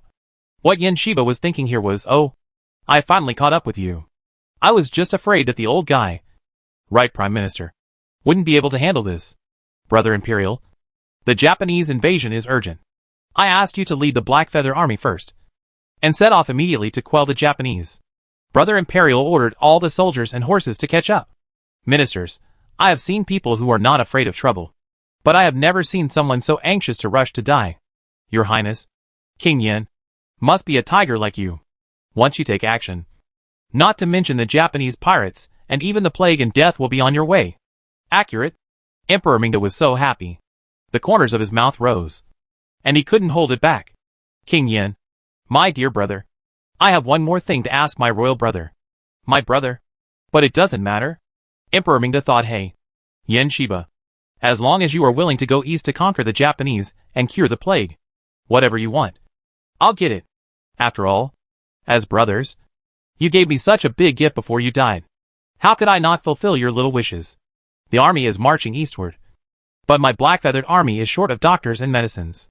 I beg the emperor to send more than a dozen imperial doctors to accompany me on the eastward march. Emperor Mingda's heart skipped a beat. Could it be that Yin Shiba had heard about the plague? Yes. I will allocate 10 imperial doctors for you. Let the head of the hospital lead a team to accompany you. After saying that, he immediately turned to the prince and said, you asked people to send the imperial doctors, and asked them to follow King Yin. Ministers, did King Yin know that there was plague? And he asked for an expedition? Are you really not afraid of death? Right, Prime Minister. If this were not in the Jinwan Palace, I would be crying my eyes out. The late emperor had a wise eye.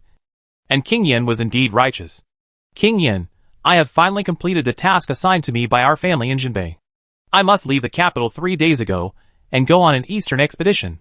This king is leaving today. Although I have sent a ghost doctor to treat Jinbei. But I still can't let go. Simply take advantage of the opportunity of today's eastern expedition to ask the emperor's brother for a dozen imperial doctors. When the time comes, pick the 2 best ones, and send them to the Exile team. With them here, our home in Jinbei should be able to reach the Exile place safely. Right? Chapter 133. 2 more imperial doctors were sent. Half an hour later, in the Shuntai Hall of the Emperor's Palace, the screen retreated to the left and right, with only the monarch and his ministers. The Emperor looked at Gu Tai, frowning. We are the only 2 people here. Gu Tai, what do you think? The biggest thing the disappeared mansions have in common is that most of them were the mansions of exiled officials. I am the son of heaven, and I don't believe in those theories about strange powers and chaos. But if there are any strange phenomena, they must be done behind the scenes by people with different intentions. I also feel that the matter in the imperial city is inseparable from the Su and Wang families. Emperor Mingda looked at Gu Tai, their eyes facing each other. They both felt that this matter was inextricably linked to the Su family. But if we really wanted to say it was the Su and Wang families, we couldn't find any useful clues. Other families have lost their belongings. And there is nothing wrong with their mansions. Only our Gu mansion and the Prime Minister's mansion have disappeared. And this. Emperor Mingda took off the dragon crown and pulled off his wig, revealing a bald head in Gu Tai's shocked eyes. Gu Tai felt hot in his heart and fell to his knees in front of Emperor Mingda, holding his thigh and crying. The emperor's love for his ministers will never be forgotten until his death. Gu Laosan. Before I ascended the throne, you and I, the 3 brothers, have been together for many years. But now I feel very lonely. If there is anyone in the world who can comfort me, it is you. Laosan. Your Majesty. Song Lauer. For a moment, Gu Tai really wanted to say that he suspected that when Su Qi married Song Jinhe, Song Jinhe's pregnant son Su Jinbei might be the emperor's dragon seed. But just for a moment, he bit his lip again and forced to swallow these words. The emperor is the emperor. He can kill his father and his son.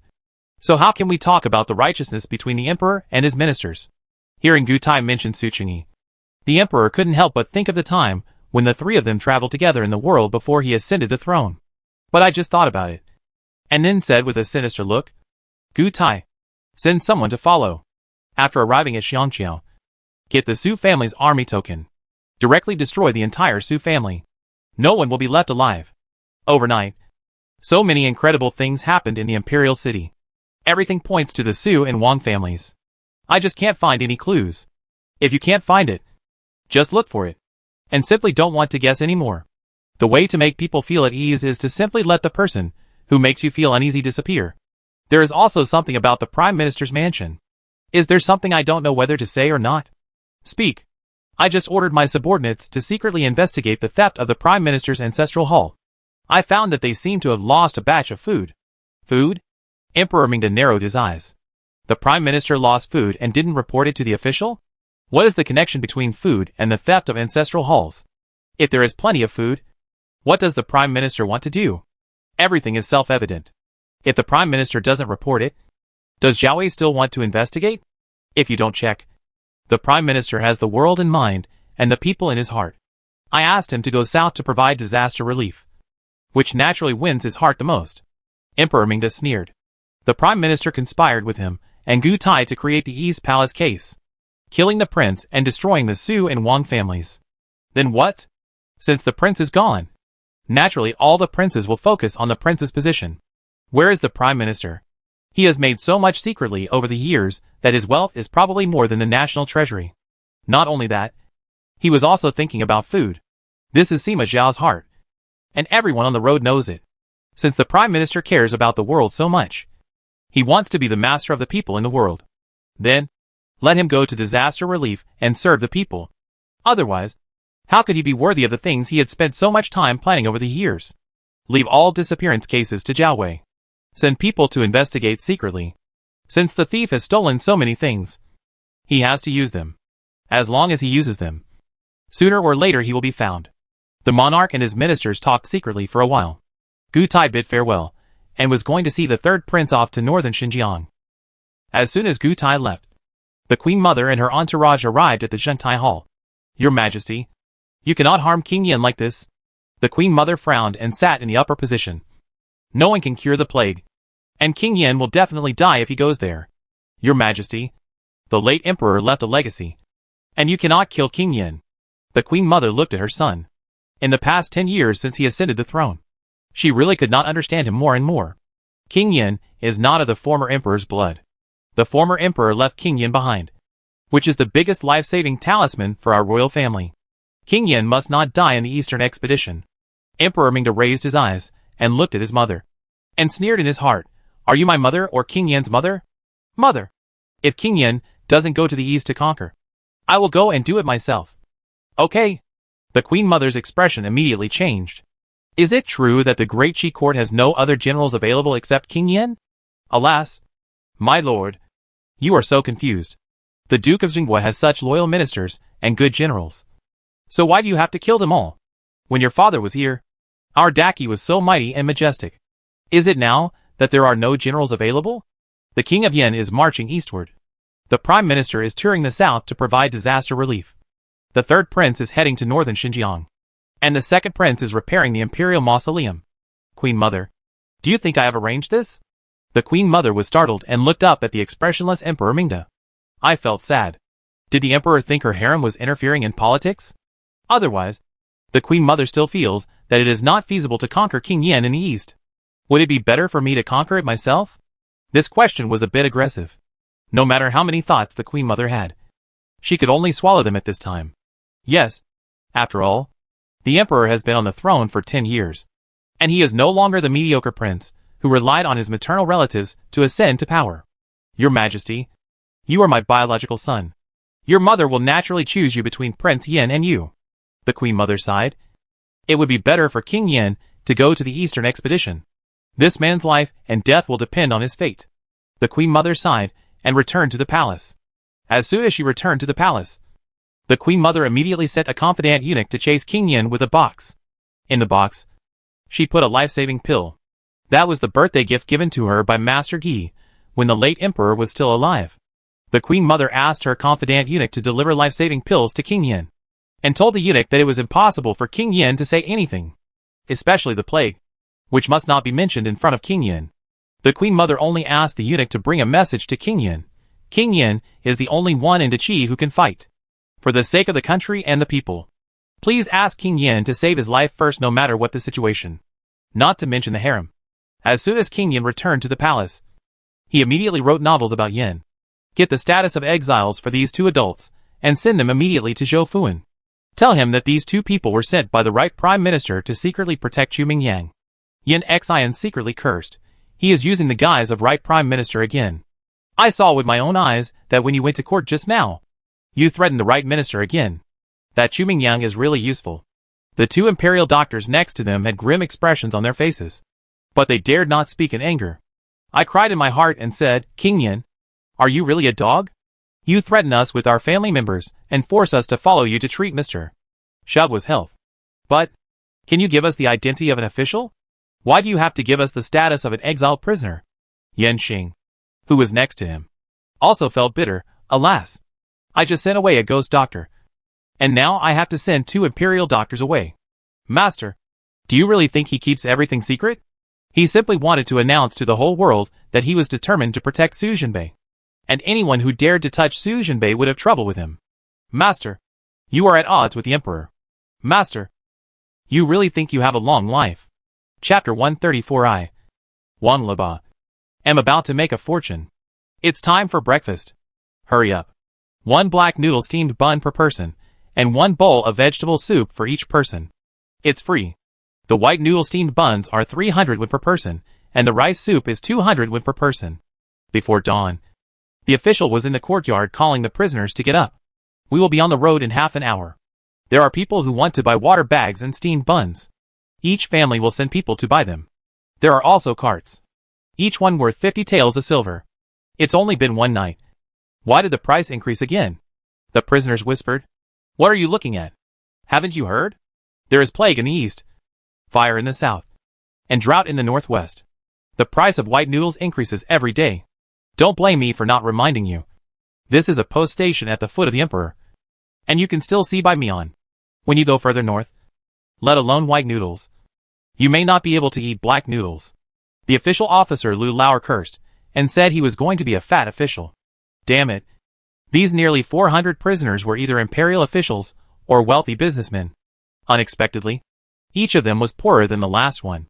Last night, the people buying white steamed buns hadn't even gone there yet. The 200 exiles they escorted made more money. What's more, this is Zhao Wei, and the Forbidden Army is following him. Will he still have a good life on this road from now on? If you are angry in your heart, you naturally have to vent your anger on the exiled prisoners. Lu Lauer's eyes slashed at the family members of the exiled criminals. These people didn't have much money with them. If they wanted to make a few from this trip, they had to rely on others. Anyway, they escorted the exiled prisoners north. And there were 2 main ways to make money. One is on the surface, cutting money from the exiled prisoners. When they arrived at the place of exile, the exiled prisoners only had half their lives left, and they wished they had not even a single piece of cloth left on their bodies. The second type is secretly, that is, among the exiled prisoners. Those women and children, who travel and sell themselves all the way, will die on the way anyway in the final report. Just save a certain amount. The worst time they sold was only 1/3 of what they sold. This time there were remnants of the East Palace, as well as the families of those high officials, and the concubines of wealthy businessmen. All of them are of high quality and good looks. Pick the most beautiful ones, and sell them to the flower house. Maybe you can make a lot of money from this trip. Brother Lu, stop looking. Be careful of Team Zhou. The official next to him called Wan Laba, and pulled Lu Lauer's sleeve. Brother Lu, Brother Bago and I are selling steamed buns. You go and check out the carts. Zhao Shuqi, who was holding the steamed bun basket, winked at Lu Lauer. The 3 of them looked at each other, and smiled knowingly. The 3 of them work together and escort prisoners along this road all year round. Precisely because they know the road well. Every time there is an escort mission, they will lead the way with the team. This is also their first time against Zhou Fuan's team. Naturally, before joining the team, the 3 of them had already inquired about the team leaders Zhou Fuan and Chu Mingyang's behavior. Lu Lauer is the leader of this 3-person group and the deputy captain of the exiled officials. A cart costs 50 taels of silver. It is a trivial matter to ask for a few more taels of silver. Lu Lauer will naturally have to pay for this. Mom, let's get the black buns and vegetable soup first. The Su family had packed up everything in the house as soon as there was any news about the official errands. And everyone had prepared things for the road. Manager Su had hitched the donkey cart and packed the cart. Suchi and Su sent shackles. And Su Mibao also put them back on before leaving the house. Let's buy 2 white steamed buns. 2. My mother and a few children are here. When my eldest brother delivered the things, those people were watching. Song Jinha looked at Gu Yuan. Yen, what do you think? As usual, everyone listens to Song Jinha when it comes to the Su family. As usual, Song Jinha would ask his mother-in-law for instructions first. For some reason, now she always looks at Gu Yuan before doing anything. She was a mother-in-law and the wife who had been in charge of the government for many years. When something happened, she couldn't help but want her daughter-in-law to give her an idea. This feeling of having someone to rely on is really great. Mom is very considerate. Everyone has seen that uncle has sent something. If we are too impatient, it will also make people suspicious. Besides, Gu Yuan's eyes glanced at Su Mibao in her grandma's arms. Song Jinha nodded, knowing what his daughter-in-law meant. Not to mention, they had a little lucky star named Bao Bao. With so many good things to guard, there was no reason for the whole family to starve. But this was just the beginning of the exile, so it couldn't be too outrageous. Mom, you go buy the steamed buns, and I'll get the soup. Gu Yuan and Song Jinha looked at each other. They wanted to take the opportunity to learn about the official situation. Madam, young madam, please rest while we go. Hua Fan and Grandma Song are going. Just wait. Song Jinha shook his head, and they didn't say much. No wonder the master didn't send them to buy it. It seemed that the master must have other plans. You go and hold baby me. Mrs. Su handed Su Mibao into Song Jinha's arms. Master, we have many children and elderly people at home. We want 2 white flour buns. Song Jinha carried Su Mibao to the place where steamed buns were sold, and saw 2 officials, one tall and one short, selling steamed buns. This was just the beginning, and not many people came to buy steamed buns. First of all, because I just met my relatives in Shilling yesterday. Many relatives would send clothes and dry food in the packages when they saw them off. Secondly, it was too expensive. It had only been one night, and these prisoners were not yet hungry enough to buy it. Of course, more often than not, the prisoner's family is discussing, or waiting to see if anyone will buy it. Some prisoners even thought that if not many people bought it, the officials would sell it cheaper. After all, the steamed buns are ready. You want to buy steamed buns. Just 2.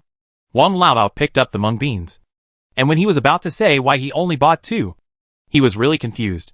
When he raised his head, he came face to face with the beautiful face of a woman. Oh, okay. This woman is so pretty. Despite her age, she not only looks good, but also has a slim waist and a big butt. And she can tell that she is fertile. If you sell her to someone from the north as a wife, you will definitely get a good price. Suddenly I heard the voice of the tall and thin man with mung bean eyes opposite me. Su Mibao stared at the dog officer. Mom, this bad official is going to sell you on the road and give you as his wife and give birth to a baby. Su Mibao thought, if he walked 50 miles in one day, and walked in 2 days, he would be 200 miles away from the capital. By then, she would no longer worry so much. Should she just kill this bad official? Oh, why is the little girl in this woman's arms so beautiful? I deserve to be rich this time. Hey, the last time I visited Mujiao Fort, the owner of the fort was asking me to find a baby for him to use in making medicine. TSK. This baby is so beautiful. With its fat body and white skin, it will definitely catch the eyes of the owner of the wooden castle. I have to discuss it with Brother Lu quickly. The starting price is 1,000 taels. Let's make it.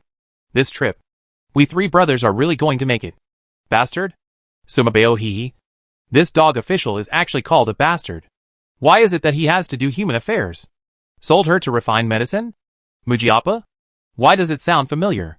Chapter 135, I want to kill the dog official directly. Wow. I remembered. A picture flashed in Su Mibao's mind. She remembered the plot about Mujiabeo in the original book. Oh my god. Her butt tightened, and she almost peed. That's the only thing that's not good about being a baby. Without being scared. Mujiabeo was a village they passed by on their way to Exile. It was not a bandit, but a place similar to Yaowang Valley. But there is a famous doctor in Yaowang Valley, and an evil doctor in Mujiabeo. They specialize in studying poisons, and cultivating various puppets, such as Medicine Boy and Soul Boy. The reason why she was deeply impressed by this passage in the book was because the 8-year-old twin sons of Su Qingli, the 3rd general of the Su family, Su Jinchuan and Su Ruoyuan, were secretly sold to Mujiabeo by an official. They were killed by the evil Mujibeo. One of the castle masters was made into a medicine boy, and the other was made into a puppet soul boy. On the way to exile, these two children disappeared. The Su family were all exiled prisoners, and there was no way to find them. Later, among the whole family, only Su Jinbei arrived at the place of exile, holding the original owner Sumibao. After meeting with General Su San, General Su searched thousands of miles for his son, and finally found the dying medicine boy Su Ruiyuan, and the missing medicine boy Su Ruiyuan, Su Jinchuan, whose mind has become a soul boy. The final outcome was naturally that both children died. General Su San could not withstand such a blow and became a madman. Mom, this bad official also said that he would secretly sell me, Jinchuan, Ruiyuan, and my brothers to work as medicine boys for others. Sumibao quickly told her mother about this. Mom, let's go back quickly and discuss with my eldest brother how to kill these two bad officials. Sumibao is not such a saint, and would think that the officials have not betrayed them. So they just need to avoid them. You know, I have seen someone who can commit a thief for 1,000 days. But I have never seen someone who can guard against a thief for 1,000 days. When you find signs of it, you have to get rid of it quickly. Otherwise, why don't you just wash your neck and wait for others to chop it off? If it weren't for the fact that he couldn't kill these two dog officials directly in front of everyone, or if it weren't for the fact that there were so many spies of Gu Tai and the dog emperor in the team at this moment, Sumibao really wanted to drag these two dog officials directly into the space and kill them. I just bought 2 white flour steamed buns. But I heard such a big secret. Song Jina's face was extremely ugly. If he dares to touch her child, no matter who that person is, he cannot be allowed to live. Buy 2 white flour steamed buns. Song Jinha quickly took out a tael of silver and put it into the steamed bun basket held by Zhao Xiuqi. Wang Laoba took 2 steamed buns to Song Jinha. Song Jinha held Sumibao in one hand and had the other hand free. Before he could catch it, he let go and the steamed buns fell to the ground. Ouch! It fell. Pretending to ouch, he immediately stretched out his hand. It looked like he was trying to catch the fallen steamed bun, but in fact, he was grabbing it directly at Song Jina's hand. I don't know which official lady this is. Look at these hands. She is so old, but her hands are more tender than those of a young girl. If only these hands could hold it. Tis tsk. Listening to Wang Laobao's inner voice, Sumibao couldn't help it and wanted to blow this guy's head off right away. Okay? Mom. Flash. Sumibao called her mother, and at the same time took out a needle from the space and pricked Wang Laobao's hand. What others saw was that the baby in Song Jina's arms was dancing and bumping into Wang Laobao. Ouch. What? Wang Laobao felt something bit him and subconsciously retracted his hand. Such a good steamed bun is stained with mud. The second lady won't eat it even if she thinks about it. Just give it to our mother-in-law. A slender hand suddenly stretched out, quickly grabbed 2 white buns on the ground, and stuffed them into his clothes. We, Xiao, are too young to be able to bite off a black-faced man. Second, madam. My late husband was also a man who had a fight with the major general. Second, madam. We can't let the children of dead soldiers suffer. Right? Song Jinha looked at Xia Pinger, who suddenly appeared in front of him. Especially since she actually stuffed 2 hot white flour buns directly into her. Xia Pinger was only wearing her undershirt and a prison uniform outside. Nowadays, the steamed buns are steaming out of the prison uniform. And it's really disturbing to see. For 2 white noodle steamed buns, this woman really had no one else. What's more, Xia Pinger was right about one thing. The reason why Xia Pinger became the concubine of Su 4th General Su Qinwen. In fact, it really has something to do with Su Jinbei, Xia Pinger's late husband. Su Qiaqia's biological father was originally a close guard around Su Jinbei and made many contributions with Su Jinbei. Later, he became a deputy general and was assigned to the command of Su 4th General Su Qinwen, becoming his right-hand man. In a battle, the deputy general died in battle. Before he died, he left his wife and daughter in the care of the 4th general. The 4 generals then accepted Xia Pinger as their concubine and brought her into the mansion. Su Qiaqia was given the identity of a concubine of the Su family. But from beginning to end, General Su Si only gave Xia Pinger an identity. But he never became a couple with her. Mom, because my 4th uncle has never slept with this Xia Pinger. That's why Xia Pinger got hooked up with Su Chongyang. Sumibao quickly complained to her mother about Xia Pinger's big melon that she had seen in the book. Master, our second wife gave you money. Please bring us some more steamed buns. Xiao Ping'er smiled lovingly at Wang Laoba. But he scolded Song Jinhe severely in his heart. She was stingy about knocking on the door. Her parents had clearly given her so much money. Yet on the second day of her exile, she was so cruel that she bought white flour steamed buns to eat and let the other 3 people watch. She just wanted to mention her late husband and see how the second wife of the Su family responded to her. After all, when her late husband was alive, he followed her son Su Jinbei for many years. When he died, he still had 2 injuries on his body that he had suffered to protect Su Jinbei. Even for the sake of her late husband and Su Chenwen, she had to give her these 2 steamed buns. Anyway, now that the steamed buns are in her hands, she will never take them out again. Unless Song Jinhe can be brave and take it out of her body. Hey, luckily Su Laosi was trampled to pieces by a horse. If we really come back alive, we too will be in trouble. Why would Xiao Ping'er be in trouble if General Su Si didn't die? Sumi Bao really couldn't remember this detail. After all, in the original book, Xiao Ping'er has Su Qiaoqiao, a famous female supporting character in the book. Whatever bad things happen to her on her way to exile, she will eventually turn them into good fortunes because of Su Qiaoqiao. In the end, Su Qiaoqiao became one of the 4 concubines, and Xiao Ping'er also became the mother-in-law of the little emperor as she wished. Life in his later years is a glorious one. TSK. If she remembered correctly, the book seemed to have written that Xiao Ping'er had several young brothers in his house during his later years. It's true that the older you get, the more fun you get. The main focus of Xiao Ping'er's life is that I am shameless. Money and men are my favorite things. I want both. No less. Chapter 136. Shameless people are invincible in the world. It's not that easy to eat my steamed buns. Song Jinhe narrowed his eyes. Now that she can't touch the official, can she still be unable to touch Xiao Ping'er? Bang bang bang. 3 slaps in a row. Song Jinhe is a head taller than Xiao Ping'er. Xiao Ping'er was also spoiled, angry and lazy, so she was definitely no match for Song Jinhe in a fight. Song Jinhe suddenly took action again, and she was suddenly stunned. Our Su family was convicted and exiled, but our Su family defends our country and is not afraid of the Tartars. We cannot be bullied by just any cat or dog. Song Jinhe said these words while looking at Xiao Ping'er, who fell on the ground. But every word was meant for Wang Laoba and Zhao Shuqi to hear. No wonder you are so fierce. The people from the Jingui Duke's mansion, plus the pretty young lady just now, called her the second madam. Oh, this woman is actually Song Jinhe, the head wife of Jingui Palace. Wang Laoba and Zhao Shuqi looked at each other and saw fear in each other's eyes. The Su family has fallen, but Song Jinhe, the second wife of the Su family, is a different kind. Not to mention that she has a frightening son, the young General Su Jinbei.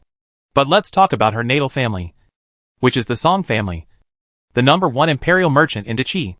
The emperor did not involve the Song family in the case of Jingui Gongfu. Think about it. How deep and powerful the Song family must be in the Daqi dynasty. On the second day of his exile, when he took advantage of the situation for the first time, he hit a brick wall. Wang Laoba was in a bad mood. Even if they want to touch Song Jinhe in the future, they can't do it openly. Thinking of this, Wang Laoba was no longer in the mood to entangle with Song Jinhe. But he was not willing to let Song Jinhe go easily. So what if she is the second wife of the Duke of Jingui? So what if she is the daughter of Song Huang merchant? Not yet a prisoner. I am an official, and she is a prisoner. If I don't sell her, I just use some small tricks at will, and she will die on the road to exile. As an exiled prisoner and a woman, it was only natural for her to fall ill when she encountered bandits and refugees on her way to exile. She fell ill when the weather was cold and died. Mom, this bastard just wants you to die. This piece of shit must not be kept. Sumi Bao was thinking. Should she give this bastard another injection right now? Apply some poison on the needle and kill him directly? Otherwise, I'll put some rabies virus on the needle and let this bitch turn into a mad dog and die. Me Bao Bao. Don't do anything now. Go back first and think of a safe way to get rid of him. Gee, my mother is so angry with me. They are nothing like those wives of officials who would burst into tears when their homes were ransacked and exiled. As soon as he said he wanted to kill someone, he would feel kind-hearted and faint. Mom, don't worry. If I want to kill someone in the future, I will definitely ask you to go with me. Is her Xiaomi baby too violent? Is her way of raising free-range babies right? Song Jinhe, who had already given birth to several children, suddenly felt that she had been tricked by her daughter, and that she could no longer raise children. 300 yuan for a white flour steamed bun. And I'll give you 2 more. A total of 1,200 yuan. You just gave me 1 or 2. And now I'll give you another 200 yuan. As Wang Laoba said. He picked up 2 white-faced steamed buns and passed them forward. This time, he didn't stuff it directly into Song Jinha's hands. Xia Pinger jumped up and reached out to take the 2 steaming buns from Wang Laoba's hand. This time, instead of stuffing them on top, she stuffed them directly into her pants. Xia Pinger, the 6th person, focuses on one operation. In order to eat these 4 white flour steamed buns, I am shameless anyway. You can do whatever you want.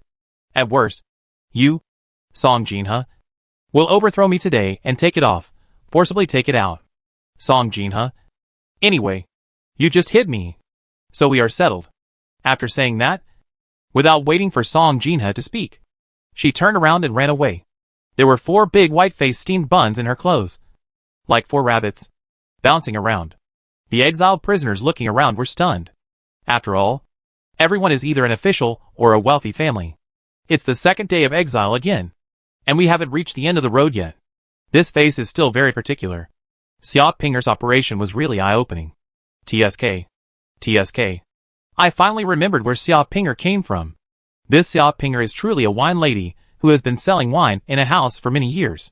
She had been flirting with people when she was a girl. Her former husband, who died, often went to her hotel to buy drinks. And she was the one who hooked her up. With this ability to live a happy life, Xia Pinger is the most down-to-earth, awesome, and best pretending woman in this book. If you don't bring enough money, you can leave the baby first and get the money before you come back to hold the baby. Wang Laoba smiled maliciously. I can't openly look for trouble.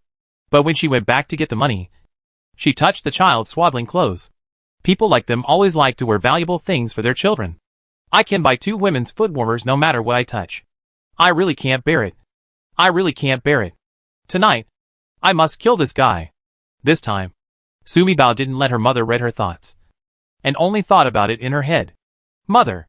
The Su family had noticed something was wrong with Song Jinha's movement just now, because Song Jinha didn't give them any hint. Mrs. Su refused to let Su Qingyi come over. Let Su Sinan come over and take a look first. After all, he is a child and can handle anything easily. 3rd brother. Bring me 200 coins for this official. Song Jinha never expected that when she came to investigate the situation today, she would find out so many things. For a moment, she was not in the mood to argue with Xia Pinger. Naturally, she didn't want to argue with the officials anymore. She wanted to go back quickly to discuss the next matter with her family. Official. 201. Here you go. Everyone saw that little fatty spread his legs and swayed from side to side a few times. 2 bunches of copper coins came out of his trousers. 100 pieces and 2 small ones. Mom, I only have this 200 cash. And you took out all of it in one fell swoop. Mom, are you a sharp-eyed monkey? How did you know that I only had 2 strings of copper coins? Little Fatty reluctantly pushed 2 strings of copper coins that smelled suspiciously into Wang Laoba's hands. My lord, you have to take good care of my little money. Do you know that I saved these 2 strings of money for a whole month? I sleep with them in my arms every day. After speaking, I took a breath of snot. Oh, why is it so difficult for a man to hide some private money under a woman's nose? After saying that, Little Fatty looked at the white-faced steamed buns with his eyes shining. Master, give me the steamed buns quickly. Remember, pick the big one and give it to me. I can eat it. Seeing the woman walking away with the baby in her arms, this little chubby guy was still so irritating. Wang Laoba kicked Su Sinan in the butt. All your steamed buns have been taken away. Get out. Get out of here. Why are you kicking someone's ass? Master, you kicked someone's ass. So you have to give them a bite of white flour steamed buns. Su Sinan, who was fat and taller than other children of the same age, suddenly stood up, lowered his head towards the steamed bun basket held by Zhao Shuqi, and bit off half of the white-faced steamed bun with a buzz. His cheeks immediately puffed up, and he mumbled something while chewing. You kick my ass. I'll bite you a piece of steamed bun, and we'll settle down. After saying that, he turned around and ran away, chewing the white flour buns in his mouth with satisfaction as he ran. Chapter 137. Everyone has their own agenda. Bring it here. As soon as Xia Pinger ran back, Lu Huifan stretched out her hand towards her. Mom, the steamed buns are made of white flour and are still warm. You and Dad should share them. Xia Pinger is so smart. On the way back, she figured out how to divide the 4 steamed buns. With a gifted smile on her face, she handed a large white steamed bun to Lu Huifan. Then, before Lu Huifan could say anything else, she turned around and stuffed 2 steamed buns into Su Chuliang's hands. Uncle, you eat? You are a man and have a large appetite. You have suffered in the past 2 days. Then he stuffed the last white flour steamed bun into his daughter Su Chiochi's little hand. Good girl. Eat quickly. With her back to everyone, she quickly gave her little daughter a wink. Su Qiaoqiao has been living with her mother since she was a child. Her personality is like that of her mother. She is smart, has a sweet mouth, and is always good at judging people. Immediately, he held a white flour steamed bun in his 2 hands and ate it quickly. Sister-in-law is just a good person. She thinks of my parents and me when she makes a bite to eat. It's not easy for my sister-in-law, so you have to eat it too. Su Chongyang smiled broadly, biting into a white-faced steamed bun, and handed the other one back to Xia Pinger, winking at her at the same time. Pinger really cares for people. When I have the opportunity, I have to get some money for Pinger and put it on my body. Also, Lieutenant Gu asked me to find the Su family army token. I also have to discuss this matter with Pinger. Since she can get the white flour buns from the second room, she should be closer to the second room's people than me, and it will be easier for her to find tokens. If Pinger can be found, I will ask Captain Gu to take the 2 of them out, create false identities, and we will leave together. Mr. and Mrs. Lu Huifan did not hear Su Qingliang's inner thoughts. If they heard this, they would definitely scold Xia Pinger for being a vixen who stole their son's soul and made their son no longer a parent. How can she be a concubine and eat white flour steamed buns? Lu Huifan spoke angrily, just as she was about to walk over and take back the white-faced steamed bun from her son's hand. Brother-in-law, my mother-in-law is right. I am a woman and a concubine. You are of high status and are our third wife's last hope. You must take care of yourself and eat. Sister-in-law, what are you talking about? Su Chongyang looked at Xia Pinger's tearful eyes and felt even more distressed. If it hadn't been in front of so many people, he would have hugged her and comforted her. My uncle is happy with it. I'll just take a bite. Xia Pinger broke off half of it and gave the other half to Su Chongyang. Then he sat next to Su Chongyang and finished the steamed buns in several bites. All of Lu Huifan's curse words were choked in her throat, and she could no longer curse. Mom, half of you. Lu Huifan broke off half of the white flour steamed bun in her hand and gave it to Grandma Lu. The other half was divided into 2, giving one half to Su Quanming and stuffing the other half into her mouth. Mother, Fang Juexia, the eldest daughter-in-law of the third room, sat on one side, and the youngest son Su Zihui sitting on the ground next to him was just a 6-year-old child. He looked at his grandparents and uncles eating white flour steamed buns, but no one gave him a bite. There are only 2 children at home, he and Su Qiaoqiao. Su Qiaoqiao ate a large white flour bun by herself. Good boy. Zihui, Mom will buy you white flour steamed buns when it's time for lunch. Fang Juexia felt uncomfortable. Her parents-in-law did not treat her like this last night. Last night, their family spent money to stay in a 30-bed Dadongbu. A family of 13 people. A total of 900 won was spent. The mother-in-law said that the concubine cannot be treated the same as the master. Therefore, Xia Pinger's mother and daughter and her brother-in-law's 2 concubines were not included. Xia Pinger finally moved in with her own money.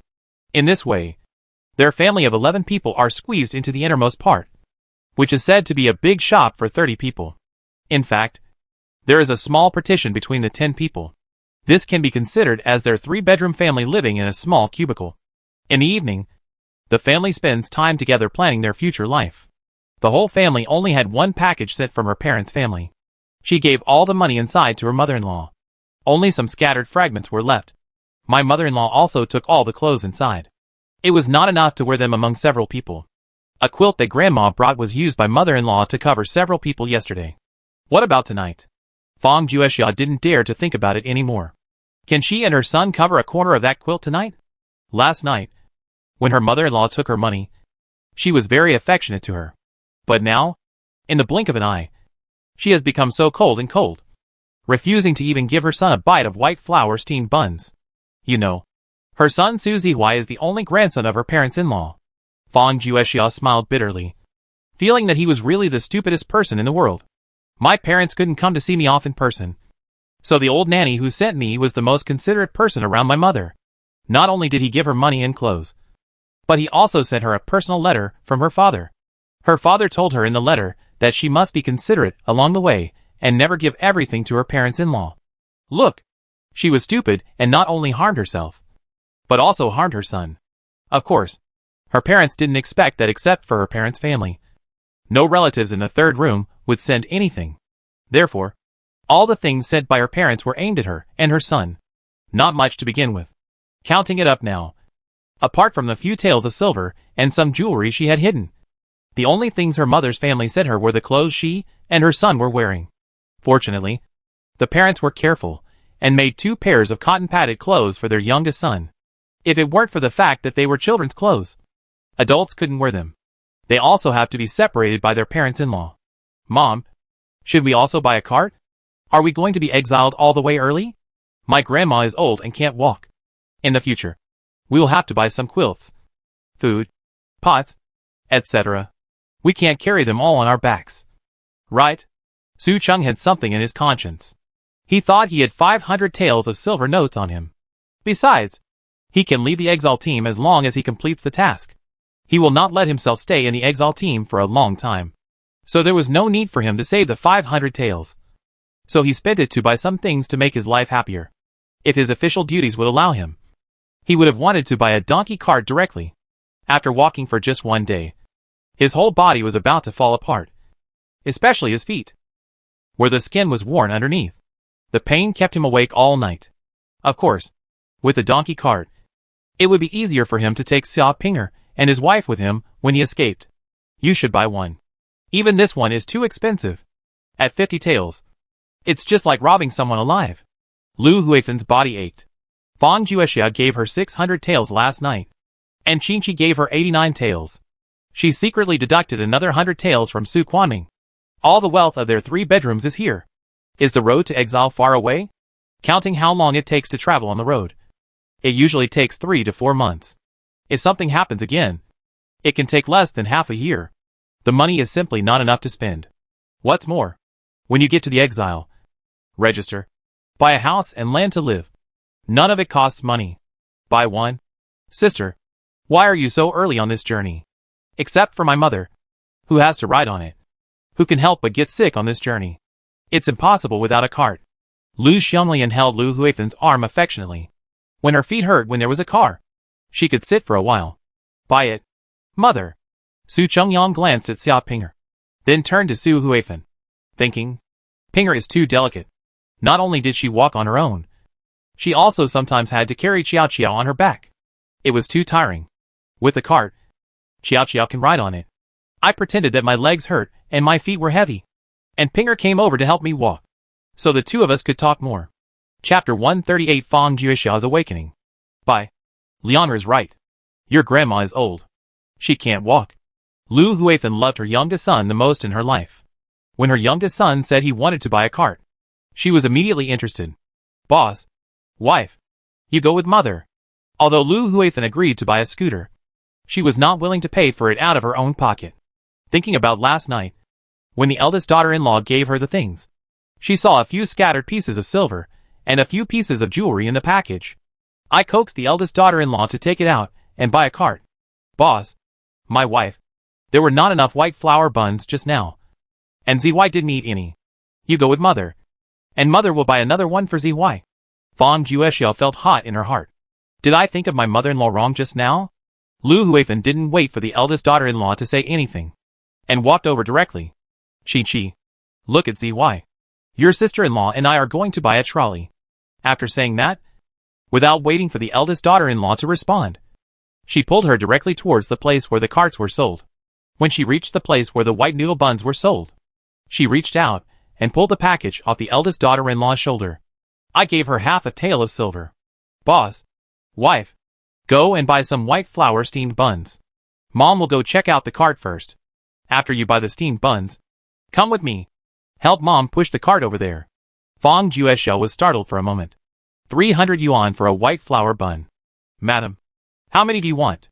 As soon as Wang Laoba saw Fang Juexia, his face immediately burst into laughter, thinking to himself, "Ouch! My dear mother. Here comes another handsome young lady. I have to tell the boss quickly that these exiles are worthy of being rich officials and businessmen. And these little ladies are really prettier than the last." Fang Juexia glanced at her mother-in-law, who was walking forward quickly, and suddenly felt an uneasy feeling in her heart. She subconsciously moved forward to chase her mother-in-law, but was blocked by an official. "I'll buy." She glanced at the silver in her hand, and Wang Laoba also saw the silver in her hand. "With your money, if you buy one, you'll have some left over. But if you buy two, you'll have a little less. Otherwise, look at this." Wang Laoba reached out and took the silver into Fang Juexia's little hand. While taking the silver away, his fingers grabbed Fang Juexia's soft little hand. "Ouch! My mother-in-law. It's so soft and slippery. Not okay. I can't wait until night." Fang Juexia only focused on looking at her mother-in-law. When Wang Laoba caught her like this, she immediately came to her senses and took a step back, her face turning red. She was a well-bred official lady at home, and she had always been pampered by her husband after she got married. She had never seen such a posture before. Not only did she blush, but her body also started to tremble. If this were to happen in the past, she would naturally have the personal maids and nannies around her to fight off the trappers. Now, ouch! This little lady is so adorable. Look at this little expression. Her little face is red. Her eyes are full of tears and delicate.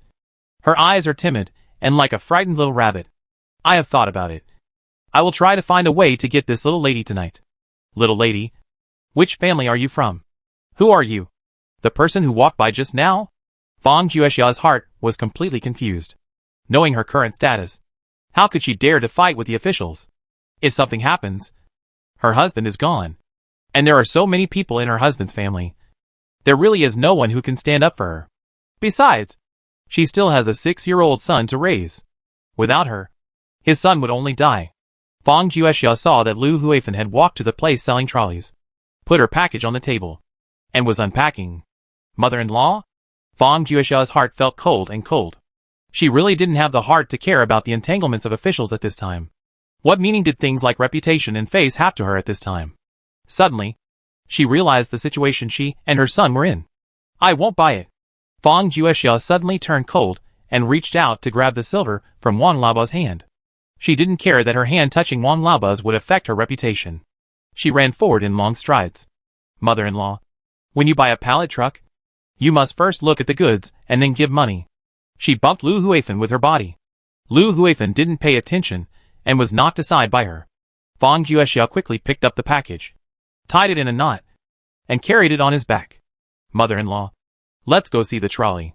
With that said, without any explanation, he pulled Lu Huifan and walked towards a pile of trolleys. "Look at this one. Although it's a bit old, it's strong. What about that one? It's new, but it's a little too small."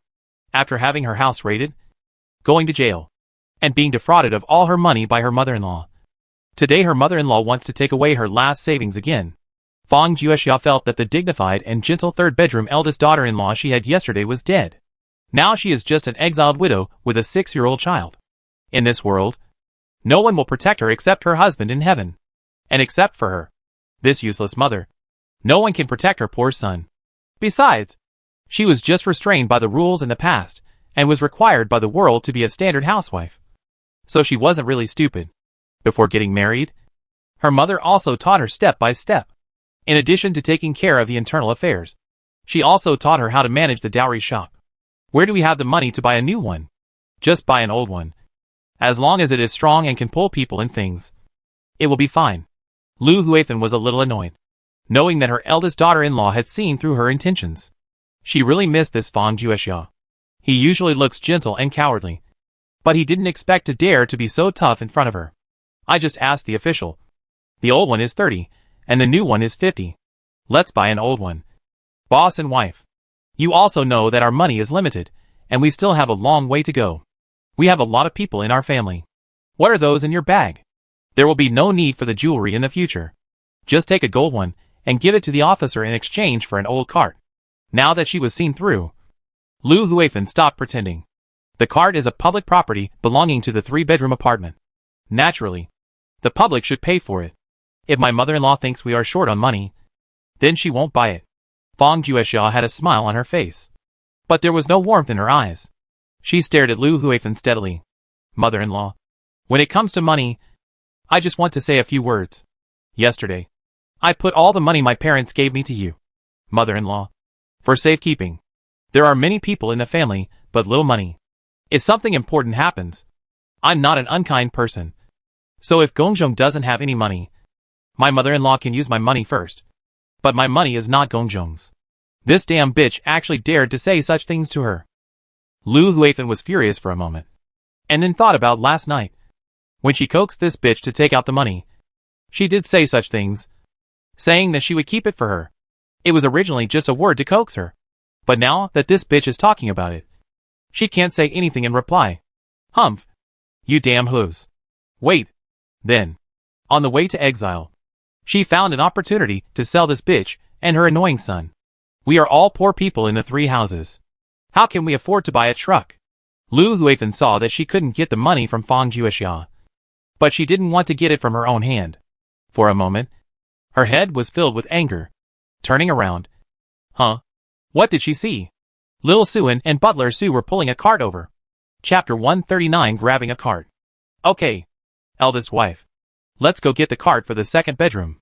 They all have donkey carts, so they have to give us a cart for the 3rd bedroom. Right? We haven't divided our families. Logically speaking, all these things should be shared by the 2 families. Not to mention the cart. Even the donkey cart should be shared by the 3 families. The more Lu Huifan talked, the more she felt justified.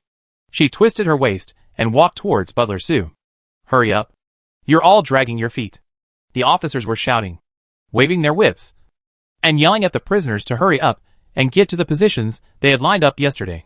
The officer checked whether the shackles worn by the men were loose, and then began to tie the women and children with thick hemp ropes. As soon as Song Jinha walked back with Mi Bao Bao in his arms, he saw that the official had tied up Gu Yuyan and was tying a painting fan. Mom. Me. Song Jinha hurriedly handed Su Mi Bao into the donkey cart. Mrs. Su took the child. She was about to tell her mother-in-law what she had just heard from Mi Bao Bao about the official who wanted to harm several children. Jin He. We'll talk about it later. Go tie the rope quickly. Someone has been sent from above again. The official is irritated. Don't ask for a beating. Mrs. Su took the rice baby and urged Song Jinha to leave quickly. Brother. That dog official who just called you a bastard. Su Mi Bao was held in Mrs. Su's arms, looking at Su Jinbei lying next to him, and was about to tell him what happened to Wang Laba just now. I heard everything that just happened. Don't worry, little sister. I will take care of the matter. Huh? She was so far away just now. How did the eldest brother hear her voice? Su Mi Bao was startled for a moment. Her mind-reading skills were indeed very powerful. Can be one-way, two-way, and multi-way. But there is also a shortcoming. That is, it cannot be heard when the distance is far. Could it be that because her system has been upgraded to level 5, the range of mind reading has become wider? Broken. If everyone could hear her voice from such a long distance. So didn't all the 16 people in the Su family hear what she was saying just now? Su Mi Bao felt bad instantly. She turned on the two-way mind reading ability of 16 people. Was this decision too hasty? Grandma, did you hear what I was thinking just now? Heard it. Everyone is used to answering Mi Bao Bao's questions from the heart. Hearing her grandma's answer, Su Mi Bao wanted to die even more. Many of her inner thoughts just now are not suitable for ordinary people to listen to. At that time, she really felt that the distance was too far, and it was a safe distance. So she let herself go. And she also talked about the bastard's thoughts towards his mother. Ah, what should I do? And she, did you hear what I was thinking just now? Su Mi Bao asked Yi Ranqing, who was lying on the other side without giving up. Did not hear. Huh? And 7 didn't hear it. Grandma Su, did you hear my voice just now? Su Mi Bao quickly asked Aunt Su, who was driving the car. Did not hear. Uh-huh. Su Mi Bao thought for a moment, and suddenly realized. Her system has been upgraded. And so has her mind-reading ability. I don't know about other abilities, but it is true that the range has become larger. But there are still limitations. That means only her blood relatives should be able to hear it from a distance. Ordinary Su family members can only hear her voice when they are close to her. Fortunately, Su Mi Bao's little hands were waving. He really wanted to clench his little fists and beat his little heart. Not worried. Family scandals should not be left out. And her inner thoughts that could not be heard could only be heard by her own blood relatives. So that would not be scary. By the way, brother, the injuries under your ribs and back have been treated. They are all skin injuries. They will naturally heal in a few days. All 6 soul-suppressing nails were taken out, although they were nailed a little deeper and were in a dangerous position. But after taking it out, there were only some flesh injuries. As long as you lie down and take good care of it, it will be almost healed in 5 to 7 days. Sumibao quickly told her eldest brother about the operation last night. After all, her eldest brother woke up from anesthesia just before dawn. Have all the soul-suppressing nails been taken out? Little sister, do you mean that there will be no sequelae in the future? Su Jinbei couldn't believe what he heard. As soon as he woke up in the morning, Yin'er told him about last night's surgery. It was really hard for him to believe that the soul-suppressing nail that turned the world's heroes into disgrace, and even the miracle doctors could not save him, was actually taken out of his body by his little sister. And he tried it. And the suppressed chi in his body returned to normal flow. Even his severed muscles and bones were reattached intact. It's just that I haven't recovered yet and can't circulate chi throughout my body. If I take action on your little sister, what other side effects will there be? Sumibao is happy. It was just a sword wound. And the skin and flesh on the back were bruised and rotten. Just take a few nails from the body. None of this is difficult. To say it is difficult. It is a bit troublesome to connect the bones. Originally, I gave you a steel cast to fix it. And you should have recovered better. But those things can't appear here. In order to avoid causing trouble, I didn't use it for you. You just connected the tendons and bones. So be careful, and don't move around. If it grows crooked, I won't protect you. Sumibao thought. Let alone a few nails. I am someone who can take 18 bullets from my comrades at once without blinking an eye. When it comes to injuries, when our comrades come back from missions, those sulfuric acid corrosion and chemical injuries are the most troublesome. Sulfuric acid injury? Chemical injury? What kind of injuries are those?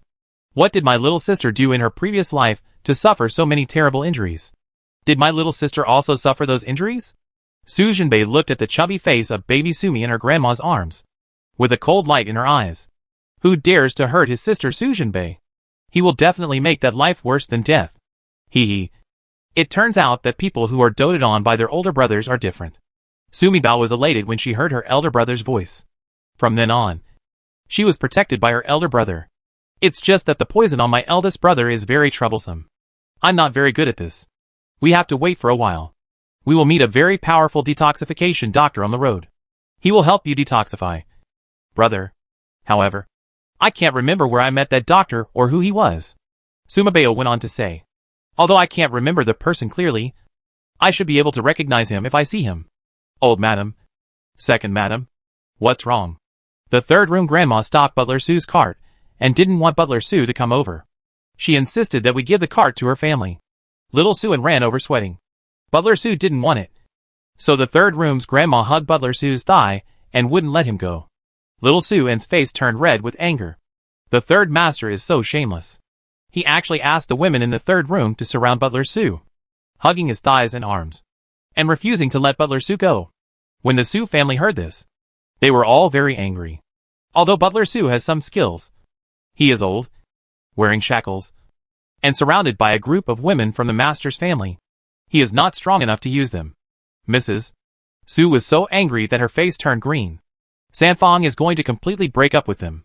Mom, I'm going to get the cart back. Chapter 140. Zhou Fuan's whole body was numb. Su Qingyi was so angry that he wanted to go. The officials tied up all the women, leaving only him and Su San, 2 men in shackles. The mother in the donkey cart, her pregnant sister-in-law, the injured Jinbei, and Nani Su in the second room. None of these people could get the cart back. Little sister, tell grandma to ask Suan to call housekeeper Su back, and leave the trolley to the people in the third room for the time being, so they can push it for us first. Wait until you are stationed and then ask for it. Sumibao listened to his elder brother's thoughts. I immediately understood what the elder brother meant. Someone from above came to check, and the official was in trouble. At this time, they were going to make trouble with the people in the third room. It was not just the third room that was unlucky, and they couldn't get over it. Why would a fool ask for a beating at this time? Humph. I'm a demo. I haven't put up any roof or roof tiles for 3 days. Third bedroom. If you don't have to fight at this age, the scar will be healed, and the pain will be forgotten. Just pull it. Help them pull the cart first. And when they arrive at the station, it won't work just to return the cart. They have to settle the accounts carefully, and punish them severely. They don't know how many eyes the Lord of Hell has. Let's go. We're on our way soon. Grandma, please hurry up. Zhou Fuan stood at the door of the hall, with a dark look on his face. This business trip was like a ghost. Early in the morning, His Highness King Yin first sent someone to give him 2 new exiles. This exile has already traveled 100 miles. And 2 more prisoners have been crammed in. This is really an unprecedented new thing. But, does he dare to say no? That was His Highness King Yin. If he said something wrong, he would chop off his head with a knife. Who would he cry to? King Yin really made Zhou Fuan feel speechless. First, he asked someone to send him money to intercede, and let him take care of Su Jinbei. In the blink of an eye, someone was sent to threaten him again. No wonder everyone calls King Yin the mad dog of Imperial City. Sure enough, the fallout is super fast. It would be fine if they were ordinary 2 prisoners. Master Yin Shao told him very clearly when he left. These 2 exiled prisoners are not real prisoners. Their real identities are the Imperial doctors in the palace. The exile identity is false. It was specially sent by King Yin to serve Su Jinbei. He was asked to find a way on his own. And he must arrange for these 2 people to be with the Su family, and make the Su family accept these 2 prisoners. The Su family can't see it yet. What else? He had to protect these 2 Imperial doctors along the way. If he is dead, crippled or lost, he will not come back. Of course, if he dared to do harm to Su Jinbei while in exile, not only would he not come back, but King Yin would send his whole family to accompany him to the underground reunion. Listen, this is really going to kill him. Who is Su Jinbei? What kind of person could kill Su Jinbei? Who can afford to offend him? Regret? What is the thing that Zhou Fuan regrets most in his life? That must be the one who took this trip. It's really going to take his life, and his whole family's life, in a matter of minutes. Alright. This was already unfortunate enough. The result of it? Just as Lord Yin left, Captain Gu sent someone again. He was ordered to strictly guard the Su and Wang families along the way. If anyone was rescued and escaped, Captain Gu would not let him go. Alright. Zhou Fuan was already numb, being targeted by Gu Tai, the evil wolf from Zhao prison. It would be hard for him to die even if he wanted to. Then what? He hadn't sat down to take a breath and calm his pounding heart before he saw off the person who sent Captain Gu off. The Prime Minister sent a secret message again, asking him to try to let Su Jinbei die naturally along the way. Otherwise, as long as Su Jinbei lives, he and his family will die. Alright. Anyway, if Su Jinbei dies, he and his family will die too. Su Jinbei is alive, but he and his family are still dead. Zhou Fuan's whole body was feeling bad now, and his mind was numb. He wanted to scold his mother, but he didn't know whose mother he should scold. He stared hard at the Su family's donkey cart. Su Jinbei. After all his pain was because of this Su Jinbei. You 2 just stay here. The official came over with 2 male prisoners, passed by the donkey cart, walked around the female prisoner from the Su family, and pushed towards Su Qingyi. Alas, I, Ding Gongting, have been unlucky for 8 lifetimes. He unexpectedly ran into Prince Yin. I am a great doctor, but I have to take care of an exiled prisoner. That's all. They also made me an exiled prisoner. Zhou Fuan is an idiot. He clearly knows my identity, so he can just think of a way to show off. They actually gave us 2 shackles. Can my body and bones withstand such torture? If I get sick and can't even take care of myself, how can I take care of Su Jinbei? Huh? These 2 exiled prisoners were actually sent by King Yin?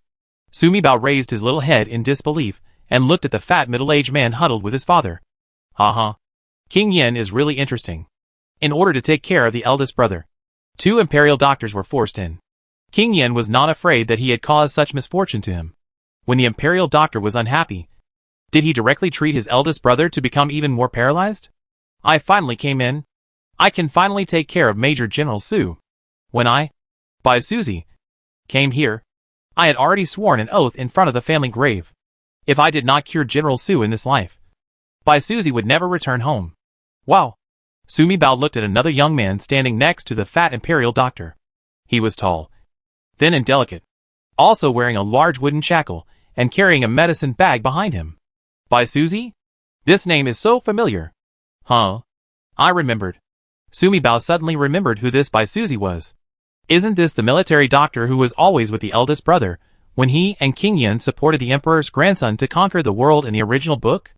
Bai Suzy. Yes. That's the name. In the original book, the eldest brother conquered the world, went through many battles, and suffered many serious injuries.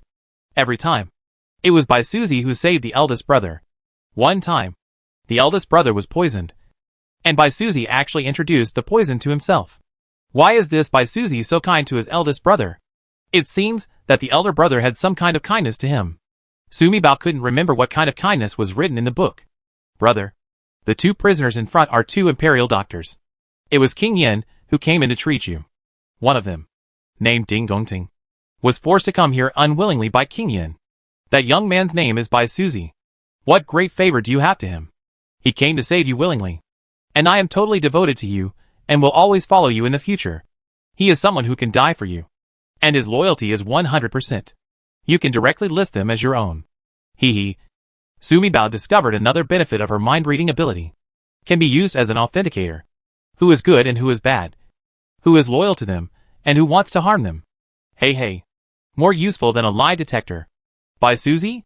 Sujinbei closed his eyes, and thought for a while. He should be from the Bai family in Jiancheng. As for the man named Ding Gongting, he was a new imperial doctor who had just been elected to the palace. Yin Bai is quite good at choosing people. He knows the relationship between the Bai family and himself. So he will naturally choose Bai Suzy. What's more, Bai Suzy has always been an inconspicuous presence in the imperial medical office. Of course, Suzy is his given name. He uses his famous name in the imperial medical office. And few people know his nickname is Suzy. After all, there are too many people here who are eye-catchers. Yin Bai can't choose an imperial doctor who is too well known when sending someone in, as it would be too easy for others to recognize him. However, Ding Gongting still had to find a way to get him to leave. This man was close to the Prime Minister. This matter was also involved when Su San was investigating a matter some time ago. After careful investigation, he found out that he had contacts with the Prime Minister. The real name of Ding is Ding Dequan. And Ding Gongting looks like the fake name he used to send him in. Chapter 141. I'm so worried. Before the Su family set off, they secretly ate the food that Sumibao took out from the space in the house. So everyone drank the vegetable soup given by the official. But Jaime and Wowo didn't eat it, and put it in the car. In addition, Sumibao and Gu Yuan treated everyone's injuries last night. The Su family is well fed, and even their children are walking well. But those prisoners, who are penniless, and have no relatives to send anything yesterday are in dire straits. Not enough to eat. And hurt. In addition, these people were either officials or wealthy businessmen, and usually walked on horses or sedan chairs. After walking for more than an hour, some people began to fall behind. Autumn tigers are so hot that they can kill people. In addition, heading north out of the capital, nearly 200 miles are all hilly and uphill. Soon someone sat on the ground and refused to leave. Zhou Fuan felt unhappy. He changed from his usual gentleness and cursed along the way. His mood also affected the officials under his command. From time to time, the officials would wave their whips and hit those who refused to leave, regardless of whether it is an adult or a child. Whoever falls behind will be beaten. Let's go. Let's go quickly. If you wait too long and can't get anywhere after the deadline, you will be beheaded. Wang Laba kicked Lu Xianglian in the butt. As soon as they set off on the road, Wang Laba followed the Su family team. From time to time, his eyes fell on the people in the second room of the Su family. This girl is the most shameless, and her body is weak. Tonight, I have to find her to loosen up my penis first. Well, the second wife of the Su family is really getting more and more beautiful as she looks at her, regardless of her age. When she gets closer, she is really beautiful everywhere. The young lady behind her is the prettiest among the group. Young and beautiful. Lu Lauer just told me that this young lady cannot move. Gee, I didn't expect that she was Tai Weigu's daughter. This is really a big problem. These 4 boy dolls are also more beautiful than the last. They are really the children of a wealthy family. The male doll is as white and tender as the female doll. The 3 of us just agreed to sell these 4 boys, plus the little girl, to the owner of Mujiabeo. We will make a lot of money just from this one item.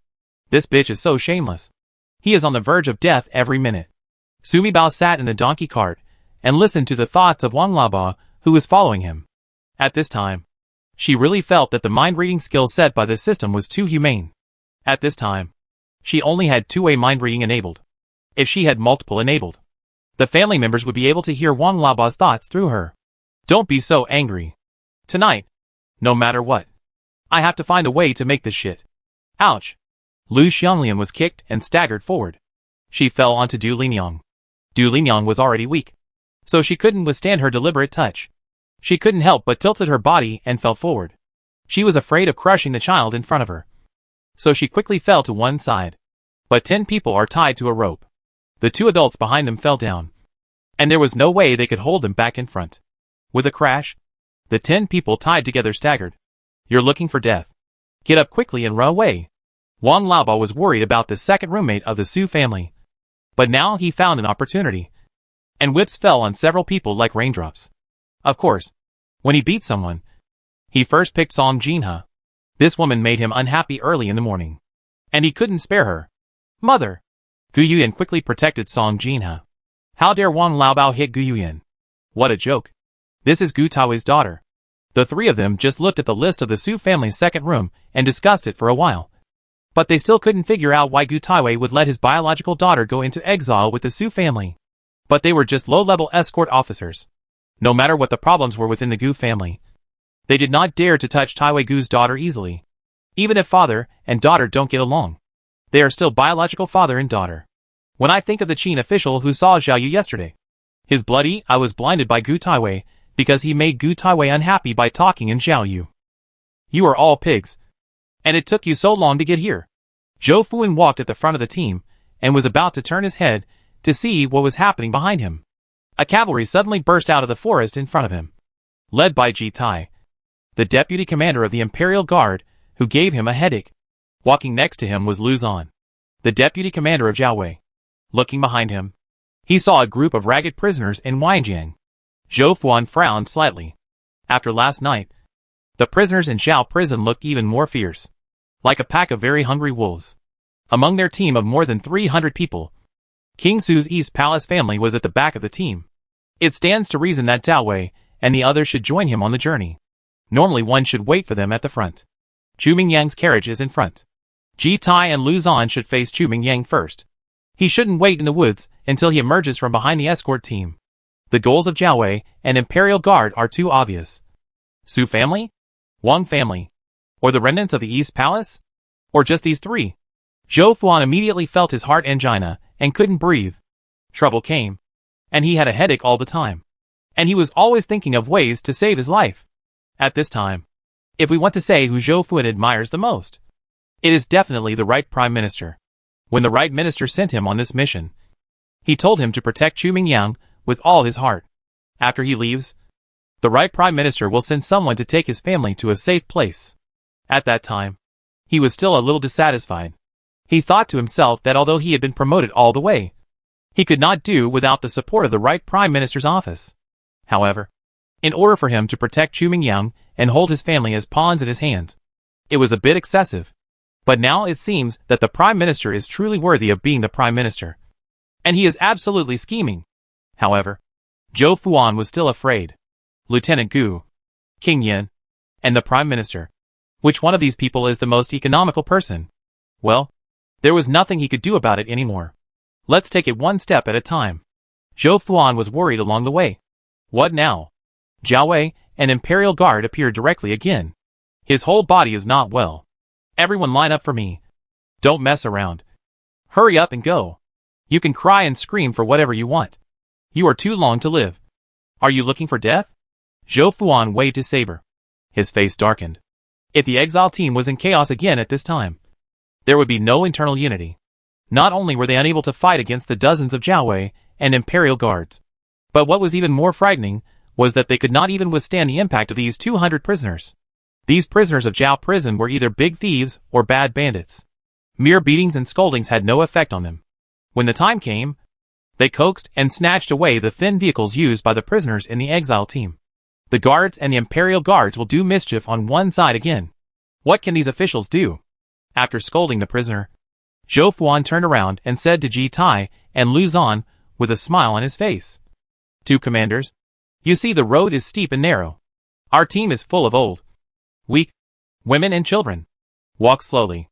Otherwise, how about your team walking in front? Chapter 142. It's so cool to eat secretly. Captain Joe. Are you sure you want us 200 criminals to go ahead? Jitai grinned, revealing 2 big black teeth in his mouth. Zhou Fuan. You said this yourself? It was you who proposed that 200 prisoners should be sent to the front of your team. I will now order these 200 criminals to go to the front of the team. Hee hee. The road is narrow, so it can squeeze out a few kids in the ditch and trample a few old ladies to death. Hee hee. Those little girls with small feet and weak bodies can't help but cry and beg us to put them on horseback. Ha ha ha, the sound of horses crushing human bones is simply the most beautiful music in the world. Ouch. Oh my god. Sumi Bao almost threw away the small bottle she was drinking from. It's so scary. Brother. It's bad. That big black fat guy outside is a bad guy. Sumi Bao quickly told his elder brother the situation. Ask your mother to ask your father to find Bai Suzy and tell him what Jitai thinks. And ask Bai Suzy to talk to Zhou Fuan. Su Zhenbei thought for a while. I want Zhou Fuan to think about it and let Lu Zan know what Jitai thinks. Sumi Bao nodded her little head quickly. The eldest brother is amazing. No matter what emergencies he encounters, he can quickly find a solution. Huh? Why should Lu Zan know? Isn't Lu Zan the deputy commander of Zhao Prison? Isn't he from Gutai? Lu Zan is from Qingyan. Oh my god. Really? Very good. Sumi Bao's face instantly burst into laughter. When she had time, she had to quickly go through all the officials in the team and find out who were on their side and who were out to kill them. Mom, tell Daddy quickly. Sumi Bao quickly told her mother what her eldest brother had said and asked her to tell her father to find Bai Suzy. This, looking at Jitai's dim eyes, Zhou Fuan hesitated a little, feeling that something was wrong. Ouch. Lu Laur, who was beside Zhou Fuan, suddenly screamed. Snake. Boss, have you been bitten by a snake? When Wang Laba heard Lu Laur scream, he ran over quickly and saw a small green snake running past Lu Laur and jumping into the grass. Poisonous. Wang Laba exclaimed. Jitai's horse raised its hoof and neighed, causing the horses behind it to retreat one after another. Master, be careful. Bai Suzy walked over in a few steps and stood in front of Zhou Fuan. It's a poisonous snake. Sir, I run a medical clinic in my hometown. I can treat snake bites. Bai Suzy took advantage of the chaos and whispered a few words to Zhou Fuan. Zhou Fuan's face turned darker. He turned around and glanced at Jitai, who was leading the Imperial Guard cavalry to the side. As an Imperial Guard, Jitai had a darker heart than Zhao Wei. My legs are numb. Oh, my arms are numb too. Am I going to be poisoned? Come on. Save me. Lu Laur has been walking this road all year round, so he naturally knows how tragic the outcome of being bitten by a poisonous snake is. But he was also a little confused. He had led the team many times in this area, but there were no venomous snakes. Didn't you say you run a medical clinic? Come here quickly and treat my boss. If you can't cure it, I'll chop your head off. Wang Laoba pushed Bai Suzy. Zhou Fuan glanced at Wang Laoba coldly and said nothing. This man is not a criminal. He is a dignified imperial doctor. This old bastard has no discernment at all. He offended the imperial doctor and suffered a lot along the way. What's more, this imperial doctor was sent by King Yin. Who is King Yin? He especially protects the weak. Zhou Fuan looked at Wang Laoba at this time, as if he were looking at a dead person. Don't worry. Sir, don't worry. This snake's venom is very powerful. My grandfather is the best at treating this. As long as I'm here, I'll take care of this official. Bai Suzy raised his hand in embarrassment. However, my shackles cannot be used to pierce needles or grind medicine. Team No? May I have your name? Bai Suzy. You will be the doctor in the Exile team from now on. And you will be responsible for treating officials like us. This will save you the pain of wearing shackles. From now on, add a white flour steamed bun to every meal. Zhou Fuan finally breathed a sigh of relief. This Bai Suzy was really not simple. Just now, he actually told himself the evil thoughts of that fellow Jitai. It can be seen that this person is very observant. In any case, he was taking care of Bai Suzy in disguise. I will find another opportunity in the future and release Dr. Ding from his shackles. Major General Su actually gave me the task. That's great. I don't know how General Su recognized me. Could it be that King Yin sent someone to tell him? From now on, I will be able to take care of him openly. I will give him a white flour steamed bun for every meal. and I will secretly add the ginseng in my bag. It's just that General Su's injuries are easy to deal with. Those 6 soul-suppressing nails are a big trouble. While Bai Suzy was treating Lu Lao's snake bite, he glanced at the grass. It's just that Xiaoqing is in a bit of trouble. He was seen by many people just now, and passed the bright road. If it comes back again, where should I hide it? Ha ha ha. Sumi Bao couldn't help but feel happy after hearing Zhou Fuan and Bai Suzy's thoughts thoroughly. In terms of relationships, these two are both good actors, but they can really act. However, the more she looked at Bai Suzy, the more she liked it. A crisis was lifted because of a poisonous snake. The procession continued on its way, with the 200 convicts following at the end of the Exile procession, as they had done at the beginning. It's autumn, and it hasn't rained for a long time, so the weather is dry. People walk slower and slower, and everyone was out of breath from exhaustion. In the Exile team, women and children were all complaining. Inside Sumi Bao's donkey cart, there was a cool breeze at this time. Isn't it stupid to let yourself suffer when you have the conditions? With this idea in mind, Sumi Bao took out the wash basin in her office from the space when the donkey cart was sweltering and put a large piece of ice in it. Of course you can't eat this ice cube. That was the ice cube she took out from under the bed in the ICU ward, used in hospitals to cool down patients and protect their brains. Although you can't eat it, you can wash your face when it turns into water. Mrs. Su was startled, and quickly pulled out a wooden board from the carriage clip to cover the plastic basin. This way outsiders cannot see the ice in the basin below. Soon after the ice was placed, the temperature in the donkey cart dropped. Su Jinbei was lying next to the ice cube, and his groggy mind just felt refreshed. Grandma, put this on your elder brother's head. Sumi Bao saw that his elder brother's face was a little red, and he was worried that he had a fever. She took a fever-reducing patch from the space and asked Mrs. Su to put it on her eldest brother. I come. Yi Ranqing, who had been sitting quietly in the corner of the donkey cart, reached out and picked up the fever-reducing patch.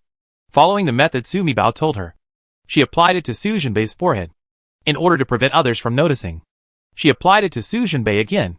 The northern head was wrapped with gauze. And she eat this, because Yi Ranqing was taking care of the miscarriage. Sumi Bao was folded up with a thick quilt, and Yi Ranqing sat on it, leaning against the car wall. The donkey cart was sandwiched between people on foot, and they were walking very slowly. This can minimize the shaking of the green leaves. Although it is hot and stuffy at this time, it would be better to eat some fruits such as iced watermelon. But Suma Bao didn't dare to give Yi Ranqing ice to eat, for fear of causing her gastrointestinal contraction, which would be detrimental to the pregnancy. I can only give her fruits at room temperature. What she took out was a dangshan pear. The skin was thin, crispy and juicy, with a sweet and juicy bite. Yi Ranqing thinks this is the most delicious fruit she has ever tasted, bar none. Brother, eat this. Chapter 143. I can't walk anymore. After Su Jinbei took out the soul-suppressing nail, although there were many wounds on his body, he was still poisoned. But after the nails were taken out, the blockage on the acupoints was lifted. He was able to perform exercises to heal his injuries, and his hands and feet also regained their mobility. He just continued to pretend to be unconscious in front of outsiders. In the donkey cart, the curtains were tightly closed so that outsiders could not see unless they came in. When carrying Su Jinbei to the donkey cart in the morning, Gu Yuyan was careful and put a thick mattress on Su Jinbei's head and upper body.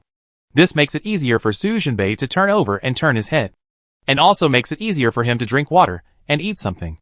Sumi Bao simply took out an ice cream and taught Su Jinbei to tear off the packaging and put it in his mouth. Right.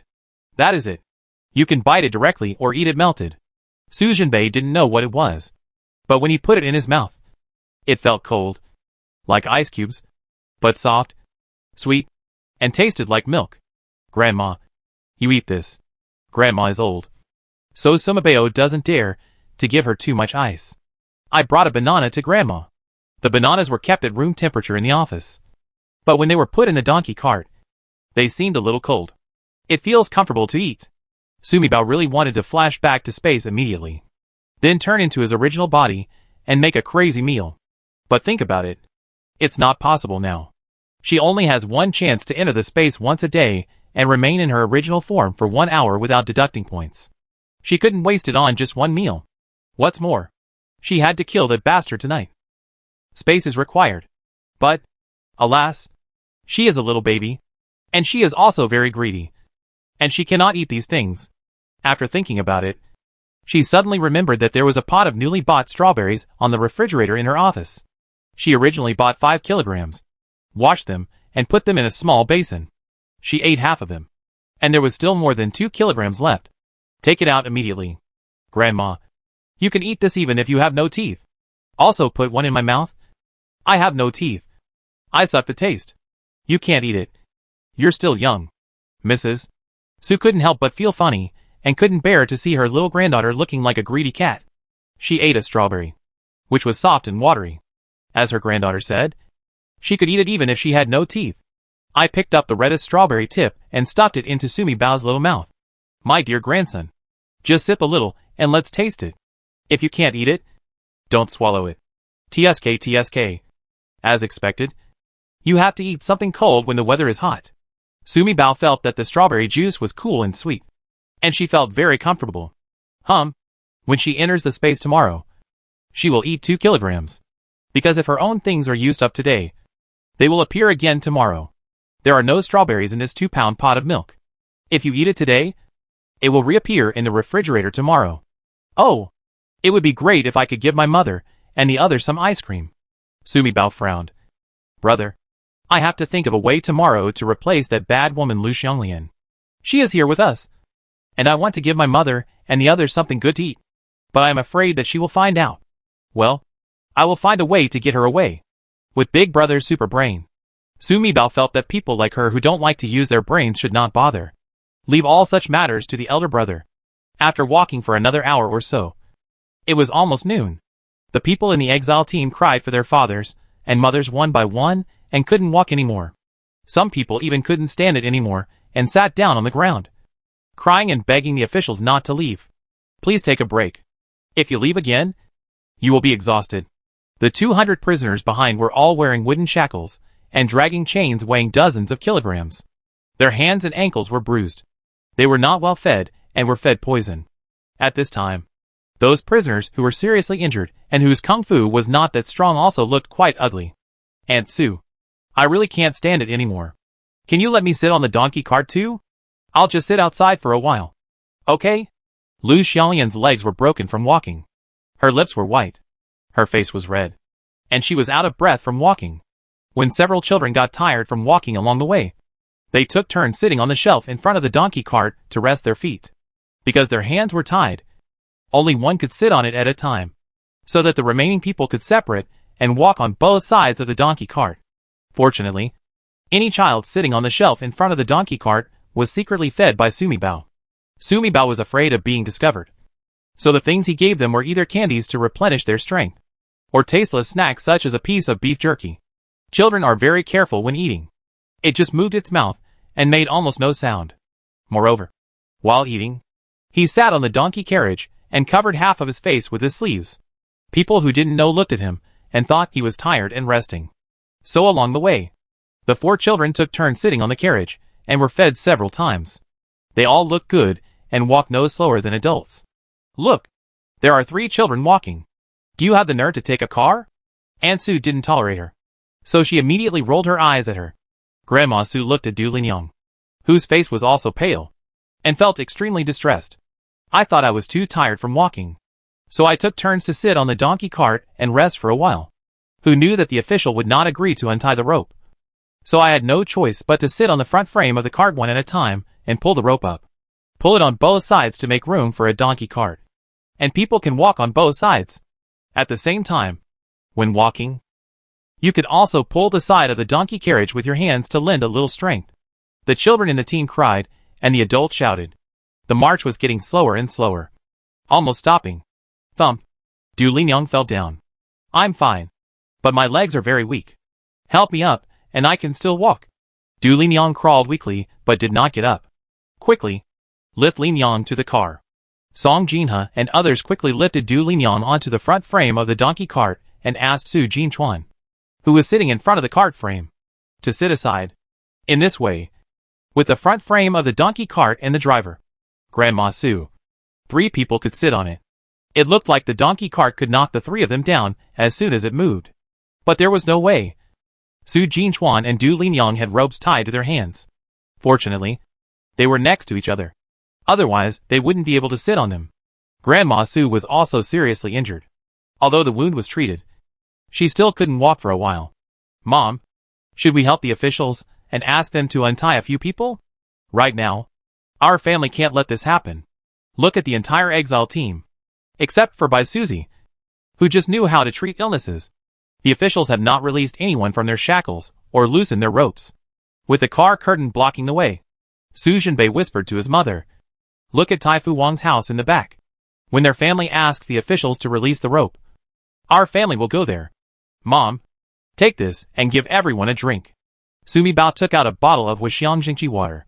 Song Jinhe reached out and took it from the carriage. According to the amount Sumi Bao told her, everyone drank some in turn. "I'm dying of thirst." "Second madam, can you give me something to drink?" Lu Xianglian had originally planned to stick together with her second wife and take advantage of him. The two of them bought a water bag from the official and put it on her daughter Lu Wanwan. Some dry food was also placed on Lu Wanwan. She had nothing with her. He only wants to take advantage of his second wife. Chapter 144. The person who buried me with his own hands. If you want to drink our water and eat our food, you can. Song Jinhe looked coldly at Lu Xianglian, sitting on the ground. Then I'm so grateful to the second madam. I know that the second madam is kind-hearted, but she just talks angry words. She will never leave us alone. Besides, we, mother and son, are relatives of the Su family. Lu Xianglian's face blossomed into a smile. I felt secretly happy and felt that I had made the right bet. What good can come from following someone from Sanfang? I have no money and a bunch of cowards. Sooner or later, the eldest daughter-in-law will spend all her little money, and the whole family will die. Bring me money, and I'll sell you water and give you food. You? Lu Xianglian's smile froze on her face.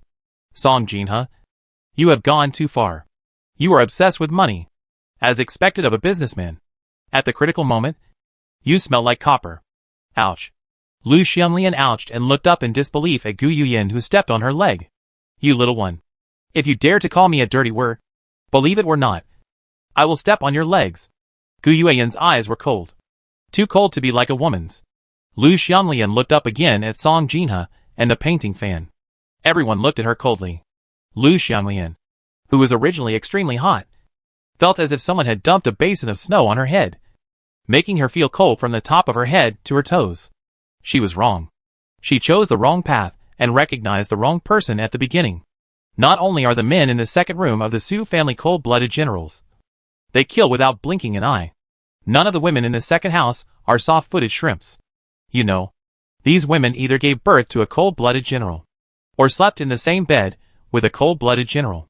Which one can be easily bullied? When I think about the road ahead, Lu Xianglian was about to cry, but had no tears. No.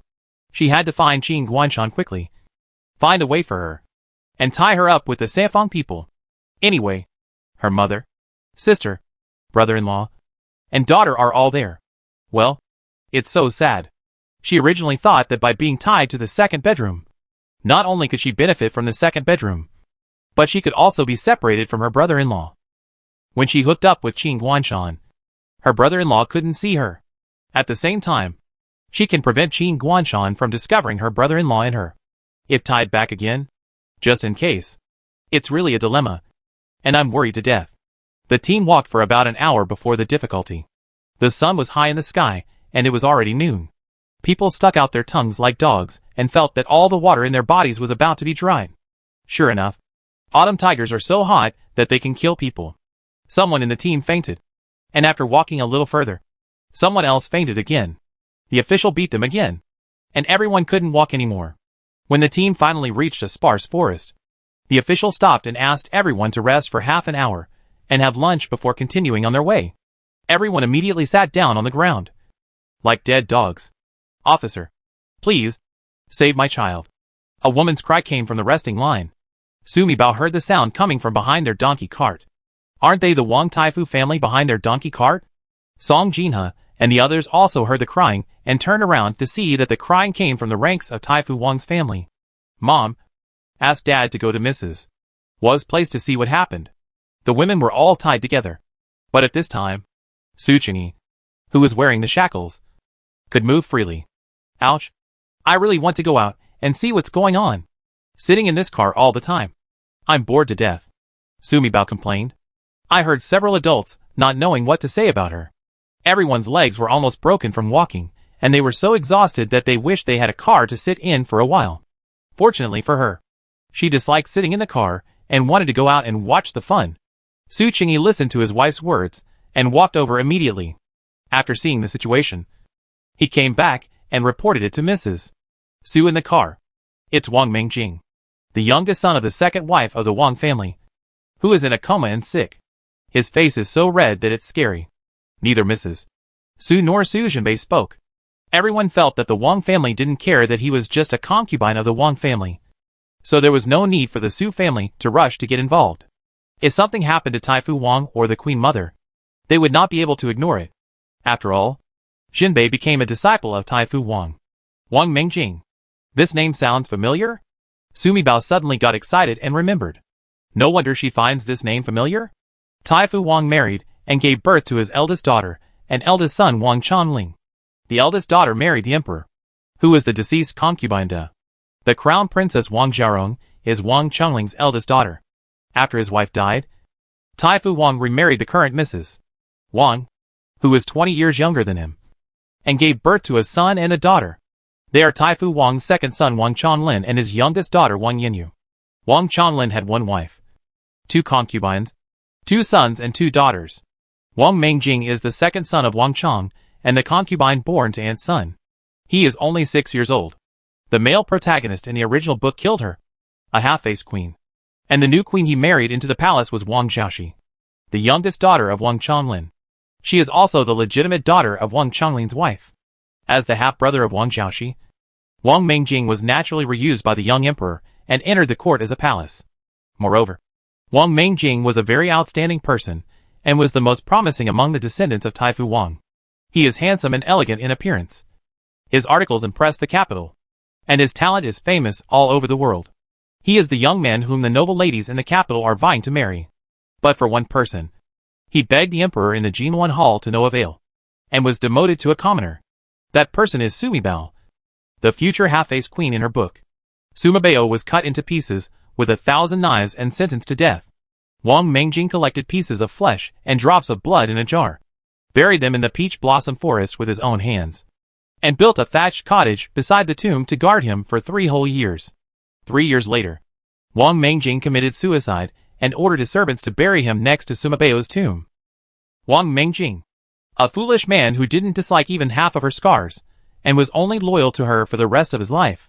Grandma, please take me to see him. I want to save him. Sumi Bao is not a love brain, nor does he have a holy mother's heart. Wang Mingjing loves Sumi Bao in the original book. According to the development of the plot in the book, this Wang Mingjing will definitely have an intersection with her later, and will fall in love with her wholeheartedly. What about her? I have no intention of marrying any paper person in this world, but it would be okay to fall in love and chat with a few brothers. When Wang Mingjing grew up, she was even more beautiful than her elder brother. In that case, she might consider bringing him into her harem. After all, she is a hardcore beauty control. I have absolutely no resistance to a young brother with a good-looking face and a good figure. If she went to save him now, it would be a favor. After all, the most difficult thing to endure is not only the favor of a beautiful woman, but also the favor of an ugly man. You want to save Wang Mingjing. That child? Su Zhenbei knew that his little sister had magical powers. The younger sister said she wanted to save her son Mingjing, so she certainly had her reasons. Although he can't figure it out now. What relationship does a child of the Wang family have with his little sister? The legitimate daughter of the Su family? I'll go take a look with my mother. The women were all tied up with ropes, which was inconvenient. Su Qingyi followed Mrs. Su and went with her. Mrs. Su held Sumi Bao in her arms. Su Qingyi followed his mother, and the 3 of them walked over. Sumi Bao saw the Wang family gathered together. Aunt Sun cried while holding her 6-year-old son. Just now Jinger said she had a headache, and then she said her eyes were going dark. I told the master that I wanted to beg him to ask Dad to let Jinger ride in the carriage for a while. But the master said that the carriage was specially assigned by the palace to the younger sister. Yes, we don't have the right to sit. My poor Jinger is only 6 years old. His leg was injured yesterday, and he never told me. Only when he fainted just now did I realize that his right leg was badly bruised. My son, if it were gone, I wouldn't be able to live anymore. Chapter 145 Epilepsy.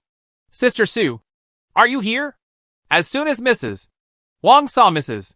Sue, she immediately saluted her. Her husband is Tai Fu Wang. In the entire imperial city, apart from members of the royal family, only the Jingwu Duke's palace can compare with their Wang family. Mrs. Wang Taifu, the Queen Mother and Mrs. Sue have always treated each other as sisters and have deep feelings. Mrs. Wang is the second wife, and she is afraid of Mrs. Sue from the bottom of her heart. She always kneels down and addresses herself as Queen Mother when meeting her. She strictly abides by the rules and does not dare to deviate from her in the slightest. For Mrs. Sue, they all called her Sister Sue sweetly and respected her very much. Wang Chanlin also hurriedly came forward to greet Mrs. Sue. Tai Fu Wang is worthy of being the first scholar in the world, and the children and grandchildren in his family are really well educated. It seems the rules are very strict. Su Mibao thought to himself that these people in Tai Fu Wang's family, whether they were Mrs. Wang, Wang Chanlin or Aunt Sun, seemed to be extremely rule-abiding people. No need to be polite. I just came to see how the child is doing and see if I can help. Madame Su took Su Mibao and took a step forward. Mrs. Wang said to her son slightly reproachfully, Chong Lin, you are really confused. Since Jinger is not feeling well, why don't you go to the car and say something? Mrs. Wang looked anxious. She married into the Taifu mansion and had only 2 children, Chong Lin and Yin Yu. The big house only has daughters and no sons. In the entire Taifu mansion, only her son Wang Chanlin gave birth to 2 boys. The eldest son, Wang Mingqi, was a direct descendant, while the second son, Wang Mengjing, was a concubine. But there were too few boys in the Wang family, let alone 2 grandsons. Wang Taifu liked Wang Mengjing more, because Wang Mengjing's mind-reading ability is much higher than that of ordinary people. Taifu Wang often said in her ears that it was a pity that he was not a legitimate grandson. Mom, you are confused. The carriage was sent by the emperor for my little sister to sit in. Grandma will sit with you and your father. That is my filial duty. Even if the emperor knows about it, he can't blame our Wang family. But Jinger is just a person. Concubine. How can he sit in the carriage given by the emperor? Let alone him. Even I can't sit in it. Before Wang Chanlin was exiled, he was chatting in Taichung Temple, in charge of ancestral temple sacrifices and official etiquette. Carriage? The carriage belonging to the Wang family was actually sent to Wang Yanyu by the emperor. Why? When Su Mibao heard what Mrs. Wang said, he couldn't help but raise his face and looked at the Wang family's carriage not far away. A carriage pulled by 2 horses with a wide carriage. It could only be considered an ordinary carriage in the imperial city. But in this Exile team, it was definitely the most luxurious one. When I compared them, I immediately compared them to their little donkey cart. Su Mibao was a little confused. There was no such link in the original book, because Wang Yanyu was named Wang Beauty and stayed in the palace. The dog emperor had obviously agreed to the crown princess's request and exchanged the tiger talisman for Wang Yanyu's freedom. As a result, Wang Yanyu was favored that night and was named Queen Beauty. The next morning, she was given the medicine to kill her, and she was demoted as a useless concubine, and was exiled from the palace with the royal family. All of the dog emperor's saucy operations are, to put it bluntly, just playing tricks on Taifu Wang. He told Taifu Wang unabashedly, I am going to make you feel uncomfortable and make you unable to express your suffering. What can you do? I don't care about etiquette. I just know that I can't watch my grandson die of exhaustion or illness. Mrs. Wang stepped forward and picked up Wang Mengjing, and glared at Aunt Sun with disgust. When something happens, you just know how to cry. It's useless. After saying that, he looked at his son anxiously. Chong Lin, please go and beg Zhou Fuan to ask someone to show Jinger. Su Mibao saw Wang Mengjing being held by Mrs. Wang. His face was red. His forehead was sweating profusely. His breathing was rapid. His eyes were closed tightly. His limbs were twitching. He was foaming at the mouth. And he looked like he was about to die. Oh my god. This kid actually has epilepsy. Su Mibao's pupils were shocked. I'm disgusted. When he grows up, shouldn't such a well-educated and sensible bone barrier be a young man with a beautiful tree facing the wind? How could he be an epileptic? Grandma, please put some noodles in his mouth. He is going crazy. Don't let him bite his tongue while he's unconscious. Su Mibao was a little puzzled.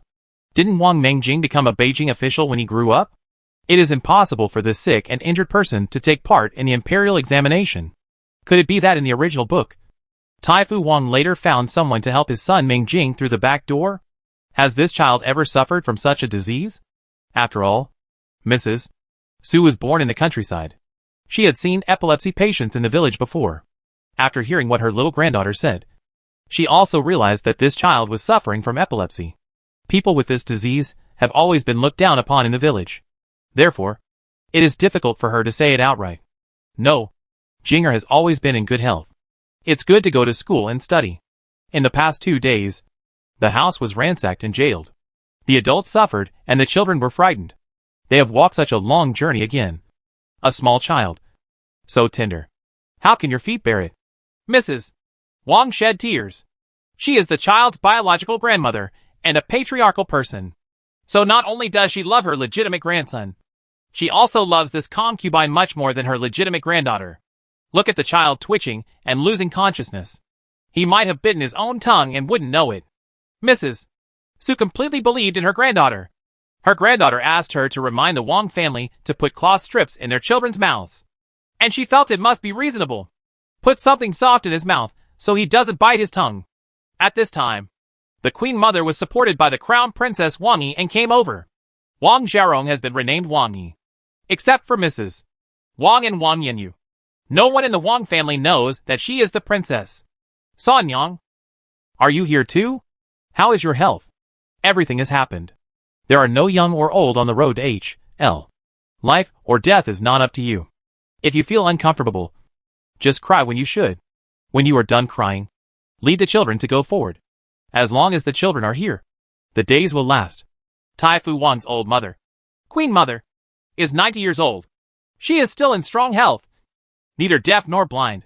At that time, the 3 brothers, the late Emperor, Taifu Wang, and Duke Laozhen became sworn brothers. The Queen Mother has always treated them as her own sons. Mrs. Su has been carrying it since her home was raided. After all, she is the head of the family, the elder of the family, and the hope of the children. She was going to collapse. Who could the children look to? But in front of the Queen Mother, she suddenly felt that she was also a child, and her eye circles suddenly turned red. Well, I listened to my stepmother. Well, my grandma's name turns out to be San Yang. I think about it. Well, my grandma's maiden name seems to be Bu. So looking at it this way, grandma's name is Bu San Yang. Sumi Bao suddenly remembered that the original book had written about grandma's natal family. Although the author didn't write much about it, he still explained it very clearly in a few sentences. Grandma Bu San Yang's father was a well-known local butcher. He had 2 brothers named Bu Da and Bu Er. Grandma's name was Bu San Yang. The family dotes on Grandma. Since she was a child, Grandma did not embroider at home like other girls, but followed her father to sell pork on the street. She is better than her father with a boning knife. Chapter 146, the Wang family has very strict rules. On the contrary, her 2 brothers, Bu Da, only liked farming.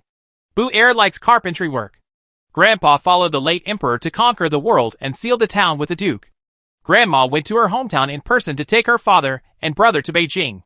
The Bu family is unwilling to follow Grandma to Beijing.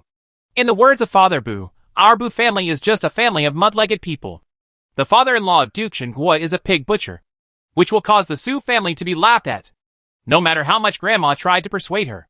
The Bu family refused to follow her to Beijing. In the end, my grandma paid for it and bought a large farm. She named it Bujiazwang and allowed my father and brothers to become rich farmers. On the contrary, the Bu family prefers this way of life, because Bujiazwang is relatively far away from the capital. Since Grandma has grown old, she has sent people there once every 2 years in the past 2 years.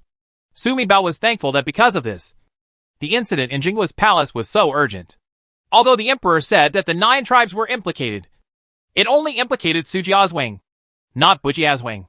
Because if the female relatives of the Su family are to be implicated, the first person to be implicated should be Gu Tai. Oh, my dear grandson, what happened? The Queen Mother looked at Wang Mengjing and Mrs. Wang's arms and wiped away tears in distress. The Queen Mother felt miserable. Yesterday, her son dragged his injured body and wore heavy shackles while walking barefoot on the street, shouting that he was guilty. And the people of the capital smashed fruit and splashed shit all over him. Now he is lying in the carriage, unconscious and with a high fever. Yinyu's granddaughter was also lying in the carriage. Her whole body ached and she kept coughing. Grandma, Mrs. Wang and Wang Yinyu are both sick. In particular, Mrs. Wang was seriously ill. All fell into a coma. Upon hearing what Sumibao said, Mrs. Su had mixed feelings in her heart and didn't know what to say. The late emperor, his husband, and Taifu Wang were sworn brothers and worked together to conquer the world. But after taking over the world, Taifu Wang and the late emperor were in the capital, and only her husband, Duke Shen, was at the border, leading 100,000 Su family troops to stay there for 30 years. The husband is loyal to the king and patriotic, and has no complaints. But Mrs. Su is a woman after all. Her husband and son are stationed at the border all year round, so she has some knots in her heart. The late emperor and his husband are both dead, and now only Mrs. Wang is left among the three sworn brothers. Taifu Wang watched helplessly as the Su and Wang families ended up like this, and was forced by the emperor to go down the street barefoot and shout that he was guilty. He colluded with foreign enemies and incited the prince to commit regicide. How could he not be so sad that he was in a coma? Miscellaneous. Ask, have you ever hit your head before? Or anything happened to you? Sumibao thought. She had to find out how Wang Mingjing got this disease. Is it hereditary? Or caused by trauma? Some words are unpleasant. But I think this child's illness is a bit like our old Murakami. What kind of person Mrs. Su is? She stopped talking in the middle of her sentence. After all, epilepsy is a disease that has always been discriminated against in rural areas. Sanyang, do you want to say that this child Jinger has epilepsy? After all, the queen mother is old and well informed, so she knows why Mrs. Su didn't finish her words. It looks a bit similar to me. I just wonder if this child has ever suffered any trauma before, such as hitting his head or something? Someone in our village had epilepsy before, and the symptoms were very similar. I remember the old doctor who treated him said that this disease is either hereditary or caused by a head injury or something. My grandma is just awesome. She only says 3 points of everything. It was another day for Sumibao to admire his grandma. Yes. Jinger fell down half a year ago and hit her head on a rockery. She was unconscious for a while. When she woke up later, the doctor said it was nothing serious. Nothing was found the next day, so I didn't take it to heart. And Son said sadly, Grandma, what happened to her next? Have you experienced any drowsiness, headache, memory loss, etc.? Or do you get angry when encountering exciting things? Although Sumibao is a surgeon, he has also treated these diseases in the hospital. After listening to Mrs. Su's questions, and Son regretted even more. Yes, I remember that 2 or 3 months later, Jinger often complained that he had a headache. His teacher reported that he was not studying as seriously as before, and actually fell asleep while listening to his teacher's lectures in class. Jinger had never had this problem before. Something like that. So many things have happened, and you haven't even mentioned it to me or replied to your mother. Wang Chongling glanced at Aunt Sun reproachfully. His aunt has always been timid and polite. Even after giving birth to a son, he was always cautious in the house and never made excessive demands. It's all my fault. I didn't think much of Jinger. It's just that I thought there are no children who don't bump into each other. This is his first time. Aunt Sun is helpless and can only wipe away tears. This is the first episode. It happened suddenly because I was frightened by the confiscation of my home and was not able to sleep well. I was too tired from walking all the way. Sumibao breathed a sigh of relief. Epilepsy is incurable. It is an irreversible damage and is difficult to cure. But if it is a first-time attack and caused by trauma, then she can treat it. She is good at surgery, and one of her tutors is a famous craniotomy expert. Epilepsy caused by early trauma can be completely cured by surgical craniotomy to remove the lesions and supplemented by drug treatment. Well, Sumibao sighed. In the book she read, Wang Mingjing was not sick. How come she has such a troublesome illness when she meets Wang Mingjing? Either Wang Mingjing is not sick, because her wearing the book changed some things, and Wang Mingjing was modified by the author to become sick. Either Wang Mingjing actually has this disease in the original book, but was treated by a doctor when he was a child. Or the disease occurs rarely, and the family keeps it secret, so outsiders don't know. Never mind it. Don't think about it anymore. You have a big head. Let's cure him first. Grandma. Let them take Wang Mingjing. Sumi Bao told Mrs. Su how she wanted the Wang family to take care of Wang Mingjing. My grandson's wife is studying medicine, and her in-laws gave us some medicinal materials. I will go back and ask my grandson's wife to write a prescription for the child, and get some Chinese medicine. You can boil it, and give it to the child.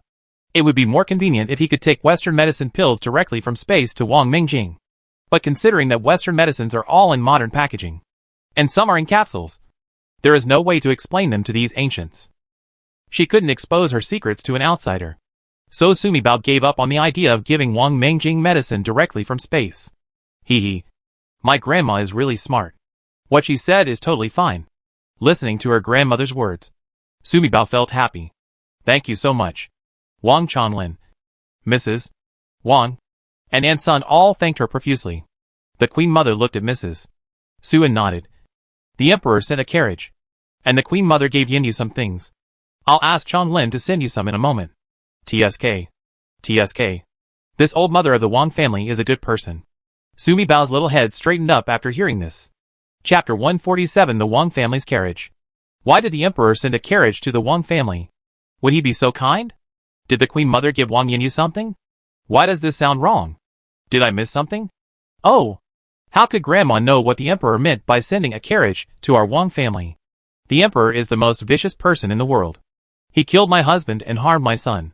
They caused me to be disfigured, and also caused our Wang family to have their homes confiscated and exiled. I use a tiger charm to exchange for my sister-in-law Yinyu's freedom. The Emperor obviously agreed to me, but he found an excuse to keep my sister-in-law in Li Fei's palace, and favored my sister-in-law that night. My sister-in-law is so young. The Emperor is really not a human being. I favored my sister-in-law and named her Queen Beauty. He even gave her the drug to kill her, and she was banished and sent into exile. It really broke my grandpa's heart. It made me lose all face in front of my grandfather. Sumi Bao suddenly heard Wang Yi's heartfelt voice, who was supporting the Queen Mother. She could understand Wang Yi's grievance very well. He obviously took out the most precious tiger charm to save his sister-in-law. But who knew that Wang Yinyu still ended up with the ending in the original book? Alas, it seems that the author is really great. Due to her appearance, the plot of the book deviated so much that the author still forced the plot to return to its original path. Wang Yinyu was still named Beauty Wang as in the original book. The only difference from the original book was that she did not die in the palace, but was kicked out of the palace and exiled with the Wang family. This also made Sumi Bao a little worried. No matter what she did, she always felt that everything was still progressing slowly according to the plot in the original book. The reason why the Emperor gave this carriage to my sister-in-law is clearly to tell the world that Mrs. Wang's queen, Mianyu, is my woman, and Mrs. Wang is my father-in-law. Are you going to join forces with my father-in-law to oppose me? Do you think my father-in-law is really against me? The Emperor is really too vicious. Sending a carriage will not only make my little aunt lonely for the rest of her life, but will also make my grandfather isolated and helpless for the rest of his life. TSK. TSK. So this is the Emperor's intention of sending Wang Yinyu a carriage? Listening to Wang Yi's inner voice, Sumi Bao couldn't help but sigh. The Emperor is really cruel. Wang Yinyu, a teenage girl, was labeled as the Emperor's woman, and her life was over. Think about it. Who in the world dares to have an idea of the Emperor's woman?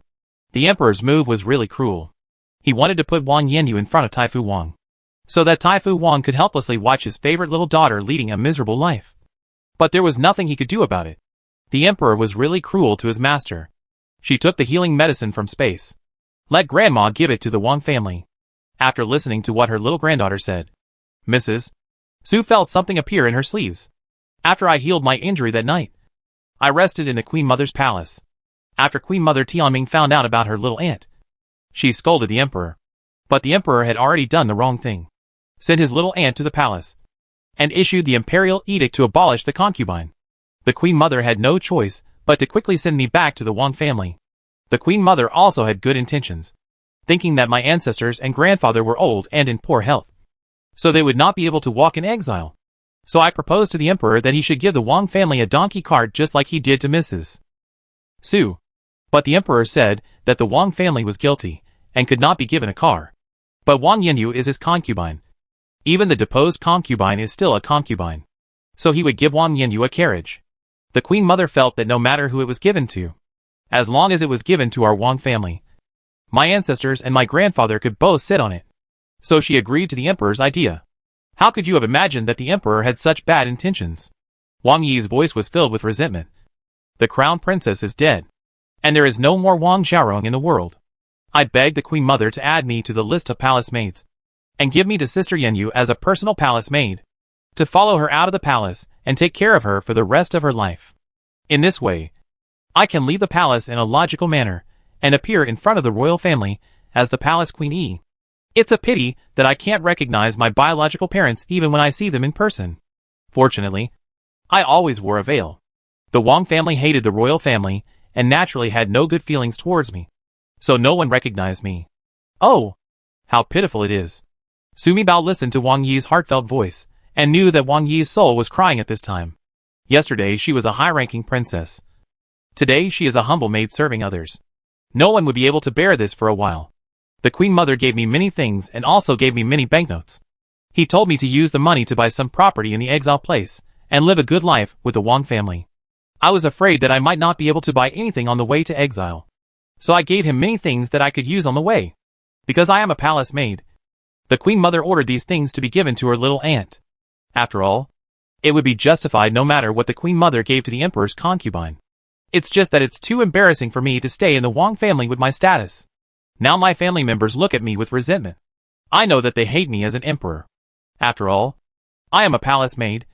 And in the eyes of my family, I am a symbol of the palace. Oh, it's so sad. But, think about it again. Her biological son Yanqingji, the male protagonist in the book, will be the emperor in the future. Wang Yi was the emperor's biological mother, and she was naturally the later Queen Mother. Oh, I am so sad. Grandpa was tortured so severely that his whole body was beaten to pieces. I was hit again by what happened to my little aunt. I had a high fever last night and am still unconscious. There is no doctor at the inn. Wang Yi's heart became heavier and heavier. And my little aunt, the dog emperor, is really inhumane. And he can do something to such a small child. Last night at the inn, when I was helping my little aunt change her clothes, her panties were covered with dirt and blood.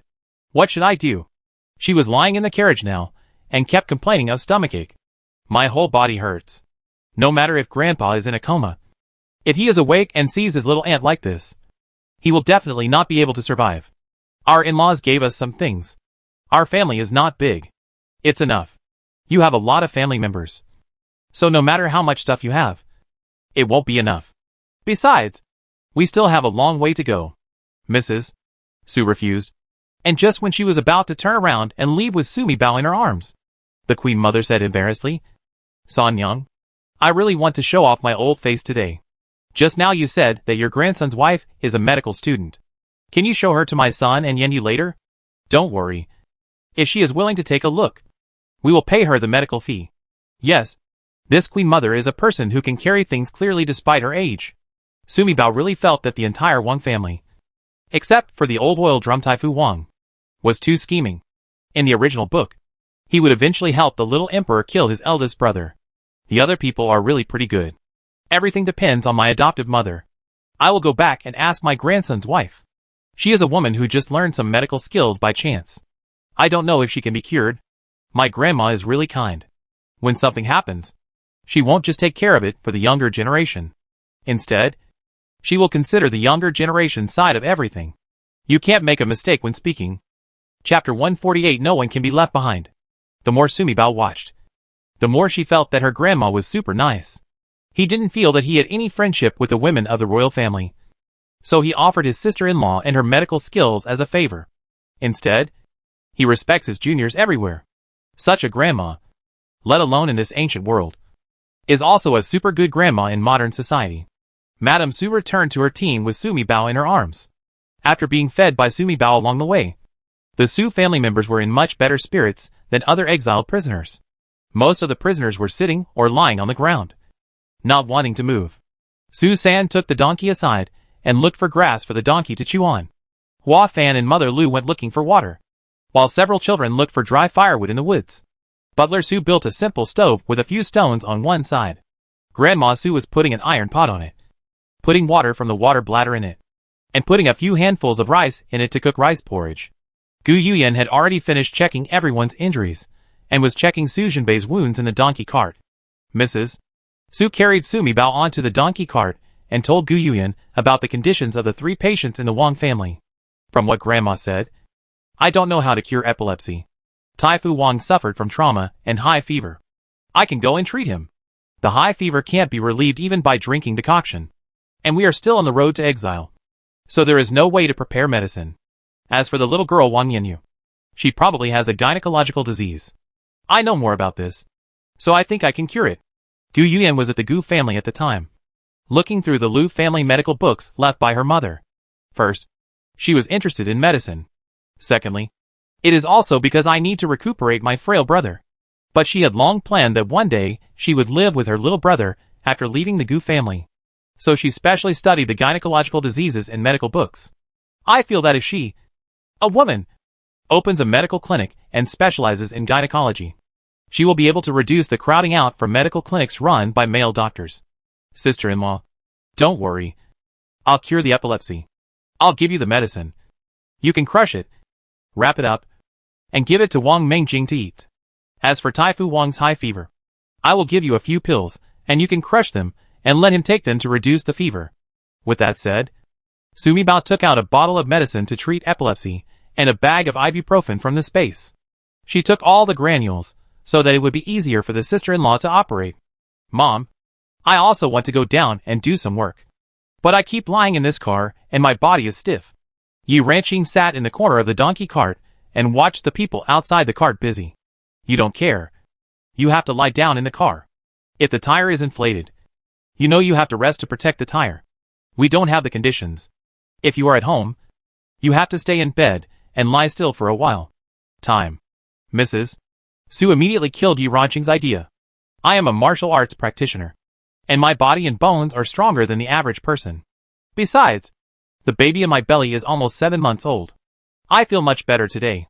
As the old saying goes, it's 70% or 80% impossible. The child in your belly needs to be at least 7 months old before it can survive. You can't take it lightly. This woman is going through HL when she gives birth to a child. A little negligence can make her die. Kill people. Speaking of this, Mrs. Su's eyes turned red. Our Su family has lost too many relatives. Now all of you are my heart and soul. No one can be missing. You all have to wait until I grow old and die. You will all pay tribute to me. No one can be missing. No one can walk in front of my old lady. Mother. Yi Ranqing's nose felt sour. She always bleeds, but never sheds tears. Now my nose is sore, and I can't help but shed tears. Grandma, don't worry. When we get to northern Xinjiang, I will definitely rescue the 3rd uncle. Find the eldest uncle and the 8th uncle. I will rescue the uncle and the others. Su Jinbei quickly comforted his grandma. I will retrieve the bones of grandpa, 4th uncle, 5th uncle, 6th uncle, and 7th uncle, and bury them in the ancestral graves of our Su family. I will not let go of anyone who harmed them. Oops. Sumi Bao listened to the conversation between his eldest brother and his grandma. Her little nose was sore, and she wanted to cry. What was going on? Aunt Chi, you have to listen to grandma and take care of yourself in this car. No matter what happens outside, you don't have to worry about it. My mother and I are supporting everything outside. Gu Yuyan also had a sore nose. Ever since her mother died, she and her brother had been living on thin ice every day in the Gu family. Where have I seen such a scene of loving mother and filial piety? For a moment, I felt uncomfortable and warm at the same time. And I will take good care of everyone in our family. On the road of exile, everyone must be well fed and well clothed. Many members of our family went to the exile. Mom, the 3rd room pushed our cart away. We have to get it back. Song Jinho walked to the donkey cart, put his head in and said, Not for now. Let's take a rest and eat. We have to leave soon. Su Jinbei did not agree to take back the cart at this time. Well, I also think it would be better to wait until night to ask for it. None of the people in the 3rd room are good. They will start to argue for a while, which will be troublesome. The officials are not looking right today. There are also the 200 criminals who are following us. I just went to the Wang family and took a look at the situation behind them. The people in the East Palace were very miserable. Both the master and the slaves were wearing only inner clothes and prison clothes. And they didn't have any luggage. Mrs. Su sighed. Is not that right? There was a sudden fire in the East Palace in the middle of the night. After putting out the fire, these people were arrested. Of course he was wearing thin clothes. Sumibao complained, thinking about what was written in the original book when the East Palace case occurred. All the unranked palace maids and eunuchs were sent away, and the prince's confidants and some concubines were all exiled. Everyone in the world is like this. They used to hold the prince in their hands and respect the East Palace. Nowadays, there are many concubines and concubines who are in trouble in the East Palace. I would like to think that any of the concubine's natal family who is not an official in the court is a shrewd person who is naturally good at guessing the Holy Heart and will not go to see off the concubine of the East Palace. Therefore, on the way to exile, the escorting officers also had many difficulties for the prisoners in the East Palace. Natural disasters, refugees, bandits. Whenever there is a disaster, the first thing that the escort officers think of is to push out people like Dong Gong to deal with the disaster. Whether it's giving beautiful concubines to bandits or letting these people explore the road. Finally arriving at the place of exile, there were not many people left in the East Palace, and the Eavesdrop prison inmates are following closely behind the exiled prisoners in the East Palace. Mrs. Su's face was ugly, and there were only a dozen escort officers between her, which could not protect her at all. Mrs. Su couldn't help but shudder when she thought of the wolf-like eyes of those prisoners staring at the concubines and palace servants of the East Palace. Grandma doesn't want eldest brother to think of a solution or ask me to help those people in the East Palace. Right? Sumibao frowned. She was not the savior, although she also knew that the people of Dongdong were innocent and pitiful. However, they are unable to protect themselves. What's more, when she came to this world, she only wanted to save the Su family and find a place to live a happy life as a local emperor. Chapter 149. I misremembered the time when the Earth Dragon turned over. She doesn't want to be the savior. There are so many poor people in the world, and she has to save them all. Can she save them? The people in the East Palace are pitiful, but they have nothing to do with our Su family. Jinbei, you have always been close to the prince. I am just worried that you will not be able to think about it. So I am telling you this. Mrs. Su looked at her grandson and said sincerely, the prince is dead. The prince's concubine is still there, and the little emperor's grandson is still there. If you really want to save the people in the East Palace, you have to wait until the prince's concubine and Wang Taifu discuss it. In a word, when it comes to the East Palace, the Wang family comes first, and we Su the family is behind. If it is beneficial to our Su family, we will do it, no matter how big the friendship is. It will be over after so many people in our Su family have died. Wow, my grandma is like a cow. She can handle everything clearly. Sumibao cheered inwardly. Her grandmother lamented for a long time that the people in Dongdong were pitiful. Not only did she not let her eldest brother try to save Dongdong, she also reminded him not to be emotional. It's so rare. Once again, Sumibao felt that everyone in the family she was traveling with had such a positive outlook on life that she liked them so much. Gu Yuan prepared the medicine and took it to Wang's house to see a doctor. Su Jiaming saw that there was a donkey cart for people and a wooden cart pulling some things. In fact, the wooden carts contained only rags and rags. Apart from pots and pans for daily use, there were only a few tattered quilts. And the most valuable thing was a large bag of coarse food. There is a partition space below the donkey cart, and all the fine things are placed in it. Mrs. Su opened the door of the pavilion and took out the bowl and basin for eating. Sumibao took out the dried meat and the half-cooked white flour pancakes from the space. Grabbed a handful of black rice. Song Jinha put them all into the rice porridge pot and made a pot of miscellaneous soup. Outsiders didn't know the inside story, so they could only see the Su family cooking a pot of black porridge, although the taste smells a bit fragrant. But when I looked at the color, I felt that it was made from black mixed noodles. Just one look at it will make people lose their appetite. Cooking this way is also the result of discussions between Mrs. Su and Song Jinha. After walking for most of the day, everyone was exhausted. People who have a pot, rice and noodles at home just boil a pot of white batter. In this way, the black noodles served by officials can be broken into pieces and soaked in hot soup until soft. The exiled prisoners, who had no rice and noodles, but only pots, could only pull a handful of wild vegetables, boil a pot of wild vegetable soup, and soak the black noodles in it. There was no home, so I could only find something nearby that could hold water, fill it with some river water, and make black noodles to eat. The zahe porridge made by the Su family was very thick and full of ingredients. Both adults and children drank 2 bowls. Everyone's stomachs felt warm after eating. So they sat down to rest for a while.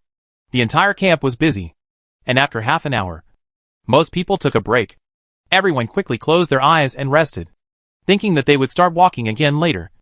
And they would have to walk until dark in one breath before they could rest again. I wonder if I can find a rest stop tonight. If you can't find it, you can only rest in the wilderness. Rumble. There was a thunder on the ground. At noon, when it was extremely hot, there was a sudden thunder. And there was no wind yet. Sumibao was sleeping in her grandma's arms. She took out hot water and milk powder from the space. Aunt Seven made a bottle of milk powder for her. After she finished drinking it, she was sleeping soundly in her grandma's arms, suddenly woken up by thunder. Broken. Has the earth dragon turned over? Sumibao's first reaction was that it was over. The earth dragon had turned over. I opened my eyes suddenly, and saw that the sky outside the donkey cart suddenly darkened. It was obviously noon, and the sun was shining just now. But now it suddenly became dark. The thunder struck louder and louder. There wasn't even a breath of wind. Is it going to rain? Mom, it looks like it's going to rain. It's very dark and thunderous, like a heavy rain in summer. Song Jinha opened the car curtain, poked his head in, and looked at Xiaomi Bao with concern. Mom, cover baby Xiaomi's ears. Don't scare her. TSK. Sumibao woke up from his sleep. Her mother really loved her so much that even now, she could still think of not scaring her immediately. Yi Ranqing looked at the sky outside and frowned. I walk in the mountains all year round, and weather like this is extremely rare. But once it's dry in the middle of the day, the thunder is roaring, and the sky is stained with ink. It must be particularly bad weather. Is it going to rain heavily? Song Jinha looked at Yi Ranqing worriedly. She knew that the seventh brother and sister had lived in the mountains for many years, and knew more about it than they. The official ladies. I want to think about whether there are any descriptions of extreme weather and heavy rain in the original book.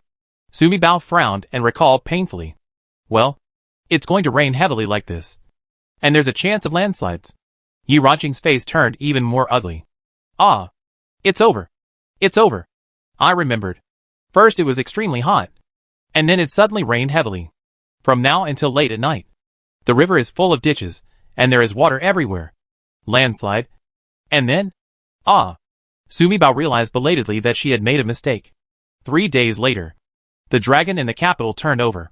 She had said this many times since she entered the book. But she got one thing wrong. That is, the day she wears the book counts as 1 day. Then his house was confiscated, and he was imprisoned. The next day the exile arrived at the inn, and stayed 1 night. It's another day. Today is the 3rd day. From noon today, it will rain heavily until late at night. Then in the middle of the night, after 12 o'clock, it will be 3 days later. In the middle of the night, it will be about 3 or 4 o'clock.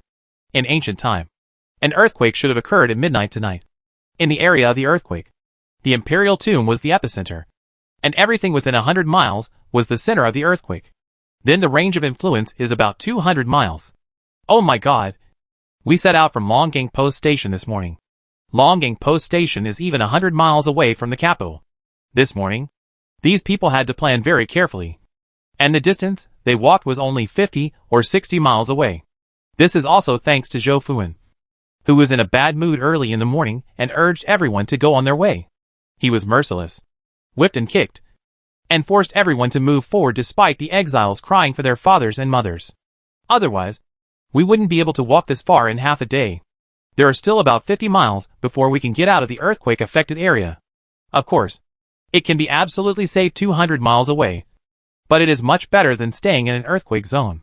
It's over. It's over. Brother, I forgot something very important. The Earth Dragon will turn over 3 days later. Not the day after tomorrow, but tomorrow morning at Inshur. The earthquake zone covers 200 miles, and we are still within the earthquake zone. And there are many hills here. Heavy rain, landslides, and ground dragons turned over. And we were all going to die. What? Will the Earth Dragon turn over tonight? Su Jinbei opened his eyes suddenly. The matter was urgent, and he didn't pretend to be unconscious at this time. Yes, I miscalculated the time. I thought that after 3 days, it would be tomorrow night before the Earth Dragon could turn over. Actually, it's tonight. What to do? We have to leave quickly. We still have 40 to 50 miles to go before we are out of the earthquake zone. No matter so much.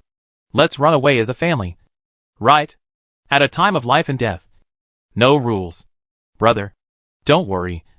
I can bring everyone into space. And then teleport you hundreds of miles away. Haha. The happiest thing about Sumibao at this time is that her teleportation can take people with her. And the range is hundreds of miles. That's great. The system is so conscientious. Chapter 150. It's going to rain heavily. Ever since me Bao Bao mentioned the matter of Earth Dragon turning over, everyone has been paying close attention to it. But there were so many things going on along the way to Exile. And everyone was busy dealing with the things at hand. I put aside the matter of the Earth Dragon turning over. The top priority is that we leave as quickly as possible and as far away as possible. Yi Ranqing was very calm. Look at the weather. A heavy rain will come soon. The road ahead is uphill for dozens of miles. The road is slippery due to rain, making it very difficult to walk. In addition, the male prisoners are all wearing shackles and dragging chains. Even after dark, they will not be able to walk. 50 miles away. Mrs. Su nodded.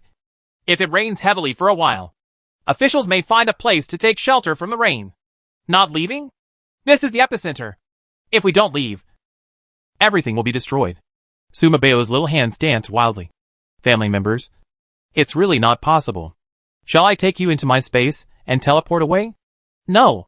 Su Jinbei immediately rejected Sumi Bao's proposal. In broad daylight, the Su family suddenly disappeared. No matter how terrifying the Earth Dragon turns over, it is impossible for all of these hundreds of criminals to die. Those who stay will definitely spread the news about the strange disappearance of the Su family. Su Jinbei didn't dare to think about what would happen next. How will the Su family live in the future? Do you want to live in anonymity forever? What about their Su family's hatred? Wouldn't it be true that justice would never be redressed? No. Our Su family can't leave alone. Mrs. Su also objected. Our Su family is a loyal family. We cannot let our descendants live with the name of a traitor, let alone let them die with a stigma. Sumibao's face dropped. And she also understood that taking away the Su family alone would not work. Didn't you just say it casually out of a hurry? Then you think of a solution? Since we are unwilling to give up these people, we have to find a way to take them with us. But we are just prisoners. If we ask the officials to hurry up, will they listen to us? I'll figure this out. Little sister, prepare some more things for your family. We'll be on our way in the heavy rain soon. The road will be slippery in the rain. Well, let me see. Since the eldest brother said that he would have a way to persuade the officials to drive the prisoners away and hurry up. Then she went to prepare things. This is not a problem for her. Sumabeo thought for a while, and immediately took a lot of disposable plastic gowns from her office. This kind of plastic gown that is worn outside the surgery is thin and transparent. Song Jinha quickly asked everyone to take turns getting into the carriage and changing into plastic smocks. The plastic smock is worn directly over the inner garment, and the prison uniform is placed over it. This way outsiders can't see it. Uncle Song had prepared a lot of core raincoats and hats today. After putting them on, he let his hair down so that the hood of the plastic smock couldn't be seen clearly. Originally, Sumabeo wanted to get rubber shoes for everyone to wear. But the rubber shoes were too obvious and could not be concealed. So he had to give up. After thinking about it, Sumabeo got new socks from the space, and then took out disposable plastic shoe covers for everyone to put on the socks. Finally, put on your shoes. This time Sumibao asked everyone to take off their shoes, and she threw them into the space. He took out new black sneakers. The one I picked is made of PU leather. It's somewhat waterproof. And if you walk for a while and get stained by mud, and it's dark after heavy rain, it won't be too eye-catching. In a moment, pick out some of the branches you found for burning. Some thicker and harder. And everyone will use one as a walking stick. Mrs. Su is old and has experienced many things. She also holds a dragon head crutch in her hand all year round. So the first thought was to ask everyone to hold a stick. After a while, it started to rain heavily, and the road was slippery. It would be much better to have a stick standing on it. TSK. TSK. Uncle is too well prepared. Even the donkey's raincoat is ready. Sumibao did not expect that when he went out to get the raincoat prepared by his uncle. He unexpectedly discovered that there were several other horse raincoats draped on their backs. She took it out from the space, and took a larger plastic sheet. Butler Su spread the plastic sheet on the donkey, and then put it on the raincoat. Outsiders can't see anything fishy. Once you start walking, don't spread out, and try to gather around the donkey cart. If you can't walk, grab the donkey cart's shed, and lend some strength. If the donkey cart slips uphill, everyone should push it. Sumi Bao took out another large piece of military thickened and wear-resistant waterproof canvas. Mrs. Su, Song Jinhe, and Gu Yuyan were busy again, covering the entire inside of the donkey shed with canvas. In this way, no matter how heavy it rains, there will be no leaks in the shed. I thought it would rain, and the weather would suddenly get colder. This car is full of patience. Sumi Bao took out a few more thick velvet blankets and put them in the donkey cart. The busy operations of the Su family were seen by the exiled prisoners nearby. Everyone ate in a hurry. Everyone was lying on the ground tiredly, not wanting to move. Seeing the Su family busy, they looked at the sky again. It was still bright and very hot just now. It suddenly became dark, and it started to thunder, one after another, which was quite scary. However, looking at the Su family's preparations, they felt that it would rain soon. They looked at the sky and then at the Su family, and they all laughed in their hearts. Before their exile, all of them, who were not officials and were wealthy businessmen, had long heard that there had been a drought in the northwest for half a year, and there was no harvest in the fields. Although the court sent people to provide disaster relief, the farmers still began to flee south. At the thought, the people in the north dragged their families and fled south. As exiled prisoners, they have to be exiled to northern Xinjiang. Wouldn't it be a self-destruction? So as soon as they set foot on the road to exile, they all felt cold in their hearts. They all knew that their trip would be in danger, and they would die on the way. When they arrived in northern Xinjiang and encountered such a drought, they would not have much hope of survival. It has not rained in the capital for more than a month.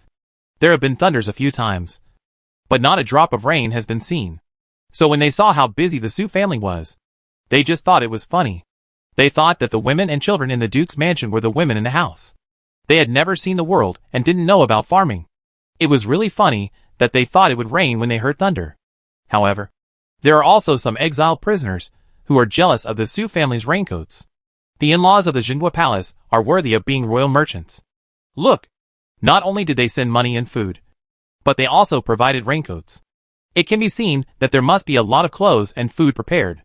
Those families whose relatives shunned them like tigers after their homes were ransacked, and who didn't even have a steamed bun as a gift, were even more envious and jealous outside. Brother, do you think the Su family is here? Following closely behind the Su family's donkey cart were Taifu Wang's family. In addition, Mrs. Su had visited Wang Mengjing just now, and Gu Yuyan had sent medicine. By this time, Wang Mengjing's condition was under control. Regardless of her grandson's objections, the Queen Mother insisted on bringing Wang Mengjing to the carriage to raise him. Our Wang family has been confiscated and exiled. What else is there to be afraid of? Once the old lady got angry, Wang Chonlin didn't dare to stop him. Wang Chonlin motioned to his eldest brother Wang Chonling to look at the sky. Looking at the weather, it looks like it's going to rain. The Su family has all prepared their raincoats. It's time to set off soon, and we have to get the family ready. Wang Taifu's eldest son, Wang Chonling, is a bachelor of the cabinet. He has always been an honest and upright official, and he also attaches great importance to rules. Chapter 151. Still in the epicenter. We are not like the Su family. They have things said by the Song family. Even if we want to prepare, there is nothing available. As a civil servant, Wang Chonling had a good reputation, but his home was suddenly confiscated and exiled, and he was branded as a rebel. The injuries on his body were far less than the pain in his heart. But at this time, the old father, Taifu Wang, was injured and unconscious. The whole family was counting on him to survive. There was also an elderly grandma. He could only force himself to support himself mentally. After hearing what his eldest brother said, Wang Chongling's face darkened. Oh, isn't it? When their Wang family was prosperous, their relatives were all over the capital, and their father's students were all over the world. But once convicted, he goes to jail. Even the dogs avoided their Wang family. In the 10-mile pavilion, the Wang family did not have a single relative or friend to see him off. In addition, they were suddenly besieged and ransacked their house in the middle of the night, without any preparation. It could be said that except for the clothes their family members were wearing, the whole family didn't even have a single copper coin on them. Wang Chonlin couldn't help turning his head to look at the carriage behind him. Fortunately, the emperor gave his younger sister a carriage, and the carriage contained some things given by the Queen Mother. Otherwise, he couldn't imagine how they would take his father, who was seriously injured and unconscious, and his elderly ancestor on the road. But he couldn't say what he was thankful for. It was the emperor who ransacked their house. The emperor not only ransacked their home, but also made his father wear shackles barefoot and screamed, "I am guilty," through the streets, trampling his father's dignity into the dirt. The most disgusting thing is that the emperor even favored their little sister, a teenage child. After pampering a beautiful woman, she was granted a title. But then she was deposed and sent out of the palace to be exiled by the royal family. Everything the emperor did was a slap in the face of the Wang family. And each slap was harder than the last. At this time, Wang Chanlin could not say to his elder brother that it was fortunate that the emperor gave them a carriage. Everything in the past is just a dream. Chanlin, our family is all in good order. This is better than anything else. Wang Chanling sighed. In the past 2 days, he had been heartbroken and had been thinking about the first half of his life and the second half of their family's life. He figured it out too. The emperor is the king, and the royal family is the ministers. If the king wants his minister to die, he must die. Think about how over 100 members of Imperial Physician Lu's family were hacked to death on the market street. Think again. There are so many princely and princess mansions, ranging from centenarians to unborn babies, and thousands of lives.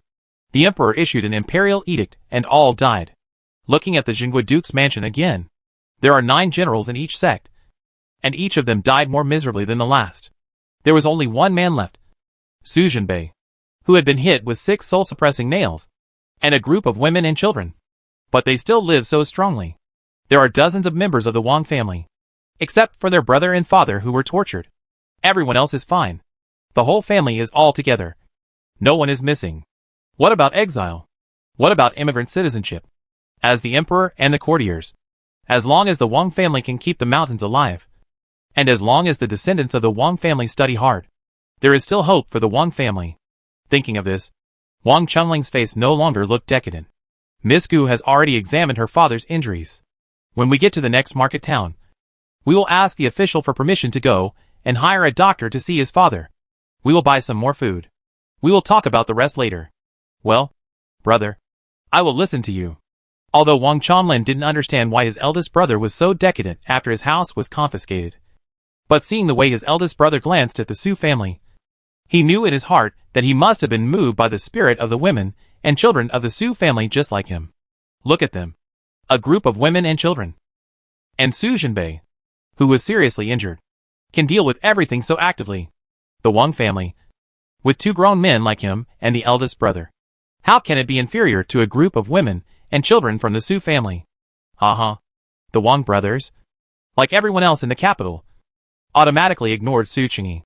Su Qingyi, am I not a man from the Su family? The 2 brothers hurried to the carriage to see if there was anything they could use to keep their family away from the rain. Taifu Wang has always been in charge of the Wang family. The brothers live with their father, and are used to his father arranging everything in the family. Now that there is a disaster and their father is unconscious again, the 2 brothers naturally turn their attention to the Su family. Do you know that the Su family has a young genius general named Su Jinbei? The brother had just asked Gu Yuyan about Su Jinbei's injury. I knew that Su Jinbei was also seriously injured and was in and out of consciousness. But this way, the 2 brothers also felt that they had a backbone again. As long as Su Jinbei can wake up for a while, he will arrange the Su family's affairs properly. Let's go. Let's go quickly. The official shout made everyone jump. It was suddenly dark at noon. Although the exiles were sitting and resting, they were still feeling uneasy. At this time, when the official shouted, everyone was like frightened birds and hurriedly got up to gather and set off. Hurry up. All the lazy guys. Give me a break. If you can't find a place to stay at night, you have to sleep in the open air. Zhou Fuan felt a little uneasy, looking at the sky. It suddenly turned dark just now, so he quickly called Lu Lao and 3 others to come over to discuss. Lu Lao was bitten by a poisonous snake. Bai Suzy applied medicine to him, and his illness was saved. But now his whole body is numb, and he is lying on the official's grain truck, unable to move. Only Wang Laoba and Zhao Xuqi rushed to Zhou Fuan. Zhou Fuan asked the 2 about the upcoming road conditions, and learned that the next 6 or 7 miles were all uphill. There was a section of the road that was very narrow in front, and had deep ditches on both sides. My mood immediately became irritable. Most of the more than 300 exiled prisoners were women and children. And there were also a few donkey carriages. Wang Laoba said that the narrowest section of the road could only pass 1 carriage. Think about the fact that their official missions had 10 mule carriages transporting grain and bedding. 4 of them are from Chu Siwu, plus Chief Chu's extra-wide carriage. Their 40 escort officers had to guard 11 vehicles and more than 300 deportees. Behind them were 40 Zhao guards and imperial guards, and 200 criminal prisoners. Zhou Fuan's head swelled when he thought about these things. In particular, he repeatedly asked Wang Laba and Zhao Shuqi, "How far is the nearest and ahead?" The two replied that the nearest post station was the Yeyang Town post station, 150 miles away.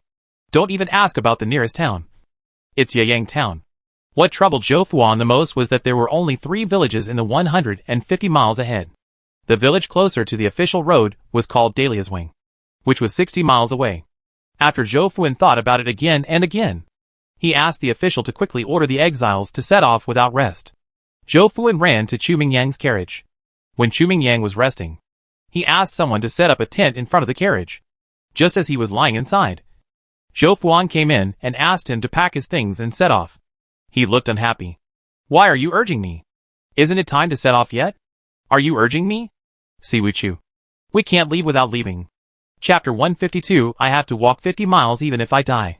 Zhou Fuan. You take these exiles and walk slowly. Send me 4 official servants. My carriage is fast. We will wait for you at the Yeyang Town post station. Zhou Fuan cursed in his heart. You are obviously the deputy team leader, and according to your responsibilities, you should follow me, the team leader, to escort the exiles on their way. It's good for this gentleman. Not only is it his responsibility to escort the exiled prisoners, but he also has to be assigned official duties to serve him. However, Zhou Fuan did not dare to show it on his face, as he scolded him in his heart. If this third-generation ancestor causes him any trouble again, well, forget it. It's better if he leaves, so that he can escort the exiled prisoners with all his strength. From here to Yeyang Town, 150 miles away. It's not an easy road to take. He didn't have the energy to escort the exiled prisoners and serve the third-generation ancestor at the same time. Zhou Fuan selected 4 officials to protect Chu Mingyang. Chu Mingyang actually asked the 4 officials to get on top of his carriage, then asked Xiao Yazhan to drive the carriage and drive away. This coquettish operation made Zhou Fuan stunned, and the officials cursed in their hearts. But they were all the same as Zhou Fuan. They only dared to feel uneasy in their hearts. And it was not until Chu Mingyang's carriage was far away that the officials spat on the ground. After walking all morning, I just had something to eat. I haven't had much rest yet, and I have to set off again. The exiles all complained. They are either the family members of demoted officials, or the family members of wealthy businessmen who were exiled due to the prince's case. From yesterday to today, many of them had blisters on their feet yesterday. Heartbreaking. Especially some children, who dare not walk even if they are yelled at. The adults couldn't walk by themselves. Not to mention that men couldn't carry children in shackles, and women couldn't carry children in chains. The child hugged her mother's legs and cried, refusing to move forward. During the lunch break, the officials untied the women's children, and they had to tie them up again. There were so many people. So Chu Mingyang took 4 more officials away. They were in a hurry to set off. So the officials tied the women's children indiscriminately. If there is no rope, children under 10 years old simply don't tie them up. The officials also knew that these children had been walking all morning, and now their little feet were so worn out that they could hardly walk, let alone run away. Even if he really ran away, he would still be dead in this barren mountain.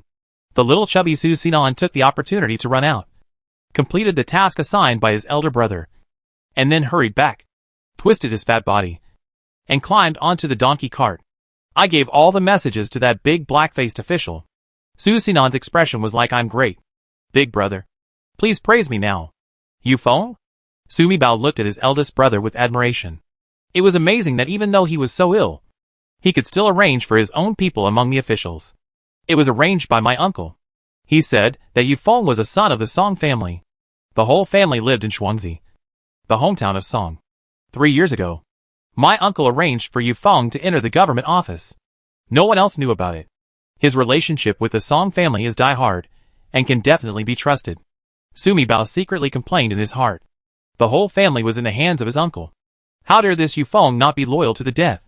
My uncle is so awesome and considerate in everything he does. The 4 children were all loosened from their ropes, and now they all squeezed into the donkey cart. The donkey cart seemed extremely crowded. Let me find something good. Sumibao thought for a while, and took out a solid wood table from the space. It was an ancient solid wood calligraphy table. The legs on both sides were also whole wooden boards. He put it in the donkey cart. The height was exactly half of the donkey's height. The two pieces together took up just as much space as the donkey. Half the car. Putting the mattress on top creates an upper and lower layer. For children crowded onto it and sat on it. Below, Grandma, eldest brother, and seventh aunt are still sitting in the same place holding Sumibao. The space occupied by the table is in the direction of their legs.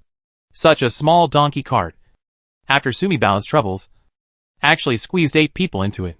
It doesn't seem crowded. The rain came as soon as it came. But there was still no wind. The rain seemed to fall directly from the sky. Wow! After a few thunders, a heavy rain suddenly came, turning all the exiled prisoners into drowned rats. The rain was so heavy that everyone could not see the road ahead. Captain, when I took this mission, a friend of mine in Xintian prison told me something. I had been thinking about it for 2 days. I had been hesitant whether to say it or not. Now look at the situation. It's all what that friend said. I have to tell you. Yu Feng followed Zhou Fuan with 3 slippery steps. The rain was too heavy. Zhou Fuan wiped the water on his face and shouted back to him. If you have anything to say, just say it. Zhou Fuan cursed secretly in his heart. Grandma and God were against him. Look, it's raining so heavily just over 100 miles out of the capital. He put on a raincoat, but it didn't help. The rain still poured all over his face, and he couldn't see the road clearly. The bamboo hat issued by the officer was covered with thick oil paper. But the bamboo hat was in the car in front at this time, and he hadn't gone to the front to get it yet. This reminded him that the 4 officials following Chu Mingyang were sitting on the roof of Chu Mingyang's carriage shed with their necks raised, soaking in the rain. When they left, they did not take their raincoats. It was impossible for Chu Mingyang to bring extra raincoats and oil paper umbrellas. Even if he brought it with him, he would not be used by the officials just because of Chu's reputation. Phew! Zhou Fuan was thinking about his thoughts while listening to Yu Feng's words. I didn't pay attention to my steps. One of my feet slipped and I fell backwards. Yu Feng stretched out his hand to support Zhou Fuan in time, but because he used too much force, Zhou Fuan stopped and he fell to the ground. He got up in embarrassment and wiped his face. His face was covered with mud and water, and only his eyes were exposed. Zhou Fuan is both angry and funny. I didn't hear what you just said. Please say it again. Yu Feng thought to himself. I didn't say anything clearly just now. Of course you wouldn't understand. I said, I have a friend in the Xintian prison. I didn't want to take this errand, but he came to tell me a message. He said that he watched the stars at night, and in a few days, the capital would be transformed by an earth dragon, because the trouble was serious. So he asked me not to tell others easily. He told me that I had no father and mother, and I was not married. I was alone and could save my life by leaving the capital as soon as possible. Yu Feng secretly confessed to his parents in his heart, I'm sorry. In order to successfully complete the task assigned by the young master, my parents can only wrong you first. What did you say? Earth Dragon turn over? Zhou Fuan's bamboo hat couldn't stop the heavy rain, and it flowed down his face until he couldn't see the way. He didn't bother to wipe it. Grabbed Yu Feng. What did you say just now? Say it again? Did I hear you correctly? He wouldn't recite it like this. Would he? Not to mention taking on such a difficult errand. It was raining heavily, and the ground dragon was turning over. God really didn't want to leave him a way to survive. Yes, my friend said that the earth dragon will turn around. It will stretch for about 200 miles at midnight tonight. 200 miles? Chapter 153 The Prisoner Rebelled. Zhou Fuan quickly calculated in his mind that they had only walked about 150 miles, and had to walk another 50 miles, or so, before they could leave the epicenter. Such heavy rain. A group of old, weak, women and children on the uphill mountain road. Zhou Fuan was filled with despair. Even in the dark, the group of them could not walk 50 miles. He didn't rest unless it was night, and continued on the road in the dark until midnight, almost 50 miles away. However, when it rains and the road is slippery, walking on a mountain road in the dark or falling into a ravine without mercy is a dead end. What's more, they are all a group of old, weak, women and children. Pass my order to untie all the women and children, and let them help each other move forward. You go to the front to get a bamboo hat. Each official will be given 2 hats. Forget it for men. You can't remove the shackles for them. For the elderly, women and children, You can remove the ropes, which will also allow them to walk faster. After hearing the order, the officers went to untie the ropes. The prisoners who had their ropes untied also helped to untie the ropes for other prisoners. The ropes were soon untied, and there was much less crying in the team. There was a sudden commotion behind the line. Zhou Fuan was shocked. What he was most worried about wouldn't happen. Right? The prisoners in Eavesdrop prison are wearing heavy shackles and dragging heavy chains on their hands and feet. In addition, everyone has injuries on their bodies, and poisons have been fed into their bodies. The rain was so heavy that their hands were cuffed, and they could not wipe the water off their faces. They had to walk while shaking the rain off their heads, so they could barely see the road ahead. But after walking like this for a long time, they couldn't shake their heads. After all, they were wearing heavy shackles.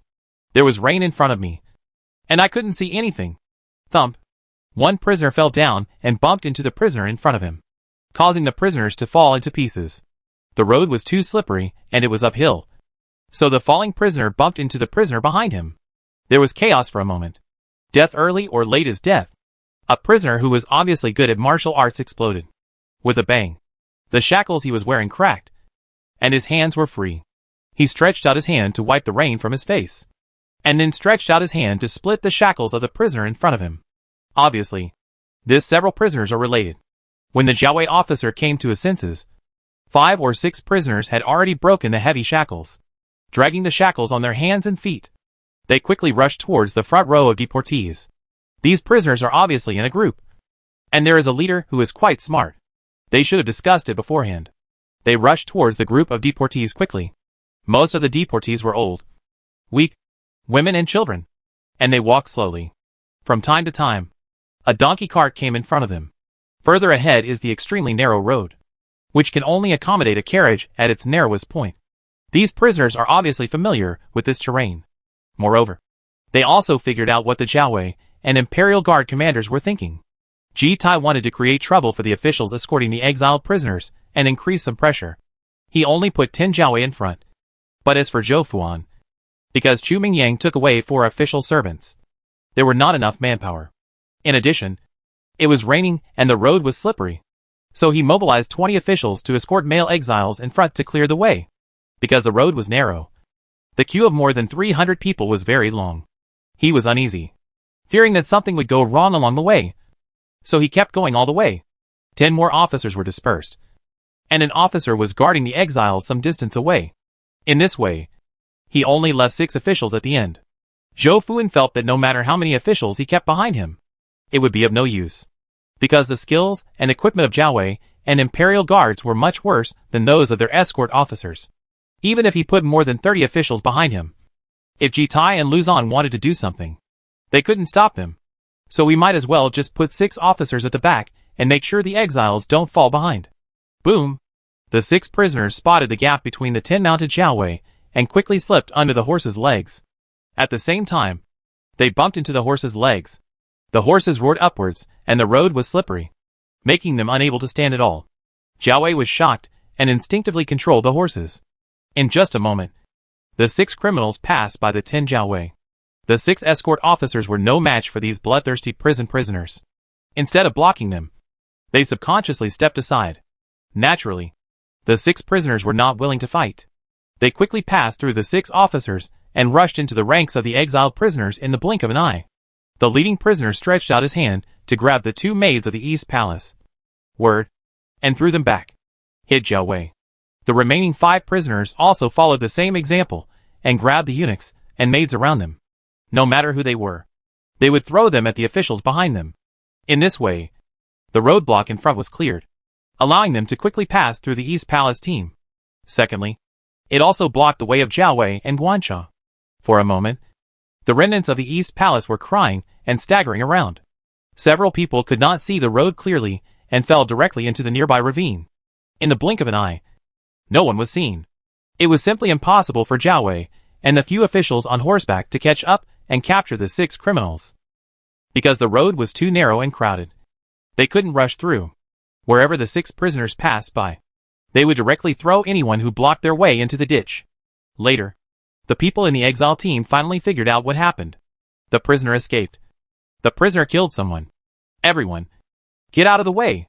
everyone shouted. And as soon as they saw the prisoners coming, they quickly stepped aside and barely made way for them. The prisoner rushed to the Wang family's carriage in one breath. In front of the Wang family's carriage was the Su family's donkey cart. The two cars were almost touching each other, blocking the prisoner's path. Ma Er, you are so strong. You can push the carriage in front. Nio San, you push the donkey cart. Let them push it into the ditch.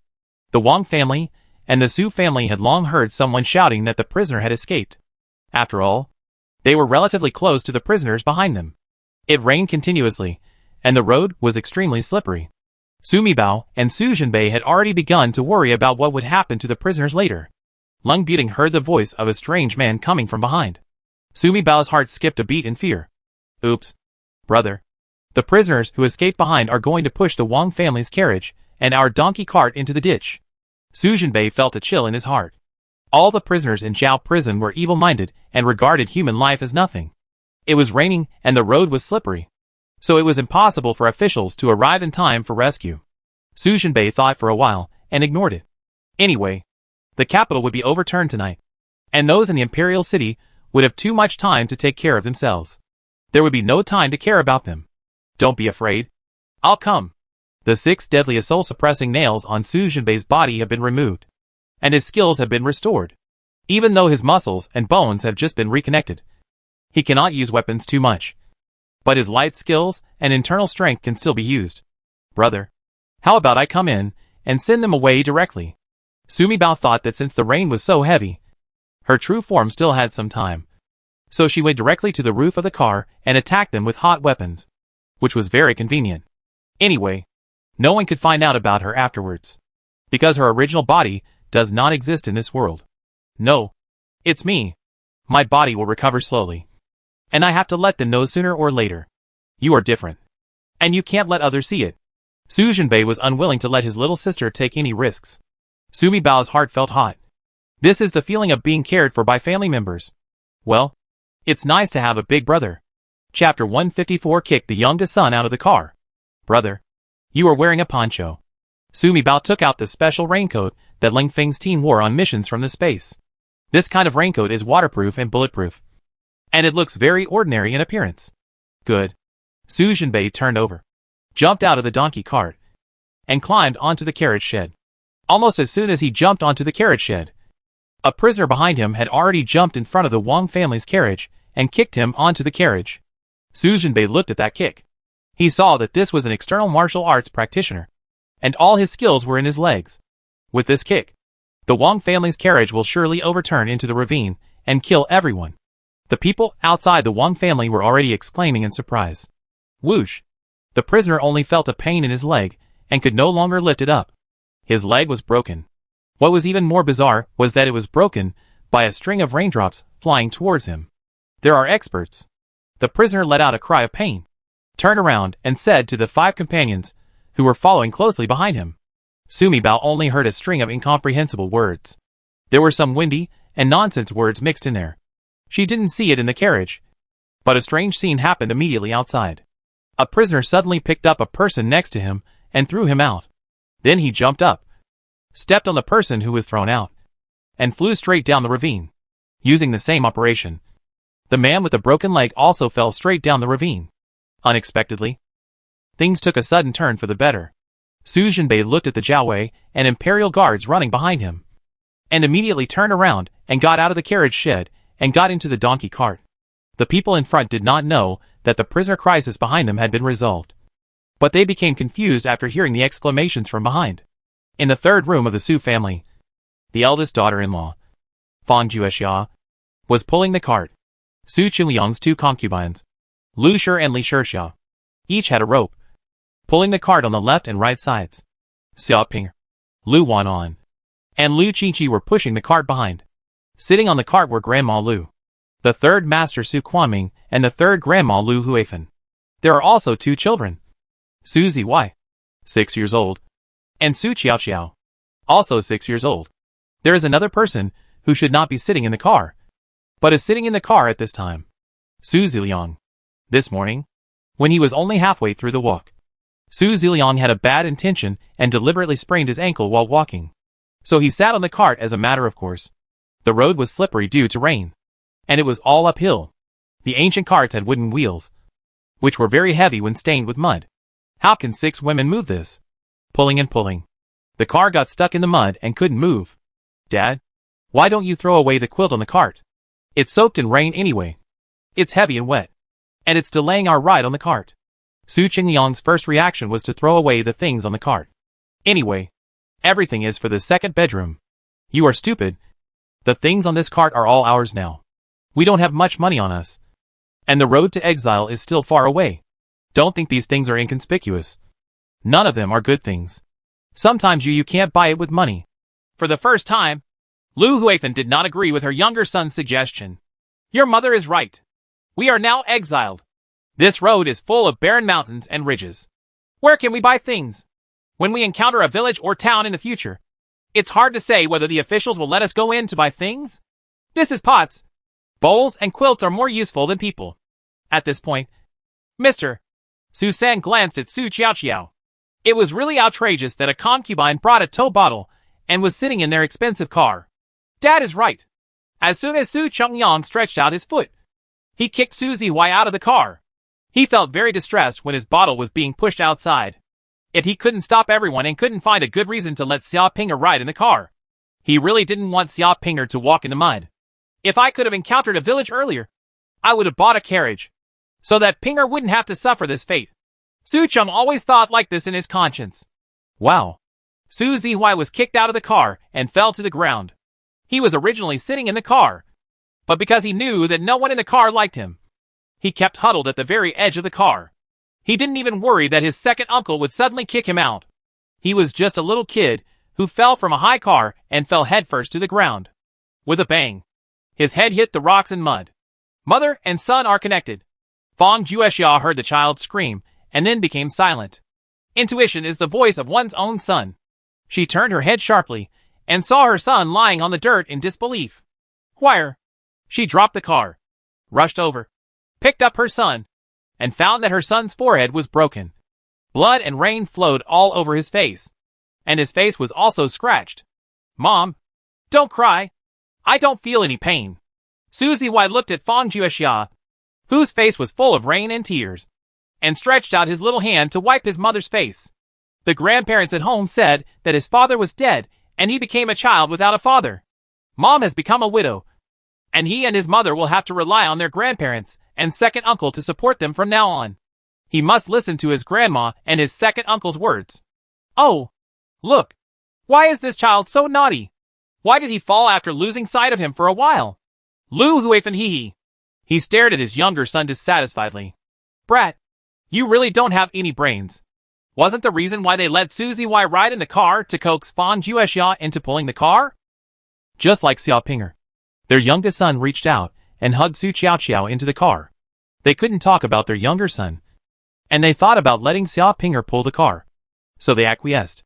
As for the Lu family and the Li family, they are the concubines of the younger son. They are slaves in the first place and deserve to serve their masters, let alone letting them pull the cart. Even if there is no food on the road, they will not be able to resist if they are sold. As for Lu Wanwan and Lu Qiqi, these two girls are her nieces. It's not that she doesn't feel pain. It's just that these two girls are both 17 or 18 years old in their youth, and they are not sick or injured. If they are allowed to ride in the car, it will be difficult for Fang Juexia to pull the car. After all, there was no reason for Potion's cousin-in-law to have two girls from distant relatives. Why? Tell mother. How did you fall? The mother-in-law coaxed away the money given by her parents and tried to take away the last package from her. Yesterday, she was not willing to give even a bite of white flour steamed buns to her son. Fang Juexia didn't understand. Her son Su Zihui was now the only grandson of the third family of the Su family. In this world, which grandparent doesn't love his own grandson? But, as they got along with each other in the past few days, everyone in her husband's family did made her feel more and more chilled. Just like this cart puller. My father-in-law is not very young and in good health. Where's the brother-in-law? Anyone with a discerning eye can see something fishy about something with a sprained foot. But Fang Juexia thought that her son was too young and his little feet were worn out after walking all day yesterday. I really can't walk anymore. She was tied with ropes and could not carry her son on her back. She could only watch her son gritting his teeth and holding on. And her heart was broken. Fortunately, yesterday evening, my mother-in-law robbed a cart from the second house. Today, her parents-in-law asked her to pull the cart. She thought that as long as her son could sit in the cart, she would pull the cart. It didn't matter if she was a little bit tired or tired. She didn't care. She just wanted a car for her son. But Fang Juexia felt sad. Chapter 155 Separation. Suzy Wai bit her lip and dared not say anything. He was afraid that if he told her, his mother would be angry, cry, and make trouble with his grandparents. At that time, just like what Grandma said to him behind his back, if he is disobedient and his mother is not filial, his grandparents will no longer want him and his mother. By then, both he and his mother would have to starve to death on the road. Even if he doesn't starve to death, he will still be bullied to death. Who threw my son down? Fang Juexia's heart twisted together with pain. It was because of her useless mother that her son suffered so much. It's all her fault. She knows that her parents-in-law don't like her husband, don't want to see her, and don't show much affection to her son. How could they believe that during their exile, they would change their behavior and be kind to their mother and child? Who can throw your son away? Considering what you said, Lu Huifan smiled as the rain fell harder and harder, causing her face to be covered with water. It's really annoying. Why didn't the person in the second room on the cart put an umbrella or a raincoat? But she saw that the people in the second room were all wearing raincoats.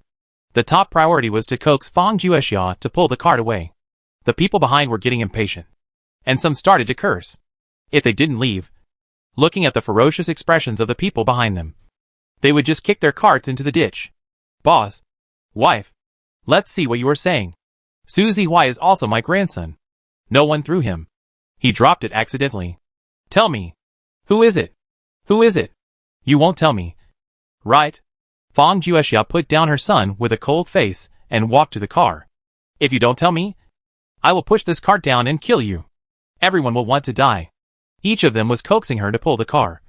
And no one looked at the injuries on her son's face. No one cared about her son's life or death. Okay, parents, please leave her alone. She is just a widow of a dead man. If she wants to die, let her take her son to die. Su Chengyang became impatient. After yelling at his parents, he turned to Fang Juexia and said, I kicked him down, and he pressed my injured foot. You brat. You wanted to kill me, but I kicked him away. He deserves it. Get out of here, or don't blame us for being rude. Su Chengyang looked fierce and impatient. It seemed that if Fang Juexia beeped again, he would be able to lift the mother and son directly and throw them down the ravine. Fang Juexia felt resentful, but she was not impulsive. She knew that right now, she, a woman with an injured child, couldn't defeat this family. When the time came, they were really annoyed. So they picked them up and threw them, mother and son, down the ravine. The second member of the Su family can definitely do such a thing. Could it be that my husband is not the biological child of the third wife of the Su family? Fang Juexia had doubts like this more than once. But she couldn't ask her husband about this, so she could only doubt it in her heart. It has been 7 years since she married into the third room of the Su family. In the past 7 years, she has not heard of any rumors that her husband is not the third child of the Su family. Therefore, she herself suspected that she was wrong. But, at this moment, listening to Su Chengyang's vicious words, he looked at his parents-in-law who didn't stop him, and didn't even show any pity in their eyes. He just kept asking her to pull the car. Fang Juexia believed that her husband must not be the biological son of Master Su San and Grandma Su San. She had to ask Mrs. Su, the second roommate, about this matter. Madam Su must know something about such a thing. My child and I will leave. But parents, you have to give me back the things my parents gave me. You damn bitch. I want to kill you, and I want money. Why don't you go to heaven? Being urged by the people behind her. And seeing that Fang Juexia still refused to pull the cart and kept pestering her, Su Huifan also lost her patience. Open your mouth and curse. It completely exposed the fact that she was the #1 vixen in the village. If you don't give me the money, we, mother and son, will not survive. Otherwise, our whole family will die together. Fang Juexia pretended to take a step forward, and Su Huifan immediately screamed, Mr. Li, Mrs. Lu, you are all dead. Why don't you hold her back quickly? You two throw her down. If Su Chengyang hadn't had to pretend to have sprained his ankle so that he could continue riding in the car later. He would have gotten off the car and kicked Fang Juexia down the ravine. As a father-in-law, Mr. Su-san cannot directly attack his daughter-in-law, Grandma Su-san. Lu Huifan knew that she could not defeat the eldest daughter-in-law. It's okay if you don't give me money. Let's separate our families. From today on, I, Fang Juexia, will take my son and leave the third room. Let's separate our families. You are a widow, and you have a child with a yellow mouth. How can you divide your family? I will divorce you from my brother. Get out of here. My husband died in the battle, and the glory of his 3 houses and 1 house all depended on my husband. You divorce me? Why are you? I have a son. My husband has a son, and we are here in this house. You divorce me. It's true that you will have no descendants. Being told to cut off one's descendants was heartbreaking. While cursing, Lu Huifan told her man to get out of the car quickly, kick the disrespectful woman down the ravine, and ask her to go and bury her eldest son as soon as possible.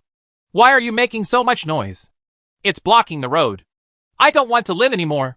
The official finally walked through the crowd with difficulty and came over. Snapped. Lu Huifan screamed as she whipped her whip. Ah! Lu Huifan screamed in pain.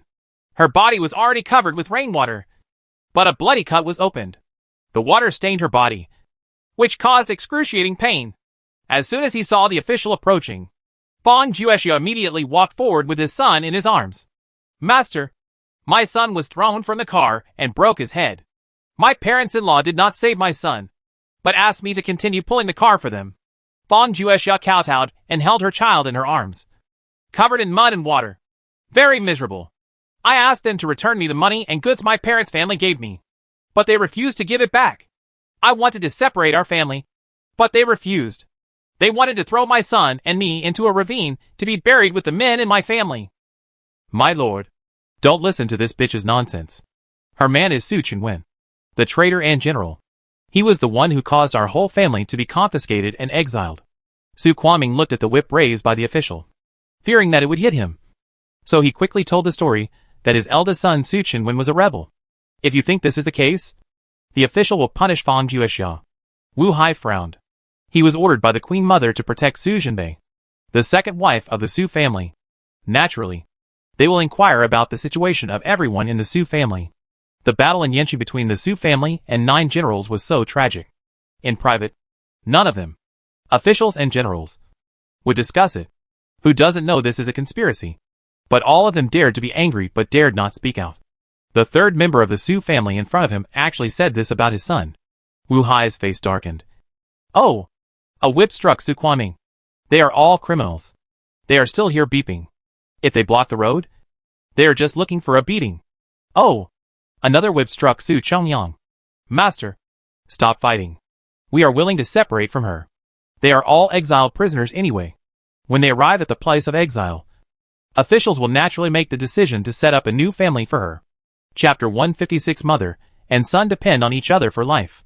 Su Kwaming was a shrewd man, and he could tell at a glance that this official officer was targeting Fang Juexia.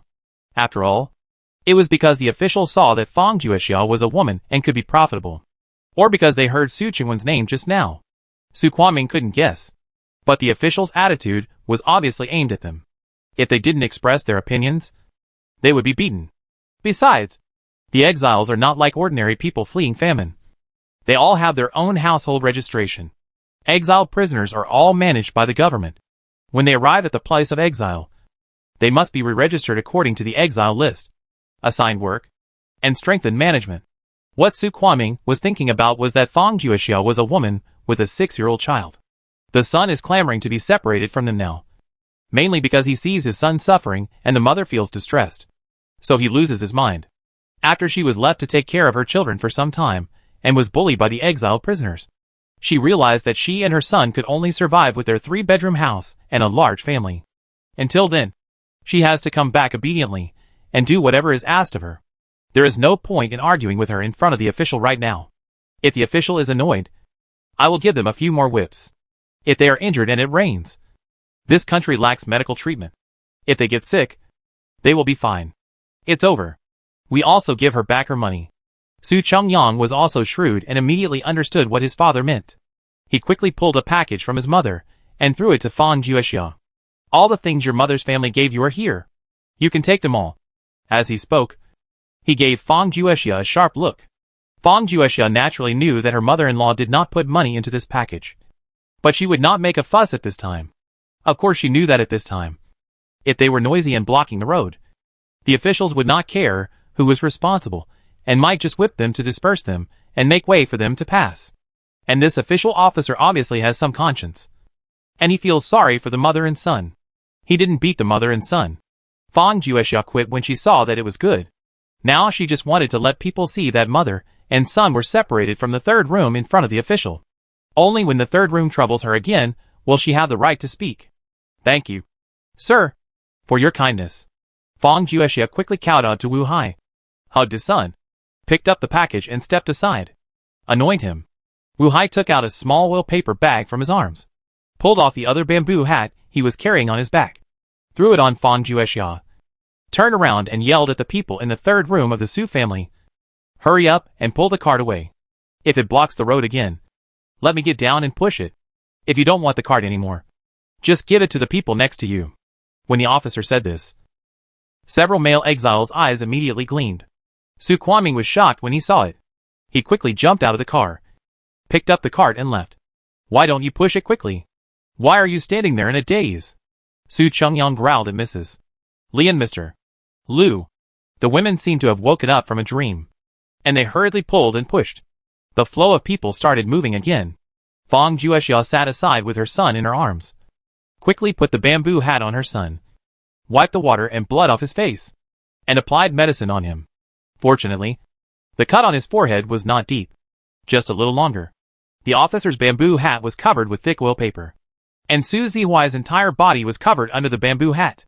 Fang Juexia tied the two packages together, pushed them to the front, squatted down, let his son lie on his back, and walked forward with his son on his back, step by step. But I felt in my heart that I had never felt more at ease since my exile. In the carriage of the Wang family, the Queen Mother looked at Taifu Wang, who had just woken up. Her tears could not stop flowing. My son, you must wake up. If you don't wake up, there is no cure in this barren mountain. I really don't know what I should do. Dad, you have to make the decision for me and think of things for me. I don't want to be the old emperor's abandoned concubine. How can I get married in the future? Wang Yenyu's face was full of tears and pale. You, a palace maid with a humble status, dare to sit in the car with the master. Don't think that you are a person sent by the emperor. You are already in exile. You fell ill and died on the road. Who knows? The maid who served Wang Yenyu, whom Mrs. Wang had always been dissatisfied with, also sat in the car with her. Moreover, she always wore a veil, and a palace maid made a grand show even more grandly than her master. No matter how simple the carriage sent by the palace was, it was the most eye-catching presence among this group of exiles. There used to be 7 people, old and young, crammed into the car. Now, with the addition of Wang Mingjing, who was sick, there were 8 people. What's more, Mrs. Wang was still unconscious, so it was really crowded to lie in the car. Therefore, Mrs. Wang was very dissatisfied with the fact that the palace maid, Wang Yenyu, her youngest daughter, was also sitting in the carriage. But in the capital, Mrs. Wang was unconscious all the way. She was afraid that this maid was sent by the emperor to monitor their Wang family, so she never dared to show her disgust. Now that Mrs. Wang woke up, she immediately felt that she had a backbone. It's me. At that time, the emperor gave the abandoned concubine Wang Yenyu a carriage, but the emperor was not going there for Wang Yenyu. Instead, the Queen Mother took pity on the Crown Princess Wang Xiaoxi and asked the emperor to give her a carriage, because the Crown Princess was dead. Giving Wang Yi a carriage was unjust for both the emperor and the Queen Mother. That's why the emperor gave it in the name of Wang Yenyu. At the same time, such a high profile was also intended to humiliate Taifu Wang and make Taifu Wang lose the support of the literati.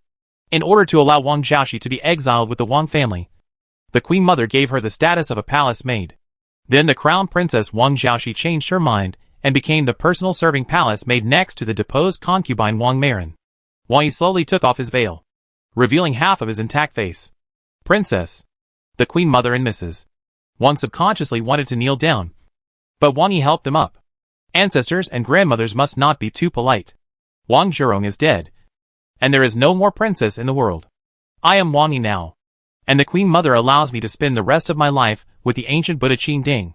Yes, without the prince, without the little grandson, and only leaving a shameless princess with half her face ruined. What's the use? Because Wang Yanyu knew Wang Yi's true identity in the palace. Wang Yi had no intention of hiding it from his family. However, when I first saw my grandfather, Tai Fu Wang, on the long street, my grandfather fell ill and fainted. She had been waiting for her grandfather to wake up, and she had to ask him for an idea. Only then can you decide the path to take in the future. Did you give the emperor the tiger talisman? Tai Fu Wang stared at Wang Yi's half-destroyed face with his old, dim eyes that had just woken up from a serious illness. Well, only by giving the tiger talisman from the emperor's East Palace can I save my little aunt's life and get the emperor to let me out of the palace. It's a pity. Although the little ant still did not escape the emperor's clutches, Wang Yi felt that she had to explain clearly to her grandfather her contribution. It's not your fault. I can only blame you. Mrs. Wang's words suddenly stopped, and she felt her husband's cold eyes staring at her back numb. Everything in the world is not the land of the king. Don't let me hear such words again. Not even from any of our Wang family. Tai Fu Wang's eyes regained their sharpness. Do you have any plans? His eldest granddaughter is his carefully cultivated crown princess and future queen. How could she be an ordinary woman? My son is not dead, and the emperor's grandson will still rely on his grandfather for support in the future. Chapter 157. Mrs. Wang wakes up. This sentence went through his mind several times, but Wang Yi did not say it out loud, because there were many people in the car, especially my sister-in-law Wang Yanyu, who was a spoiled big child. Grandpa, just now our Wang family's carriage was almost kicked down the ravine by prisoners from Zhao prison. It was Su Jinbei who saved us. Wang Yi said calmly. You will all call me Wang Yi from now on. I am the personal maid assigned by the Queen Mother to Wang Marin. Su Jinbei? Tai Fu Wang's old eyes suddenly lit up. Didn't he fall into a coma after 6 soul-suppressing nails were struck by Gu Tai? How could that happen? 9 members of the Jinhua Palace are dead, and General Su Jinbei, the god of war, is on a critical line of life and death. Unlike the Su family, the Wang family are all civil servants. Tai Fu Wang was in a coma. First because he was old and injured. Secondly, he was stunned by the emperor's series of operations. The most important thing is to spare. The prince is gone, and the grandson of the emperor is gone. Now that the 9 generals of the Su family are gone, what's the use of his scheming? Now that he saw that the crown princess was still alive, and no one else knew it, he knew by looking into the eyes of this eldest granddaughter that the East Palace had not fallen, and there was still hope for the East Palace. I just don't know whether the prince is alive or the emperor's grandson is alive. Naturally, such a shocking secret cannot be told in front of so many people. Wait for him to find a chance to talk to his granddaughter alone. Su Jinbei is actually still able to protect the Wang family. You must know that all the prisoners in Zhao prison are repeat criminals and are quite skilled. Su Jinbei actually recovered his kung fu? Isn't there no solution in the world for soul-suppressing nails? Meng Qi, go and ask your uncle and your father to come. Tai Fu Wang quickly sent his 9-year-old grandson Wang Mengqi out of the car to call his 2 sons. From today on, our Wang family will always follow the Su family and watch what the Su family does. Dad? Except for the half-dead Su Jinbei. The rest of the Su family are all women and children. They are not as good as our family, with the eldest brother and the second brother. And Dad, why are you here watching them? Almost all the men in the Su family are dead. The only one left is Su Qi, who is a useless piece of trash. The Su family has to watch our Wang family act. Wang Yanyu saw that her father ignored her and only talked to Wang Yi. I felt very unhappy. In the past, Wang Yi was the crown princess, and the whole family had to support her. Now, although she is a useless concubine, she is also a beauty queen personally named by the emperor. Wang Yidu is a maid specially assigned by the queen mother to serve her. Shouldn't the whole family support her? Wang Yanyu's brain is really like no other. He is really a huge fool. Since the 2 carriages were not far apart, Sumi Bao was forced to listen to the voices of everyone in the Wang family in the carriage. Brother, Mrs. Wang is awake. You just saved their carriage and aroused his suspicion. He wants the Wang family to watch our Su family act in the future. And Wang Yi. She revealed her identity to the Wang family. However, there was no mention of the emperor's grandson still being alive. Maybe it was because he was afraid that the Wang family woman would ruin her important affairs by talking nonsense. she would find a good opportunity to discuss it with Taifu Wan alone. We are all exiles. We just need to take care of ourselves. As for the Wang family, I just look out for the sake of my ancestors, and cannot watch them die at the hands of criminals. Su Jinbei was already lying in the donkey cart, and Mrs. Su was holding a dry towel to dry his long hair, which made Sumi Bao, who was sitting in Mrs. Su's arms, feel itchy. Wow! My eldest brother's hair is so long, dark and smooth. I really want to touch it.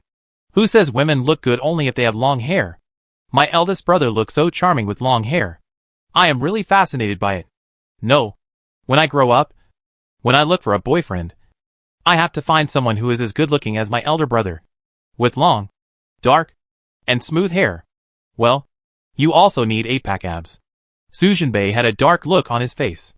Listen. His little sister is starting to have random thoughts again. The mountain road was too narrow, and the queue was very long. The exiles in front did not know what was happening behind them. They only knew that the guilty prisoners behind them were causing trouble, and killing the exiles indiscriminately. Everyone no longer complains about being tired or complaining about the rain and the road being slippery. It happened that the official officer untied the woman again. The woman supported the old man. The older child carried the luggage, and the younger child was carried by the older child, or by the woman. Even the men of each family, some of whom were physically strong, let their youngest sons ride on the wooden shackles, regardless of the fact that they were wearing heavy shackles. The women stood by and wiped the rain off the men's faces. Everyone used everything they could put on their bodies to protect themselves from the rain, and put on their heads to protect themselves from the rain. There were even some female relatives of the exiled prisoners who were lucky. When they were walking in the morning, they saw weeds on the roadside. They felt that the sun was too uncomfortable, so they pulled a few handfuls into straw hats and wore them. At this time, they took out a piece of oil paper from the package, or animal skins. I took out my needle and thread and sewed it on, with a few thick needles and threads as I walked, and put it on my family's head. This way I could barely cover my face, keep my eyes from getting wet, and be able to see the road clearly. The family supported each other, and stumbled forward desperately. No one was afraid of being caught and killed by the criminals behind, or robbed by the criminals, especially those older girls and younger wives, who are no longer afraid of foot pain and move forward with all their might. The team was moving faster, and Zhou Fuan heard his officer reply that the prisoners behind him had been dealt with in a chaotic manner. He didn't tell the exiles that he would just use this method to make the team move faster. The Earth Dragon turning over sounds too scary, regardless of whether it is true or false. I would rather believe that this kind of thing exists than believe that it does not exist. The heavy rain blocked their view, so the officials did not see Su Jinbei's move, and they did not know why the prisoners suddenly stopped jumping into the ranks of exiles, and suddenly jumped down the ravine. It was just a direct report to Zhou Fuan that the prisoner jumped down the ravine and escaped. Some of the exiles fell into the ravine and died, and several were killed by the prisoners. These losses, the current situation, the officials cannot count. Zhou Fuan just wanted to lead the team through the narrowest section of the road first, wait for a flat area, or find a place that can temporarily shelter from the rain, and then conduct a unified inspection of the casualties. Anyway, it is normal for a few prisoners to die on the way to exile. The most comfortable thing on a rainy day is to take a good nap. It's a pity that the weather is so bad that mothers and the others are still suffering outside. I am sleeping in the warm bed of this donkey cart. Isn't it too much? Then let's get everyone something hot to eat. Ouch. While Sumi Bao was thinking about this, one of her third brother Su Sinan's fat legs fell off, almost hitting her head. Hey, the donkey cart was too shaky. I accidentally slipped one of my legs. Su Sinan quickly gave his little sister a flattering smile. There was so much flesh on his face that his eyes were squeezed into slits. Sumi Bao glanced at the top. The upper floor only occupied half of the donkey cart. The space was a little small, and the 4 children were a little crowded. Especially her third brother was too fat, so one person took up the space of 2 people. When we get to the next market town, we have to buy another donkey cart, or else we need to modify the cart into a carriage. It's so crowded. Third brother's feet really stink. Chapter 158. Don't be too happy eating a buffet on a rainy day. Thinking of the smell, Sumi Bao quickly took out the toilet water from the space office, and she pressed that nozzle and sprayed the inside of the car. It will stop smelling. Yi Ranqing curiously picked up the small bottle that appeared next to Sumi Bao. The bottle was actually translucent. and you could see that the water inside was not colored glass. Yi Ranqing followed Sumi Bao's introduction, pressed and pounced, and a stream of water mist sprayed out, filling the carriage with a scent of flowers. It smells like blooming flowers. So fragrant. Well, Aunt Chi, if you spray some on my feet, won't my feet become fragrant feet? Su Sinan stretched out his chubby foot and almost touched Sumi Bao's face. Third brother, believe it or not, if you stretch your feet again, I will let you smell the smell of braised pig's trotters. Braised pig's trotters? Dear little girl, don't be greedy for me. I really want to eat meat. Big fat meat. Big fat chicken. Big fat goose. I want to eat. Sumi Bao rolled her eyes speechlessly. Her third brother was a standard snack. Everything has a big fat word in front of it. Well, no. As soon as you tell me. I want to eat braised pork too. Sumi Bao said to Rabbit. Can I get 10 box lunches directly from the hospital cafeteria? Yes, but you need points. Why don't you just take out the dishes you collected in the house and eat them? You don't have to spend a few points. But there is one disadvantage. You can eat less of the same. Then if I want to buy a box lunch, how many points will it cost per box? Is it freshly fried? Is it hot? Isn't your hospital cafeteria swiped by credit card? 3 meals a day. Breakfast and dinner are 5 yuan each. And lunch is 10 yuan. A total of 20 yuan. The corresponding points are 20 points per person per day. So cheap and aha. So cool. Sumi Bao suddenly became excited. How could she, a foodie, forget such an important thing? The cafeteria of their hospital is divided into 2 areas. One area is the patient area, which is filled with small food stalls contracted by private parties. The prices are similar to those of restaurants outside. We provide all kinds of meals for patients, including confinement meals. The other area is the staff area, which focuses on benefits, including welfare meals subsidized by the hospital to employees. 20 yuan a day, 600 yuan a month, is deducted from the employee welfare fund. The cooking method is self-service. You take your pick and take whatever you want until you're full. The chef of their staff restaurant is a retired man from a 5-star hotel. He put them in a hospital staff canteen and provided them with the quality and service of a 5-star hotel. But I don't want to waste my one-day benefit of earning no points just for a meal. Sumi Bao thought to himself. If I buy food every time I have to go into the space, then wouldn't it be a big loss for me? No. I'll give you the daily menu. You just choose the dishes, and I'll get them for you. That's it. TSK TSK. Sumi Bao laughed so hard that his little eyes were blinded. Ouch. She once again felt the conscience of the system. That's great. Not only is their restaurant full of quantity and quality, but the dishes are also different every day. Great. Rabbit. Here's the menu. Braised pork. Saliva chicken. Braised beef offal. Griddle cauliflower. Hot and sour potato shreds. Braised chicken legs, millet pumpkin porridge. Seaweed egg soup. 8 treasure porridge. White rice, shrimp wontons. Mutton oil hot noodles. Sweet and sour noodles.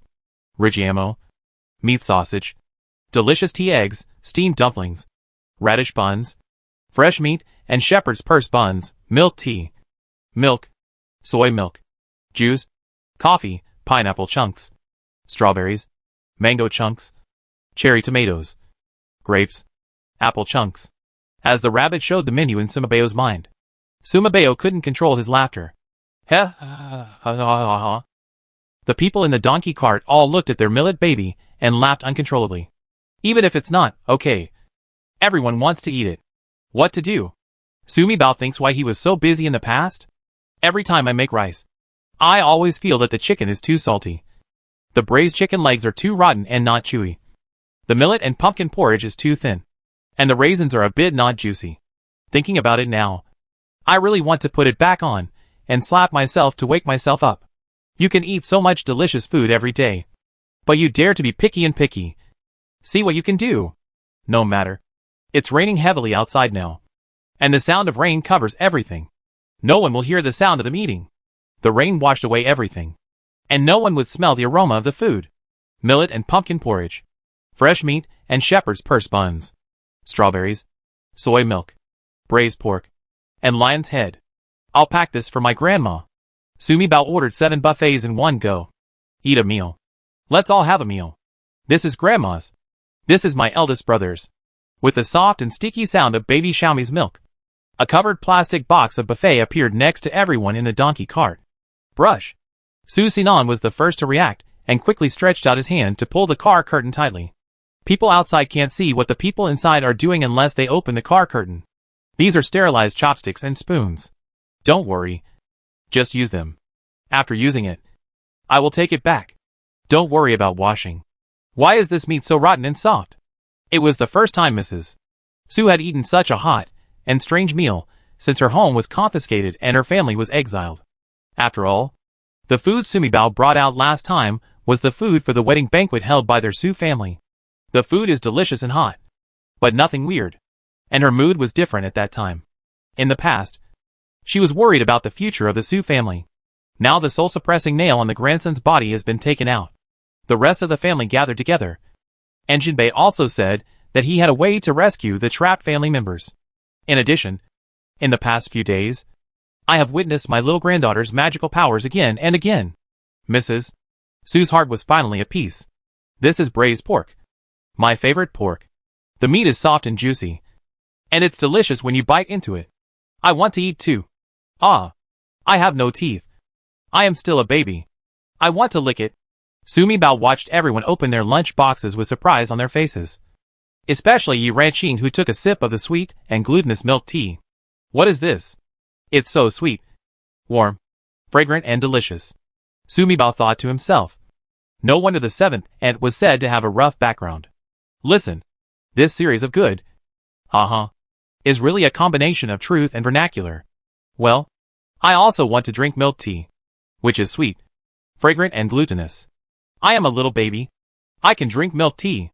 My good grandson. Just take a small sip and smash it to taste. But don't really eat it.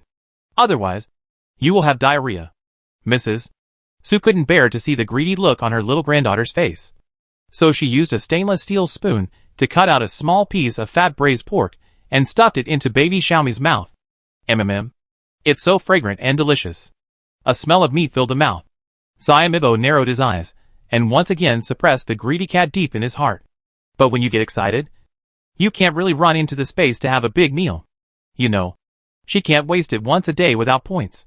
She had already thought about it. She would enter the space once a day. In addition to doing business, she could also spend 10 minutes eating a big meal. In this way, she would have a big meal every day, and then drink a bottle of milk powder in the morning and evening outside. This would solve her eating problem. People outside had seen her sucking milk. But some careful people didn't notice that there was something wrong with her. This big meatball is delicious. Little sister, I will eat this big meatball next time. And braised pork. Give me more next time. Fat sausage. This fat sausage you made for me is so sweet to me. Third brother loves you. Will love you forever. Love you for 1 lifetime. 2 lifetimes. Forever and ever. While chewing the lion's head, Su Sinan did not forget to express his loyalty to Sumi Bao. Chapter 159. I smell meat. It's not called a big meatball. This is called a lion's head. Why is it called a lion's head? A lion is obviously a wild beast. And it doesn't look anything like this big meatball? Because the lion's head is round, and there is a bunch of buns on the top of the head. The lion's head dish is made of fat and lean meat stacked into pellets and rolled into balls. It looks very much like a lion's head. So people named it lion's head. Some places call it shishi meatballs. If you want to say that the big meatball looks like a lion's head, I think it's more like a tiger's head. So why not call it a tiger's head? Su Sinan finally swallowed the meatball. It's even more meaningless to call it shishi meatballs. It's better to just call it big meatballs. People will know that a lot of meat is put in it at a glance. Or it's called big fat meatballs. People like me who like to eat fat will like to eat it. Let's make another one. Those with a lot of lean meat are called small lean meatballs. And those who like to eat lean meat will eat them. Isn't it better to know what kind of dish it is than the shishi meatballs and lion head? Okay, I'm superficial. Sumi Bao really wanted to give him a big look. Call it whatever you like. Right. Anyway, as long as you like it. They ate in the car. Sumi Bao thought about his mother and sister-in-law walking outside the car, and wanted to give them something hot to eat. It definitely wouldn't have worked in the past, because women and children were tied together by 10 people. It's fine now. It's all untied. Everyone is crowding around both sides of the donkey cart, holding on to the sides of the cart shed as they walk, so others slip every step of the way. and many people fall all over themselves in mud and water. The Su family is quite clean. Give them these to drink. Sumabeo bought many cups of hot milk directly from the space. They are all made of plastic cups, which are hot and convenient. Bring a straw. It was raining heavily outside, and it was hard to see clearly between the two people in front and behind. Sumibao took out the hot milk. Su Simon and Suan were smarter and opened the curtains, handing cups to the Su family. The Su family all wore bamboo hats and raincoats, and others could not see clearly when they were holding something to drink. It rained heavily, making clothes wet and making people feel very cold. The Su family had a plastic cape inside their raincoat, and the clothes inside were not wet. In addition, everyone was wearing the thick clothes Gu Yuyan bought from the supermarket last time. After drinking a cup of hot milk, everyone felt warm all over. The meat is too fragrant, so it's not good for people outside to eat at this time. Sumibao directly took out a few hot large flour rolls. They were soft and had chopped green onion inside, making them delicious and soft. In addition to the big flour rolls, Sumibao thought for a while and took out a few more sugar buns. Soft and sweet, and it tastes tasteless. Gu Yuyan stuffed a soft and hot sugar bun into Hua Fan's hand, and when she took a bite, it was filled with sugar water. I was shocked that it was raining so hard, and it was so cold. There are actually hot buns in the donkey cart, and they come with sugar. Sugar buns had been steamed before when she and the young lady were in the Gu mansion, and they were all eaten by the masters in the main courtyard. Not to mention that she, a slave, was qualified to eat them. Even their young lady and young master Feng can't eat it. Sugar is such a precious thing, and there is a lot of sugar in this bun. Hua Fan really wanted to stuff this sugar bun into his clothes and leave it to the lady to eat when she was hungry. She was a slave, and on this Exile road, she had a piece of black nest to eat and a mouthful of wild vegetable soup to drink. It would be good if she didn't starve to death. Gu Yuyan naturally knew her best. When he handed her the sugar bun, he gave her a wink. Hua Fan knew that the young lady was telling her to eat quickly so that no one would find out and bring disaster to the Su family. Think about it. Being able to eat hot buns at this time must be due to the little lady's magical power. If these hundreds of exiled prisoners were discovered, the consequences would be unimaginable. Hua Fan hurriedly finished the sugar buns, then put a cup of hot milk in his hand and took a sip. It was hot and sweet. Hua Fan felt that she had never eaten such good food since she was born. There were tears in my eyes for a while.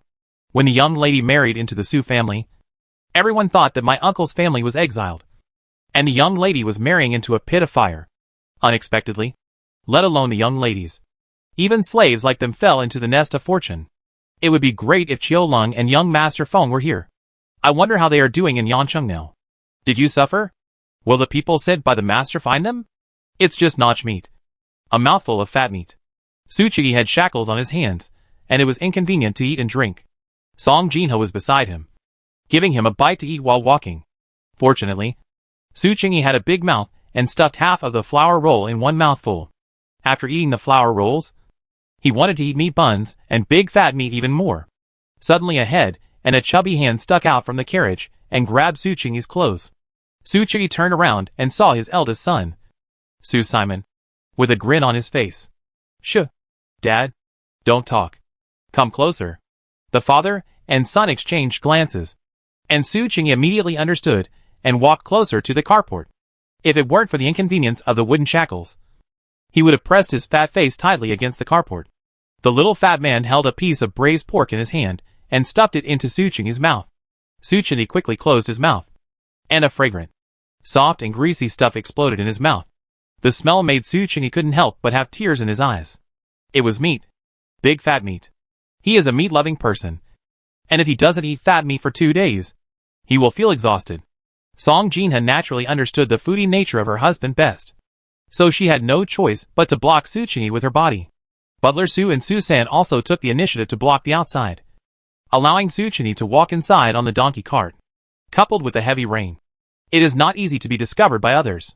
After feeding him 7 or 8 yuan, Song Jinha kicked Su Chingy in the buttocks. After all, meat tasted good, especially when he was cold, hungry and tired. Although the Su family has been very careful, but someone from the Wang family, who was relatively close to them, still smelled the smell of braised pork. In the Wang family carriage, Wang Mengjing, who had regained his energy, sniffed. I think I smell meat. I smell it too. 4-year-old Wang Xiaoxi snuggled softly in the Queen Mother's arms and twitched her little nose. You two are dogs. This smell of meat. Where can there be meat here? The smell of shit is almost the same. Wang Yanyu, who felt uncomfortable all over and had been nestling in the arms of her queen, was in a bad mood and didn't like anything he saw. Especially when several children got into the carriage and it was so crowded. She was even more upset. My sister-in-law is right. You two are born in the year of the dog. It is raining so heavily outside, and the smell of sweat is everywhere. Where can there be the smell of meat? Speaking of meat, someone has died outside. You can't smell it. Yes. 9-year-old Wang Mingqi, as the legitimate son of his second wife, has always looked down on Wang Mingjing, a concubine. What's more, Wang Mingjing is better looking than him, learns things faster than him, and is favored by his grandfather. He always overpowers him, and Wang Mingjing is annoying him to death. My little sister Wang Xiaoxi is pretty and cute. Not only her parents like her, but for some reason, my grandfather has always liked her too. It is obvious that the younger sister and Wang Mingjing, one is a loser who wants to get married, and the other is a despicable bastard, but more lovable than him. Chapter 160, Resting in the Deserted Temple. Shut up. Our Wang family is a family of poetry and calligraphy. How can we say such vulgar words? Taifu Wang glanced at his youngest daughter and grandson. These two children were really spoiled by him. The family suddenly encountered such a major disaster. But it didn't grow at all. It really chilled him. Taifu has learned from ancient times to the present, and is too shrewd. But I don't know how smart I am to kill at close range. You alone have taken advantage of all the wisdom of several generations of your Wang family. That's why all of you Wang family's descendants are mediocre and idiots. Emperor Mingda's words suddenly came to Wang Taifu's ears again, and the light in his eyes dimmed. This child, Yanyu, is already useless. She has now become a scar, a shame, and a curse carved on the head of their royal family by Emperor Mingda. The only legitimate grandson, King Mengqi, is 9 years old and is still so stupid and domineering. Judging from the expression on the princess's face, one of the emperor's grandson and the prince should be alive. Or both of them should be alive. The Wang family wants to support the East Palace and make a comeback. Hope can only fall on. Taifu Wang's eyes fell on Wang Xiaoxi and Wang Mingjing. One is the concubine of the emperor's grandson whom he carefully cultivated, and the other is the only smart and stable grandson among the descendants of their royal family. It's a pity that he is a bastard. Wang Mingjing is the future hope of their Wang family. How can we improve his status? Taifu Wang closed his eyes and thought. The second son Wang Changlin is the minister of Taitang Temple, and his wife Qian Qingxiang is the sister of the current Queen Qian. The daughter she gave birth to, Wang Xiaoxi, was to be the future royal concubine. So she was a perfect match. Although Queen Qian is now thrown into the cold palace because of the prince's case, it does not affect Wang Xiaoxi's noble birth. It is obviously not advisable to let the second son divorce his wife and straighten the concubine's house to improve Wang Mingjing's status. The only way to start is with the eldest son. The eldest son had no children and only had 3 daughters, 2 concubines and 1 concubine. If Wang Mingjing is adopted to the eldest son as his legitimate son, the problem of Wang Mingjing's humble background can be solved. Moreover, it is logical that the eldest son of the eldest son will inherit the title of the Wang family in the future.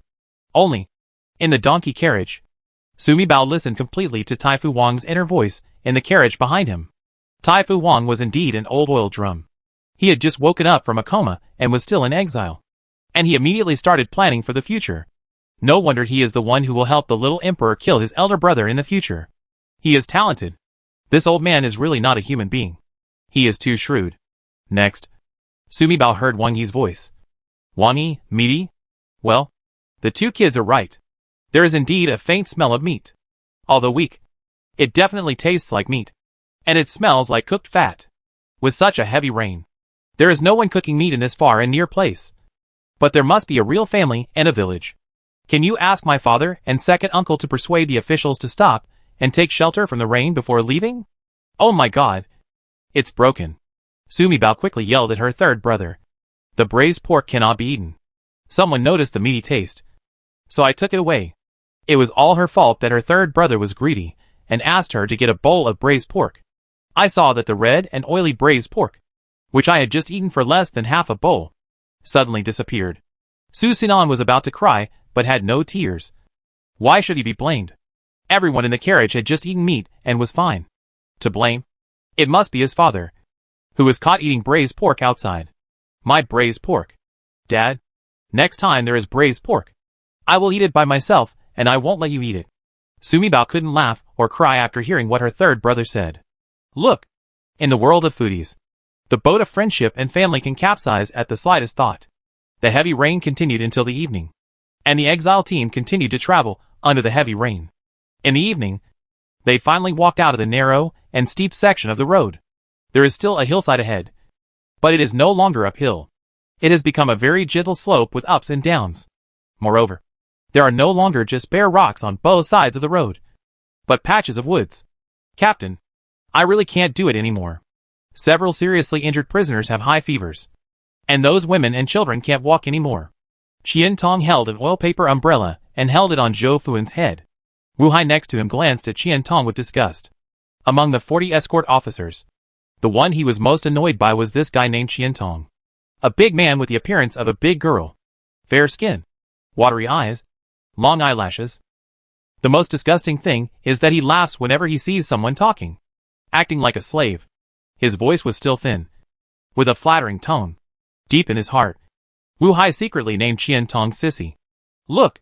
More than 30 officials are wearing bamboo hats. But he is not wearing a bamboo hat, and is holding an umbrella.